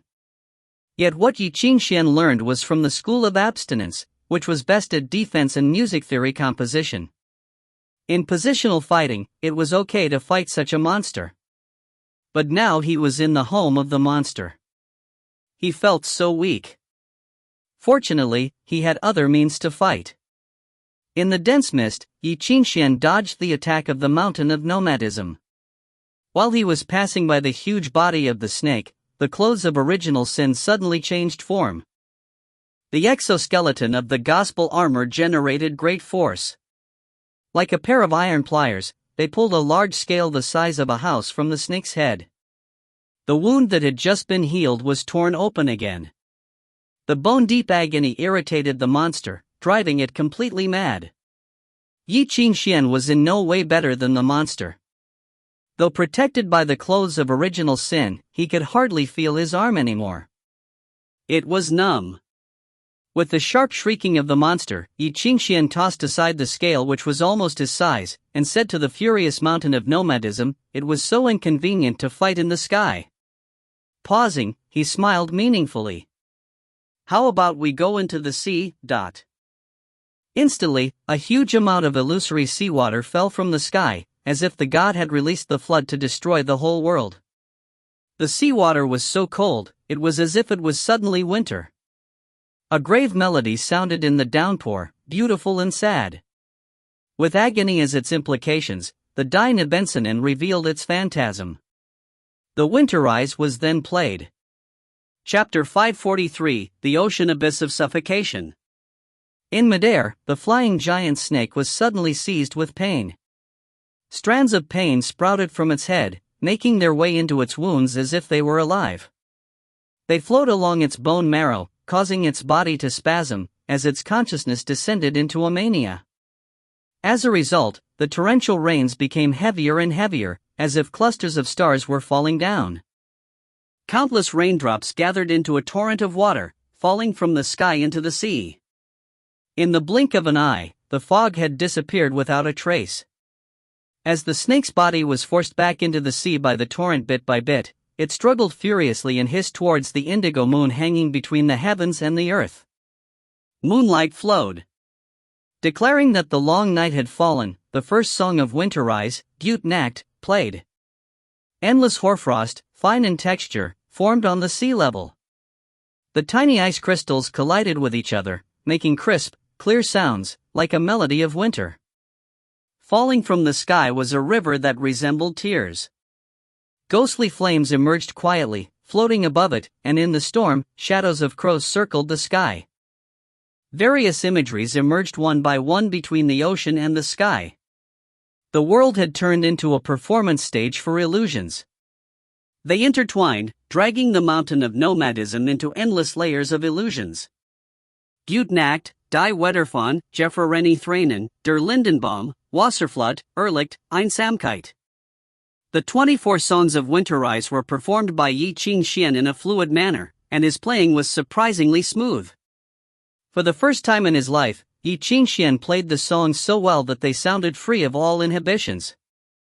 When the last song of Der Lehrmann was completed, in the body of the mountain of nomadism, the ether waves fluctuating faintly were completely subdued. It crashed from the air into the sea, struggling with all its might, but it was unable to free itself from the illusions flooding its perceptions. The spirituality contained in the 24 songs guided the music theories within. As if they were alive, they combined into one, evolving into an inescapable, terrifying illusion, completely trapping the mountain of nomadism inside. At the moment, the ocean was what the mountain of nomadism saw. For the first time, the creature born of the ocean found the ocean terrifying. Unlike the sea they were in, it was a desolate sea that it saw. In the heavy snow, the dark and unfamiliar ocean swallowed it. No matter how hard it tried to swim and stay afloat, it felt like it was drowning in the sea, sinking bit by bit. It was sinking into the frightening trench hidden in the sea. A source of terror lurked in the endless depths of the ocean. Gazing at the dark rift that seemed to extend to the end of the ocean, an unprecedented sense of crisis and fear was instinctively triggered in the mountain of nomadism. That was the abyss. Abyss. Other than Ye Qingxuan, no other musician in the same era nor that in the past could create such a realistic abyss in the illusion, nor would there be any in the future. From the remains of the former Dark Pope, Ye Qingxuan had drawn the power of the source, which had originated from the abyss. Purely in terms of the understanding of the abyss, he had surpassed most dark musicians, even the high-ranking demons in the abyss and the dark ministers. What he had learned was the essence of Hyakum, the core of its spirituality, the music theory that even the dark branches of the abyss had never understood. After Hyakum's fall into a deep slumber, no one else in the world could understand the abyss better than Ye Qingxuan.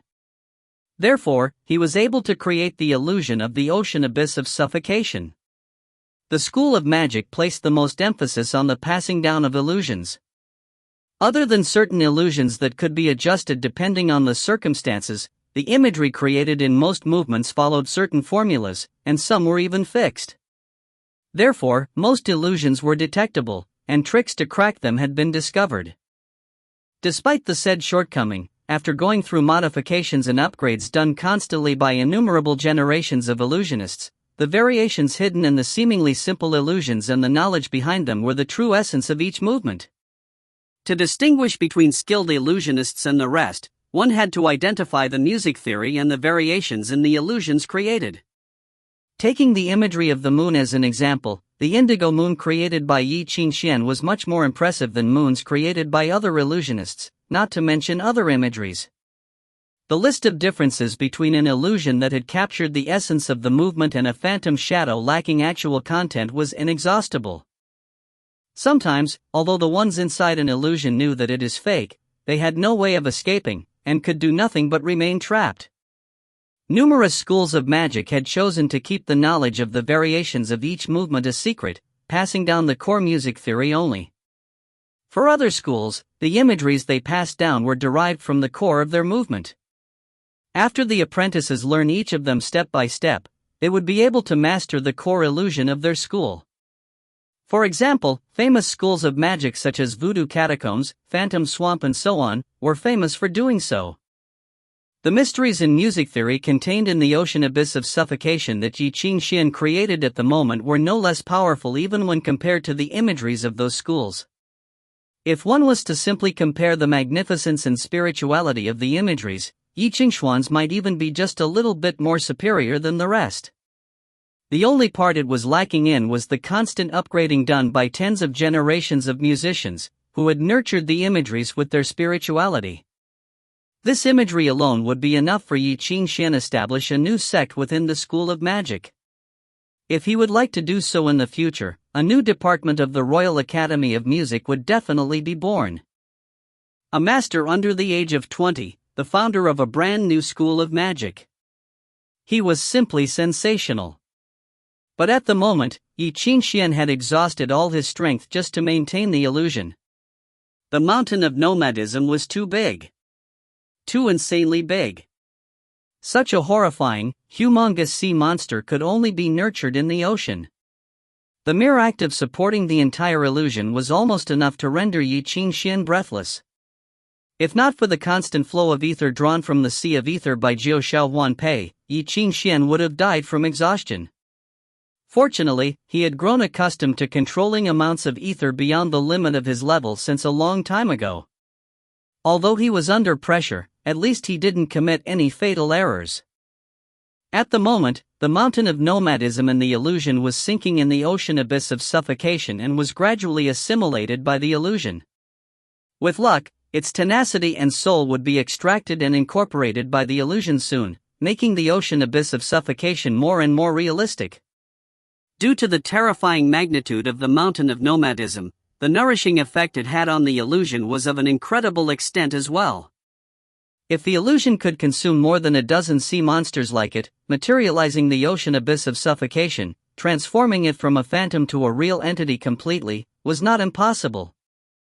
Then, it could truly be compared to regions of illusion such as Voodoo Catacombs, Demonic Mountain, and so on, becoming the sixth catastrophe-level illusion in the physical world. Sadly, such an idea could only exist in one's thoughts. Ye Qingxuan wasn't even sure if he could kill the mountain of nomadism completely with it. Judging from its size, the mountain of nomadism had lived for a few hundred years at least.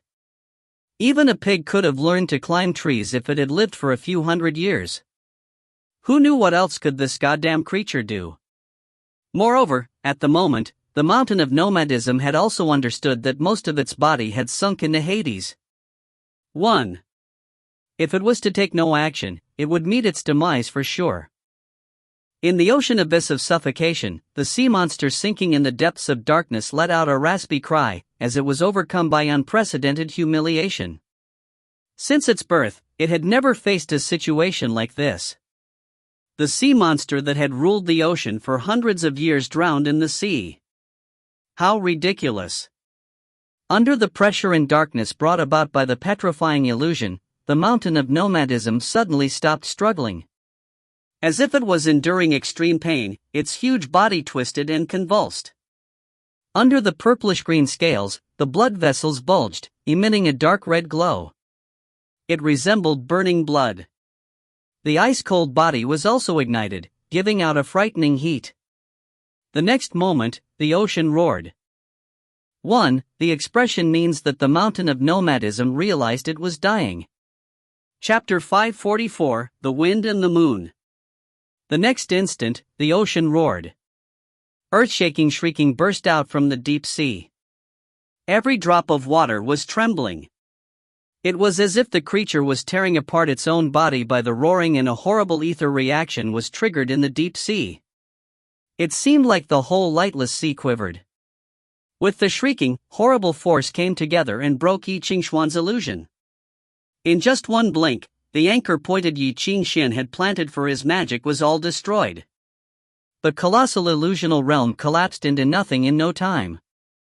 Then, winds and waves stopped moving. A weird silence filled the whole space.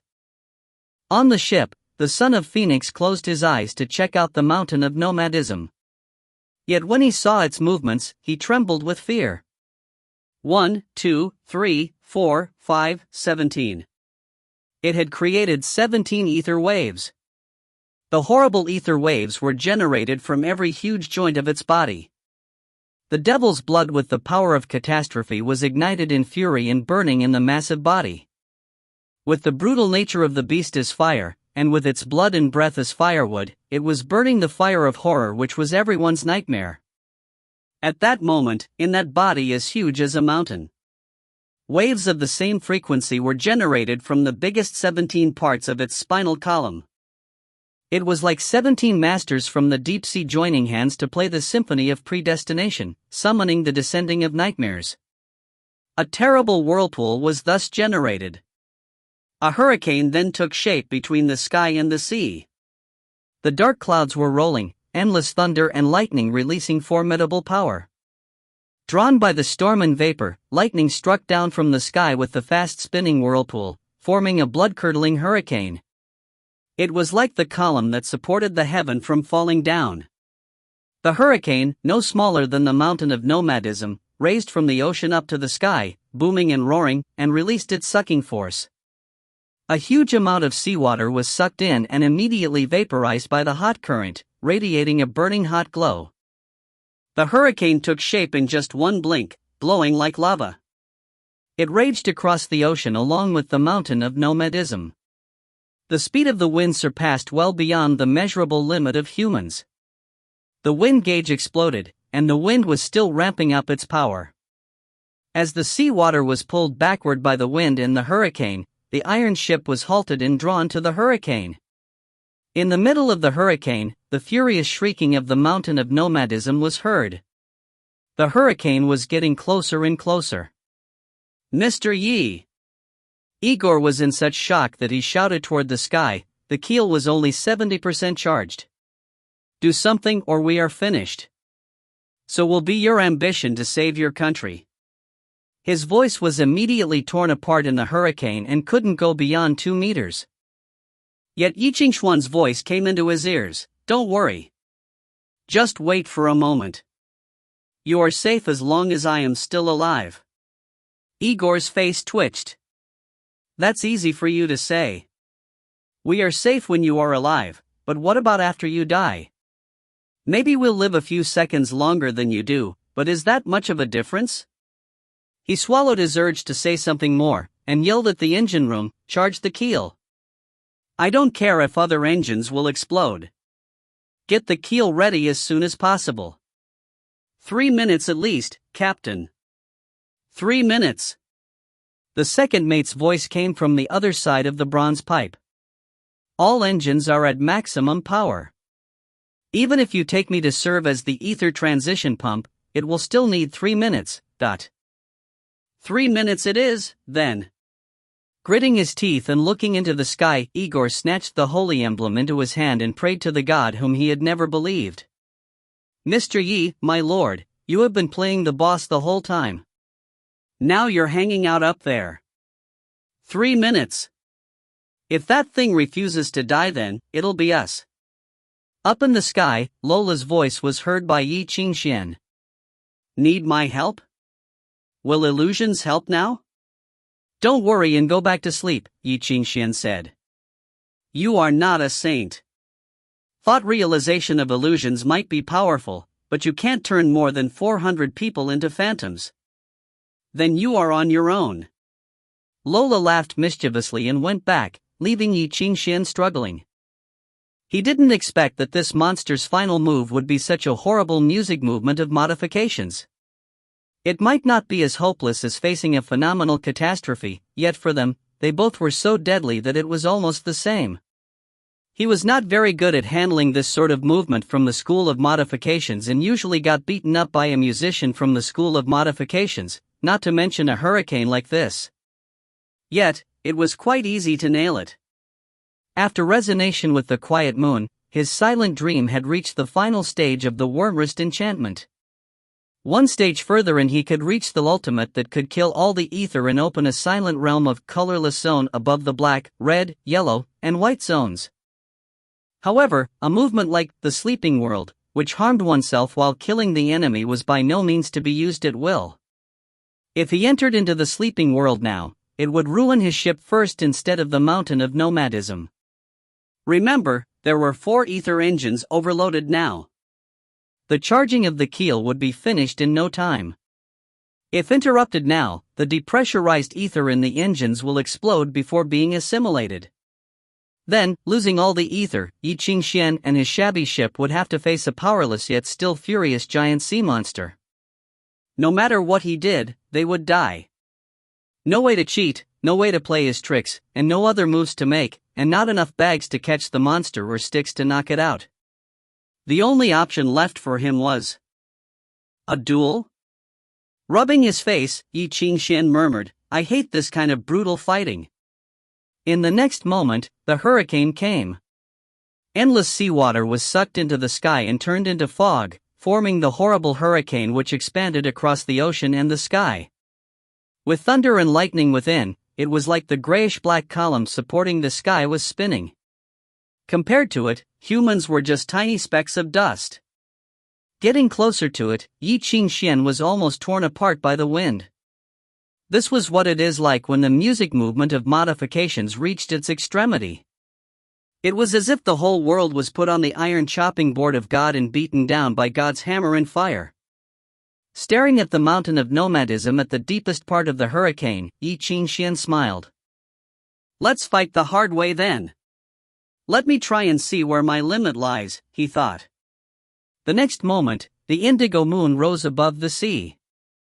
Countless beams of light verged in the shape of an unreal moon, hanging above the sea. Facing the desperately huge hurricane, Ye Qingxuan stretched his hand forward. Nature interference.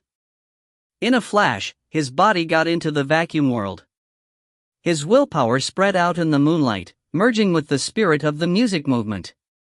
Numerous music theories circulated, building the magnificent symphony of predestination layer by layer.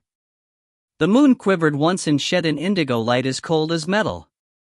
The wind and the moon clashed. With the bang, a big boom was generated, shaking the space several hundred nautical miles around.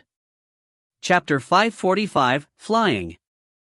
After a sudden roar which only lasted a brief moment, a long silence ensued. Even the howl of the hurricane seemed to have disappeared. The expected earth-shattering turmoil did not happen, as the collision between the tornado and the moon was over in an instant. The indigo moon had silently infiltrated the tornado like ice cubes being dropped into water. Despite remaining distinct from each other, but they appeared to be of the same nature. From the perspective of the school of abstinence, this was a reverse interference of the nature of the substance, termed the blending of natures.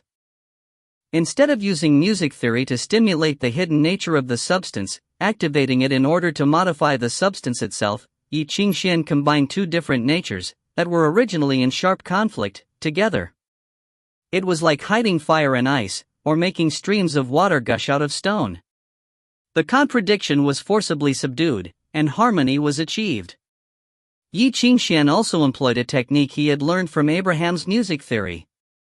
Only by using the 2 together, could he assimilate his body with ether, achieving the stage of vacuum, whereby blood circulation would be replaced by ether circulation. But at this moment, the son of Phoenix was so shocked by his observations that his jaw almost dropped. It was not that he was unfamiliar with the technique of the blending of natures, but he also understood its difficulty very well. Plus, the greater the amount of matter and the more their natures differ, the more frightening the magnitude of variables involved in the process would be. To force a tornado containing such a terrifying amount of power to merge with moonlight of a completely different nature, and to make the 2 coexist in peace, how insanely difficult was that? It was totally beyond his imagination. Right from the start, the commander had given him too many surprises, to the extent that he had become completely numb. He stared at the moonlight in the storm in awe and couldn't help but mutter, "Sure enough, they are all monsters." Strip away the appearance of matter and reveal the music theory of its essence. This was the concept that the school of abstinence had always embraced. In the eyes of musicians of the school of abstinence, regardless of whether they had chosen the path of domain or the path of commandment, the world was a movement composed of endless music theory, modifications or chorales. In essence, everything was made up of different facets of music theory. In order to pursue the essence of music theory, emphasis was placed on the renunciation of the concept of self, so that one's tenacity could blend into ether, allowing one to understand the mysteries of the originator. In the raging tornado, appalling hurricanes were blowing all the time. Thunder and lightning galloped in a mist of scorching water vapor, evolving into hellish imagery. Ye Qingxuan operated the indigo moon in such a harsh environment, even making advances against the wind. Innumerable perception threads blended in with the faint moonlight, spreading towards the storm center of the hurricanes. All the changes within were interpreted using the way of deciphering and summarized as a blurred model in the hands of Ye Qingxuan. The moonlight fluctuated, sometimes strong and other times weak, sometimes brightening and other times dimming, like a weak candle's flame in the wind. But no matter how the hurricane swept and raged, it could not suppress the moonlight it found irritating. Amid the struggle, the moon seemed to have blended into the hurricane. Yet as if it was on a critical boundary, it maintained its independence throughout, never once assimilated by the terrifying tornado. The situation was alarmingly dangerous, like dancing on tips of knives. In the orderless chaos, the moon tidied and reorganized the entangled music theory. Countless strands of music theory dissipated outwards, following certain unseen rules. Under the guidance of the moonlight, the strands of music theory wove into an abstract net, all the nodes gathered within the circle of moonlight. Utilizing the net as the core, Ye Qingxuan infiltrated the storm little by little with his tenacity, constructing a vast network to interfere with the control of the tornado.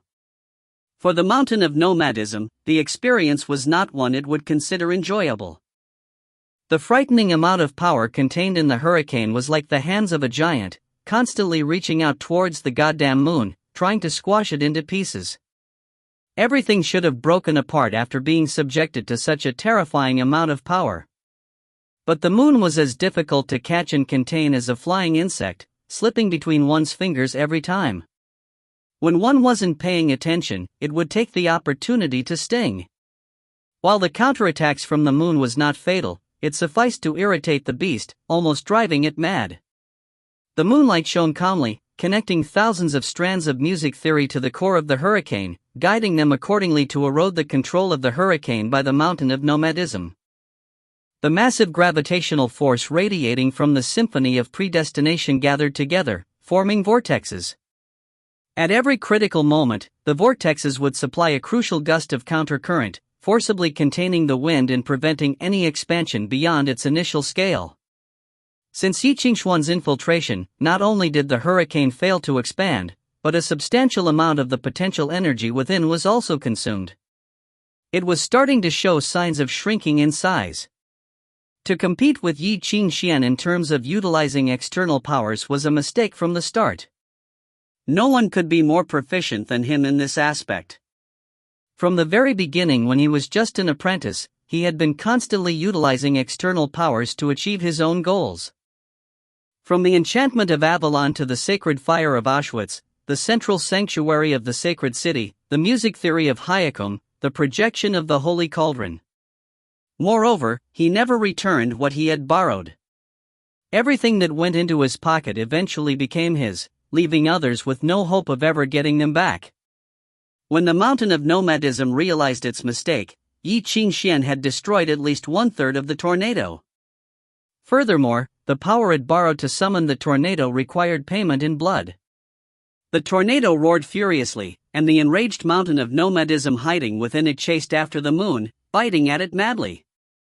Empowered by the ocean and the hurricane, it almost succeeded in tearing the moon apart within just 2 attacks.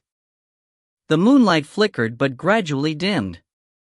It continued to wander within the hurricane but avoided further head-on confrontations with the mountain of nomadism. Instead, it employed a touch-and-go strategy, fighting back briefly when it had the opportunity. But otherwise, it ignored the raging mountain of nomadism completely. The enormous serpent was covered in flames from its burning blood, its size almost doubling, and it hissed again. The hurricane expanded in a sudden. The pressure on Ye Qingxuan soared greatly.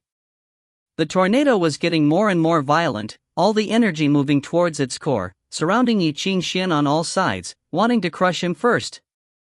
Some distance away from the hurricane, everyone on the ship had almost been stunned by the horrifying scene. Every time they looked at the moonlight, they couldn't help but marvel. They had trouble imagining how much more he could achieve in battle in the future. Captain Igor, turn the ship around, Ye Qingxuan's voice suddenly rang out. Pardon? Igor was momentarily stunned. He turned his head back and looked behind the ship at the huge tornado penetrating both the sea and the sky. He couldn't help but gulp. Turn around? Are you kidding me? The charging of the keel is not done yet. Listen to me, turn it around. Ye Qingxuan raised his voice. Don't stand there like an idiot. I can't keep this up for much longer. We are already in such a dire situation, there's no more point in fearing death. To die early or to die later, isn't it all the same? Well said. If Igor was not at risk of dying, he would have clapped in applause for Ye Qingxuan. For a while, he had a look of hesitation of his face, as he could not make up his mind. The first officer steering the ship turned to him and asked, Captain, what? Didn't you hear Mr. Ye's instructions? Igor gritted his teeth, paused, then waved his hand with a look of anguish.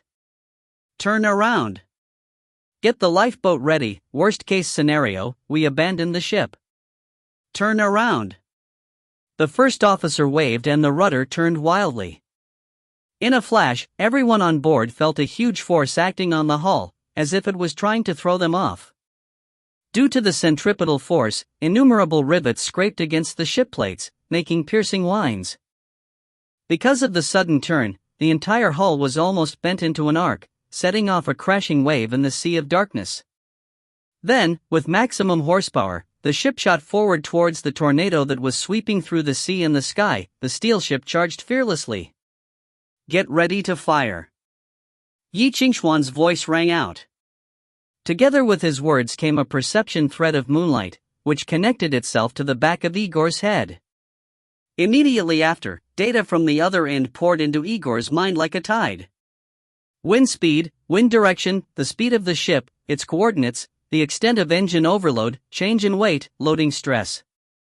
Igor only felt his vision turning black as data rushed into his mind non-stop, as if it was going to blow his head up. Mr. Ye, are you trying to kill me?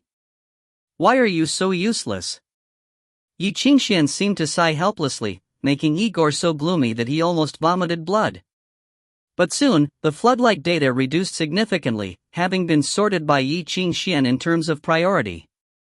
In Igor's vision, they formed a dynamic mind map that would only appear when he gazed upon it intently. Get ready, Captain, Ye Qingxuan said. Other than the firing, you need not pay attention to anything else. Igor shook his head resignedly, having understood the plan Ye Qingxuan had in mind. He used the final seconds to gulp down some liquor from his bottle, and wiped his wet beard dry. I am old, Mr. Ye. You have ruined my boat, so at least be more considerate for the sake of my heart? Said Igor. Ye Qingxuan did not bother to reply. Igor muttered to himself, and strapped himself to the seat with leather rope. Finally, he pressed both of his hands on the handle. I didn't expect that I could be involved in such an exciting fight at this age. Even if I have to pay the price with this ship, it's worth it. Boom! The iron ship broke through the oncoming hurricane, riding on the huge waves and leaping between them. It moved up and down, sailing forward bumpily, but its speed was getting faster and faster. In the end, the engines weren't even needed anymore, as the violent pull of the tornado dragged the iron boat forward to its death. The sound of steel plates being twisted rang out continuously. Rivets were ejected from the ship constantly, and with loud bangs, pieces of steel fell off from the ship into the sea, like the removal of burdensome clothes. The ship rushed forward, hugging its impending doom with its arms wide open. In front of it, the appalling tornado that was gigantic enough to swallow an island whole was getting extremely close. Amid countless flashes of lightning and thunder, one could vaguely see the horrifying outline of the mountain of nomadism. "You only have one opportunity," Ye Qingxuan's strained voice rang out. "Captain, you'll have to grasp it yourself." "No worries, no worries." Igor cackled. "I am the first artilleryman of the Islands of Illusion. I was the one who struck down the wall during the Battle of Bai Xi in East India, Then, I'll leave it to you." As he finished his words, the vast moonlight broke through the huge body of the tornado, dragging hurricanes along. Frenzied winds sucked the seawater up, forming freak waves, as if the invisible hand of God was lifting up endless seawater, temporarily setting up a bridge of waves that was constantly crumbling and collapsing. The bridge of waves extended upwards, creating an incredible arc, directing everything towards the hurricane of destruction. The steel ship roared as it rushed forward in the torrent. It sailed forward onto the bridge, and was thrown into the air. Everyone felt strong dizziness, their vision turning black due to the turbulent changes in gravity. When they could finally react, the steel ship was already flying in the air. Flying. They were flying. Chapter 546, The Present. Like the god of war riding his giant horse of 8 legs, the iron ship flew in the air, riding the thunder and the wind, charging forward. Going through the wild wind and the mist, the ship charged forward. The lightning struck the ship, covering it with a layer of shining light. It was like a sharp saber stabbing into the hurricane. The ship shook all over in the hurricane. Steel plates peeled off the ship like the scales of a fish. The keel ballista, charged to its maximum power, reached a super high temperature. The horrible heat was conducted by the mechanical structure to the handle, which became hot as well. Igor grabbed at the handle, enduring the pain with a wicked smile on his face. Hold on, grinding his teeth and staring at the target in front of him, he murmured to himself, "Not yet. Do not rush. Just one moment." Boom! The hurricane was pierced through by the ship. Led by the indigo moon, the ship flew over the sky and into the core of the hurricane. The head of the furious mountain of nomadism was so close. "Hello, the *TCH. Igor laughed. Boom! Super hot sparks immediately shot from the bow of the ship, lighting up the dark night. Horrible power was released from the keel ballista. The steel arrow, driven by the high pressure, overloaded 5 times its original capacity, flew forward from the ship. The whistling sound of it seemed to tear up everyone's eardrums. The modified arrow, disguised as a whale-hunting crossbow arrow, had a heavy chain at its tail. With pale vapor along its path, it pierced through the venom of the mountain of nomadism and dashed into its mouth. The monster's teeth were fractured and the flesh in its mouth torn into pieces. The arrow pierced the hard skull of the monster and into its brain. The sticky venom spread out of its brain. Heated by the arrow, the brain of the monster was boiled into a pot of poisonous soup. The monster screamed sharply, full of grief. Its mountainous body twitched and the horrible ether waves stopped. No more wind. The hurricane ceased, and seawater fell from the sky. With a big splash, the monster fell into the sea with the ship. Under the impact, the ship almost disintegrated. 3 musicians of modification school spat up blood and struggled to keep the metric intact. The ship was so broken that it was barely a ship anymore. My ship! No time to feel the happiness of victory, Igor howled with misery, almost in tears. However, the painful shrieking and screaming of the mountain of nomadism was still prevalent. Poisoned by the temperance, the mountain of nomadism twitched in pain, rolling up and down in the sea. Dragging the iron chain on the arrow, it pulled the iron ship forward.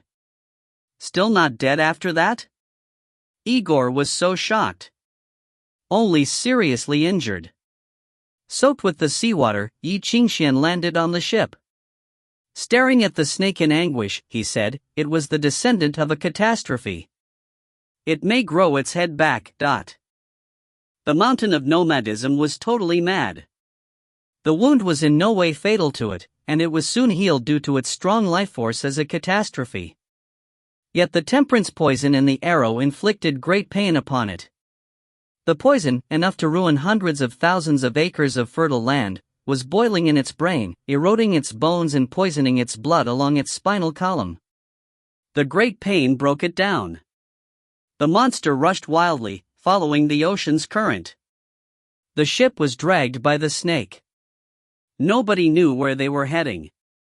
"Make the chain tougher," Ye Qingxuan told the son of Phoenix. "This is the best present.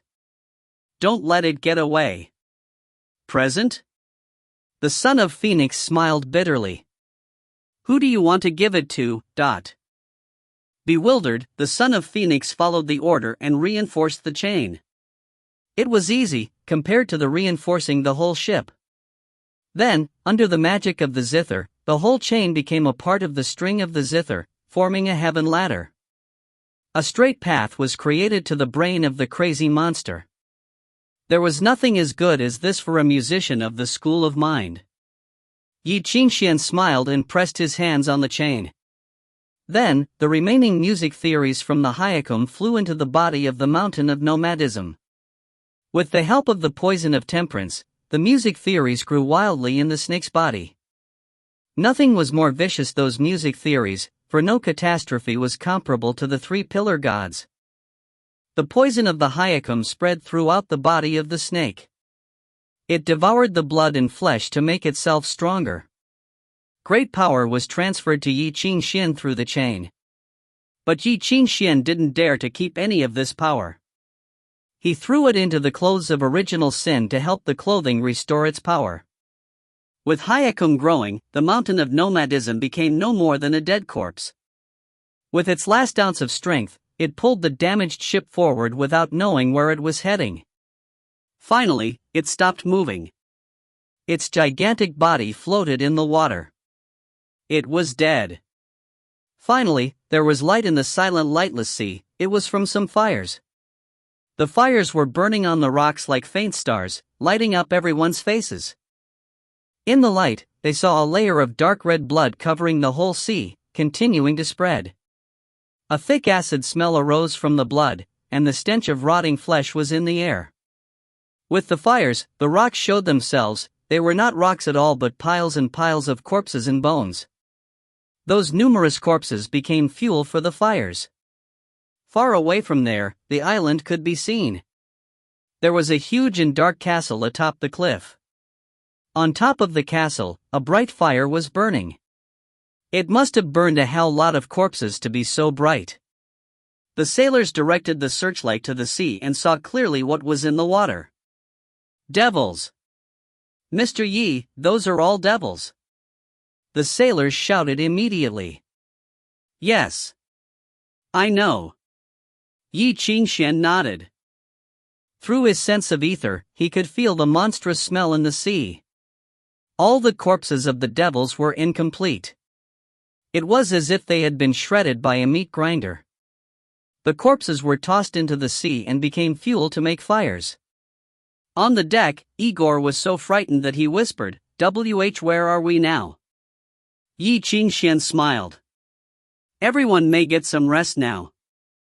This is our destination," he said. "This is Alderney." Alderney, a desolate island off the main route. No farm, no output, no minerals, no inhabitants. Few people knew that this was Maxwell's estate, keeper of the Seal of Anglo and head of the 5th Department. Fewer people knew that a batch of people had moved here secretly. They left their homes and settled down here.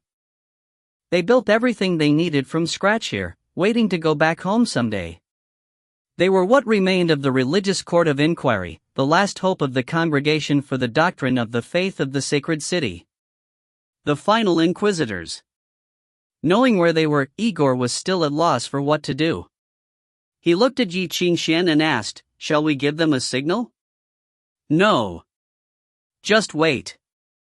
Ye Qingxuan sat on the deck and enjoyed the tea served by the organists. He said with a sigh, "The landlord has come to the door. Shouldn't you renters come out and say hello?" Then, he sat there leisurely, waiting for the men in the castle to check everything out. On top of the castle, someone stared at Ye Qingxuan for a long while and then vanished. Pretty soon, the gate was opened.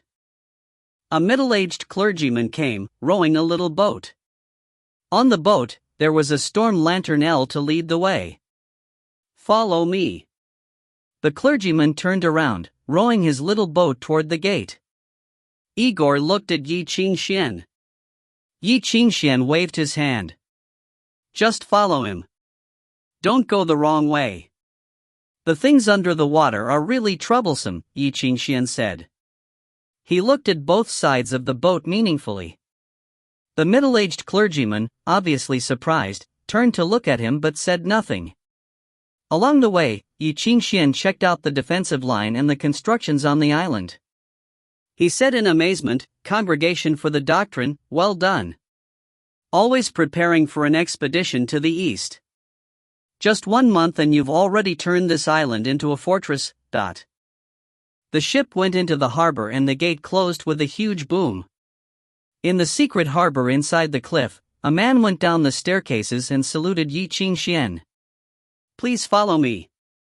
Bishop Carroll is waiting for you." Chapter 547, Learning Makes One Happy.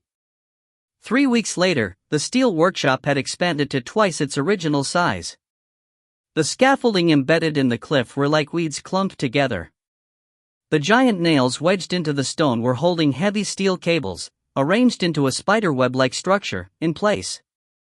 Heat-insulating felt cloths were suspended layer by layer from the cables, forming a huge greenhouse.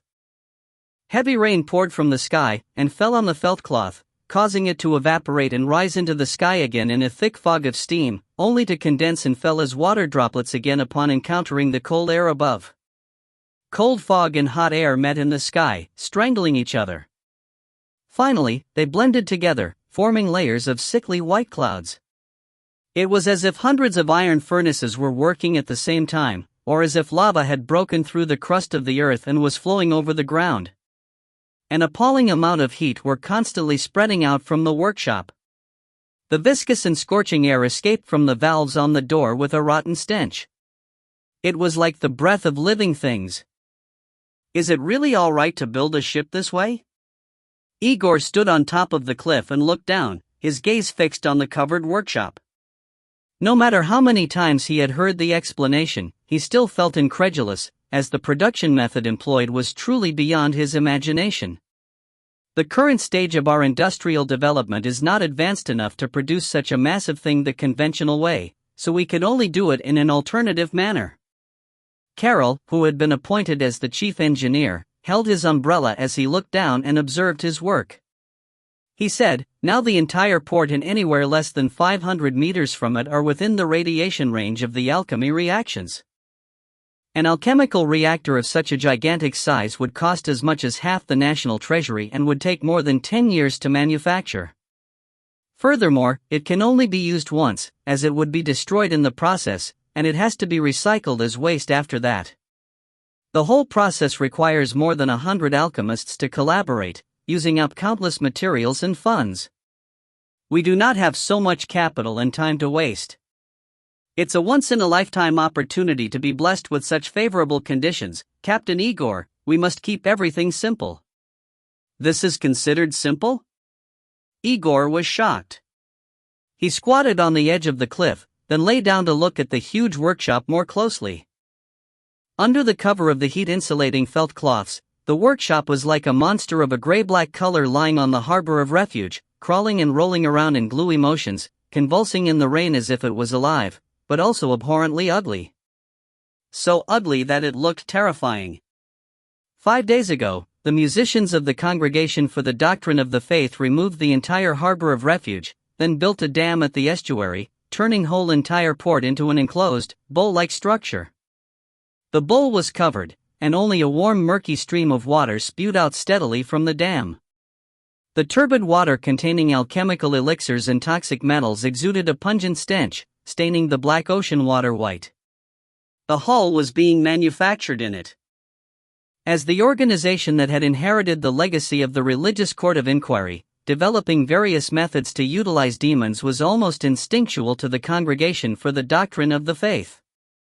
Plus, many demons themselves were excellent raw materials.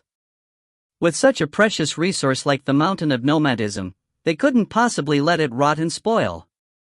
The development plan, which seemed budget-conscious to most, was considered imprudent by the old devils of the court who had gotten used to being thrifty.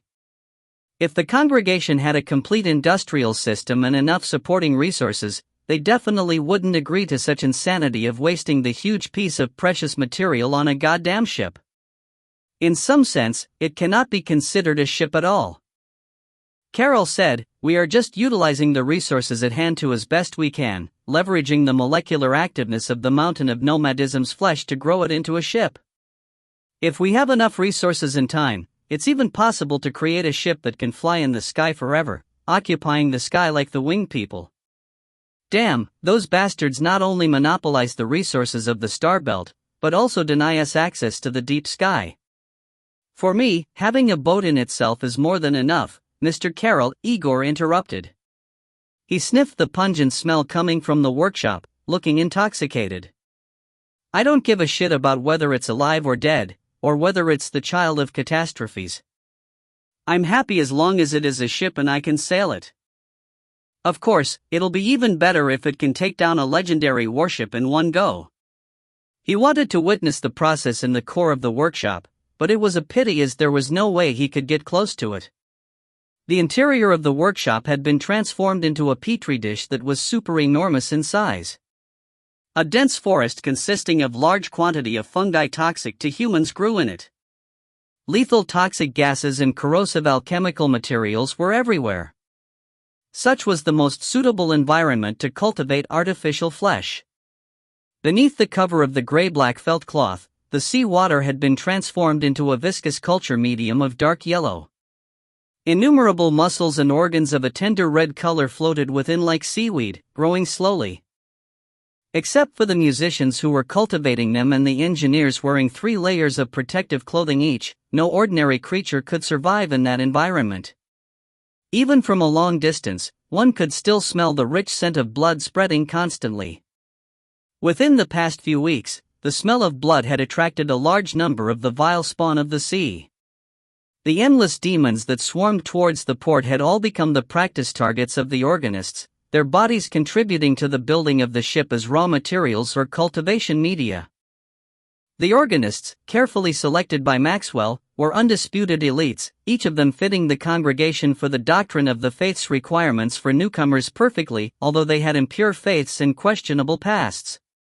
But during such a critical period, the Congregation for the Doctrine of the Faith naturally wouldn't concern themselves with the rules of the past pedantically. In fact, only the young men whose minds were preoccupied with glory and the conquest of the East might have trouble accepting the fact that the rules could be bent.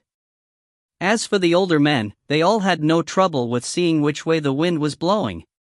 Sherdong had even told Ye Qingxuan all the secrets of the old religious court of inquiry, and he couldn't care less about such rules.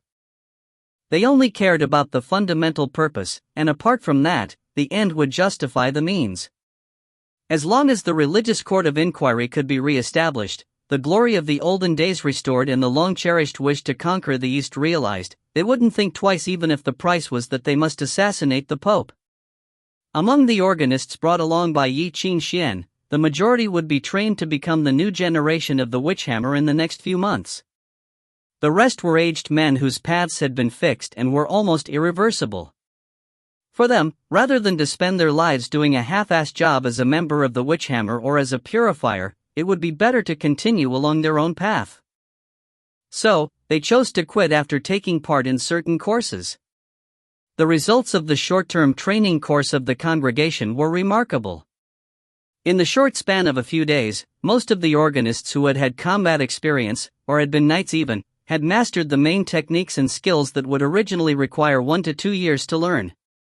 Although they were still lacking in certain aspects, what they needed was just the accumulation of experience over the years. In the past few days, the outcome of the fights against the vile spawn of the sea had made the old men who took time off their schedules to check on the progress laugh with glee. The new generation of the witch hammer was in embryo. Unfortunately, the progress of the musicians was still slow. Although they were provided with a lot of purifying movements and esoteric music theory, those of them whose sound of heart movements had formed already had their own style of music. While they could still learn the techniques of the religious court of inquiry, the learning process was much lower in terms of efficiency as compared to the purifiers who were cultivated from a young age. Regarding this, the old devils were willing to let nature take its own course. Musicians take a long time to cultivate, as music is not something that can be learned all at once. Even express musicians, whom orthodox musicians look down upon, require 3 months of training. Presently, in addition to guiding more than 10 musicians, who had yet to enter the level of resonance, to switch to learning purifying music theory, the old devil in charge of the training, who still bore a youthful appearance, had started hatching a plan involving Ye Qingxuan. The relationship between Ye Qingxuan and Maxwell was obviously no secret. When Maxwell dies, as the reserve swordbearer, Ye Qingxuan will be the first heir to his inheritance. I wonder if Anglo's Royal Academy of Music would mind having a new department then? If Maxwell knew that a member of Ye Qingxuan's relief troops was looking forward to his death before even arriving at Avalon, surely his expression would be very interesting? Boom! Another dull bang came from the depths of the stronghold. Igor and Carol were stunned for a moment. They turned and looked at the stronghold. The fortress was shrouded in moonlight of an indeterminable source, making it seem ethereal and illusory all the more, almost as if it was dissipating. From the depths of the stronghold came loud bangs and roars one after another, but it seemed a long distance away from them, and they could only hear the dull echoes. Something went wrong again? Igor sighed and said, "What the hell is happening in the advanced training course?" Carol couldn't help but gave a wry smile. He replied, "To tell the truth, I'm curious as well." Chapter 548, The Remnants. The room was so noisy. A giant table was in the huge basement, on the walls of which were numerous maps with all kinds of marks on them. Documents and files were scattered on the floor, leaving barely any room for Ye Qingxuan to stand. Everyone in the room was so busy and anxious. The cigarette smoke mingled with the unpleasant smell of saliva and sweat. Combined with the hot air from the thermostat matric, the air was stifling. Our defense collapsed. The bald old man beside the table cried, with a copy of a document in his trembling hand. The defense line fell completely due to the mistake of the commander of our fleet in the west. Avalon was lost. The old man lost his voice and beat his chest. He suddenly vomited a lot of blood and fell on the wheelchair. "General Norin! General Norin!" The people around him panicked and shouted, "Medic, medic!" 2 old men limply got up and pushed General Norin away. In the chaos, one old man swept the document off the table and shouted, "Coward! Coward! Where is this commander of the West Fleet? Get him on the stake! Burn him! Burn him!" Other people waved their hands. "No! You cannot do this!" The commander shouted, "I have my strategic considerations. Anglo cannot fight against this catastrophe now. You cannot do this. Let me see the Grand Inquisitor. Let me see the Grand Inquisitor. Go to hell, you coward." An old man with an oxygen mask on his face got up angrily. He took the decorating sword on the wall and stabbed the commander in the stomach. There was no blood but only wires of some mechanical entrails coming out of the hole produced by the sword. The sword went through the gap between the entrails, causing almost no damage at all. Yet the commander, overplaying his role, screamed and fell on the ground. "Carry him out." An old man with a metal pipe on his neck, wearing the hat of the top commander, waved his hand and said, "Now we can only count on the Southern Corps. Get me the map of Asgard." "Sir, we have no map of Asgard. Please make do with the map of Caucasia." "You fool! How can that work? The top commander shouted angrily, "This is serious negligence. Military police. The white-haired kid, you, come here. You are the military police now. Get this guy away and burn him." Not knowing what to do, Ye Qingxuan paused. The old man urged him again, and the old man accused of negligence cocked his eye at Ye Qingxuan and gestured to him. Ye Qingxuan reluctantly pushed him to the side, and two other old men who had been eating sunflower seeds covered the accused man with a sheet of red cloth to imitate the fire. Under the red cloth, the old man screamed as if he were really burned alive. What the hell was this? Ye Qingxuan was totally shocked while the commanders were still giving orders at the headquarters. Reports and urgent orders came and went, deploying troops. Yet all the reports and telegraphs, after they were signed out, were dumped in a dustbin in the corner along with cigarette ash and fish bones. Pretty soon, things turned for the better under the command of the headquarters. Yet 10 minutes later, the situation went out of control. Following the fall of Anglo, the Western Desert and North Icefield were both lost to the enemy. Then Asgard was occupied, Burgundy was divided, and all of Caucasia was set on fire as a strategy to defend the enemy, leaving no one alive there. Finally, only the sacred city remained, fighting alone against the dark world. Silence fell. The commander-in-chief took his hat and shouted hoarsely, "Comrades, we are now in grave danger. We must guard the sacred city. We shall not lose. The 10,007th Crusade will not end here." All the other old men followed him enthusiastically. Then in harmony, someone shouted, "Wait a moment." The old man who had been stabbed to death got up with a huge book in his hands. "You made a mistake. I had 6 instruments of harmonious melody for enchantments fully charged. How was it possible that I lost all my troop after one assault by the enemy?" The old man in charge of calculations glared at him and said, "Out of 100 points, you got only 9 for weather conditions. Failure. The enemy was helped by the storm. You didn't have enough supplies and lost half of your musicians. The instruments self-destructed. I had topographical advantages. That was cancelled out. **T. This is against the rules. You son of a b***tch, your calculations were wrong. I also bought 2 airships. But you didn't count them. Get them back to me. .. His mistakes exposed, the calculator felt embarrassed and shouted angrily, "I made the rules for sea battles. I modified them. You got a problem with that? Yo, heretic. I'll kill you. Come and get me then. You are a son of a bitch if you don't." They got more and more excited and began to fight in no time, despite their old age and deteriorating health. Those around them wanted to pull them apart, yet those who were dead were also making trouble, leading to total chaos in a few minutes. It seems the 10007 Crusade will end here. Ye Qingxuan shouted at them from aside, but he was completely ignored. He heaved a sigh and had to wait.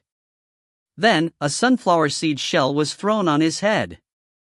He turned back and saw an old man waving at him, sticking out his head from behind a curtain.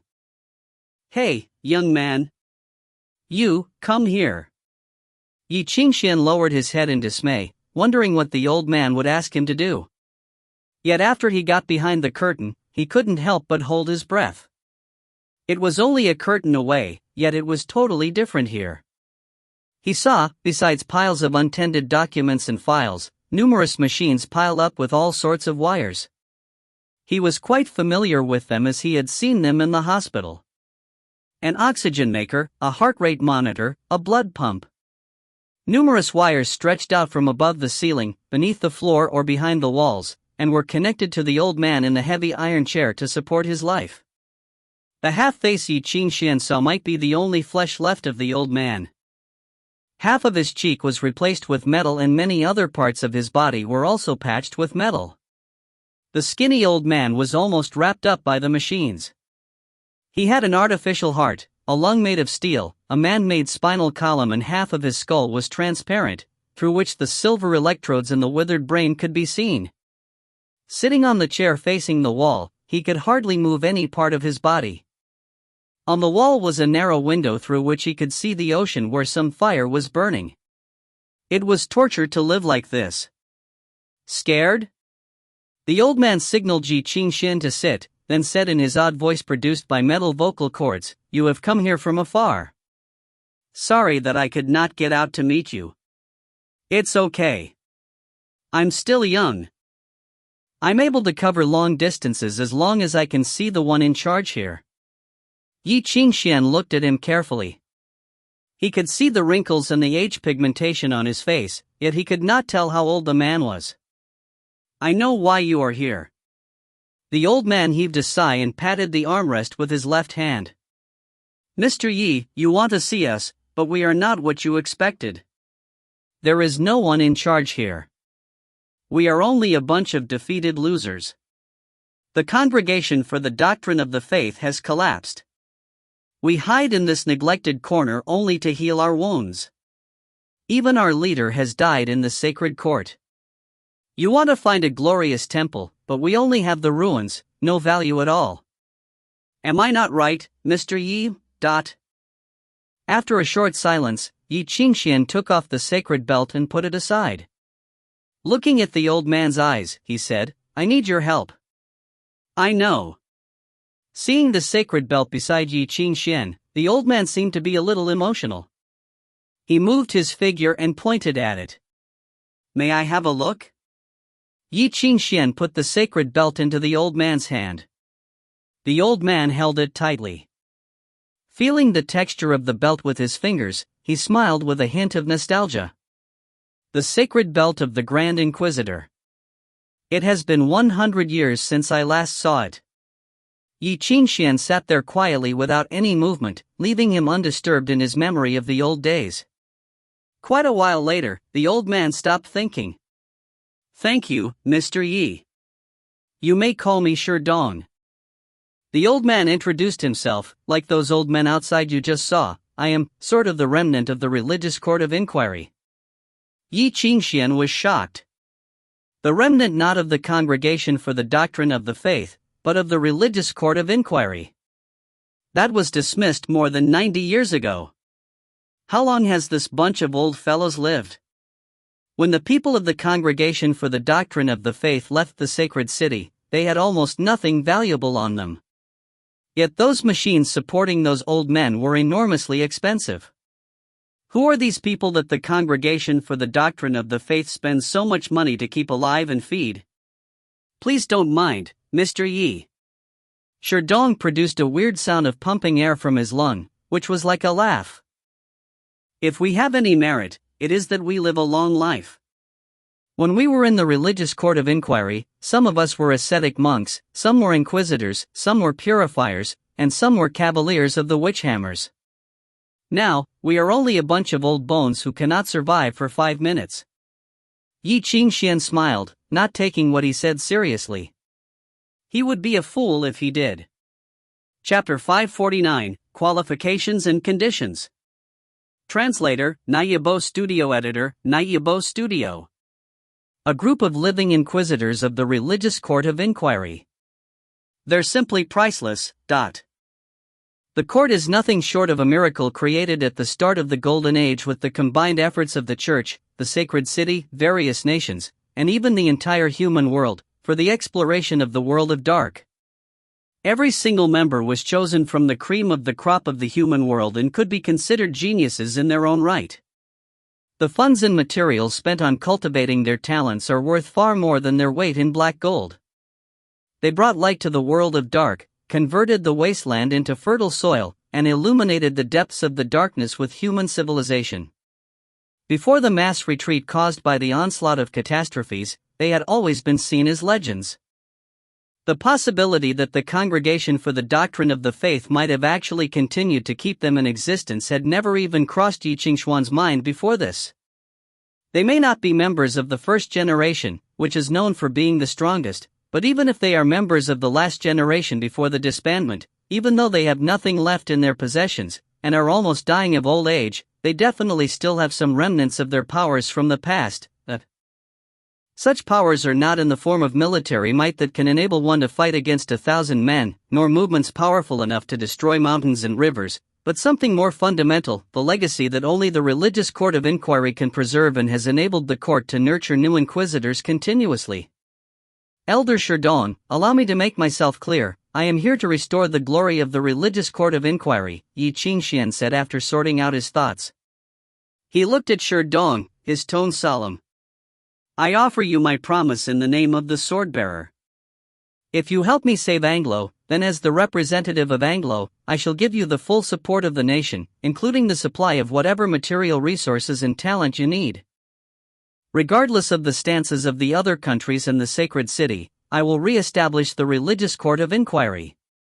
The 400 organists I brought with me are enough to set up a new generation of the Witchhammer once more, the new Judgment Knights.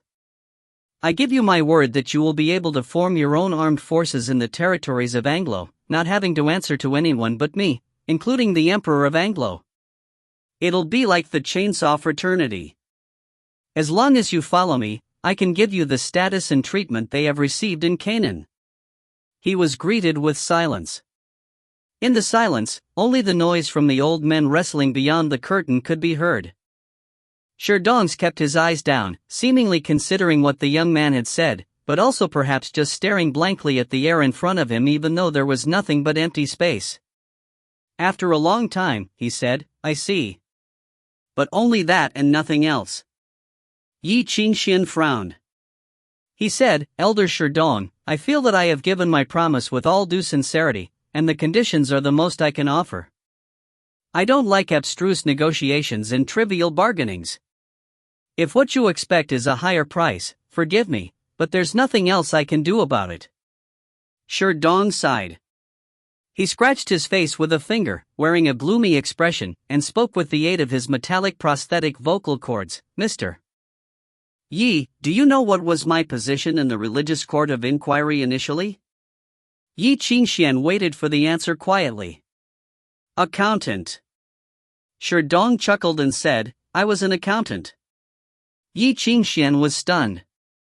My apologies, Mr. Yi, I am no purifier nor judge, not even a priest nor clergy. Sherdong chuckled as if he had long been looking forward to Ye Qingxuan's stricken look. The last Grand Knight died 2 years ago. The only one remaining is me, the accountant. Do you need an accountant? Mr. Yi, an accountant to help you evade taxes, audit your accounts, and give out loans? He said. I promise, I'm the best man for the job. I have even given out war loans and bought bonds from the emperors of various countries in the name of the sacred city. Each year, we would collect huge amounts of interest from them without mercy, turning the countries into money-printing machines for the religious court of inquiry, the Witchhammer and the Knights Templar. But do you need men like me? Ye Qingxuan remained silent. Sherdong pressed on, I am very sorry, Mr. Yi. Our era has passed, so please don't strong-arm us into doing things we are no longer capable of. Elder Sherdong, haven't you ever thought about re-establishing the religious court of inquiry? Ye Qingxuan looked at him and asked slowly, pausing between each word, never? Not even once? Sherdong laughed in self-mockery. I am already very, very old, Mr. Yi. He said softly, I am 230 years old. Few people can live as long as I do. In order to survive, I have given up a lot of things. He reached out and lifted a corner of the curtain, showing Ye Qingxuan the chaotic scene outside. Pointing to the old men slightly younger than himself, he said, look at them, still living in their unrealistic dreams. But me, I've grown so sick of living that I just want to die. Heartfelt exhaustion could be felt from his words. Not bothering to disguise it anymore, he showed the young man in front of him the ugly side of his nature. What you have just said are all good. They're all excellent, precious opportunities, but for me, they're worthless. Worthless. Ye Qingxuan closed his eyes. In the long, dead silence, only the noise outside the curtain and the soft breathing of Ye Qingxuan filled the air. After a long time, he looked up again, fixing his eyes on Sherdong, and slowly asked, pausing between each word, "You find that I am not qualified to be the Grand Inquisitor. So you tell me all these words to persuade me to give up my plan. You would rather dig the court a grave and bury it than to hand it over to me. Because in your opinion, I have no right to inherit the legacy that has been yours, right?" Looking straight at the young man's sharp eyes, Sherdong smiled. He nodded. He expressed his stance unabashedly. "You're right," he admitted. "Who would you find more qualified than I am?" asked Ye Qingxuan. Sherdong shook his head. "It's not because of this, Mr. Yi, not all that." His voice was hoarse. "If you didn't have this stole on you, I would have been there to welcome you the moment you set foot on the island. Next, I would have sought you to help us re-establish the Congregation for the Doctrine of the Faith and pleaded for the help and support of Anglo at all costs. Even if I had to kneel down, even if all of us here would become mercenaries of Anglo, I would pay any price for the legacy of the Congregation for the Doctrine of the Faith to be passed on." He said, "If you want our music, our technology, our manpower, whatever, I can gladly give it to you. But you didn't come here for that, am I right?" He raised his palm, with the stole in it. "You want it, you want the religious court of inquiry, but you can never have it. Not a chance, dot." "Why?" Ye Qingxuan asked. "Because of Michelle's death?" "Of course not." Sherdong seemed as if he had heard a joke. "Innumerable people of the Congregation for the Doctrine of the Faith have died because of others. It's not like the past Grand Inquisitors had never killed one of our own. Even if you kill me, grind my bones into ashes and sprinkle them into the sea as fish bait, no one will say anything, let alone Michelle. However, Mr. Yi, you must understand something. Grand Inquisitor is not just a title. It is where the faith of many lies, do you understand? This title. It represents a belief that many have died fighting for, sacrificing everything they had at all costs." Ye Qingxuan listened quietly and nodded. "So I don't deserve it?" Sherdong waved his hand. "Do you know what a catastrophe is?" Ye Qingxuan had to suppress a laugh. No one in the world could possibly understand catastrophes better than him. But Sherdong looked at him and said, "I've looked through your resume, and I know your accomplishments. In this regard, few in the world are comparable to you, even the Grand Inquisitors we've had in the past. But Mr. Yi, do you know what a catastrophe is to the ordinary person?" Ye Qingxuan was silent. "Vast, terrifying, powerful, undead. Do you know how the ordinary person feels when facing catastrophes?" said the old man. "The desperation and powerlessness coming from the bottom of one's heart after witnessing an existence beyond the human imagination, thoughts and doubts about the meaning of human existence from a perspective beyond the ordinary, self-mockery towards the insignificance of oneself, guilt. Can you feel them? Can you confront catastrophes?" Sherdong continued, "Not by yourself, but with a group of people, thousands of people, tens of thousands of people, the people who admire you, the people who trust you, the people who will not hesitate to entrust you with their lives, that." He pressed on, "Can you lead such people? Can you provide them with the courage to contend with countless demons and undefeatable catastrophes, to fight for a glimmer of hope?" He looked at Ye Qingxuan, a raspy voice like that of steel scraping against steel coming from his metallic prosthetic vocal cords. "And after that, can you give the order that would cost all of them their lives mercilessly in order to achieve victory? Can you gamble with the world at all costs, even if it meant pulling all the countries into the abyss and using all of mankind as your chips?" He asked, "Can you?" Ye Qingxuan still remained silent. "It's a war, Mr. Yi, a war between humans and non-humans, a war that began in the Age of Dark and has lasted till now, and will continue into the future," Sherdong said. "Blow the war horn." Such is the true essence of the duties of the Grand Inquisitor and the court. In the long silence that ensued, Ye Qingxuan chuckled as if he was mocking himself. "What you want in a leader is the ability to do so? Is that what you want? Mr. Yi, as I have said earlier, I'm old, so old that I just want to greet death. Sherdong shut his eyes tiredly. I only want a proper burial place, to die in the hands of the enemy in a war considered glorious, leaving my remains on the battlefield.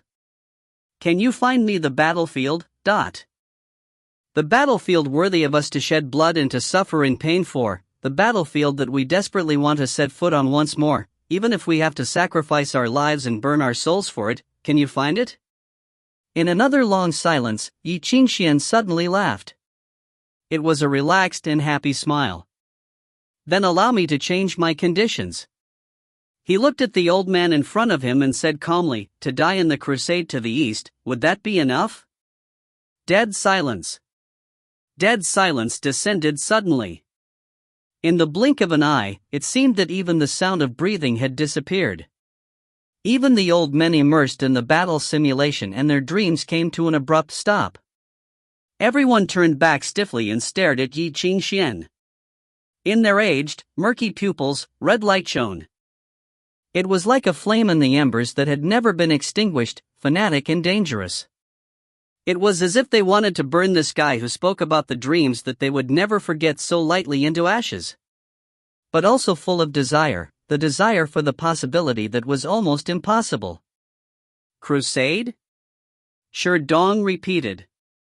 He was no longer dozing off.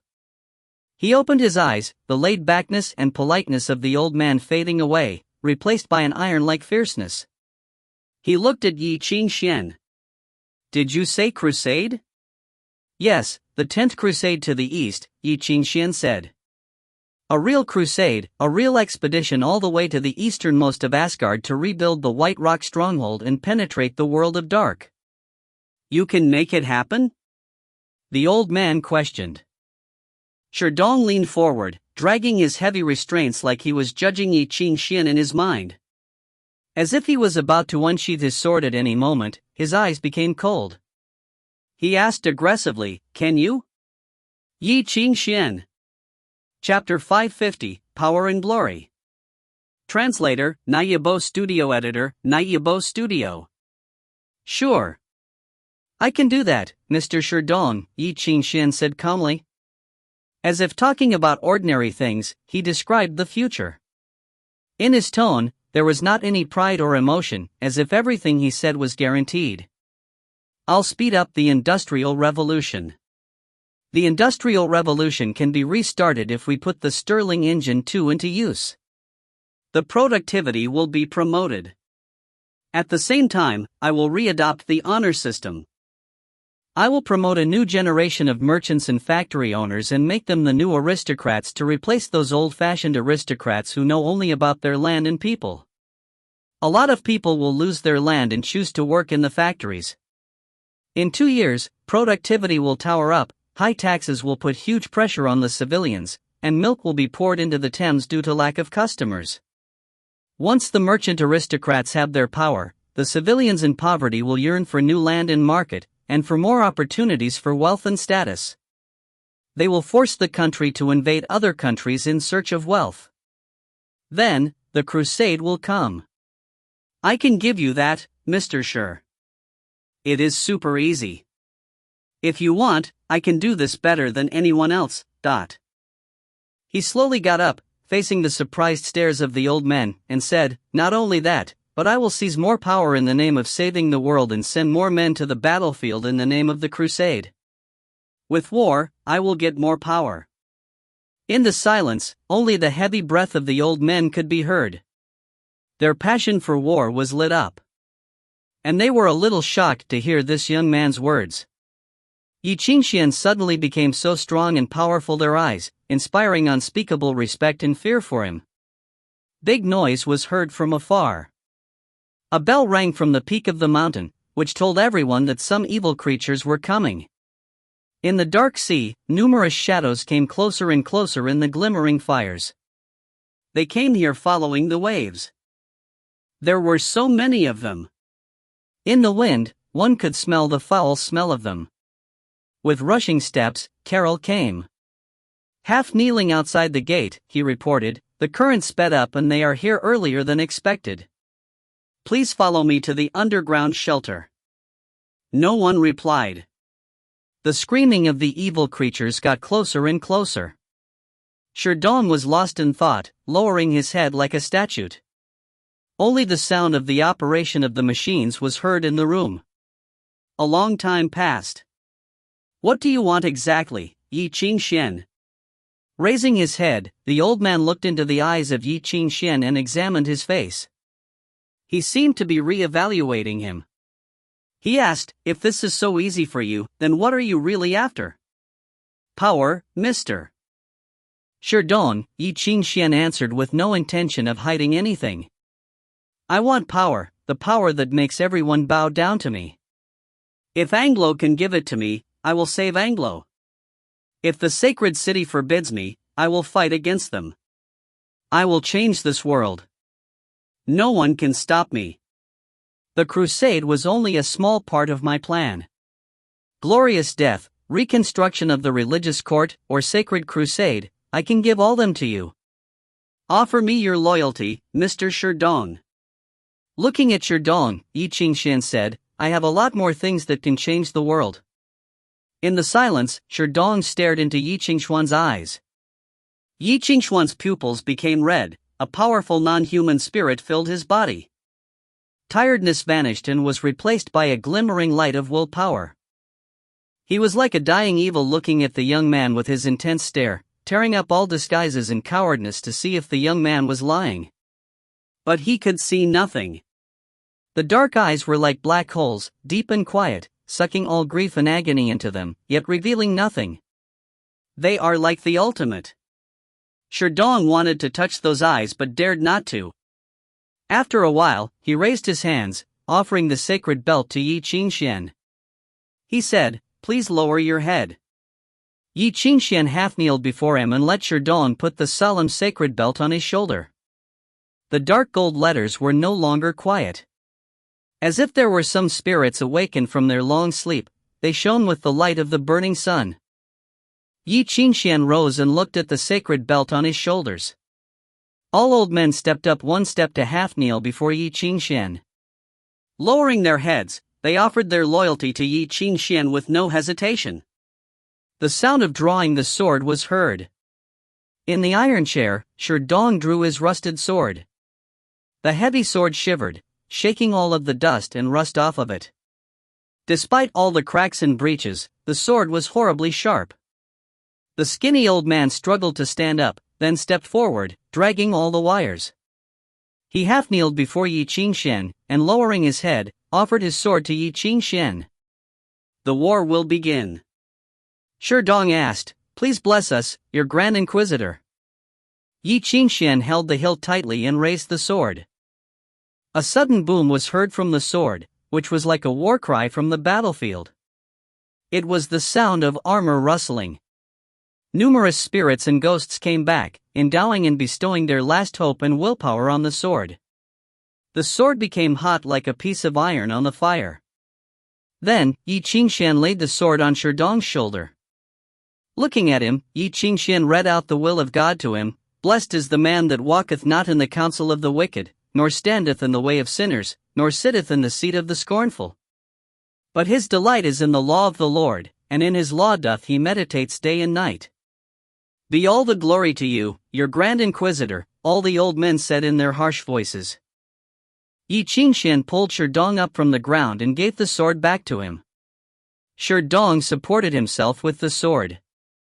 The servants came out from the side doors and pulled the long robe off him. Then, they put on his iron skeleton for him, unplugged the wires and installed new machines into his body. Pretty soon, Sherdong had a lot of machines installed on him. The heart rate monitor, blood pump, body fluid balancing system, spinal column injector, encephalic oxygen generator, and finally, a mask made of iron. The oxygen, with the smell of oil, was pumped into his lungs, setting his spirit soaring high. Please follow me, said Sherdong. Putting his sword in the sheath, he willed the iron skeleton to go forward. He showed Ye Qingxuan the way and said, allow me to show you how the witch hammer works. Walking ahead of them, Ye Qingxuan smiled. I'll enjoy myself with that, then. If you find any errors, ads pop up, ads redirect, broken links, non-standard content, etc., please let us know. Report chapter so we can fix it as soon as possible. Chapter 551 to 560. Chapter 551, Making Good Use of the Remaining Value. Translator, Nayabo Studio. Editor, Nayabo Studio. Among the piercing chimes of bells, the noise of steel scraping against steel sounded from all over the stronghold. The column of flames burned vigorously, and light showered down from the top of the fortress, illuminating the dark ocean and the mighty black tide that approached along with the ocean current. All those are demons? Ye Qingxuan asked. Yes, the third wave in our predictions, but an hour earlier than expected. It is of a much smaller scale than the previous two. Sherdong sighed softly. After all, it is to celebrate the awakening and rebirth of Leviathan, the vile spawn of the sea born to the dark Gaia. The total amount will far exceed the initial expectations of mankind, I'm afraid. On the tall walls of the stronghold, Ye Qingxuan furrowed his brows. The demons in the sea were advancing with the current. At the moment, every current was being used to the demons' advantage, continuously carrying an endless number of demons forward. In the end, they gathered at Avalon. Goddamn Avalon phenomenon. As humans have observed, almost all ocean currents converge near Avalon, bringing large schools of fish every year and forming natural sea routes. All the while, the favorable conditions have brought incalculable benefits to Anglo. This is the Avalon phenomenon that oceanologists and hygrolicians from all over the world ponder over. Yet, no one has ever realized the truth. Such favorable geographical advantages are not the blessings of fate, but harbingers of bad luck. This is the king of destiny, a huge trap laid by Leviathan countless years ago, in order to engulf Anglo completely. As these thoughts crossed his mind, Ye Qingxuan rubbed his forehead to relieve a headache he was getting and asked, "How many men does the Congregation for the Doctrine of the Faith have now?" "Slightly more than 300. Sherdong's reply caught Ye Qingxuan off guard. "Isn't the establishment of the witch hammers still here?" "Originally it was, but after the Congregation for the Doctrine of the Faith was split, it had already been disbanded, and the men were sent to join the Knights Templar, leaving the establishment with nothing but a name. Mr. Maxwell later sent 400 young men here. Alas, the time of training is too short for them to be of any use as of now. When we left the sacred city, we only brought along 300 men. Out of this number, more than 100 are either old men like me or too young to be on the battlefield. We only have about 140 combat-ready men. Too few. It will suffice." Sherdong said, "At least we still have one fortress for defense at the moment. The purifiers of the religious court of inquiry are born with the mission to fight demons whose numbers are hundreds of times of ours. If we are to embark on an eastward conquest again, we will probably face situations that are even more troublesome. I believe that you will soon get used to the disparity between enemy forces and ours in terms of numbers, Grand Inquisitor," Sherdong said. Ye Qingxuan gave him a brief look before shifting his focus back to the black tide swarming in the sea. He asked, "Has the number of the enemies been counted?" "A wave of this scale would be about 20,000 or so." Upon glancing at it, Sherdong provided the answer. "The vile spawn of the sea are mostly demons that have 2-meter-long bodies and stand half as tall as an adult when they walk upright. Due to the similarity of the limbs, they are often referred to as nixies or murlocs. There are more detailed classifications, and some of them are considered to be elites among demons, such as bone-eating insects, tide summoners, deep divers, whale shark riders, storm priests that are comparable to humans in terms of intelligence, so on and so forth. This is probably a small tribe that has just hatched and formed. The competencies of marine species are generally polarized. Some species, such as the mountain of nomadism, are terrifying enough even the creature is on its own. However, demons like these which rely on their large numbers to form a threat are much more commonplace. For catastrophes, they are nothing more than worthless consumables. They may only be of some use when their numbers reach hundreds of thousands or even millions. When necessary, they can be used as food. After all, the appetite of a giant sea monster is difficult to satisfy.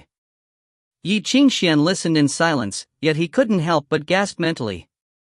In this world, of all the regions humans had discovered, 2/3 was occupied by ocean. Land occupied the remaining 1/3, and less than 1/10 of it was fertile, but it had fed and nurtured nearly 300 million of humans. This was only a rough estimation by the sacred city.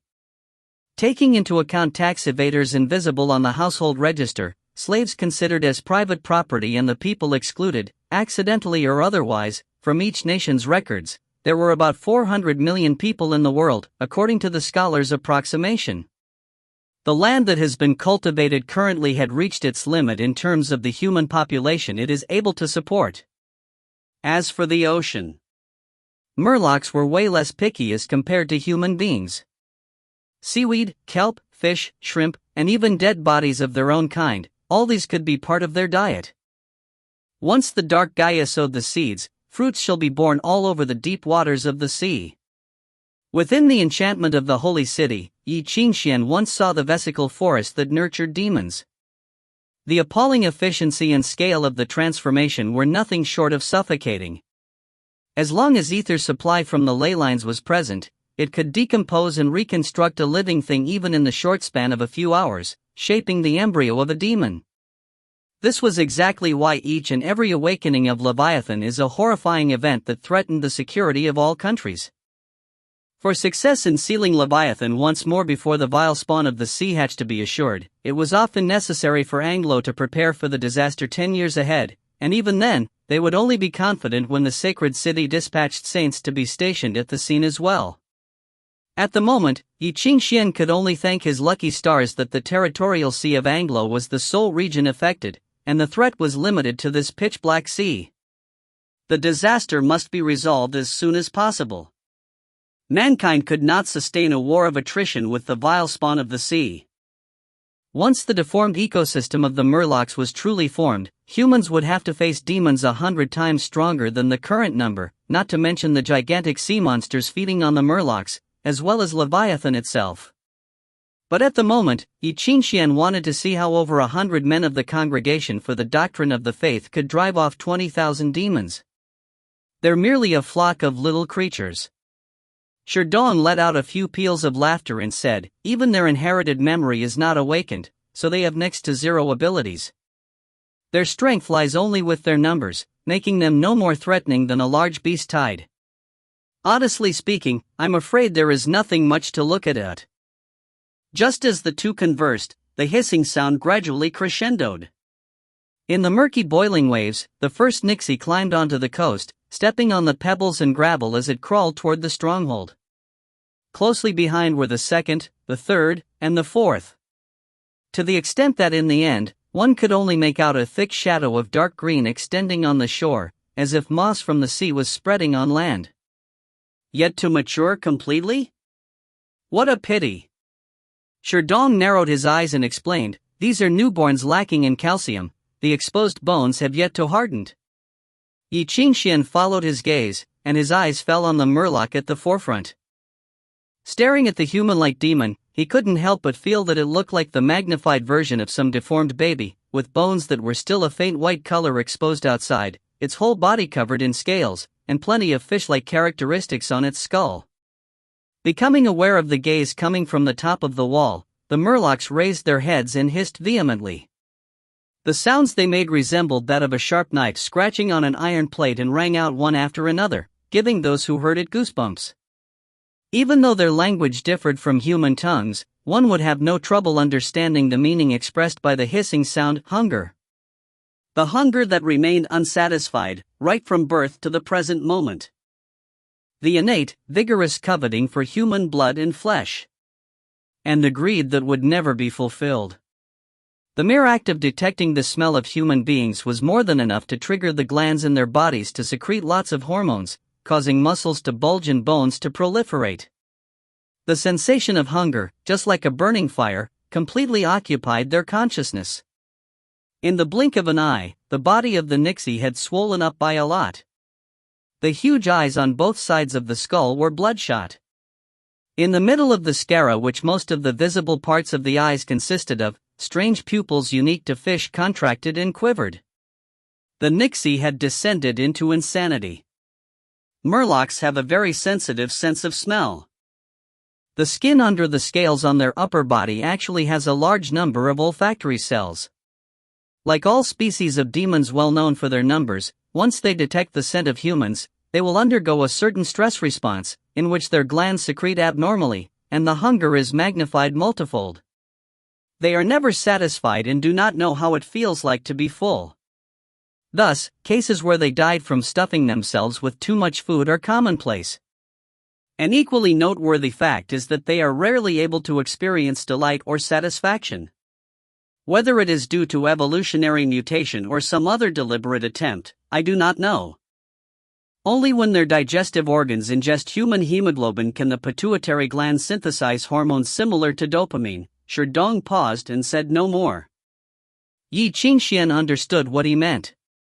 In other words, the only instances where they would feel happy was when they consumed humans. No, one could even say that doing so would make them as ecstatic as people taking drugs, entering a certain state of madness. They had an instinctual thirst for the human body. If they had ever tasted blood, even only once, they would be 10 times as crazy the second time they saw humans. Predators created to target humans? Ye Qingxuan mumbled softly. In his mind's eye, he couldn't help but picture himself pouring 2 barrels of the blood of black dogs onto the tombstone, one of Hyakum. Look at what you have done, Ye Qingxuan thought. At the moment, he heard the sound of hinges rubbing against each other. Below him, the gates of the stronghold opened with a loud crash. A hoarse singing rang out, "The judgment day is coming. The day is coming. The day is coming by and by." In the low singing, several burly clergymen walked out from the door. They wore chain hoods and heavy metal armor and looked like a crossover between hoplites and priests, yet in their hands held neither the Holy Bible nor the sword. Instead, they held a 2-meter-high flame banner. The hefty and massive flag radiated heat and light frighteningly as it burned. The holy emblem on the banner bathed in the flames, as if it was dancing in the song. Behind the clergyman carrying the flame banner, broken footsteps sounded in great numbers. A cacophony of husky voices followed immediately. It sounded like singing, but also like innate, wild, guttural screams. The judgment day is coming. The saints and the sinners shall be parted right and left. Are you ready for that day to come? Are you ready for that day to come? It was as if a group of lunatics and drunkards were madly echoing each other, their singing sharp and piercing to the ears, lacking any semblance of rhythm or melody. Ye Qingxuan listened and couldn't help but frown. Isn't it a bit too early to exit the fortress for combat? Well, we are doing this because we don't really have anything to guard the fortress with. Sherdong said, if the demons advance to the wall, it will become even more troublesome, so we might as well get the job done outside the stronghold. In the raspy singing, as the clergyman holding the flame banner marched forward, Ye Qingxuan could finally see the figures in the chaotic formation following them clearly. Then, he couldn't help but suck in a cold breath. Shone upon by the blaze of the flame banner, the figures following the clergyman with stumbling and staggering footsteps, fanatically singing along, were all demons. The demons with huge cracks and scars that had yet to heal on them were like dogs, trailing behind the clergyman. The linen thread used to sew the wounds at the back of their heads revealed rough stitches in the glare of the fire. They sang the anthem noisily, stopping now and then, and followed the flame banner fanatically. You have been rearing demons? Ye Qingxuan turned back and stared at Sherdong with a shocked look. It's not something that I'm proud of, but yes. Sherdong chuckled awkwardly and explained, there are too many demons to finish killing off. We can't very well slaughter the rest for food, so our only option is to make good use of their remaining value. Boom! He had yet to finish his words when a horrifying gust of flame shot upwards from the middle of the Nixies. The light from the flames flickered as it shone on Sherdong's face, making his smile look strange and grotesque. 1. In Chinese culture, the act of pouring the blood of black dogs onto the tombstone of another is meant to curse the person's kin and offspring by ruining their feng shui, usually as retribution, and is considered highly provocative. The blood of black dogs is believed to be able to ward off evil and weaken evil powers. Among the piercing chimes of bells, the noise of steel scraping against steel sounded from all over the stronghold. The column of flames burned vigorously, and light showered down from the top of the fortress, illuminating the dark ocean and the mighty black tide that approached along with the ocean current. All those are demons? Ye Qingxuan asked. Yes, the third wave in our predictions, but an hour earlier than expected. It is of a much smaller scale than the previous two. Sherdong sighed softly. After all, it is to celebrate the awakening and rebirth of Leviathan, the vile spawn of the sea born to the dark Gaia. The total amount will far exceed the initial expectations of mankind, I'm afraid. On the tall walls of the stronghold, Ye Qingxuan furrowed his brows. The demons in the sea were advancing with the current. At the moment, every current was being used to the demons' advantage, continuously carrying an endless number of demons forward. In the end, they gathered at Avalon. Goddamn Avalon phenomenon. As humans have observed, almost all ocean currents converge near Avalon, bringing large schools of fish every year and forming natural sea routes. All the while, the favorable conditions have brought incalculable benefits to Anglo. This is the Avalon phenomenon that oceanologists and hydraulicians from all over the world ponder over. Yet, no one has ever realized the truth. Such favorable geographical advantages are not the blessings of fate, but harbingers of bad luck. This is the king of destiny, a huge trap laid by Leviathan countless years ago, in order to engulf Anglo completely. As these thoughts crossed his mind, Ye Qingxuan rubbed his forehead to relieve a headache he was getting and asked, "How many men does the Congregation for the Doctrine of the Faith have now?" "Slightly more than 300. Sherdong's reply caught Ye Qingxuan off guard. "Isn't the establishment of the witch hammer still here?" Originally it was, but after the Congregation for the Doctrine of the Faith was split, it had already been disbanded, and the men were sent to join the Knights Templar, leaving the establishment with nothing but a name. Mr. Maxwell later sent 400 young men here. Alas, the time of training is too short for them to be of any use as of now. When we left the sacred city, we only brought along 300 men. Out of this number, more than 100 are either old men like me or too young to be on the battlefield. We only have about 140 combat-ready men. Too few. It will suffice. Sherdong said, "At least we still have one fortress for defense at the moment. The purifiers of the religious court of inquiry are born with the mission to fight demons whose numbers are hundreds of times of ours. If we are to embark on an eastward conquest again, we will probably face situations that are even more troublesome. I believe that you will soon get used to the disparity between enemy forces and ours in terms of numbers, Grand Inquisitor," Sherdong said. Ye Qingxuan gave him a brief look before shifting his focus back to the black tide swarming in the sea. He asked, "Has the number of the enemies been counted?" "A wave of this scale would be about 20,000 or so." Upon glancing at it, Sherdong provided the answer. "The vile spawn of the sea are mostly demons that have 2-meter-long bodies and stand half as tall as an adult when they walk upright. Due to the similarity of the limbs, they are often referred to as nixies or murlocs. There are more detailed classifications, and some of them are considered to be elites among demons, such as bone-eating insects, tide summoners, deep divers, whale shark riders, storm priests that are comparable to humans in terms of intelligence, so on and so forth. This is probably a small tribe that has just hatched and formed. The competencies of marine species are generally polarized. Some species, such as the mountain of nomadism, are terrifying enough even the creature is on its own. However, demons like these which rely on their large numbers to form a threat are much more commonplace. For catastrophes, they are nothing more than worthless consumables. They may only be of some use when their numbers reach hundreds of thousands or even millions. When necessary, they can be used as food. After all, the appetite of a giant sea monster is difficult to satisfy." Ye Qingxuan listened in silence, yet he couldn't help but gasp mentally.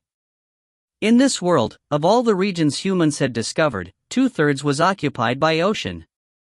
Land occupied the remaining one-third, and less than one-tenth of it was fertile, but it had fed and nurtured nearly 300 million of humans. This was only a rough estimation by the sacred city.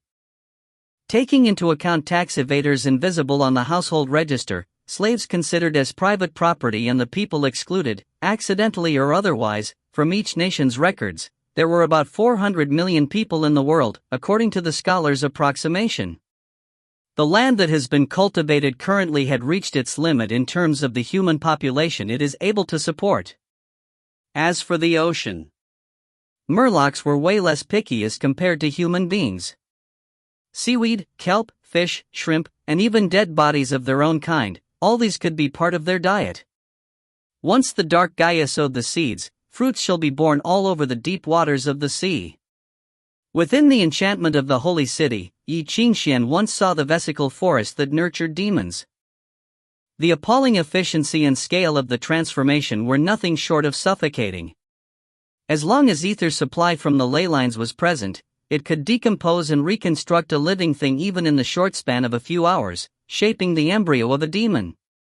This was exactly why each and every awakening of Leviathan is a horrifying event that threatened the security of all countries. For success in sealing Leviathan once more before the vile spawn of the sea hatch to be assured, it was often necessary for Anglo to prepare for the disaster 10 years ahead, and even then, they would only be confident when the sacred city dispatched saints to be stationed at the scene as well.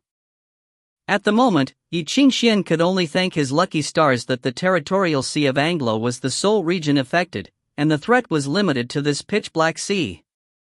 The disaster must be resolved as soon as possible. Mankind could not sustain a war of attrition with the vile spawn of the sea. Once the deformed ecosystem of the Murlocs was truly formed, humans would have to face demons 100 times stronger than the current number, not to mention the gigantic sea monsters feeding on the Murlocs, as well as Leviathan itself. But at the moment, Ye Qingxuan wanted to see how over 100 men of the Congregation for the Doctrine of the Faith could drive off 20,000 demons. They're merely a flock of little creatures. Sherdong let out a few peals of laughter and said, even their inherited memory is not awakened, so they have next to zero abilities. Their strength lies only with their numbers, making them no more threatening than a large beast tide. Honestly speaking, I'm afraid there is nothing much to look at. Just as the two conversed, the hissing sound gradually crescendoed. In the murky boiling waves, the first Nixie climbed onto the coast, stepping on the pebbles and gravel as it crawled toward the stronghold. Closely behind were the second, the third, and the fourth. To the extent that in the end, one could only make out a thick shadow of dark green extending on the shore, as if moss from the sea was spreading on land. Yet to mature completely? What a pity! Sherdong narrowed his eyes and explained, these are newborns lacking in calcium, the exposed bones have yet to harden. Ye Qingxuan followed his gaze, and his eyes fell on the Murloc at the forefront.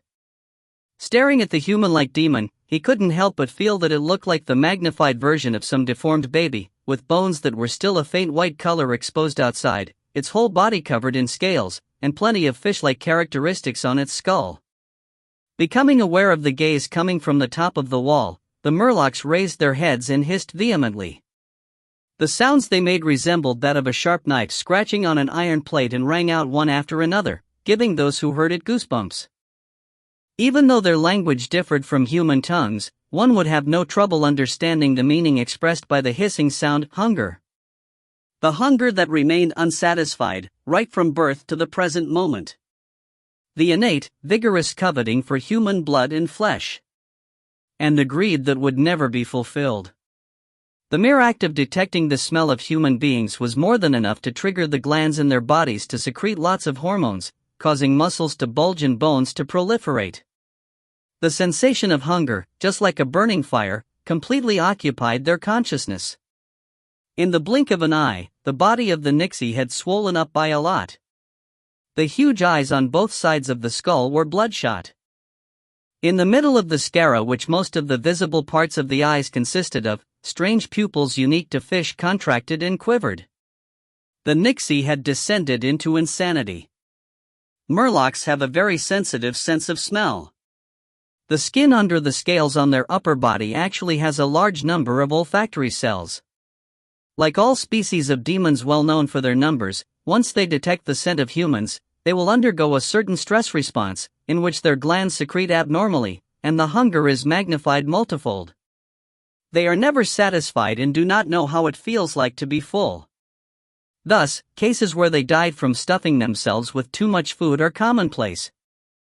An equally noteworthy fact is that they are rarely able to experience delight or satisfaction. Whether it is due to evolutionary mutation or some other deliberate attempt, I do not know. Only when their digestive organs ingest human hemoglobin can the pituitary gland synthesize hormones similar to dopamine. Sherdong paused and said no more. Ye Qingxuan understood what he meant. In other words, the only instances where they would feel happy was when they consumed humans. No, one could even say that doing so would make them as ecstatic as people taking drugs, entering a certain state of madness. They had an instinctual thirst for the human body. If they had ever tasted blood, even only once, they would be 10 times as crazy the second time they saw humans. Predators created to target humans? Ye Qingxuan mumbled softly. In his mind's eye, he couldn't help but picture himself pouring 2 barrels of the blood of black dogs onto the tombstone, one of Hyakum. Look at what you have done, Ye Qingxuan thought. At the moment, he heard the sound of hinges rubbing against each other. Below him, the gates of the stronghold opened with a loud crash. A hoarse singing rang out, "The judgment day is coming. The day is coming. The day is coming by and by." In the low singing, several burly clergymen walked out from the door. They wore chain hoods and heavy metal armor and looked like a crossover between hoplites and priests, yet in their hands held neither the Holy Bible nor the sword. Instead, they held a 2-meter-high flame banner. The hefty and massive flag radiated heat and light frighteningly as it burned. The holy emblem on the banner bathed in the flames, as if it was dancing in the song. Behind the clergyman carrying the flame banner, broken footsteps sounded in great numbers. A cacophony of husky voices followed immediately. It sounded like singing, but also like innate, wild, guttural screams. The judgment day is coming. The saints and the sinners shall be parted right and left. Are you ready for that day to come? Are you ready for that day to come? It was as if a group of lunatics and drunkards were madly echoing each other, their singing sharp and piercing to the ears, lacking any semblance of rhythm or melody. Ye Qingxuan listened and couldn't help but frown. Isn't it a bit too early to exit the fortress for combat? Well, we are doing this because we don't really have anything to guard the fortress with. Sherdong said, if the demons advance to the wall, it will become even more troublesome, so we might as well get the job done outside the stronghold. In the raspy singing, as the clergyman holding the flame banner marched forward, Ye Qingxuan could finally see the figures in the chaotic formation following them clearly. Then, he couldn't help but suck in a cold breath. Shone upon by the blaze of the flame banner, the figures following the clergyman with stumbling and staggering footsteps, fanatically singing along, were all demons. The demons with huge cracks and scars that had yet to heal on them were like dogs, trailing behind the clergyman. The linen thread used to sew the wounds at the back of their heads revealed rough stitches in the glare of the fire. They sang the anthem noisily, stopping now and then, and followed the flame banner fanatically. You have been rearing demons? Ye Qingxuan turned back and stared at Sherdong with a shocked look. It's not something that I'm proud of, but yes. Sherdong chuckled awkwardly and explained, there are too many demons to finish killing off. We can't very well slaughter the rest for food, so our only option is to make good use of their remaining value. Boom! He had yet to finish his words when a horrifying gust of flame shot upwards from the middle of the nixies. The light from the flames flickered as it shone on Sherdong's face, making his smile look strange and grotesque. 1. In Chinese culture, the act of pouring the blood of black dogs onto the tombstone of another is meant to curse the person's kin and offspring by ruining their feng shui, usually as retribution, and is considered highly provocative. The blood of black dogs is believed to be able to ward off evil and weaken evil powers. Chapter 552, The Defense Line. Translator, Nayabo Studio Editor, Nayabo Studio. The day of judgment is coming. The saints and the sinned will be separated. The day is coming. Are you ready for it? The day is coming, are you ready for it? In the song, big explosions boomed one after another. Columns of fire roared into the sky with huge waves of hot air and deafening booms. The flags of fire flew up high. In the light of the sacred emblem, clergymen in iron armor pointed forward and the demons singing charged forward. They were no longer spiritless. Instead, they charged full speed into the crowds of dark green ghosts. Then, they held the ghosts nearest to them and their body began to grow larger. Their half-healed wounds cracked open, spurting out light and fire. The alchemy metrics implanted in their bodies were activated, sucking the ether around them, which caused terrible high temperature and a vacuum of death. Then the whole body exploded, sweeping out with super high pressure. Boom! Fire pressure and impact plowed every inch of the field. Every explosion left a big hole on the beach.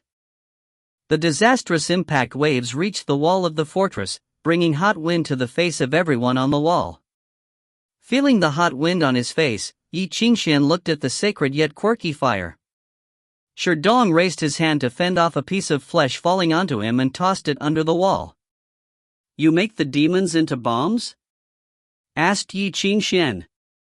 "Yes. It's simple," Sherdong answered. "Cut out the prefrontal lobe, brainwash them, and cut out their internal organs to implant the self-destruction metric. Then, sew up the wound and inject some antibiotic. They have short lives, but it is okay as long as we can use them within 7 days after they are made. A well-trained apprentice can finish the process within 15 minutes. It's a sort of recycling, pretty cheap. We have a lot of cruel methods in the religious court of inquisitors. After all, we recruited a hell bunch of dark musicians with our license of the sacred city. Only one problem. Do you approve our way of doing things, my Grand Inquisitor? They are all demons. It doesn't matter." Ye Qingxuan smiled at him meaningfully. "Better watch out next time. No need to test me." Sherdong lowered his head in respect. Looking back behind Ye Qingxuan, he said with a smile, "Don't worry, sir. We have a lot of members of demon descendants in the religious court of inquisitors." The sound of a cold hum seemed to be heard. A feeling of coldness swept over and vanished. After the flesh bombing, the line of the sea ghosts was destroyed. Yet the ghosts didn't show any fear, nor did they retreat. Instead, they sped up as they were not so crowded. No more close squares. They are now in skirmish line now. Do demons know about tactics now? Looking at the scattered sea ghosts pushing close, Ye Qingxuan frowned. If the ghosts scattered, the demon bombs would not be able to kill as many demons as before. What's more, the demon bombs were almost used up. There would be no more demon bombs in a short time. It doesn't matter. Sherdong said calmly, that was only the prelude. It would not be a war without close battles. The rustling of armors was heard from at the root of the wall. That was the sound of power armors and charging of the squares. The witches' hammers were installed and in formation. The cavaliers, assisted by the power armors, began to charge at the enemies. They soon went out of the gate and into the lines of the ghosts. In the light of the fire columns, the cavaliers who were more than 2 meters tall stepped forward with their shields and spears. Heavy cavaliers? Clearly seeing those soldiers on the field, Ye Qingxuan frowned. The heavy cavaliers had been replaced by heavily armed machines since the widespread power armors a century ago. The heavy-powered exoskeletons undertook the most important task on the battlefield, to destroy the enemy's formation so that the swordsmen and infantry can do their parts of the job. Then, the enemy would be eliminated by the combination of 3 forces. However, they need enough swordsmen and infantry troops to finish what they started. They had no more than 1,000 men in total, including backups. It was meaningless for the heavy cavaliers to undertake this sort of attack, as there would not be enough men to follow them to finish the enemies. What's more, those sea ghosts were not normal soldiers. They would not retreat after their formations collapse. They would continue to attack until the very last of them was dead. If the cavaliers charge into their formation without swordsmen following them, they will be consumed by the endless attacks of the ghosts. It would be suicide. While he was looking, 60 heavily armed cavaliers were on the field. Yet they did not gather up to formation but scattered up. According to the number and order given to each of them, they gathered separately under the 6 fire flags and circled up the 6 armored clergymen. Then, the tower shields lowered down. The shields were then fixed by rivets driven by the pneumatic pumps on the rocks. The tower shields spread out their folded parts, which were joined together with other shields. Surrounding the 6 clergymen, the cavaliers formed 6 temporary fortresses with their shields and weapons. Those 6 fortresses were 6 supporting points of the defense line against the demons. The question was, would they hold? Among those organists watching the battle on the wall, many were experienced soldiers. And they couldn't help but feel doubtful. The problem was not the temporary fortresses. It could be said that they were quite wisely built. They could be very powerful by combining their power together to produce huge ether waves. They were like stings on the throat of the enemy. They would bring them pain and death if not destroyed. However, the problem was that they do not have enough power to attack the enemy. They might be able to defend themselves, but they could not destroy the enemy's formation. They would be no more than 6 obstacles on the enemy's way. If the enemy could not destroy them, they could go around them. The enemy could even wipe them out after they passed them. Ye Qingxuan soon understood the statics. "I see," looking behind him at the courtyard of the stronghold, he murmured. "Grand Inquisitor, you are so smart." Sure Dong smiled. "You know everything about this sort of statics." "Just sensed the movements of the ether." Ye Qingxuan smiled. "This should be very effective to eliminate these demons. I have learned a lot from this." Just then, the ghosts had reached the line of the defense. Endless dark green poured onto the defense line like waves hitting the rocks on the beach. Endless dark green waves. Blood and flesh flew. From behind the tower shield, the cavaliers raised their spears, which were heated to a burning red color and easily cut the ghosts into pieces. The dark green waves were separated by the rocks, yet after the defense points, they gathered again and rushed to the gate of the stronghold. This was the disadvantage of this tactic.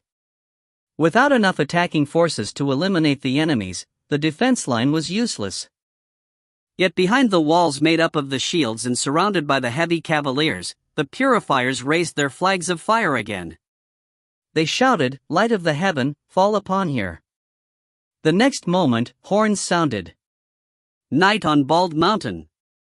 No one was more familiar with the melody than Ye Qingxuan. In the courtyard of the stronghold, the purifier musicians, gathering within alchemy metrics, played the magnificent symphony. There were 40 musicians in total. With 40 resonance musicians, the ether waves were neat and strong. On the top of the stronghold, the fire column began to circle around rapidly. Then, the fire soared up into the sky, tearing up the dark clouds. Endless ether fell from the sky and poured into the metric. A stake at the center of the metric began to burn, shining with hot light. Then it soared into the sky. In just several seconds, there were 13 stakes up in the air. They gave off glaring light, rising above the wind and rain, shining in the sky like burning stars in the endless night. Then, the stakes rushed toward the ground, guided by the fire flags. The sound of the stakes piercing through the air generated hot airwaves as if they were burning aerolites falling from the sky. Chapter 553, An Unfamiliar World. Translator, Nayabo Studio Editor, Nayabo Studio. The wave of dark green became still immediately. The scorching red stakes easily penetrated the earth due to their own hefty weight and acceleration. Like the blade of a sword, the stakes were deeply wedged into the ground, and the horrific force of impact spread outwards in all directions, followed closely by the purifying fire that was almost impossible to escape from once one had been licked by its flames. One after another, circles of a scorching red color spread within the wave of dark green, the fire sweeping across the demons like a flood.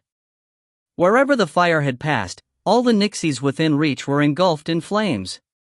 Nixies in the core area bearing the brunt of the impact from the stakes were instantly vaporized into ashes, whereas those slightly further away were compressed into burnt carbon blocks by the impact and the high temperature of this purgatory. As for the nixies swept up in the aftermath, they struggled madly in the endless fire. Flames had fallen into the firewood. In the blink of an eye, what they ignited had become a great fire. In the flames, the clergymen raised the banner high, using it to indicate their coordinates and to continuously summon stakes which fell from the sky, achieving centimeter precision in striking the nixies. "It's a pity that they acted just a bit too early," commented Sherdong. His mouth twitched as he sighed softly and said, "These youngsters still lack patience. It's early by 15 seconds, otherwise, they could have carried out a thorough attack covering the whole region." Ye Qingxuan looked at his regretful expression and couldn't help but sigh. He asked, "Didn't you claim to be an accountant? Why are you so experienced on the battlefield?" "Yup, it's true, my main job is to be an accountant and a treasurer," the old man replied. Sherdong managed to squeeze out an honest-looking smile on his aged face and said, "At the same time, I held a concurrent post as the deputy head of the first generation of the Knights of the Witch Hammer." Ye Qingxuan was stunned for a good while and felt a mouthful of blood getting stuck in his throat, as he wanted badly to spray this old asshole's face with it. 1. A concurrent job. How can such a position be considered a mere concurrent job? Shouldn't working as the deputy head be his main job, and the job as an accountant and treasurer be considered concurrent posts instead? Furthermore, his gaze became increasingly shocked.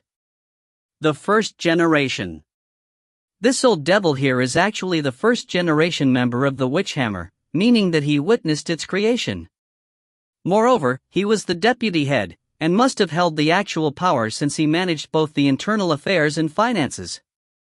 Simply put, he is very much a walking and talking version of the historical records of the religious court of inquiry. What's more, the history we're talking about here is one that is full of dark secrets and shocking inside stories, heavily classified and inaccessible by most. Ye Qingxuan thought. Sherdong chuckled, wearing a cheerful expression on his face which suggested that he knew what Ye Qingxuan was thinking. The snide expression made his rugged, aged face look so bitchy that Ye Qingxuan could hardly resist the temptation to punch him in the face. After 2 rounds of attack that involved 30 stakes each, guided by the movements of the flame banner, a forest of flames was successfully erected on the shore outside the stronghold. The 6 defensive positions had turned into meat grinders, harvesting the lives of the disorganized demons non-stop. A few of the knights in heavy armor who were initially on standby behind the towers of shields also left their comrades to hunt down demons that posed a threat. One could basically say that, at the moment, the onslaught of the demons had been completely curbed. The humans had even gotten the upper hand. After several rounds of counterattacks from the humans and losing countless of their own to the flames, from the midst of the wave of demons came a vague hiss, produced by something hiding in the sea, beneath the water surface. Soon, the demons' attacks grew sparse as they slowly retreated under the order of the voice. They stared unwillingly at the stronghold and the defensive positions behind them, withdrawing into the sea ploddingly. "That won't do," murmured Sherdong. He furrowed his brows as his expression changed to one of dissatisfaction, and said to himself, "It shouldn't be like this, should it? This is no way to fight a war." He stared at the humongous shadow in the sea and declared, "A war between humans and demons should have no end until one side is completely annihilated. Stay here, don't you leave us." When he uttered those words, his tone was sweet and gentle, like he was speaking to his lover by his side. Then, the retreat of the demons came to an abrupt stop. The nixies furthest away that had previously succumbed to the command to retreat stiffly turned back, their bloodshot eyes staring at a clergyman behind a tower of shields. The clergyman stuck the flame banner on the ground beside him and pulled out a dagger from its strap at his waist. He rotated the blade, pointing it towards himself, and put it on his wrist, slitting it. Thus, thick and sticky blood of a sickening red color flowed out of the wound. It trickled down his fingers and dripped onto the soil, accumulating and forming tiny lakes with a sweet, tantalizing smell. 1, 2, 3. All the clergymen cut themselves, and the scent of blood from their wounds spread outwards. Like an irresistible temptation, it ignited the fire in the hearts of the nixies, driving them completely insane. The creature in the deep sea raged and roared, creating turbulent waves, but to no avail. The screams of the mad nixies rang out again.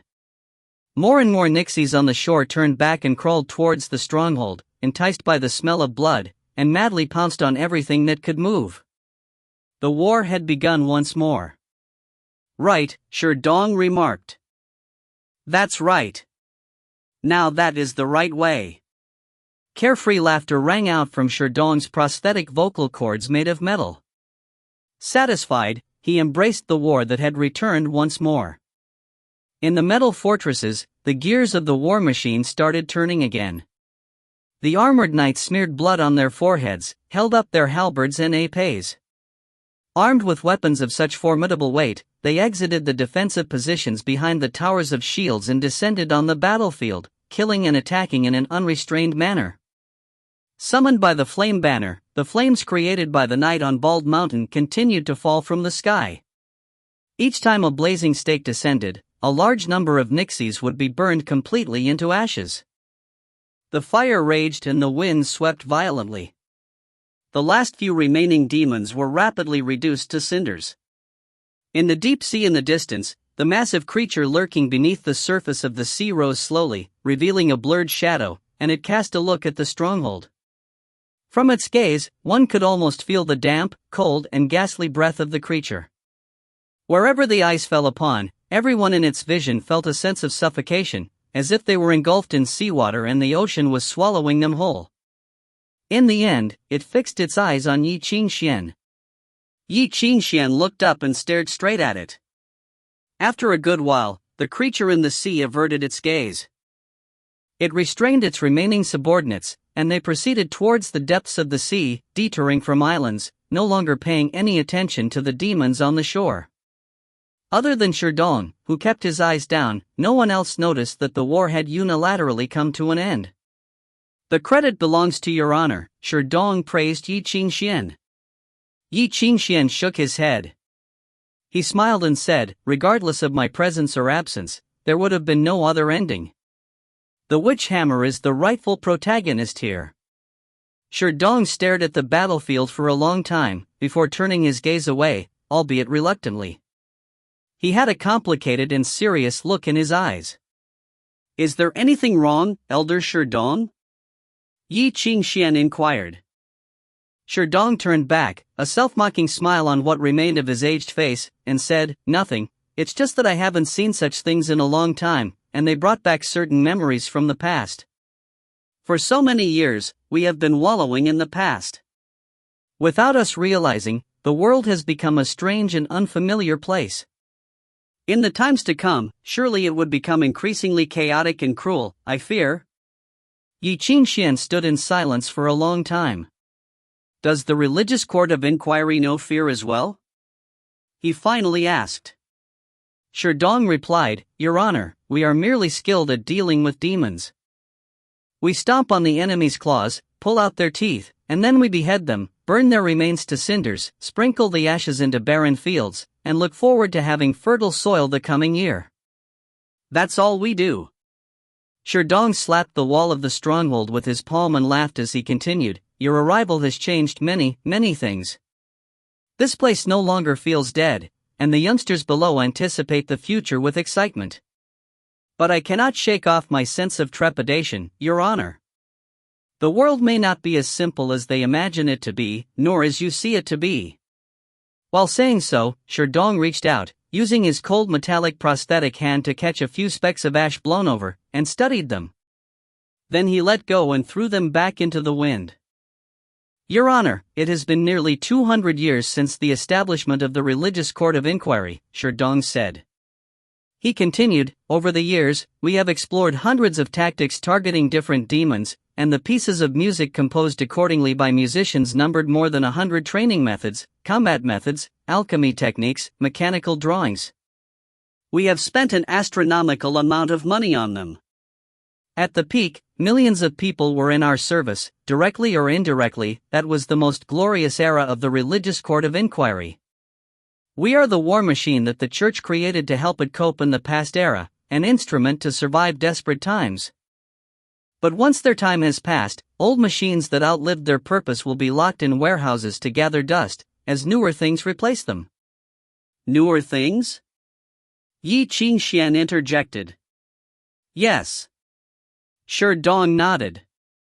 He suddenly asked, Your Honor, have you heard of the water tank? Ye Qingxuan pondered briefly and replied, Within Anglo, there is a special factory in the Royal Institute of Research that is directly under the jurisdiction of the royal family. The only person who knows its exact location is Maxwell.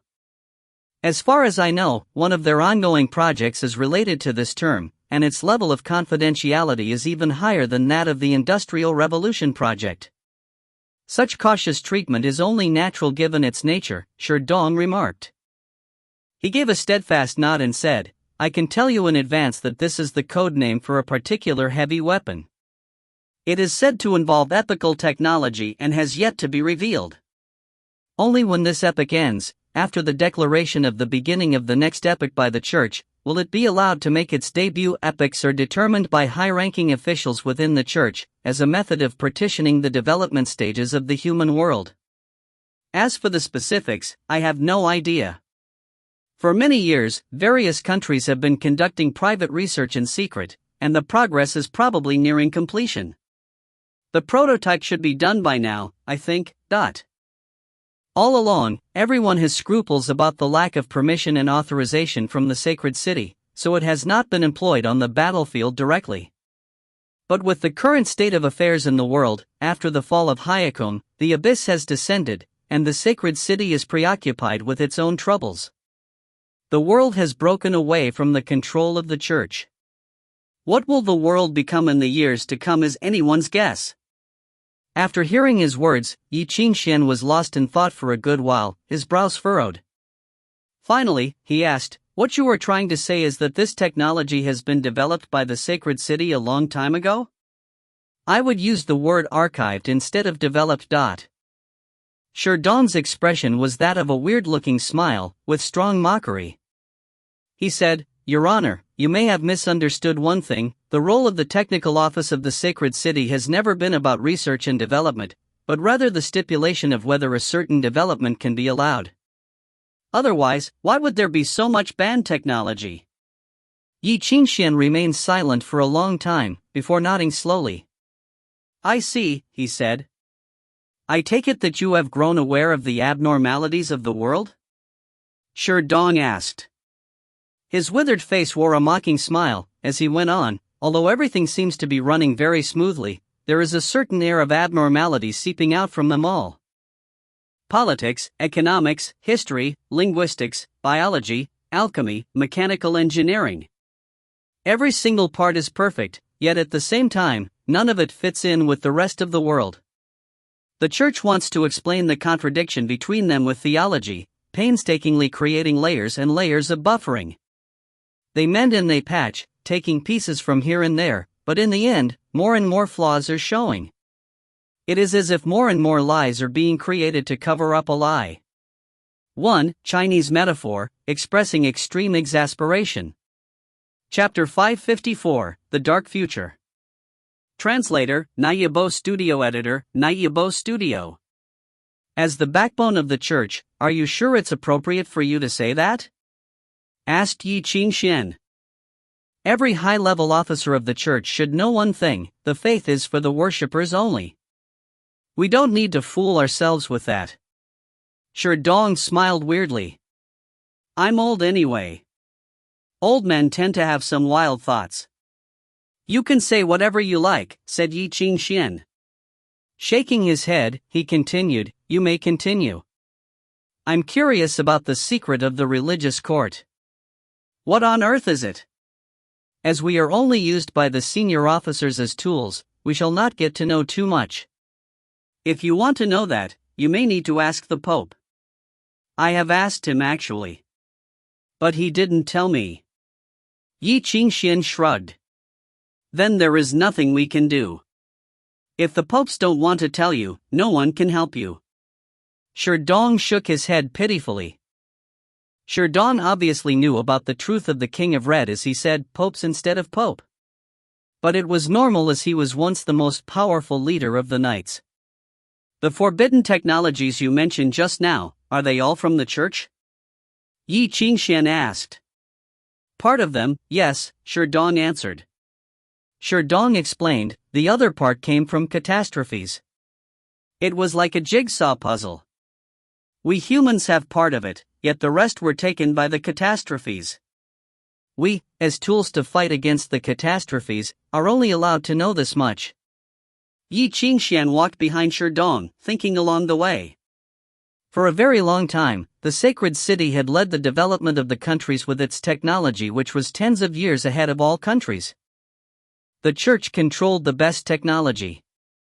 Even the chainsaw fraternity, who got separated from the church, had technology far better than what anyone could think of. The beacons for detecting ether density and transmitting information, churches and the refuge facilities in churches, as well as the ether balancers, they had such great achievements in all subjects. The church's budget on research was far below that of any research institute. Yet they got so much ahead of those other research institutes. This was puzzling. Ye Qingxuan realized that there must be something no one had expected in it. Compared to conduct researches to improve technology, it was easier to block existing technologies. In that case, what they needed to do was reveal them gradually, and not much investment was needed. It's just that. How advanced is the technology controlled by the church? No idea, said Sherdong. Sherdong shook his head. Except the water tank, there is more technology that is not known to the world, not to mention the related files or products made available to the world. We were never allowed to know any of that. It's not only about weapons. Some files even have priority levels higher than the purgatory built by Gaius. They are mostly from the catastrophes. Compared with the human world, the secret they held were much too terrible and massive. The world might be wiped out by those powers if someone got careless. Therefore, they were sealed. Then he paused and gave a mocking smile. After all this is to maintain the correct history. From the catastrophes? Frowning, Ye Qingxuan said, what catastrophe would communicate with humans except the 3 wise men and the 3 pillar gods? None. Shaking his head, Sherdong said, they cannot speak any language. How can they communicate with humans? What's more, if you want something, you can rob it instead of trading for it.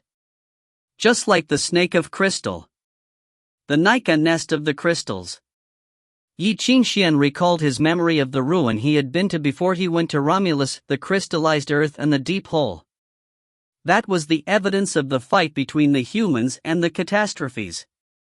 Yet, what have men gotten from the body of the snake of crystal? The body of the catastrophes were made of pure ether and music theories circulated all over the body. There was no flesh or blood.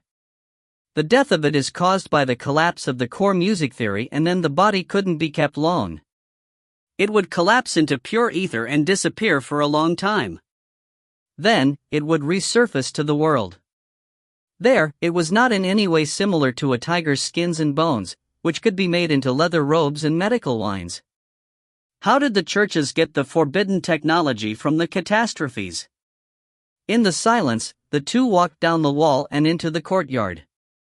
Surrounded by walls, the courtyard was empty, without even a single tree or any grass, not to mention flowers. There was nothing to see in the courtyard. Sherdong stopped at the center of the yard. He turned back and looked at Ye Qingxuan. Sir, please get everyone out of here, he said in a low voice. This might be a good place for talking about secrets. Ye Qingxuan immediately understood what he said. Compared to a closed room which could be monitored or bugged, this kind of open ground was safer. There was no room to hide. And Ye Qingxuan's wormwrist enchantment could fend off anyone who wanted to wiretap them. Ye Qingxuan thought about it for a while. Then he nodded and looked behind him. Then everyone following him went away. Then, he deployed 2 layers of sound isolator and his wormwrist enchantment at a diameter of 2 meters. As you wish, Mr. Sherdong. Ye Qingxuan said, you may now say what you want to tell me. And it's also the best chance now if you want to assassinate me. What I'm telling you now is what the first leader of the Witch's Hammer and Grand Inquisitor told me when he died. Sherdong lowered his eyes. It is the secret he kept for his whole life. If it is disclosed, even the religious court of inquisitors would be purged ruthlessly by the church. It's about the real body of the catastrophes. The real body? Ye Qingxuan was surprised. Yes. The real body. Sherdong said, or its source, the power and essence of it. That is the reason why catastrophes don't die. The catastrophe we called is only a very small fraction of something hidden in the darkness. If we don't destroy the roots, they will come back into life endlessly. We can only kill them by destroying their real body. The whereabouts of the real body and the source is the biggest secret of each and every catastrophe and their only weak point. Sherdong continued, the technology and secrets held by the church are also from the real bodies of the catastrophes. Up until now, men have killed 6 catastrophes.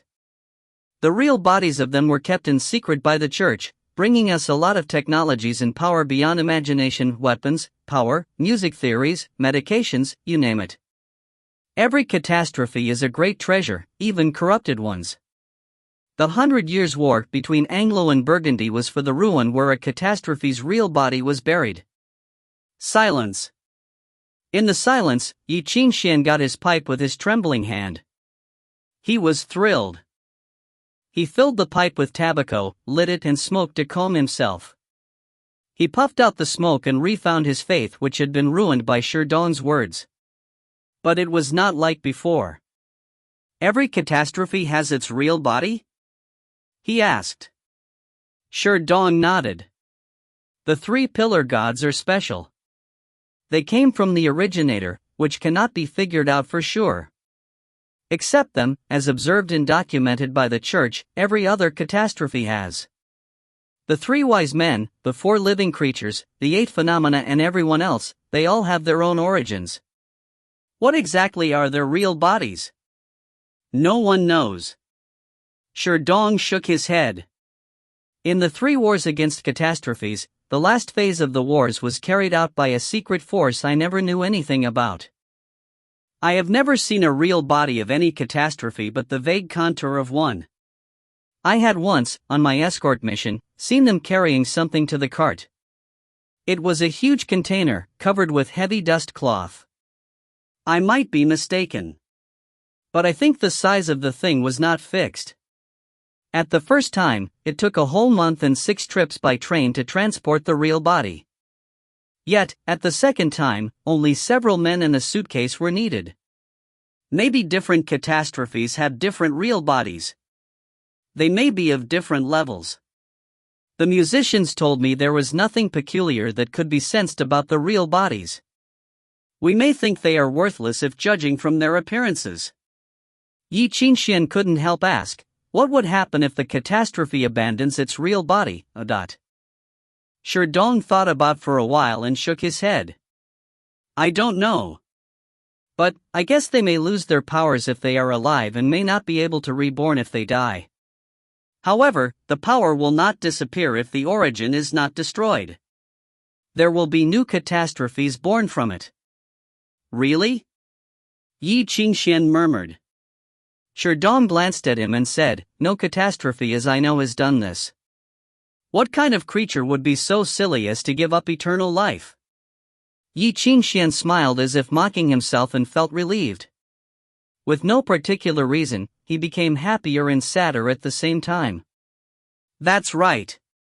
Lowering his eyes, he murmured, "No creature except humans commit suicide, right? Boss, it seems you really are dead." They talked until it was 6 o'clock in the morning. Yet there was no light at all in the darkness. Sherdong looked tired. It was torture like hell to stay up late into the night as his life was at his end. "Thank you for telling me those things, Mr. Sherdong." Ye Qingxuan removed the wormrest enchantment and the sound isolating layers. Then, he poured the music theories of the Stone of Sages into Sherdong's body, which turned into ether to circulate with his blood around his body, giving him great energy of life. In great pain, Sherdong vomited a lot of deep purple sticky liquid, which smelt like corrupt body. Carol and several apprentices got so scared that they hurriedly came up. Sherdong raised his hand and waved them away. Sherdong looked even more haggard, yet his eyes brightened up. "Is this the reward for following you? You are so generous, Your Holiness. Consider it a reward for telling me those secrets." Sherdong looked at Ye Qingxuan and seemed to understand what was on Ye Qingxuan's mind. "You may not die now. You need to live until I allow you to die." "Yes, Your Holiness." Sherdong smiled bitterly and heaved a sigh. "I'm afraid you have known that the death of Hyakum means a lot more than it appears. The sacred city will no longer be able to control this world. The descending of the abyss brought about not only darkness and wars, but also untied the bounds of the humans. I'm afraid more and more people will yearn for the power of the catastrophes. Even they are in deep trouble, they will want the secrets of the catastrophes. The war to decide the fate of the world will begin. Your Holiness, it will begin very soon. Do you look forward to wars like that?" Ye Qingxuan asked. "I'm old, Your Holiness. I'm abandoned by the time." Sherdong shook his head in dismay. "The future belongs to the young and talented like you." "The future?" "Yes." Sherdong smiled and looked at the dark sky.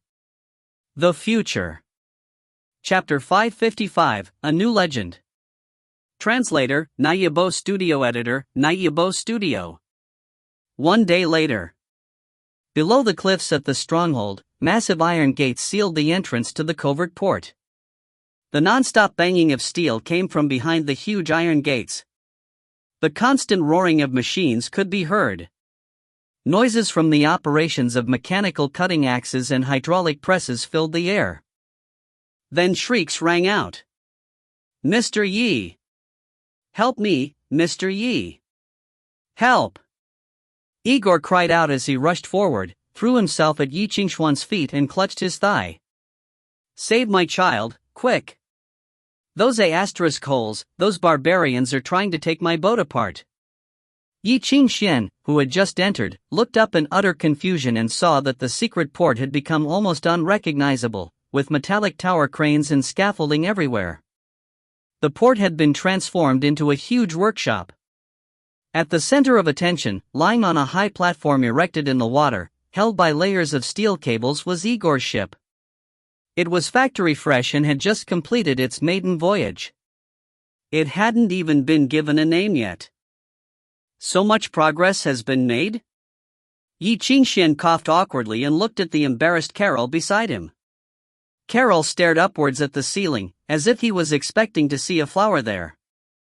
Ye Qingxuan sighed and patted Igor's shoulder, saying, "Captain, get up from the ground first. We can talk about it slowly." Boom! A loud bang interrupted him. Igor screamed in sorrow as if his parents had just passed away. The whites of his eyes showed as he almost fainted.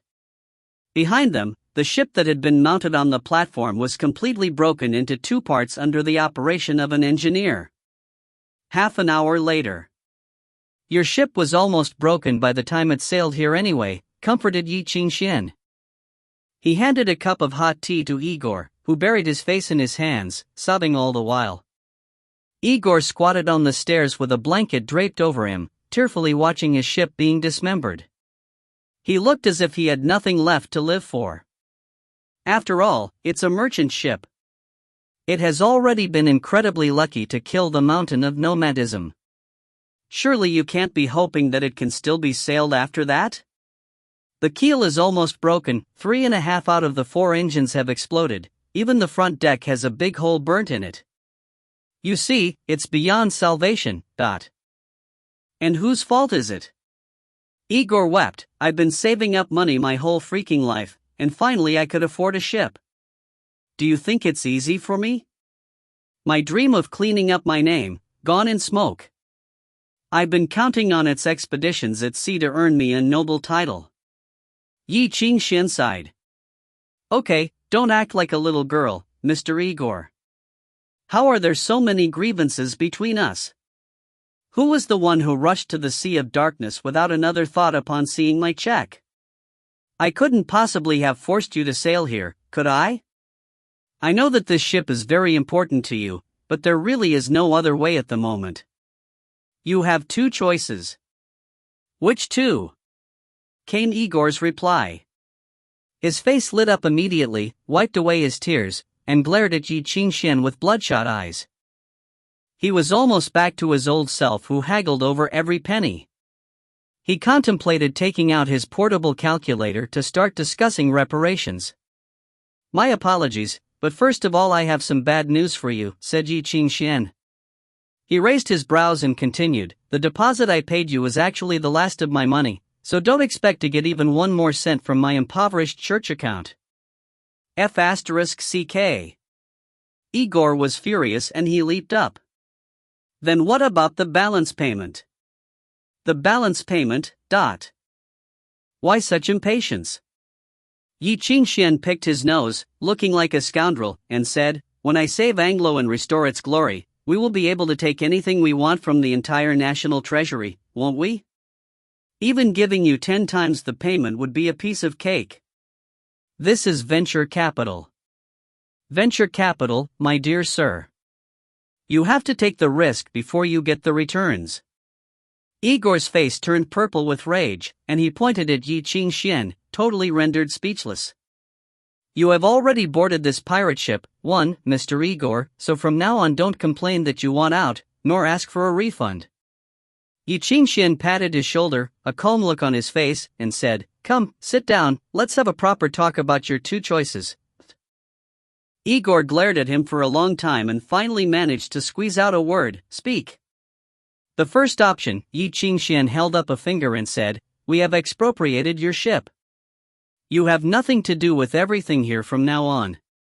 In the name of Holmes, I promise you that a smuggling route from the city of the Cloud Tower will be handed over to you after the reclamation of Avalon, and only you alone will be allowed to operate it.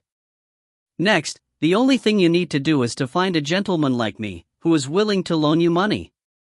Perhaps at a usury rate, and you can start recruiting men for your fleet. Think about it. The trade between the East and the West annually, the Silk Route that flows with black gold. Even if you only earn 100,000th of the total amount, it is enough for you to become rich overnight. If you are willing to buy enough government bonds, you'll definitely be able to find a country that is willing to help you register as an aristocrat of the Holy City, not to mention mere noble titles. Between your last name and your first name, you will be able to add the esteemed middle name of Feng, and you can bid farewell to your lowly life of the past and become a distinguished aristocrat. Dead silence. Igor swallowed dryly and stared at Ye Qingxuan with wide eyes which were almost turning red as he envisioned what Ye Qingxuan had described. You? Are you serious? Provided that I can succeed, of course. Ye Qingxuan shrugged like a rascal, but the look in his eyes was devoid of any jest. But one can say the returns are 100 times the risks, don't you think so? Igor almost agreed immediately on impulse, but he couldn't shake his gut feeling, which was like an earthworm burrowing its way through his mind, sending shivers down his spine. It was as if a flame was burning him. He started to speak but was shocked by the hoarseness of his own voice. Then, what about the second option?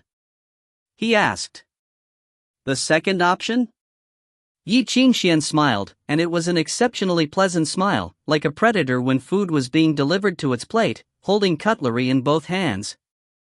He reached out and patted Igor on the shoulder. Mr. Igor, you are an excellent captain.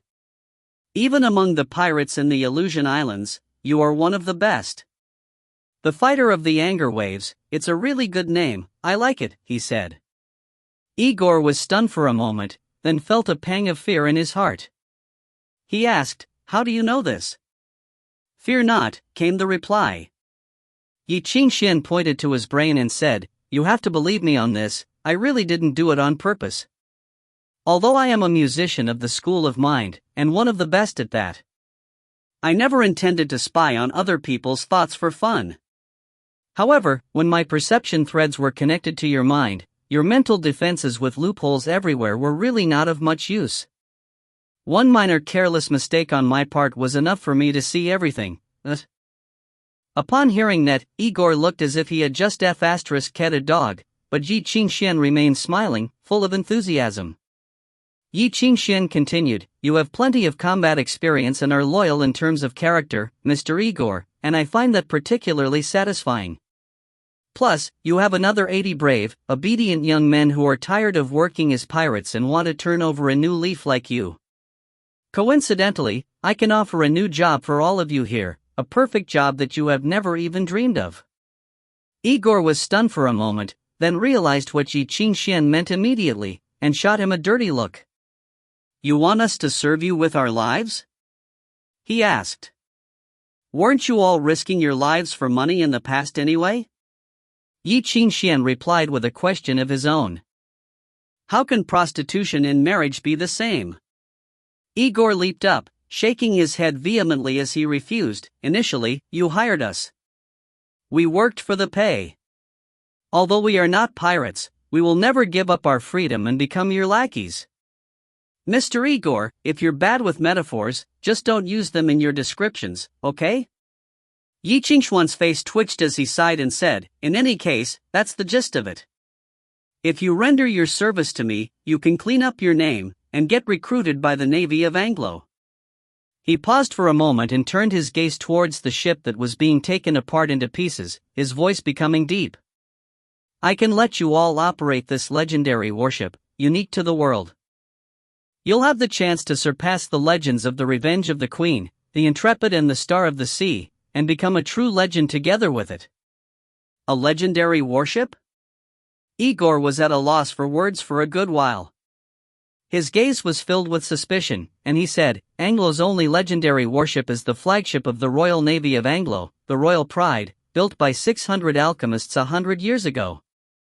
That is the glory of the Navy of Anglo, and even if you are the sword-bearer, you can't possibly have a say regarding the ship reserved for the Queen's royal progress. Since when did I say anything about it being the Royal Pride? Ye Qingxuan laughed and pointed to the wreck nearby, saying, I am talking about it, but... The roaring of machines in the background resumed as he said so. The gears were rotating violently, producing loud bangs of a low frequency, the steel cables were stretched, the ceiling of the covert port opened inch by inch, then the humongous behemoth suspended in the air by tower cranes descended from the sky gradually. Under the illumination of the pale whitish lighting, the monstrous shadow revealed a grotesque silhouette. The enormous beast that had met its demise quite some time ago still exuded a disturbing and chilling aura. In the huge crack above its right eye, one could vaguely see the brain tissues that got burned into charred carbon by venom. The mountain of nomadism? Igor was totally stunned.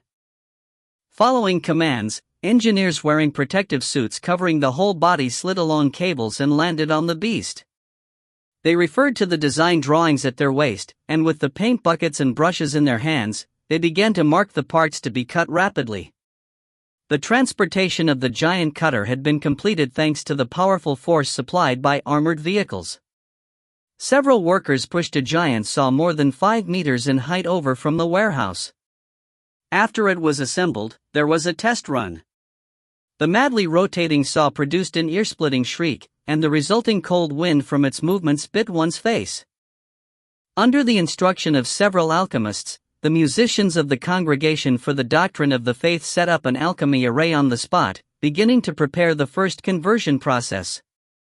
It would not take long for the incredibly huge behemoth to be dismembered by the saw and the music and become pieces of raw material. The scales were peeled off and transformed into the outer armor by alchemy. The blood was drained, rare elements within extracted and incorporated into the new engine. The remaining liquid waste was converted and a high-efficiency condensing agent that could not otherwise be produced with human technology was extracted. The bones were processed and put in a freshly prepared alchemy array, then immersed in a large amount of culture medium. Musicians from the school of choir would stimulate its growth once more to form the new hall. The carrion was transformed by musicians from the school of summoning, implanting a new nerve net and circulatory system into it, converting it into artificial flesh, reshaping the giant beast's body. Igor's ship would be taken apart as well, and some of the reusable materials would be incorporated into the giant beast after being smelted and strengthened. The new ship would have the spine of the giant snake as the keel, its flesh as the outer shell, and its scales the armor. The engine could not be produced, but would be replaced by the modified heart of the beast instead. Once activated, it would provide a terrifying amount of horsepower, no less than any other ship. The purifiers of the religious court of inquiry assured Ye Qingxuan that the ship would retain at least 70% of the ability of what was once the mountain of nomadism, and the movements that could summon tsunamis and storms in their extreme state would become the last nightmare the enemy could remember before sinking into the sea. Ye Qingxuan said, "The ship is 210 meters in length, 30 meters in width and 8 meters in depth. The standard displacement is 30,000 tons, and it can carry up to 40,000 tons. The standard sailing speed is 40 knots, and in its extreme state, the speed can be doubled. The two 40-meter-long spines will be processed by the religious court of inquiry to become its main battery. Unlike the dragon spines of disappointing quality sold by the chainsaw fraternity to the public, what we will get this time is the stronghold-level cannon invented by the religious court of inquiry back then, the petitioner. The rest of the information is in here."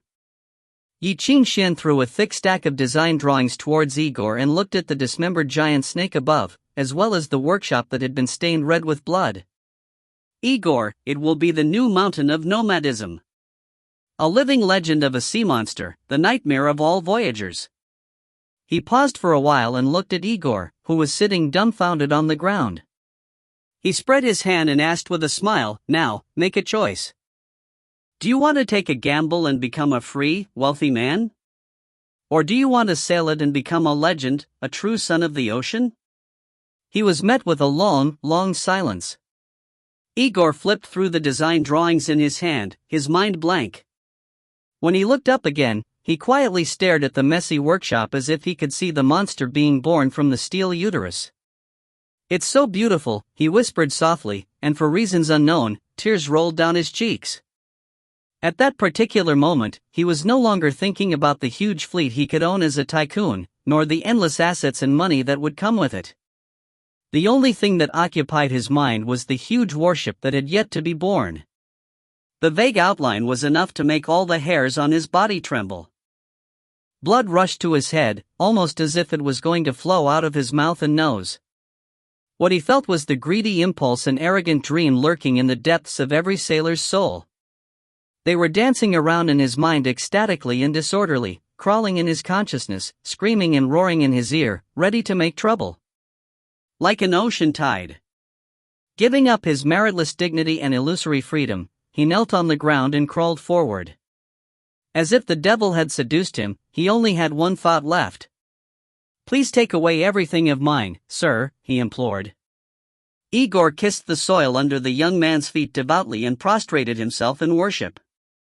In all earnest sincerity, and humbly begged, "I'm willing to dedicate everything to you, even my soul. Please bestow upon me the opportunity to sail it, even if it's only for 1 second." Ye Qingxuan laughed and replied, "Even if you have to abandon your freedom?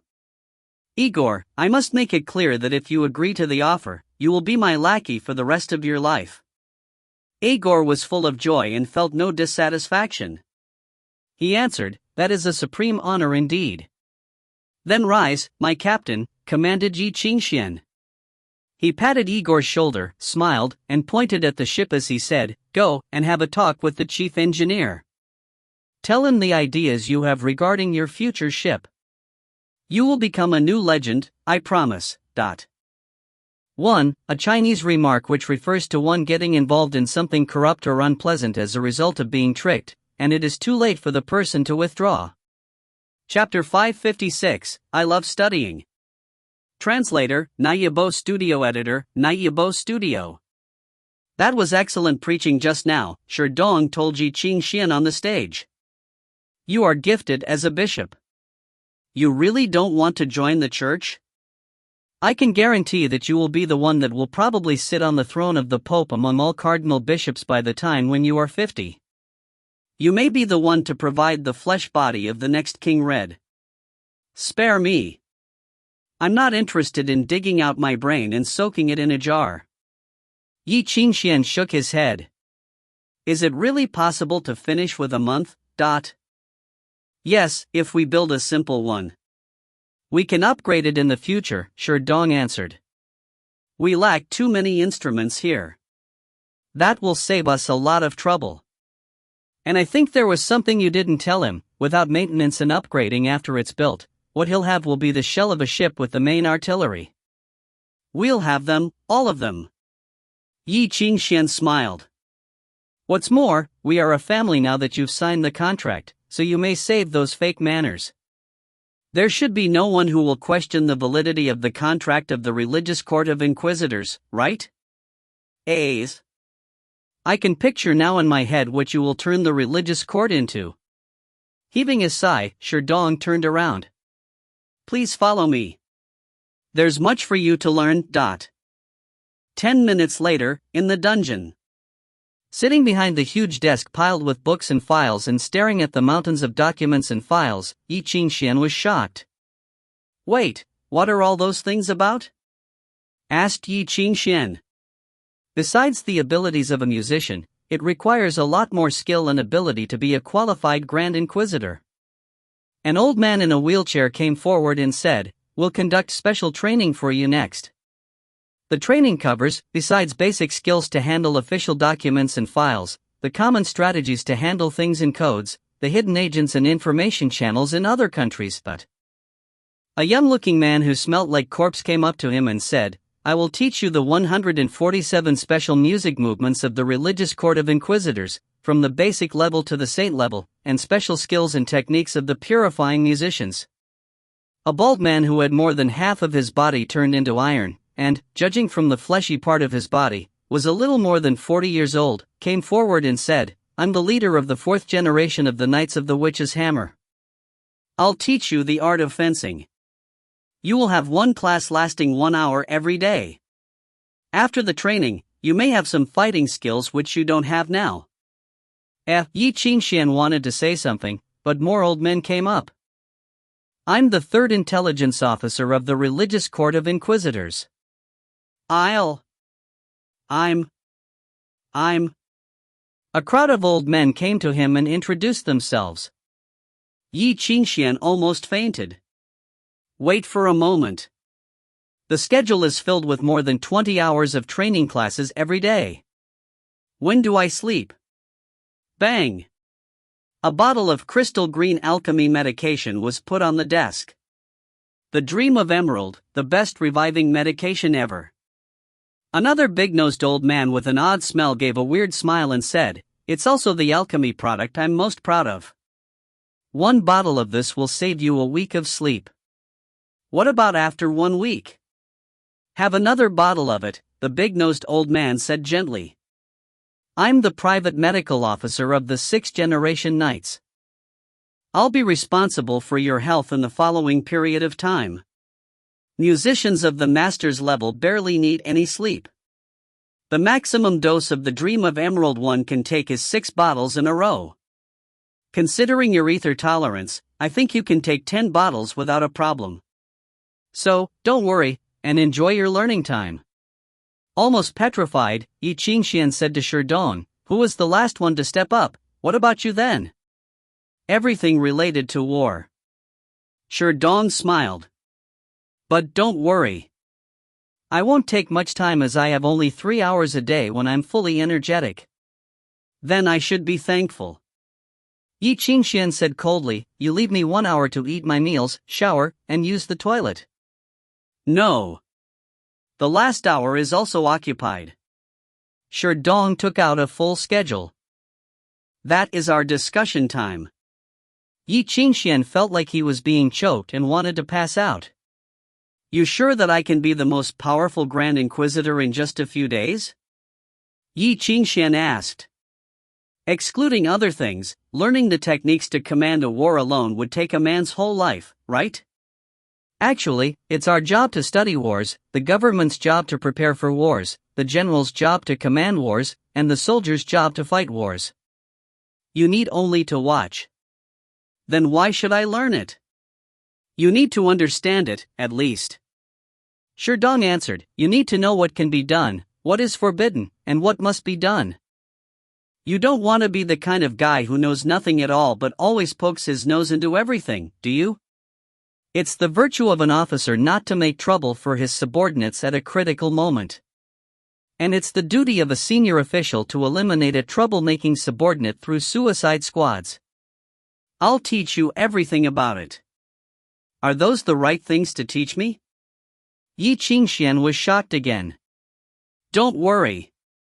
You are the most talented young man I've seen. Sherdong said with a smile, you will be a Grand Inquisitor. What's more, besides the compilation of war records, we've also prepared many textbooks. While saying that, he pointed at the corner. Drawing the curtain up, a huge pile of moldy files appeared around Sherdong's wheelchair. These were the summaries and files produced by the old men when they were simulating wars. The old men got delighted when talking about their fruits of gameplay. We have been playing the game of war simulation for more than 80 years, about 40,000 times in total. From the past until modern times, from the east to the west, all the wars we simulated were carefully documented. Sometimes we play the Immortal Army, sometimes the Asgardian Squares, sometimes the Knights Templar, and more often, we play ourselves. Annihilation, fortress besieging, fortress attacking, surprise attack, retreat. In the boring days, we fought against all the possible imagined enemies throughout history and all over the world. We racked our brains to fight against them. Now, the 40,000 war strategies are all here.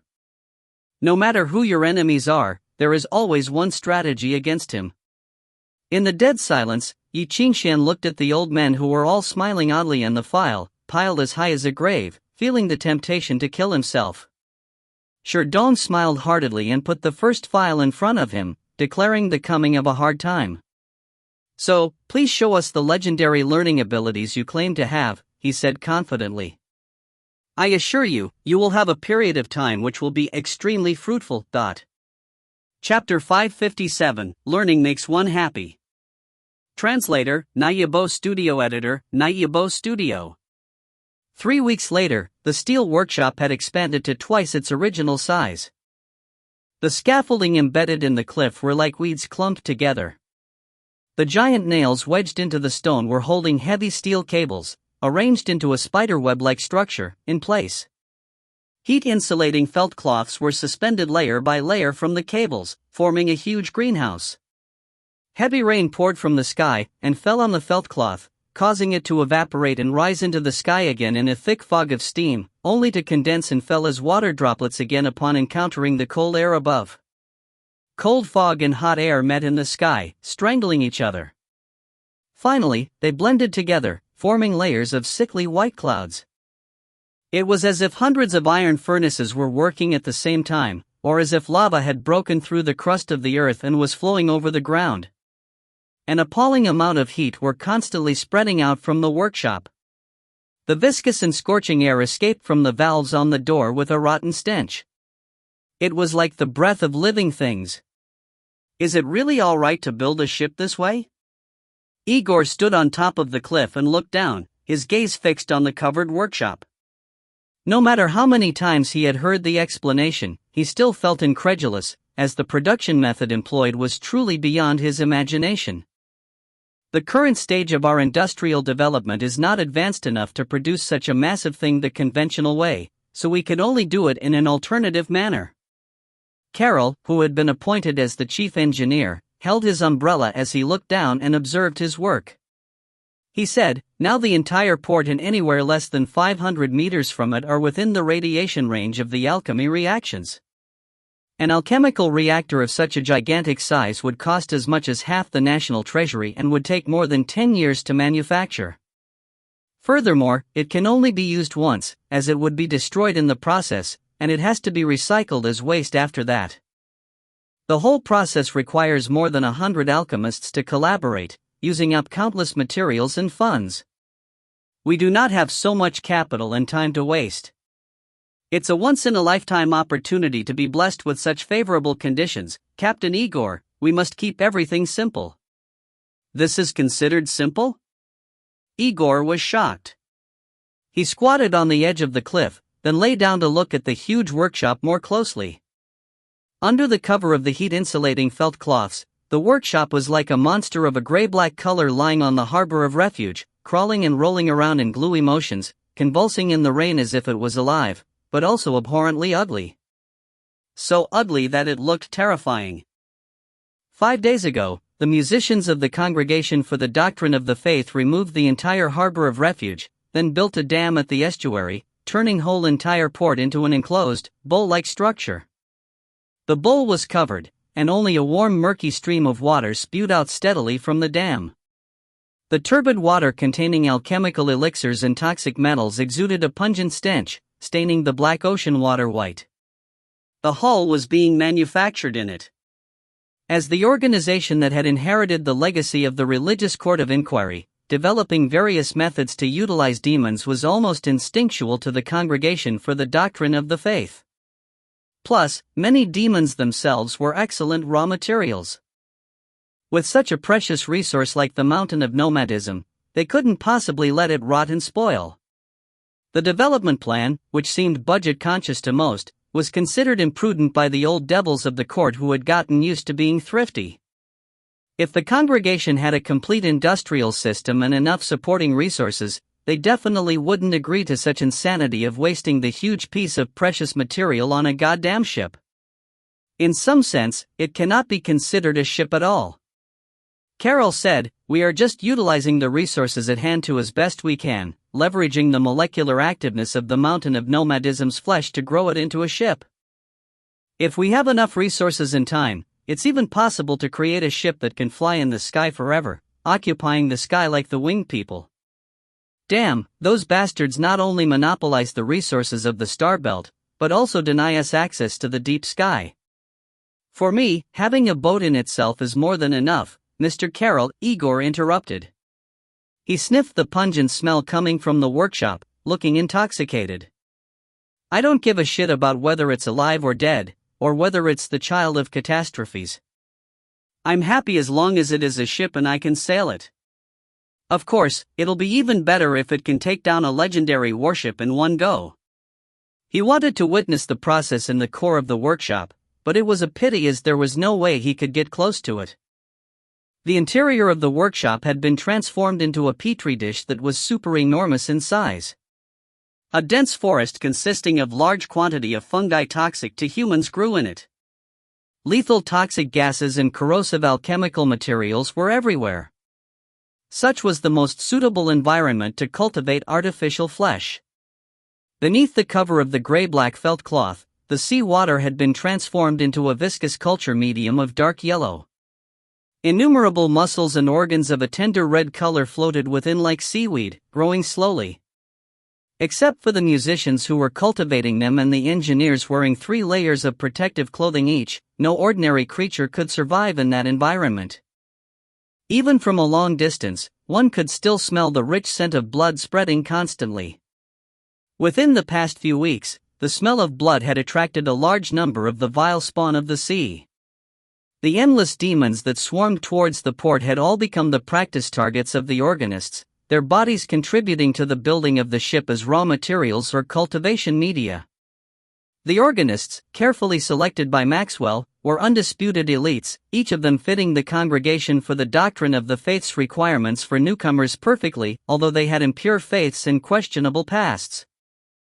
But during such a critical period, the Congregation for the Doctrine of the Faith naturally wouldn't concern themselves with the rules of the past pedantically. In fact, only the young men whose minds were preoccupied with glory and the conquest of the East might have trouble accepting the fact that the rules could be bent.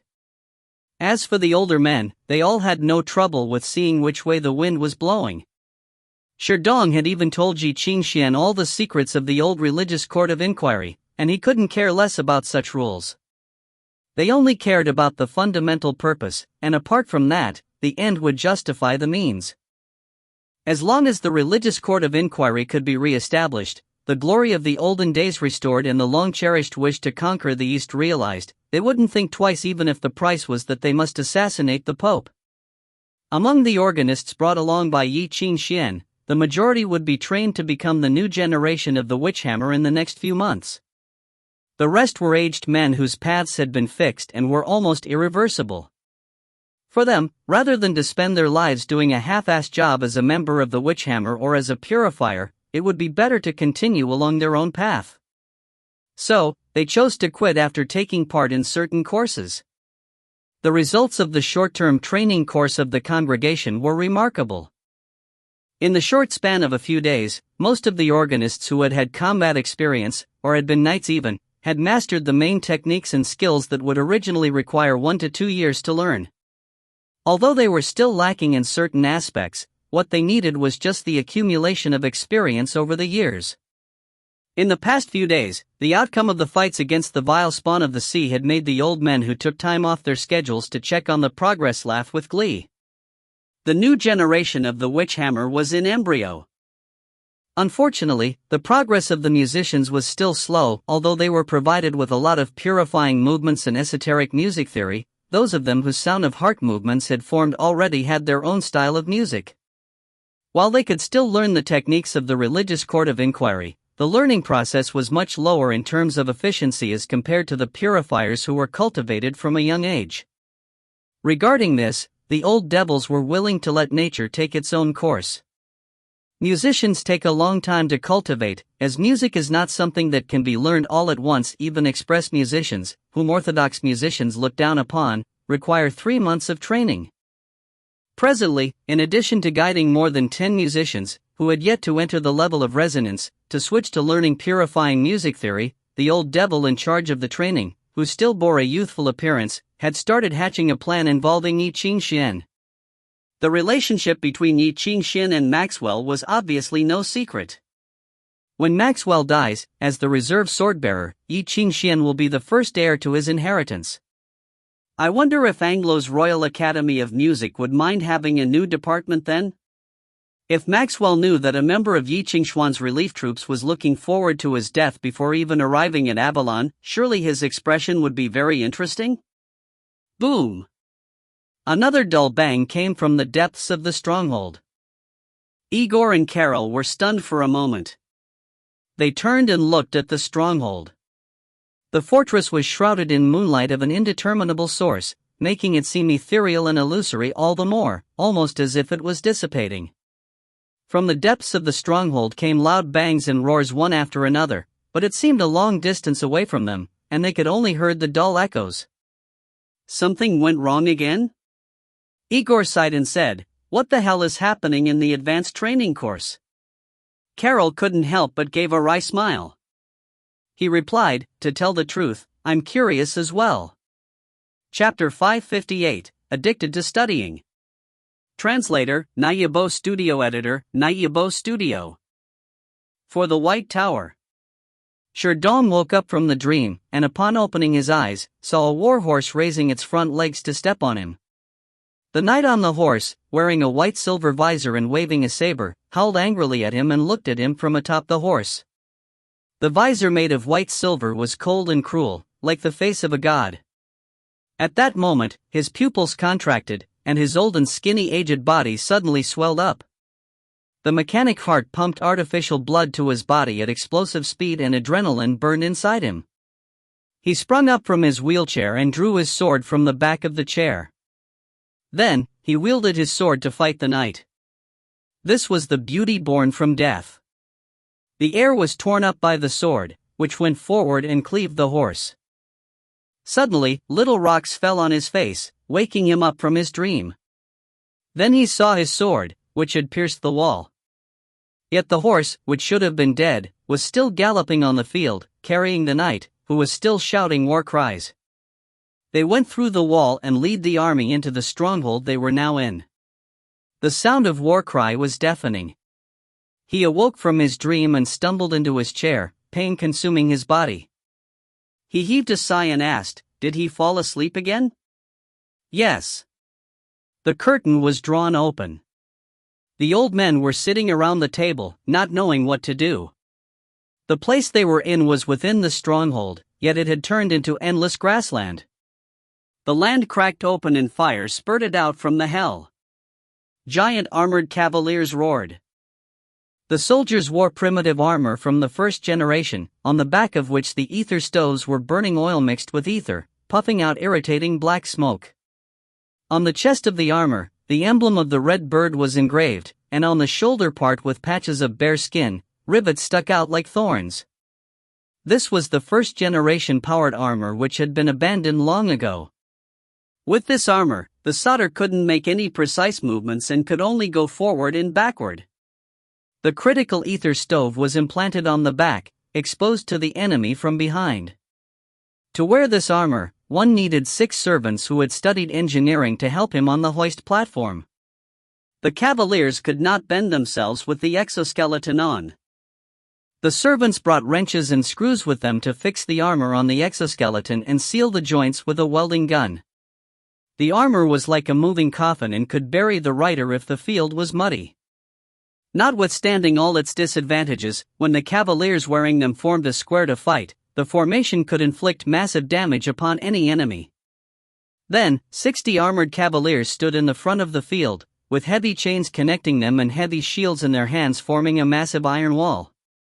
On the opposite side of the field, numerous war horses galloped toward them, carrying heavily armored riders who held their sabers high to charge forward. Masks of the Iron Flow army in the first generation powered armors. Is this the Nebuchadnezzar war? Sherdong wiped his face with a hot towel and felt much more awake. The Nebuchadnezzar war was the civil war of Asgard more than 100 years ago. The 2 sons of the king fought for the throne with the help of the Red Bird clan and the White Tower clan, respectively. This war was recorded in history and became an important historical event known as the last eulogy of the heavy cavaliers of the old times.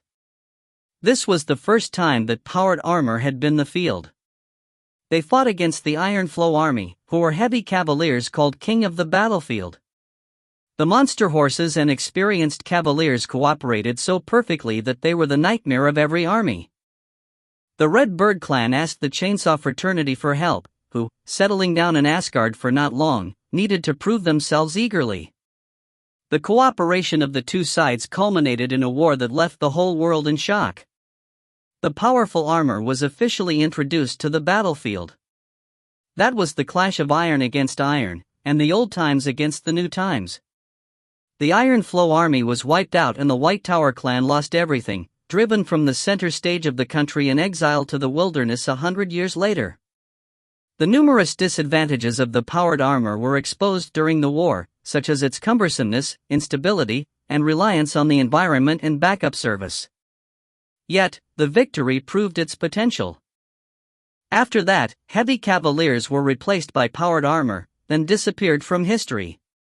Told you not to dig ancient history. The old men heaved a sigh. What good can it do to teach him about those ancient battles? I've been teaching him defense these 2 days. Sherdong shrugged. This was supposed to be a negative example. He must have been reading casually. Dreams are unstable, don't worry. The old men looked at one another, feeling helpless. For most people, things in dreams were unlogical and unstable, full of weird changes. However, Ye Qingxuan's dream was absolutely an exception. When sleeping, people would be relaxed. They would put down all guards and common sense, exposing their most vulnerable parts. The musicians of the school of mind preferred to change their target's mind after they fell asleep because people were unguarded in sleep, making the job easy. But this dream of Ye Qingxuan's was in no way normal. No vulnerability and flaw at all, and armored to the teeth. The weather, wind, the cracked land, the crushed grass and succus, the sunlight, the machinery of the numerous powered armor in each and every gear, spring, and pulley of them. Everything was so real, except that they could not be touched. It was like the replay of images conducted by dozens of magic musicians, reading records in the ether and replay everything. There are always exceptions.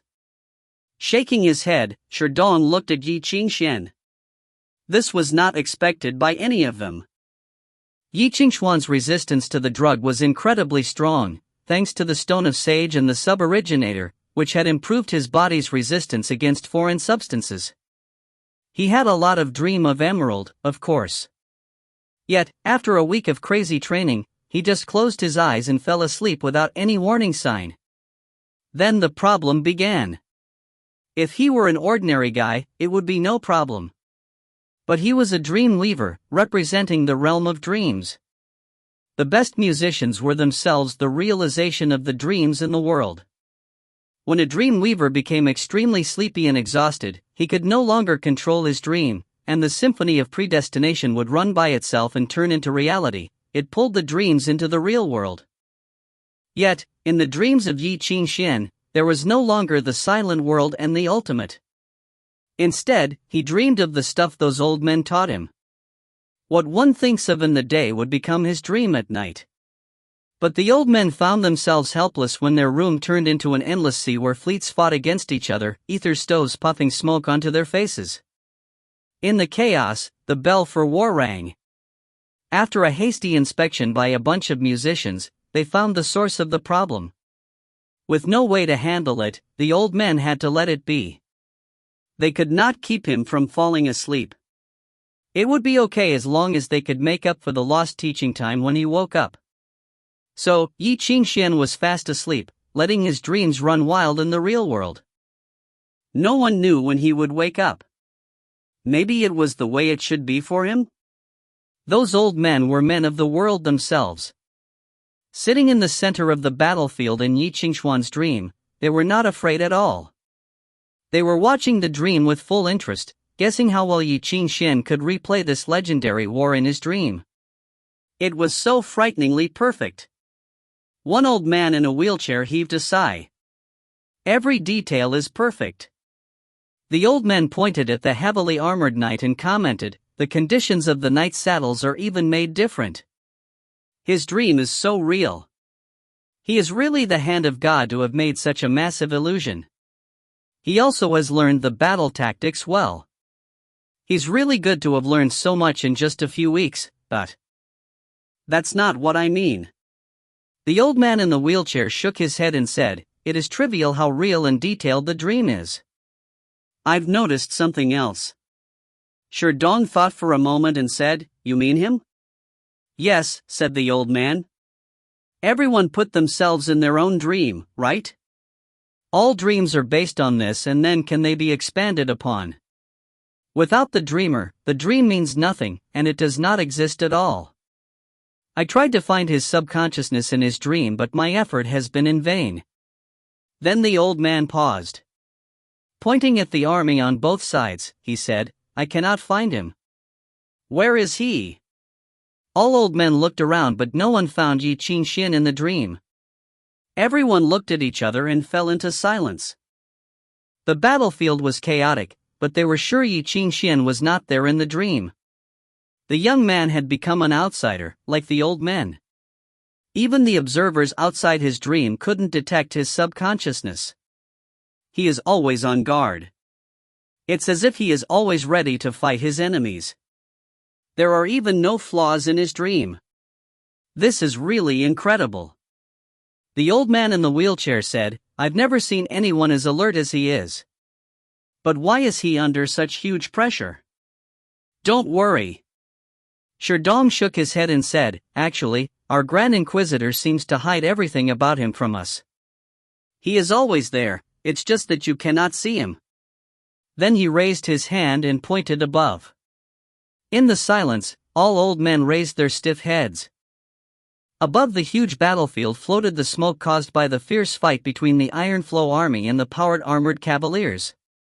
Blood spills everywhere and evaporated into the air, like the soul of a dead man flying up. Over the empty and quiet sky, behind the smoke and the blue of the sky, there was a pair of eyes looking down from far away. Under the pair of eyes, the battle went on like a machine, where numerous gears engaged with each other in perfect condition according to some preset laws, which had determined the end of the battle since the very beginning. Finally, everything ended. Ye Qingxuan opened his eyes. After a long nap, he was still tired. He lowered his head. Seeing the blank schedule, he frowned and asked, "All classes were finished?" Looking at each other, the old men had not yet recovered from the shock inflicted upon them by the dream. In the silence, Sherdong coughed to hide the embarrassment and said, "You finished all courses in 3 weeks, which were expected to last 2 months. We have to say we underestimated your talent. It would take at least 2 years for an ordinary man." In the corner, there was only one old man who was not satisfied. He murmured, "Your fighting skills are still lame." "It's nothing. Everyone has his weakness." Sherdong waved his hand to stop him talking. He said with a smile, "We can begin our classes of the next phase now." "That's enough, Sherdong. Get these boring things away." Ye Qingxuan shook his head and got up from his chair for the first time in 3 weeks. "It has cost me 3 weeks of my time now. I've learned enough to handle things. I don't want to see these things anymore. What if you come across some problem in the future?" Sherdong asked. Turning his head to Sherdong, Ye Qingxuan said, "That is supposed to be your business, not mine. I cannot take care of everything." Sherdong sighed. "As you can see, sir, we are all old." Stepping toward the gate, Ye Qingxuan didn't turn his head at all. He waved his hand casually and said, "Don't worry. I'll squeeze out all the juice of yours before you die." Sherdong was a little struck by surprise. He showed an expression full of self-mockery and said, "Our great honor, sir." Bang! The gate was closed. Chapter 559, The Day of Setting Sail. Translator, Naibo Studio Editor, Naibo Studio. 6 days later, on top of the cliff outside the workshop. The workshop had once again expanded to twice its size. The 3-meter-long copper nails were riveted deeply into the rocks, holding up crisscross cables which was woven into a net, restraining the swelling black felt inside. If one was to look downwards from the top of the cliff, the workshop would resemble a monster caught in a net. The net of the thick and heavy felt cloths was like a giant's chest. It swelled and contracted along with the ocean tide in the distance. As it breathed, deep echoes burst forth the depths of the darkness and traveled in all directions. Roars and booms were constantly coming from it. Cut off fastener number 1. Boom, dot. Cut off fastener number 2. Boom. After blowing up the fasteners one by one, the booming noises were followed by the spine-chilling sound of steel scraping against each other. Countless steel parts collided with each other as if they were in the hands of a giant, producing maddeningly loud noises. The gray-black felt cloth under the steel cables seemed to have turned into a monster's womb, and it was having difficulties in giving birth to the horrific fetus. As the alchemists attempted to deliver it, the thing that was about to be born screamed with all its might, summoning tsunami-like waves with its screams. On the cliff, Igor sat in his unchanged position, paying no heed to the rain falling on his face, his eyes red and bloodshot. It was unclear when did he last showered. He gave off a weird stench, and his hair was unkempt and clumpy. The grease that had accumulated on his hair insulated it from the rain, thus, his hair was not smoothed by the rain, and even started to curl upwards. He no longer resembled the decent person he once was but seemed to have removed all pretenses and had become a pirate once more. He was drinking liquor from the collection of the Congregation for the Doctrine of the Faith, and when he looked downwards at the workshop below, his eyes, which were bloodshot from the lack of sleep, had a wolf-like fierceness in them. Behind him, Ye Qingxuan's figure emerged silently. The finishing touches are complete. He looked at Igor's unkempt appearance and said, "It's the final inspection phase now. In a short while, the ship will be launched. You're really not coming down to take a look?" Igor's lips moved as he muttered a few syllables, his tongue sticking out from the blistered corner of his mouth and licked the cold, salty rain. The anxious breath from his chest spurted out of his nose and mouth and turned into a dissipating mist. I've been looking forward to it for some time, and I was so excited that I couldn't sleep. He scratched his knotted hair with his hand, his voice hoarse as he said, but now that I'm about to see it, I suddenly felt a bit scared. It's like my child is about to be born. You handed me this child, but I don't know. I don't know if I am qualified to sail it. Ye Qingxuan patted his shoulder. Then you should take a shower and get some sleep. I don't want my ship to strike a reef and sink just after its launch because of her captain's lack of sleep. Igor shook his head and replied, only staying here can calm me down. He lifted his eyes and stared at the pitch-black sea in the distance, which was dead silent. Now I'm much better, sir. He laughed in self-mockery. You need not worry about me, I won't let you down. Ye Qingxuan nodded but did not leave. Instead, he took out a wooden case from his pocket. Want a smoke? He had bought the cigarettes in the sacred city. Normally, Ye Qingxuan rarely smoked, so the case of first-class cigarettes crafted exquisitely was still half full. But a long time had passed since his purchase, and it had probably gotten damp, hence it might not taste very good. Thank you. Igor took it, and he pulled out a thin metallic rod from his boots in an adept manner. He scratched his keychain with it forcefully. Sparks flew from the edges of the keychain, igniting the combustible rod made of unique material. He cupped his hand to protect the faint flame as he put it close to his lips, igniting the cigarette. Observing his fluid movements, Ye Qingxuan raised an eyebrow and asked, "What's that?" This? Igor swung the short stick to put out the flame and waved it in front of Ye Qingxuan, showing him the overlapping marks that resulted from scratches accumulated over the years. A combustion stick created by an alchemist, from my former captain. It was popular among pirates before the invention of the clean fire source but has long since been eliminated. You probably haven't seen it before. Indeed so, Ye Qingxuan acknowledged. Igor continued, it's actually quite inconvenient to use, as it may easily cause a fire sometimes, especially on pirate ships of a poor condition. There's aged equipment in disrepair everywhere, so fire may endanger the whole ship.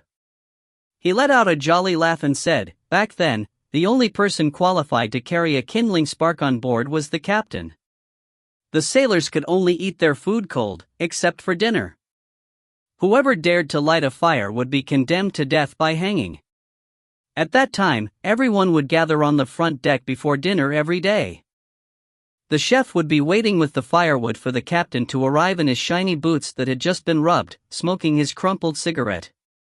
The captain would then pull the rod out of his boot and scratch the knife with it. The fire would be ignited, just like a miracle. He would be the cockiest during that time of the day. I would stand in the most inconspicuous corner and watch the captain, going crazy with envy.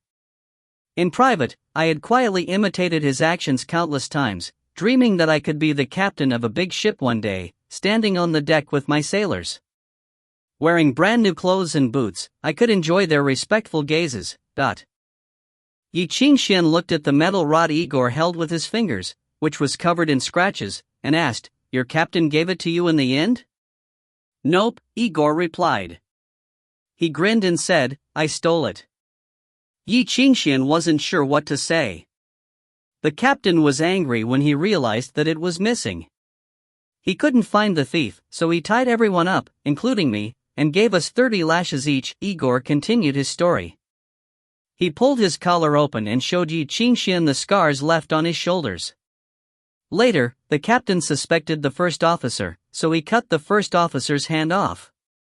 That night, the first officer charged into the captain's cabin with several sailors. And when he came out, we had a new captain. But before his iron hook was even made, another mob killed him. Pirates are always like this. No one will bother telling jokes about friendship or brotherhood. When a pirate sees something he likes, he will snatch it. If he can't snatch it, he will steal it. If he fails, he will be hanged on the mast. I have been used to it since I was a child. Even as a teenager, I didn't understand what's the use of money. You see, I could get myself everything I wanted without money. Ye Qingxuan shrugged. The education of pirates is very different indeed. I had no choice. Igor shrugged as well and said, to be honest, I also want to live like a young aristocrat, doing nothing every day but dress up and learn music. But unfortunately for me, I was put into a wooden barrel and thrown into the sea when I was just a baby and got fished out by the pirates. Growing up at sea, raised by a bunch of criminals and gays, even the milk that I drank was from the captain's sheep. The first line I spoke was to curse people. I was very thin back then, short, with a hunched back, and eyes of different sizes. Before I was 12, I didn't even have a name. Everyone else called me the deformed child. But it's perfectly normal, after all, you can't expect to get any love from a nest of pirates, right? Right, affirmed Ye Qingxuan.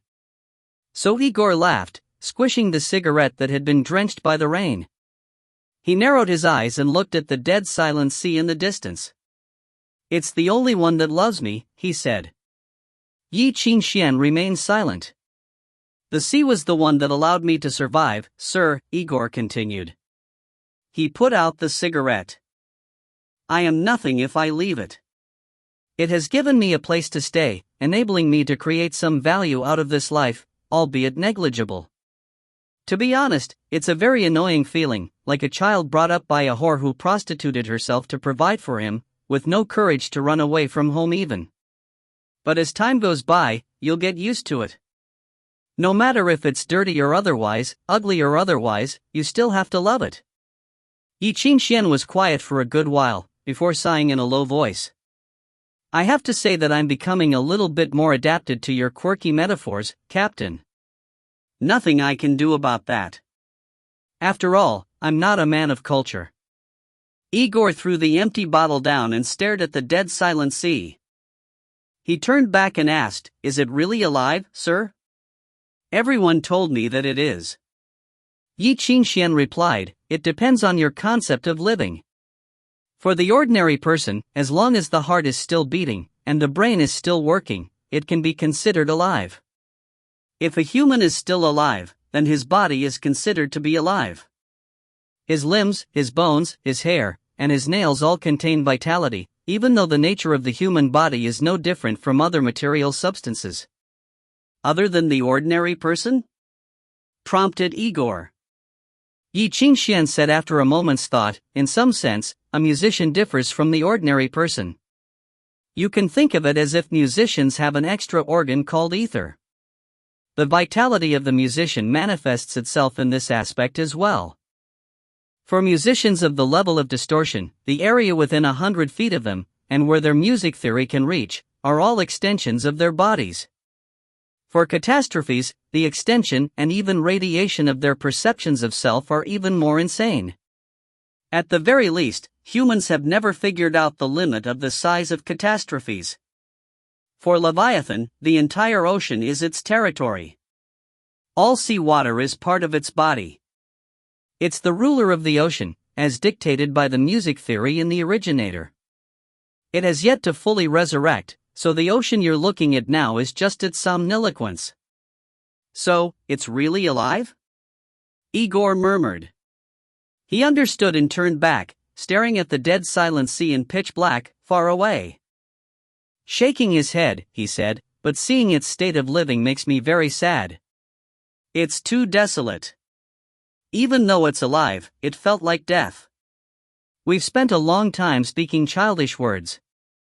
Ye Qingxuan sighed softly, and stuffed the cigarette case into Igor's pocket. Finally, he patted Igor on the shoulder. You have passed the age of yearning for love, Igor. If you have an audience, I'm sure they won't like it as well. So don't trouble yourself with such thoughts anymore.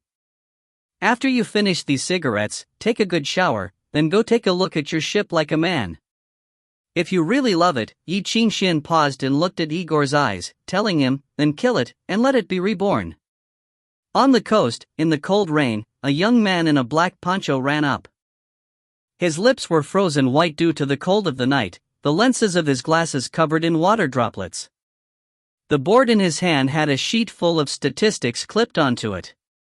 When he was a few steps away from Ye Qingxuan, he wiped the mucus off his nose with his sleeve, before presenting the report.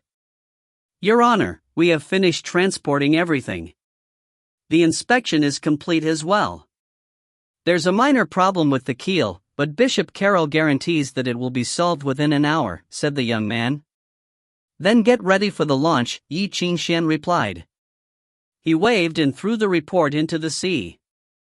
We'll no time left to rest after this. Comrades, 1 hour later, we will be leaving for the battlefield, and regardless of whether we succeed or not, there's no turning back. The young man nodded and ran back. Ye Qingxuan stood on the beach, waiting silently. The banging sounds of steel clashing rang out from afar, as the tower crane loaded the final items into the ship. From then on, the stronghold would be empty, as everything of value would be brought along by the members of the Congregation for the Doctrine of the Faith when they left with Ye Qingxuan. When the last fire had been extinguished, Ye Qingxuan turned back and looked behind him through a curtain of rain. In the ice-cold drizzle, the clergymen donning red stood in the mud respectfully. The rain dripped from their robes into the mud, the puddles beneath rippling faintly. They made no noise, as if they were phantoms, and held the banner of the burning holy emblem high, like a quiet flame burning in the rain. Upon noticing the gaze of Ye Qingxuan, they bowed their heads with respect. White soul-like gusts of mist squirted out from their noses and mouths as they breathed, merging into one, and ascended into the sky, like a curling white smoke rising from burning embers. There were 1,041 men in total. 230 apprentices. 400 knights of the witch hammer. 130 purifiers. 190 organists. And so on. All the followers of Ye Qingxuan were here, and they were the only ones under his command in this world. It's time, Your Honor. Sherdong walked out from the crowd, went down on one knee, and presented his sword reverently with both hands. Please give the order. From the rippling water came deep echoes. All of them followed Sherdong closely, kneeling on the ground as they waited for Ye Qingxuan's orders. Ye Qingxuan lowered his head and looked at the long sword in Sherdong's hands, and he couldn't help but go into a trance-like state. In the midst of it, he saw Hermes staring at him from a distance, the souls of the deceased with him. With his usual mocking smile, the apparition of Hermes whispered in Ye Qingxuan's ear, "From now on, he will be led astray." So, Ye Qingxuan couldn't help but smile. The world has been advancing on the wrong path for a longer time than it should.